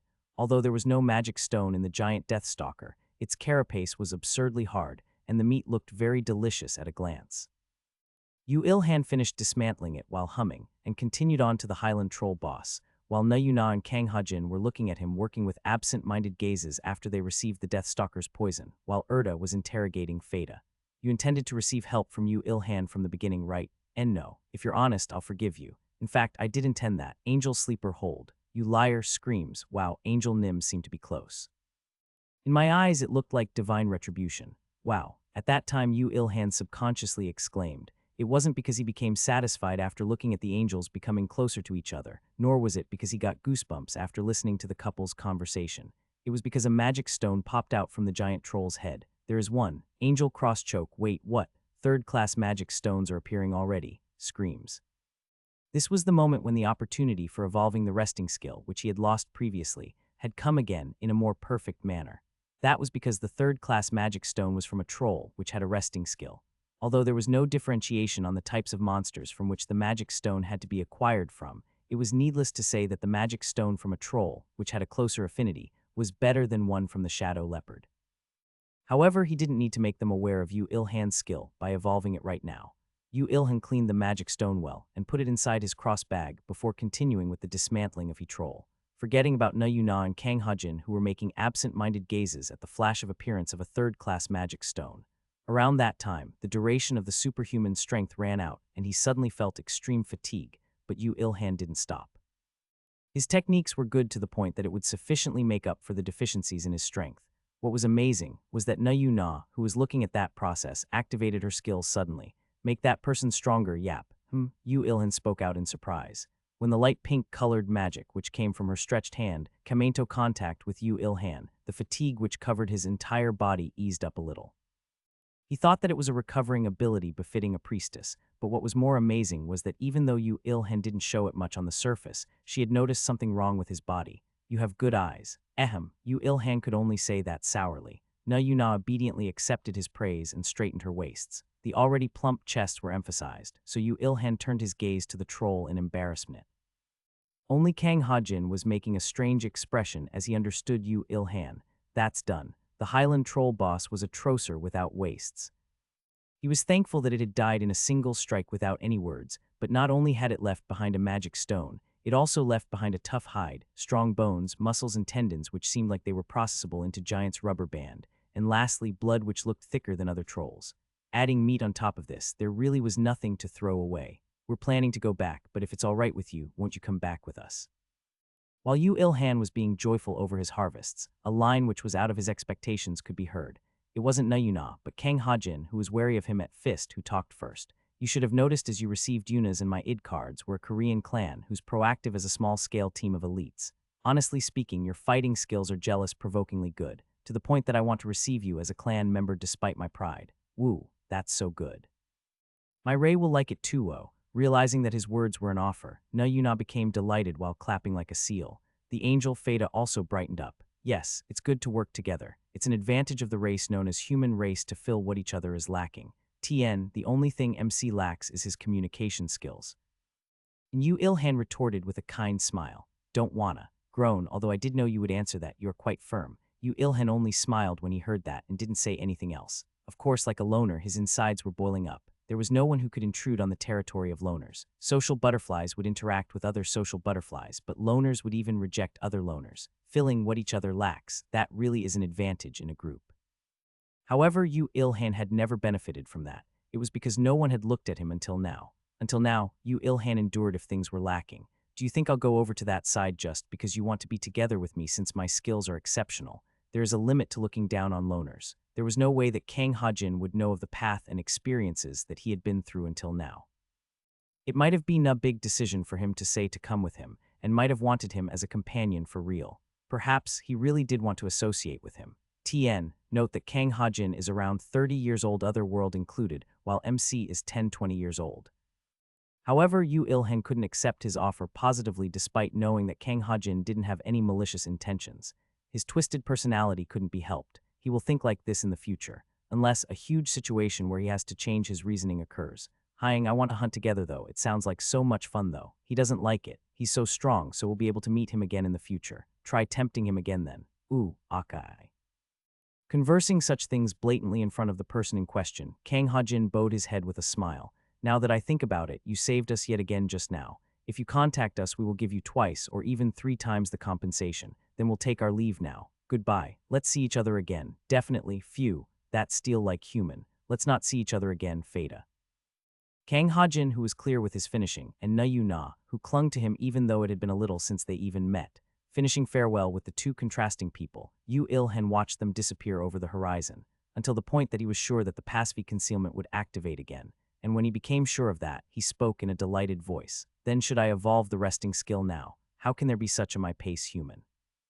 It seemed that the conversation they had until now couldn't affect Yu Ilhan at all. One could only marvel at Yu Ilhan's train of thought, thinking, and doing what he wants. However, this was the source of power that made Yu Ilhan endure for 1,000 years. While thinking that, Erda smiled and decided to look at his work. Hearts of Sleeping Second-Class Monsters 500-500. Troll's Blood 500-500 liters. Good Sleep 100-100 hours. Third-Class Monsters Magic Stone 1-1. Yu Ilhan's eyes looking at the text that appeared on his retina were shining. There won't be anything more beautiful than this. The Grand Canyon was nothing compared to this. So what do I do now? Like earning experience after killing a monster, and going through mana crafting by consuming a magic stone, you have to evolve the resting skill to the next level by offering the materials you've gathered. Concentrate with your eyes closed. You just have to do the same thing as when you selected your job. At these kind of moments, he could only obediently follow Erta's words. Yu Ilhan slowly closed his eyes and concentrated. The change occurred soon. The materials inside his cross bag flew out by themselves and arranged themselves in mid-air, before the Highland Troll boss magic stone at the center emitted light to envelop all of them. The process of simple matter rails becoming a new and great record, which Yu Ilhan could not see through, required much endurance. Skill evolution originally was only possible when a skill was leveled up to the max, so Erda also looked at that scene with an excited heart. Moreover, it was no ordinary skill but an SSS tier acquiring difficulty skill that was evolving. All materials fuse into a single record. You absorb the record, resting skill evolves. He felt as if hot lava was flowing into his heart. A violent and strange pain, which Yu Ilhan had never experienced in his life, overwhelmed him. It was as if an update was applied to his existence itself. You have acquired transcendent regeneration skill. You will recover physical and mental damage quickly the moment you receive a strong shock. As of skill level 1 right now, you can regenerate a finger instantly even if it's blown away. Once activated, you cannot activate it again until you have recovered sufficient amount of energy via rest. The original abilities of the resting skill are maintained. Hey, isn't this? Congratulations in acquiring an X-tier training difficulty skill. I knew this would happen. Yu Ilhan sighed. Regenerating lost body parts was definitely a good ability, but the condition to reactivate weighed on his mind. Moreover, he could only regenerate a single finger as of now, so if he wanted to survive even after his heart was pierced or his brain was destroyed, he didn't know how much he had to train. Even so, what was definite was that this skill was definitely an exceptional skill, which he would painfully train and learn without regrets. It really is an exceptional skill, to the point that you would emphasize it so much. How is it? It helps, right? Yeah. Yu Ilhan laughed when he saw Erda being so proud. Then he stood up. Then shall I fulfill the job advancement requirements now? Most difficult obstacle in his advancement, killing a third-class monster in a surprise attack, was already fulfilled. Now he only had to kill 100 second-class monsters with surprise attacks. As he had done so until now, it was nothing new. Rookie Reaper, the criteria for advancing is really psychotic. Who else other than you could fulfill this? That should be exactly why it came to me. Okay then, let's go. Let's. The scorpions couldn't even find Yu Ilhan, so they couldn't ambush him. As they did not appear, Yu Ilhan's target could only be the trolls. The problem was that, strangely, the action patterns of the trolls have changed quite a bit. Troll looking for enemy. Troll moves. Troll slow. Troll, what's up with them? They are like middle schoolers at the end of holidays. The trolls, whose trademark was literally resting and sleeping, were walking around the highland. Perhaps it was because troll boss died by Yu Ilhan's hands and they are moving for revenge. Troll wants to rest. Troll tired. No, I don't think those pathetic things would do that. Send them away quickly. There is an unsolved secret in this dungeon. While instinctively thinking that, Yu Ilhan ambushed the troll. Now he didn't have to wait for the troll to sleep to attack, since killing the troll in a surprise attack would fulfill the requirements. Trolls had no habit of moving around in a group, so Yu Ilhan calmly cleaned them out one by one and progressed with his advancement requirements. Ah, really? Only people who experienced having their meat cut off while eating knows this feeling. If the supply of meat wasn't refilled, that moment comes suddenly and emptily. Even so, beef, which the grilling time was short, was all right, but how could people only eat beef? Yu Ilhan's situation right now was exactly like that. He could hunt one troll every 10 minutes before, but now he had to wander around for 1 hour if he was unlucky. Iman, do something. That something isn't possible. When he only killed 78 trolls over 2 days, Yu Ilhan started becoming annoyed. What annoyed him more was that even the trolls he saw rarely were showing strange actions. Troll doesn't want to die. Should troll run? It's bothersome, but wants to live. Dilemma keeps painting troll. Will all trolls die? Troll wants to go back. The unfamiliarity that Yu Ilhan felt after killing the troll boss. The thought that there may be another boss-tier monster that lords above the troll boss and the giant Deathstalker. The wondering actions of the trolls he saw from time to time, and their mutterings gathered to turn his suspicion into assurance. Is something like this possible? Akashic record definitely said it was the Highland troll boss. That means that there should be no other troll monsters above them. You're saying that it's not a troll but another monster, right? Third day. Killing the 97th troll with a surprise attack, Yu Ilhan lit up a campfire and was eating the Highland troll boss front leg meat while discussing with Erda. The probability is quite high. The possibility that, like the group of scorpions and the group of trolls have been dragged into this dungeon together, a higher-ranking monster has been dragged into this dungeon. Perhaps it ruled over trolls and scorpions at the same time. You're thinking that because you saw that the trolls were moving as if they had an objective, right? That's one reason. But I thought that when the Highland troll boss appeared so naturally while the giant Deathstalker was attacking that couple. At that time I thought no way and didn't think more about it, but since it has come to this, I'm becoming more and more suspicious. That's quite possible. The angel above his head seemed to reply that way, before heaving a sigh and speaking to him. Yu Ilhan, I'm sorry to say this just before you have almost fulfilled the requirements for job advancement, but I think it's better to leave this dungeon now. Yeah, I also think so. He had the confidence to crash a normal danger head-on, however not more than that. The unknown becomes an element that stimulates his adventurous mind, but the situation becoming more and more mysterious was a completely different story. Simply put, the risk has become too big. I should return. Second-class monsters should be all over Earth right now.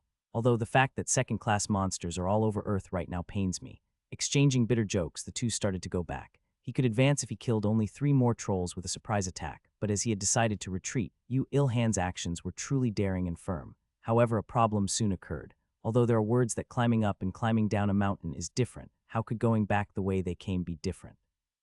Looking back to the path that he had walked, it had already become an unfamiliar scene to Yu Ilhan. Don't you think the road changed a little? What a coincidence. I also think the same. Use your angel powers. I already told you, but I cannot use my powers as a higher existence properly. Even though she said that, Erda used a little bit of her powers to search for the dungeon's entrance. A little, so it wouldn't go against heaven's law. As a result, there was one fact that she could find out.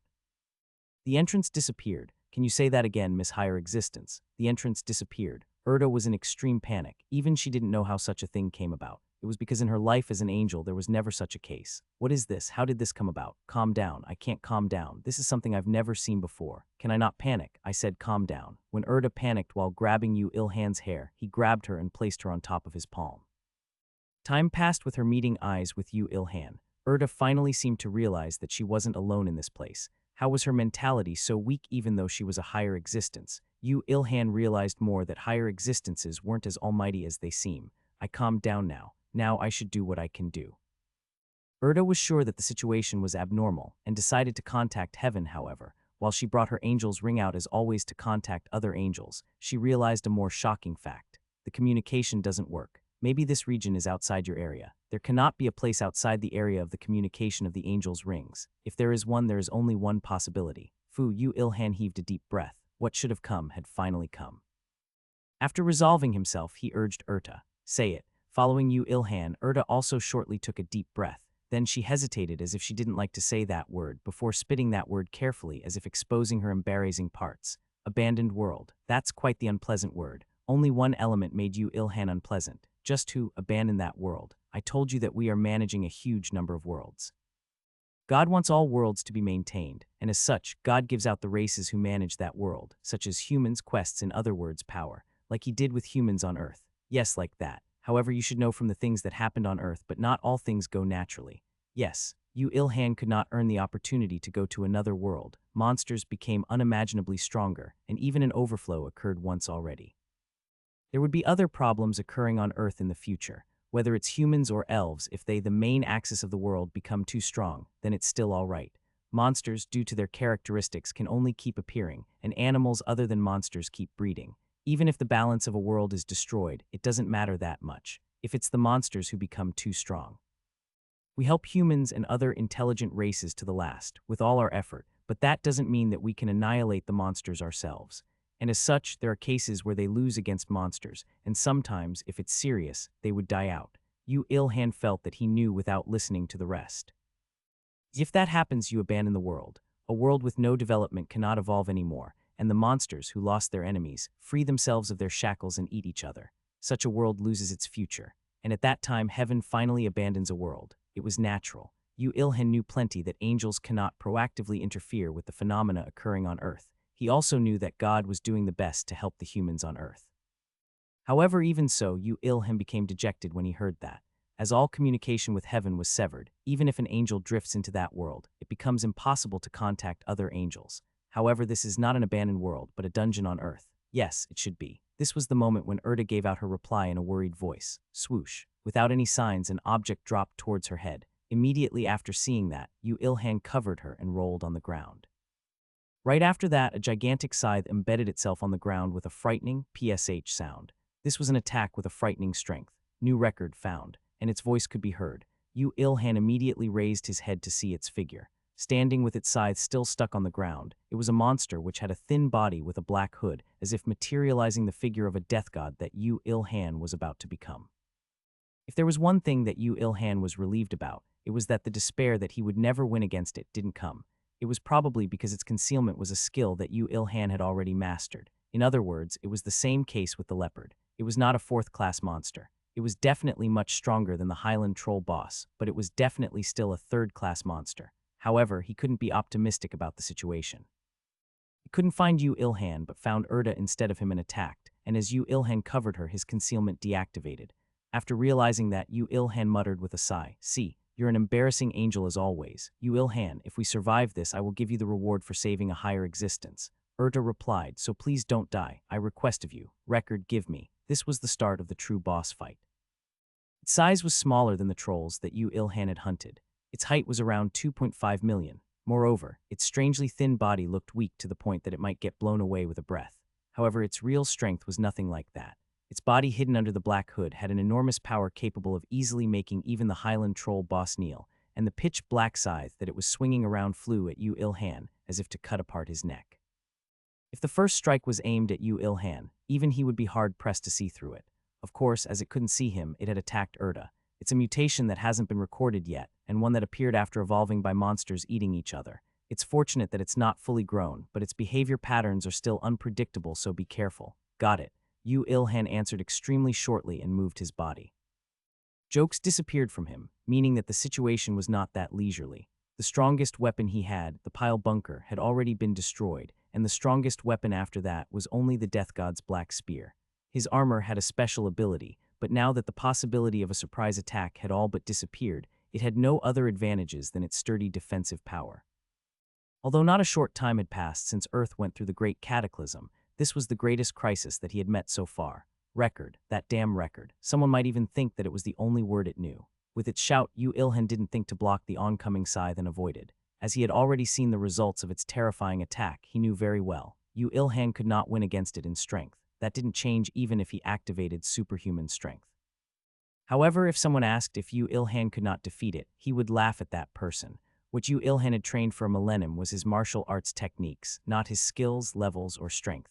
This moment would become the moment where his true ability would be revealed instead. "You're quick, give me that too, Fu." Yu Ilhan didn't hurry in attacking it. If it was a situation where he overwhelmed the other, then the best attack would be to suppress it in strength, but confronting a strong, sturdy, and moreover, unpredictable opponent, he had to see through his opponent first. "Yaowu, come at me, that's it, come on." Yu Ilhan taunted it and moved his body again. Its body and the area of its movement, the radius of its attacks, the power behind it, the probability of change, he looked through all of them. Its scythe was swung around several times as if to reflect its madness, but it couldn't catch Yu Ilhan. Yu Ilhan did his best to see Thorogate with his eyes wide open. At that moment, Erda shouted in shock, "Yu Ilhan, it's magic. How good would it be if it kept continuing as a physical fight?" However, reality wasn't that easy. Its fighting power included magic, which was still unknown to Yu Ilhan. From below, Hup, while shouting, Yu Ilhan kicked off the ground. However, those movements weren't exaggerated, and of the kind where he could take it back at any time. As he had expected, immediately after he moved away from that place, a spike emitting a black aura shot up from the ground and branched through the air. At the same time, the main body of the monster also assaulted Yu Ilhan. It's good that its attack pattern is obvious. It is fortunate that its weapon mastery was very low compared to my estimations. Thinking wholeheartedly, Yu Ilhan stepped on the ground lightly in order to avoid the death god's scythe. Rikuwu ward. The monster crazily roared while swinging the scythe all over the place. All of those attacks became blades of wind and assaulted Yu Ilhan.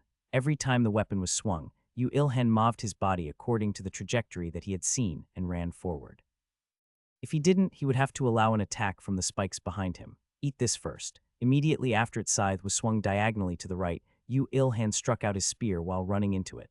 To observe anymore, its attack was too sharp, so there was a need for him to limit its movements by attacking it. There was a near 100 levels of difference between Yu Ilhan and the death god. His spear strike, which originally should not have damaged it in the slightest, called for a miracle with his amazing techniques and the perfect weapon. It reached and wounded the monster's physical body, which was hidden behind the black hood perfectly by ripping through it. Critical hit. Kuok, it's a crit, but it's only this much. Clicking his tongue, he moved his body. However, he did reach a small achievement, since the blades of wind stopped after it was attacked and stunned for a little. Yu Ilhan instantly moved backwards and reorganized himself. He swung the spear to shake off the black traces that clung to the end of his spear and prepared to attack while sorting out his breath. "Weak, you're weak but strong. Give me your record, I knew you'd say that." Spikes shot up from the ground, and its scythe didn't end with just a swing but gave rise to blade-like winds. Yu Ilhan felt like he was playing a nightmare shooting game, which he had once played, but for real. At those times, a tiny mistake led to his plane exploding, and now if he misstepped, his body would be ripped apart. Take this attack, Kuak. Concentrating to the extreme, like when he made the steel spear, Yu Ilhan moved his body. He safely passed through the baptism of attacks and attacked the death god once again, and after confirming that he inflicted some damage, he would retreat backwards. He would ignore a few of the spikes that attacked his armor, avoided the blades of wind and the scythe itself somehow, and attacked. A critical hit would allow him another chance to attack it due to its weakness being exposed, but if it didn't, he would retreat without regrets. All of his movements were repeated as if set up with the death god beforehand. Little by little, but surely, he could see damage accumulating on the death god. Its hood became increasingly tattered, and its wounded physical body was spilling out black auras. Unbelievably, Yu Ilhan was seeing through all its attack patterns and trajectory. Amazing, Erda subconsciously muttered before covering her own mouth. It was because she was afraid that she might disturb Yu Ilhan's concentration. Accumulating skills and using them well in real life were completely different. Aren't university entrance exams the same? Some may bring out achievements more than usual, while some would earn a pathetic result due to nervousness. Yu Ilhan was neither. He solved exactly what he learned and got what he exactly knew. The frustration of his own ability being underevaluated was unimaginable for him. To whom could he speak his frustration if he was improperly judged? He was a loner too. As such, he would make it so that he wouldn't have to speak about it at all. To not be stubborn saying that he couldn't bring out all his ability due to nervousness, to be acknowledged with his real ability. The current situation wasn't at all different. He would die if he could not bring out all the techniques that he had accumulated, so Yu Ilhan was moving around with his best. No one would listen to his excuses, so as to not give excuses to anyone. Kua, painful, body is burning. How are you weak but strong? Give me your record. Make me understand. I want to know, I want records. Records, RECORDS, RECORDS, RECORDS, RECORDS. Heh, when the number of wounds increased on its body, its accuracy of swings of its scythe became lower, but instead, the speed and its destructive power increased. The blades of wind didn't disappear, and attacked him twice by coming back on the same path once reaching a certain distance, and the spikes from the ground became thicker and its number increased. No matter how perfectly Yu Ilhan had seen though the monster, he couldn't block all its attacks. Slashes increased on his armor, and even his helmet and the mask inside had scratches. If his protective equipments all broke off, then he would really not be able to endure for long. It really was a teeth-clateringly powerful strength. Yu Ilhan could feel the power of mana fully, which he couldn't with Kang Hajin. Fuck, I will definitely wield mana. RECORRRD. He couldn't be defeated like this. He had to give out a single attack that could change the situation even if he had to undertake danger. Yu Ilhan kicked off the ground, ignored the spikes, avoided the blades of wind, parried the scythe attacks, and pierced his spear right on top of its face. Critical hit, Kayak. At that moment, a huge spike shot out from inside its hood. This was never included in its pattern until now, so this attack wasn't something he had predicted. Moreover, its target was Erda on top of Yu Ilhan's head. Frightened, Yu Ilhan moved his body. In that process, his arm was caught by the spike, and the armor at that part ripped apart like paper. It hurts so much. Are you all right? I am used to pain. It's all right since I'm used to it. Yu Ilhan muttered as if to hypnotize himself and retreated. From his wound, bright red blood dripped out and colored the highland red. What was more serious was that his wounded part was becoming increasingly black. Not even extreme poison resistance can block. No, curse. Its attack has a frightening power of a curse dwelling in it. You will do something about it anyway if I survive, right? Of course. Rather than that, Yu Ilhan, I think me not being here should help you more. Will you be all right? For some reason, the monster was reacting more to Erda rather than Yu Ilhan. Tienda, Erda is LV 300+. Erda definitely realized that its target of attack was Erda herself, and if Yu Ilhan got wounded while protecting her again, then Erda wouldn't be able to endure that. However, Yu Ilhan was instead worried for her departing from him, since, for some reason, she could not even bring out her already restricted angel power. The special characteristics of this dungeon were attacking her. She didn't know what it was and how to avoid it. That unreasonable violence was assaulting her. I'm a higher existence. You need not worry. Seeing though Yu Ilhan's worry, Erda spoke courageously before departing. At that moment, the death god's scythe aimed at her, but both Erta and Yu Ilhan had predicted that. At the same time she dodged that, Yu Ilhan's spear strike struck its shoulder. It was a frightening attack that pulled aggro away from her. Critical hit. Kayak, you should know if it dies right. Go take a stroll. Yu Ilhan, don't die. Leaving those words, Erta flew away like an arrow. Yu Ilhan also realized after seeing that she was flying to a certain destination without hesitation. It wasn't that she had only gone away just to relieve Yu Ilhan's burden on the battlefield. After sending her off, Yu Ilhan faced the death god. As the fact that the feeling on his cursed arm disappearing made him nervous, Yu Ilhan strangely did not feel any fear. How? He asked himself and realized. It was a truly simple reason. Yes, there is a foreshadow that hasn't occurred yet. He was joking around, meaning it was still doable. Yu Ilhan blew away all the pain and worry with a smile, and confronted the death god, which became more insane after Erda left. Then he threw his body towards the storm of mana, in which death was dwelling. Erda felt her powers dwelling in her, dimming as she flew further and further. The power that only a select few of higher existences have, the power that is only granted to executor angels of heaven's power. As her power was already restricted by coming to Earth, unbelievably, Erda was currently weaker than Yu Ilhan. If it wasn't like that, she should have been able to protect herself from danger. I heard that this doesn't happen in a place other than abandoned worlds. But why did such things occur on a dungeon on Earth? She thought up of countless theories, but unless she does not find a material evidence, they will stay as theories. What was more important was to break through this crisis. Biting her lips, Erda put more strength into flapping her wings. She wasn't only flying away from Yu Ilhan to not disturb him. She was looking for reinforcements, they who also ended up getting trapped in this dungeon, and untrustworthy ones. Until a few moments ago, she couldn't move around carelessly as she wasn't sure about it. However, while fighting with the Reaper, she could feel a faint signal on her angel's ring which had lost its communication function. It was none other than Fada. And right now, Fada was with the man-woman duo, two skilled people who have finished their second job advancements. Seeing that they who even have an escape scroll cannot leave the dungeon, this place really is in a situation of a pseudo-abandoned world. And to escape from this situation, there was no other option than to defeat that strange monster, which was the core of this dungeon. If that happens, whether the entrance of the dungeon opens, or the trap of destruction shows itself, or the dungeon itself self-destructs, or something will change. If they also do not want to die in this dungeon, then they will have to cooperate with Yu Ilhan. That monster with the outer appearance of a death god was a mutated third-class monster. It was already a miracle that Yu Ilhan was fighting it alone, and originally there was no way two more second-class people would turn around the situation. However, Erda trusted in the eyes of Fada. She believed in the girl with an extraordinary holy power, Na Yu Na. Moreover, she was also thinking of something else. If that occurs successfully, then Yu Ilhan would definitely be able to defeat the Reaper. So please endure a little more, Yu Ilhan. Who would have predicted that she would worry about a mere lower existence so much? No one, including herself, did not know the identity of those emotions. However, Erda instinctively realized that that emotion would affect her very much in the future, and didn't hate that fact that much. The difference in league wasn't that much of a problem for her anymore. Tien, what was translated as soul, before will be changed to league, so please I beg you. As one other angel did before, she prayed in the name of God that she followed and flew across the dungeon. How much time had passed since she left? Yu Ilhan was still fighting against the Reaper with much difficulty. Pant limit was something he had experienced a lot of times. However, right now, it was the worst among those limits. His stamina had depleted, wounds were everywhere on his body, and the curse which penetrated through the wound on his arm was spreading around while numbing the senses of his entire body. If it wasn't for the training that he did over hundreds of years, then he would have collapsed already, since he already could not feel how his own arms and legs were moving anymore. He was just moving while believing in the record that was etched on his body over several hundred years. And that was a truly painful torment. You don't fall, you won't fall. Why do you not fall? Don't ask me, fucker. Swearing at it, Yu Ilhan swung his spear again.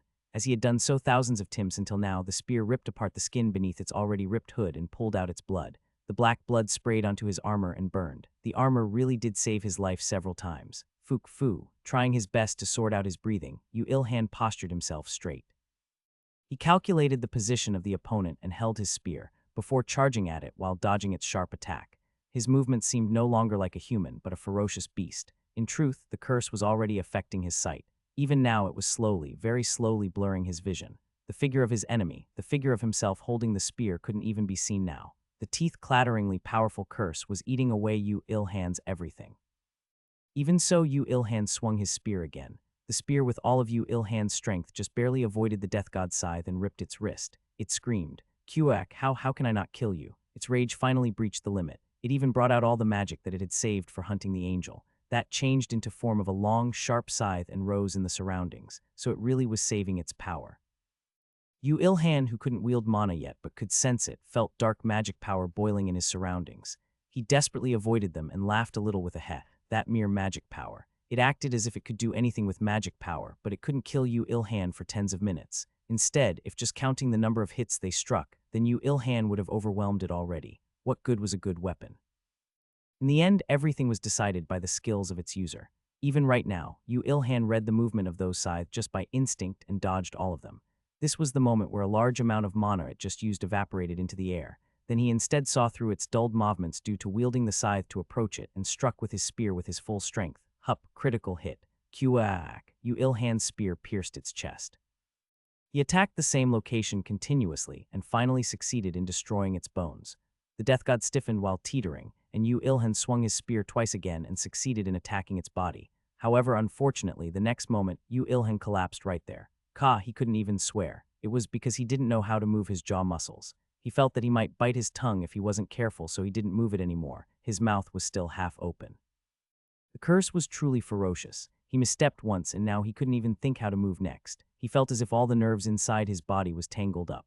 Yes, a patient tied to a hospital bed might feel similar to this. The next moment the death god's scythe mercilessly flew and struck his back. The defensive power of the armor was truly exceptional and blocked that strike, but it couldn't hold out against the chain of attacks and ended up getting destroyed. Die. The death god's attack hit his back, the pain of bone shattering, and a new and more ferocious curse spread around his body, giving him pain and blowing away his consciousness. The fact that he moved his body to avoid the next attack was probably due to that. His subconscious made that movement outside of his capability to succeed. You're quite stubborn, a strange voice that was neither a groan, nor a shout, nor a scream flowed out. Yu-Il-Han somehow thought it was funny. He himself thought that he wasn't of the right mind right now. I really might die at this rate. Really. It wasn't that there wasn't a case he thought it's a crisis, but at those times he had the confidence to break out by himself. However, it wasn't like that now. The new curse that permeated through the wound on his back was more malicious. His vision was dark, there was no strength in his body, and ignoring his will, powerlessness pervaded his body. He was somehow standing by somehow putting strength into his Eljas, but he felt that he wouldn't be able to do anything more. You think I'll die, Yu-Il-Han strongly thought to himself. You think I'll die, 2 months after Great Cataclysm. This was the period of time that he had lived on Earth. He hadn't endured for 1,000 years alone just to live for 2 more months. He still had a lot of things that he hadn't done. There were still a lot of things that he had not experienced.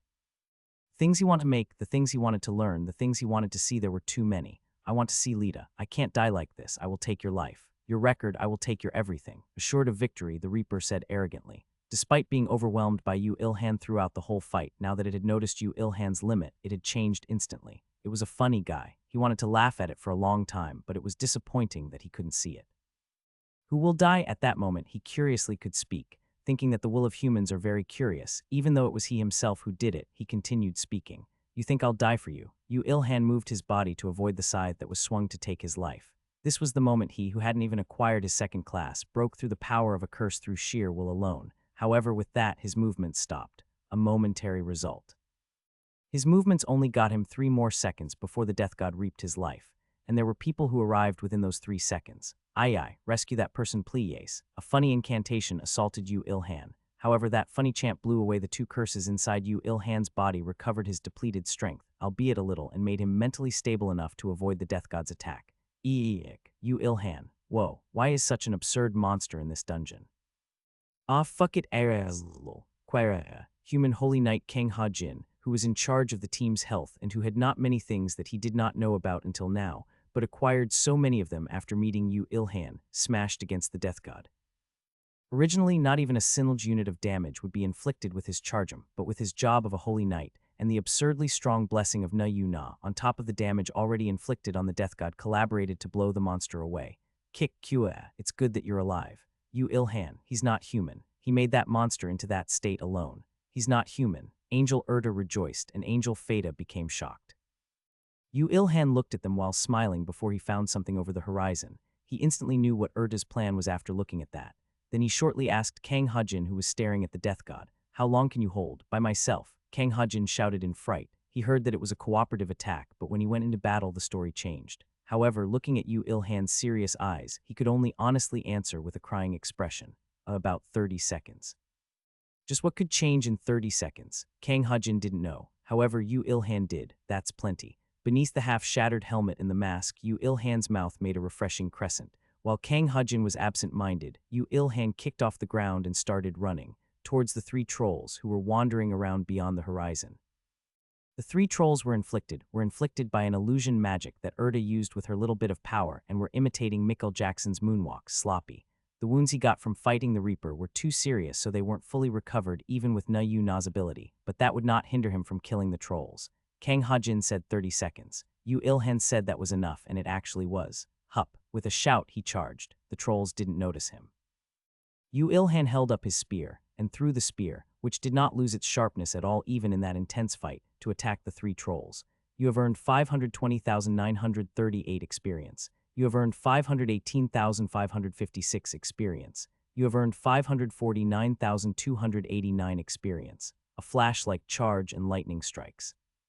The shot, which was unbelievable, whether it really was used by a human who could not use mana, killed a troll with a single precise piercing attack with every attack. A perfect surprise attack secretive enough for the other trolls to not notice. Yes, he just killed 3 second-class monsters with a surprise attack right now. Kill second-class monsters with a single surprise attack 100-100. Kill a third-class monster with a single surprise attack 1-1. You have fulfilled the job advancement criteria, attaining advancement to Rookie Reaper. This was the moment when Erda's plan succeeded perfectly. You have become Rookie Reaper. The effectiveness of concealment increases by 10 TN, LOL. Critical hit chance and attack power increases by 30 when attacking in a surprise attack. Attack power increases by 20 when confronting life. The evolution criteria for concealment becomes easier. You absorb the accumulated records. You have become level 53, 5 strength, 5 agility, 5 health, 5 magic increases. You have learned the passive skill, Death Collector. You collect the power of life of those you have killed. You cannot use mana. You cannot learn active skills. You can acquire a subclass, Yu Ilhan. Human Rookie Reaper, LV53. Title Pancosmic Loner Concealment becomes passive. 1 hit for you. 1 hit for me. Critical hit chance 10. Creator of Myths Productive Activities 20. Not 2 hits, not 3 hits, but 1 hit 20 increase in experience and possibility of acquiring a magic stone. Strength 152, Agility 156, Health 147, Magic 69. Active Skills Concealment, LV Max, Mana Crafting LV 28, Superhuman Strength LV 1. Passive Skills Close Combat LV Max, Spearmanship LV Max, Blunt Weapon Mastery LV Max, Swordsmanship LV Max, Shooting LV Max, Dismantling LV Max, Blacksmithing LV Max, Transcendent Regeneration LV Max, Cooking LV 11, Critical Hit LV 9, Extreme Poison Resistance LV 4, Death Collector LV 1 second class. That was incomparable to a first class. It wasn't for nothing that the difference in experience became big between first and second class monsters. It was because it was a level that is absolutely impossible to be reached if not fulfilling certain criteria. On top of that, Rookie Reaper, which Yu Ilhan had earned with the most monstrous condition of all second class over all the worlds, was a class with a monstrous power. It would not be an exaggeration to say that it was made only for him. It has a power that would look down on normal third classes, so there was no need to say anything more about it. However, those things weren't important to Yu Ilhan. He had already cornered the Reaper with only his first class. It didn't matter how much power his second class gave him. What was more important was that he had leveled up. The increased level that occurred in the process of the wall blocking his growth becoming completely tattered. Due to that, his health had completely been recovered. That was enough for him. As such, Yu Ilhan didn't even bother properly reading the text that appeared on his retina. He only ran quickly after confirming that the trolls died and that he had leveled up. 10 seconds were left of the promised 30 seconds. Kua, you're weak, you're too weak. Please make Oppa not die. Holy Knight Kang Hajin was desperately enduring against the attacks of the Reaper. He also possessed exceptional ability, but this was only possible with Nayuna recovering his health. Just how did that guy, hold on, kook, give me your life, don't die. Kang Hajin's struggles and Reaper's violent attacks, on top of Nayuna's baptism of chance, made the battlefield a pit of chaos. Unfortunately, the two angels who were not of help in this battle at all could only pray for their victory from afar. It's fine if Kang Hajin dies, but Nayuna will also die at this rate. You really have no blood or tears. If Nayuna dies, then I'll resent you, Erda. Don't say unpleasant things and wait. Erda, who found peace somehow as Yu Ilhan was alive, and Feda, who was about to cry since the one she protects seemed about to die. While the two angels with different minds were verbally fighting, Kang Hajin's armor finally shattered. Kahak, Dai, Kayak. No, at that moment Nayuna, who was only chanting towards Kang Hajin until now, spread her arms towards the Reaper for the first time.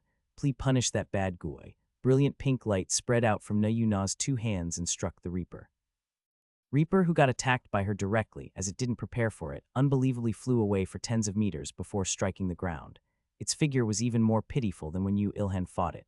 Kuhaak, just what the hell is that woman? She's the child who will save humanity, to the point that it made the Reaper's health, which fell while fighting Yu Ilhan but was recovering during the fight with Kang Hajin, fell by an enormous amount and stunned it. There were two problems. One was the fact that that stunned state wouldn't last long, and another was that the power that Nayu Na had been depleted. What do we do, Opa Rune? I also got stunned. Kang Hajin replied while clenching his teeth. Due to the shock he received from the Reaper being too big, he could only move his mouth. Fuck, the moment Kang Hajin muttered, someone whispered to him while lightly grabbing his hand, "Let me in on the party." Kang Hajin subconsciously nodded his head. At that moment, you have received a new party member. Party members 3. The senses exclusive to a party extended to enwrap the new member. Kang Hajin finally realized the situation and opened his 2 eyes widely. He couldn't see as the stun didn't wear off yet, but it was clear who joined his party. "You came back, SH. Yu Ilhan quietly whispered and kicked off the ground. Kang Hajin finally could see his back figure. The pitch-black armor, which was scratched and even destroyed here and there, and the shoulders that looked safe despite all that. Kang Hajin subconsciously became relieved. Then he felt a strange emotion after realizing that he was becoming relieved. He, who had proactively solved all things in his life until now, had no experience in becoming relieved by leaving a task to another person. However, regardless of whether Kang Hajin realized his new feelings or not, Yu Ilhan couldn't care less. He only ran courageously, with his newly acquired powers, while holding the spear in his hand tightly. The Reaper was still under a stun, with all its weaknesses exposed, and did not notice Yu Ilhan approaching him. Of course, Yu Ilhan wouldn't become dejected even if the Reaper was waiting for him with its full health. He had already seen through the Reaper's everything. He had analyzed and saw through everything that it could do, so there was no way he could be afraid. Kahak Human's new record. The Reaper's stun was wearing off. While speaking nonsense, it stood its body up. However, it still could not notice Yu Ilhan. That was only natural. The fact that it had found Yu Ilhan at first was also because Erda was by his side, not because it had the ability to see through Yu Ilhan's concealment. However, Yu Ilhan was currently running on the ground alone, and Erda was watching from behind, and his already powerful concealment had been enhanced. With a small smile, Yu Ilhan activated the superhuman strength. With all his muscular power focused on his 2 arms, he struck the spear without any hesitation. That spear magnificently struck the Reaper's chest, where he had pierced thousands of times until now. Critical hit. At the last moment, the Reaper lifted its head up. The moment its eyes met with Yu Ilhan's, Yu Ilhan realized an unexpected fact. It wasn't it. To think that Yu Ilhan, who read an enormous quantity of books, had made an error of generalization, he should be embarrassed. At that moment, even more amazingly, the Reaper opened its mouth. A voice that was not like a metallic roar from the depths of hell, but a clear and beautiful female's could be heard. Just from the voice alone, it wasn't one that fit a battle scythe, but one that fit more with a field of flowers. Hup. Yu Ilhan answered that by clearly taking the Reaper's life by twisting his spear. At his merciless actions, the Reaper seemed to make a small smile before collapsing at that place. You have earned 31,969,409 experience. You have become level 55. 4 strength, 2 agility, 2 health, 2 magic increases. You have earned the record of LV 157 Ritakariha. Death Collector activated. You have absorbed and stored the power of life of Ritakariha. This was the first time he had earned an experience that numbered 8 digits.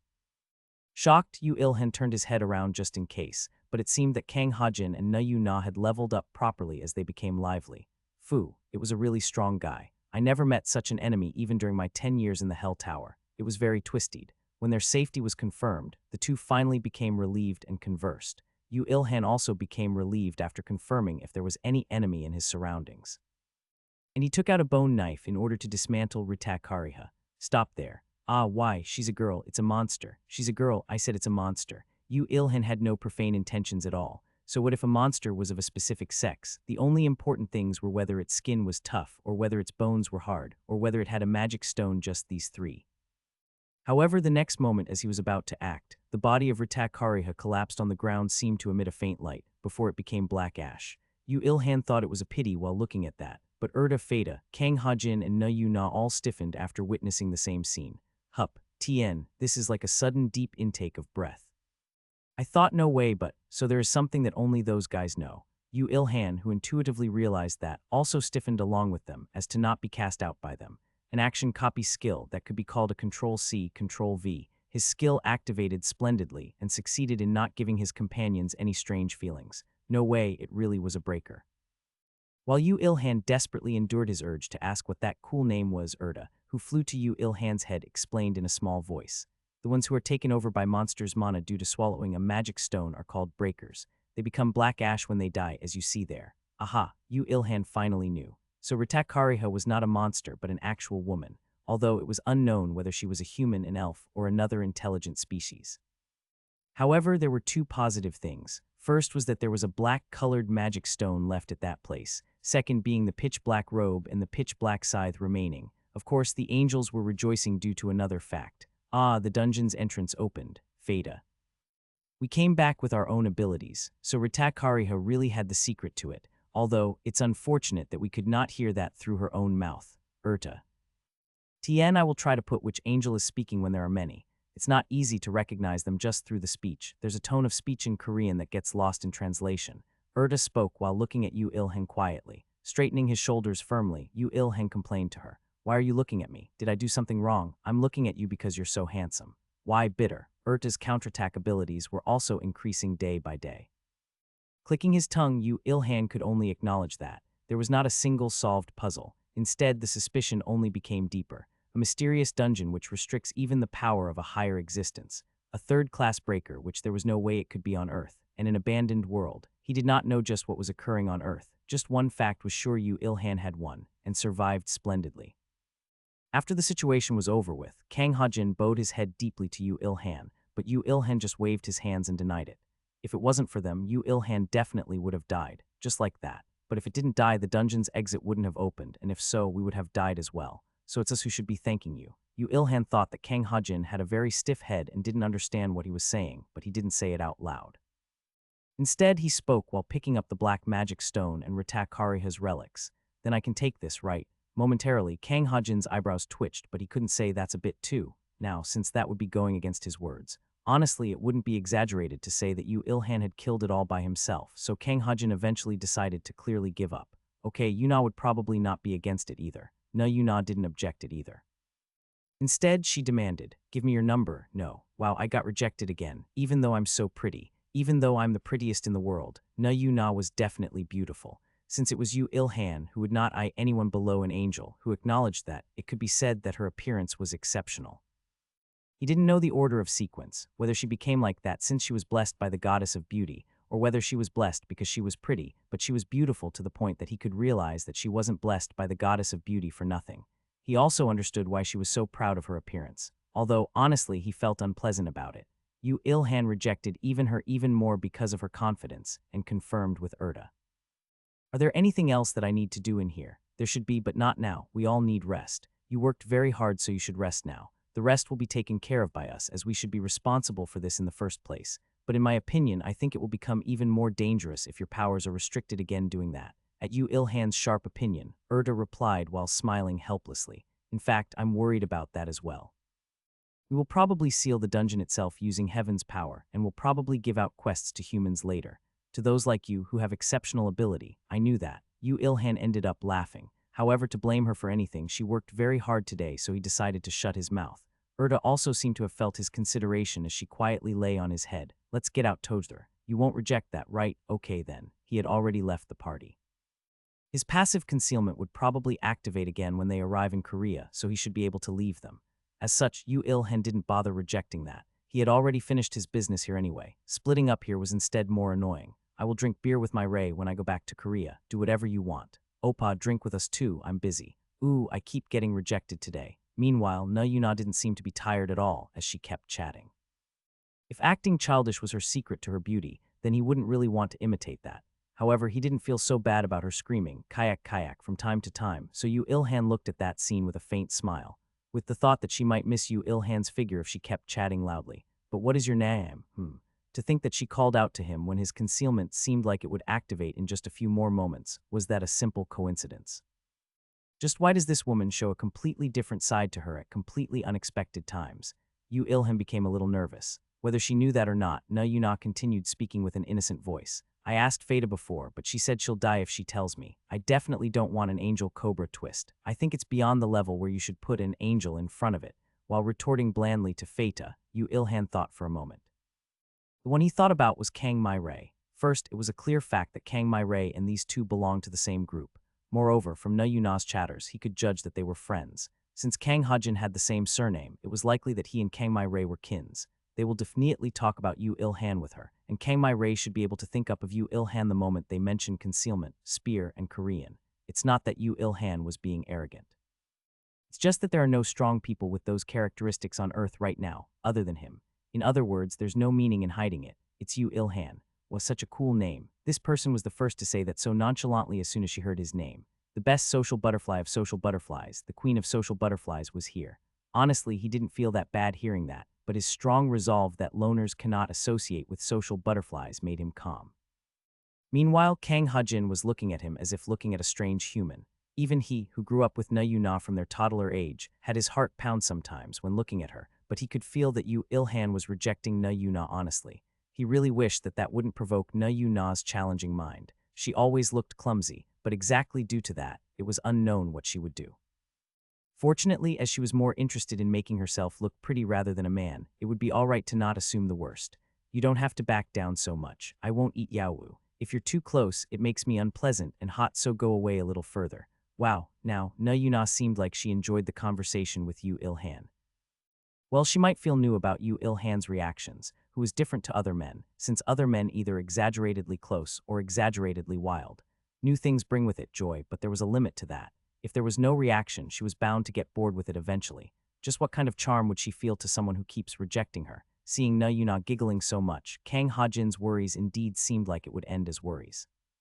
They could escape the dungeon soon, but amazingly in front of the dungeon, a few angels were waiting, fully armed. Seeing those stiff expressions, they already seemed to know what happened inside the dungeon.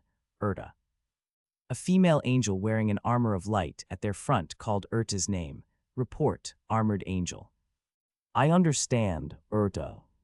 From Erta's polite speech, it seemed that that angel was in a higher position than Erta. Yu Ilhan looked at Feta, wondering why they didn't call out to her even though she suffered through the same thing, and she replied in a small voice, "It's because I'm a newbie, Feta." Quiet, armored angel. Hicks Feta.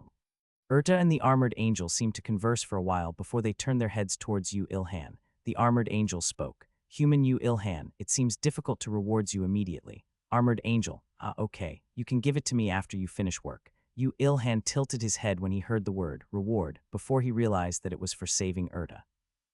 Definitely since Erta got seen, he couldn't attack it first with a strong attack, and that made the battle a little disadvantageous. However, it wasn't like he wanted a reward while he was saving Erta, so Yu Ilhan couldn't think of that until he heard the word reward. I don't know what you're thinking about with this matter, but this incident is very important even to heaven. For a more accurate story, we will borrow Erta for a little. Armored angel. Do as you wish, then, everyone gather. We will now proceed with sealing the dungeon temporarily. Armored angel. Yes, with just one heavy line from the armored angel, all the angels in that area gathered at the front of Vortex entrance. Yu Ilhan fell into thought while seeing the entrance to the dangerous dungeon being closed. Is this kind of dungeon the only in this place? Perhaps won't these kind of dungeons keep appearing in the future? Perhaps someone's will had played a role in this dungeon. If so, what for? The thought that started from a hypothesis kept chaining on until it scattered away like smoke. This thought was impossible to come to a conclusion in the first place, nor was there a need to come to one. Yu Ilhan gripped his fist while thinking back to Rita Kariha's smile that he saw at her last moments. Yu Ilhan couldn't care less of what's going on. He would only become stronger in order to survive. He had no plans in shivering in fear of the things that have not even occurred yet. The temporary sealing of the dungeon was over. The angels only stopped emitting their power only after they saw that the vortex of the dungeon decreased and eventually became a metallic gate.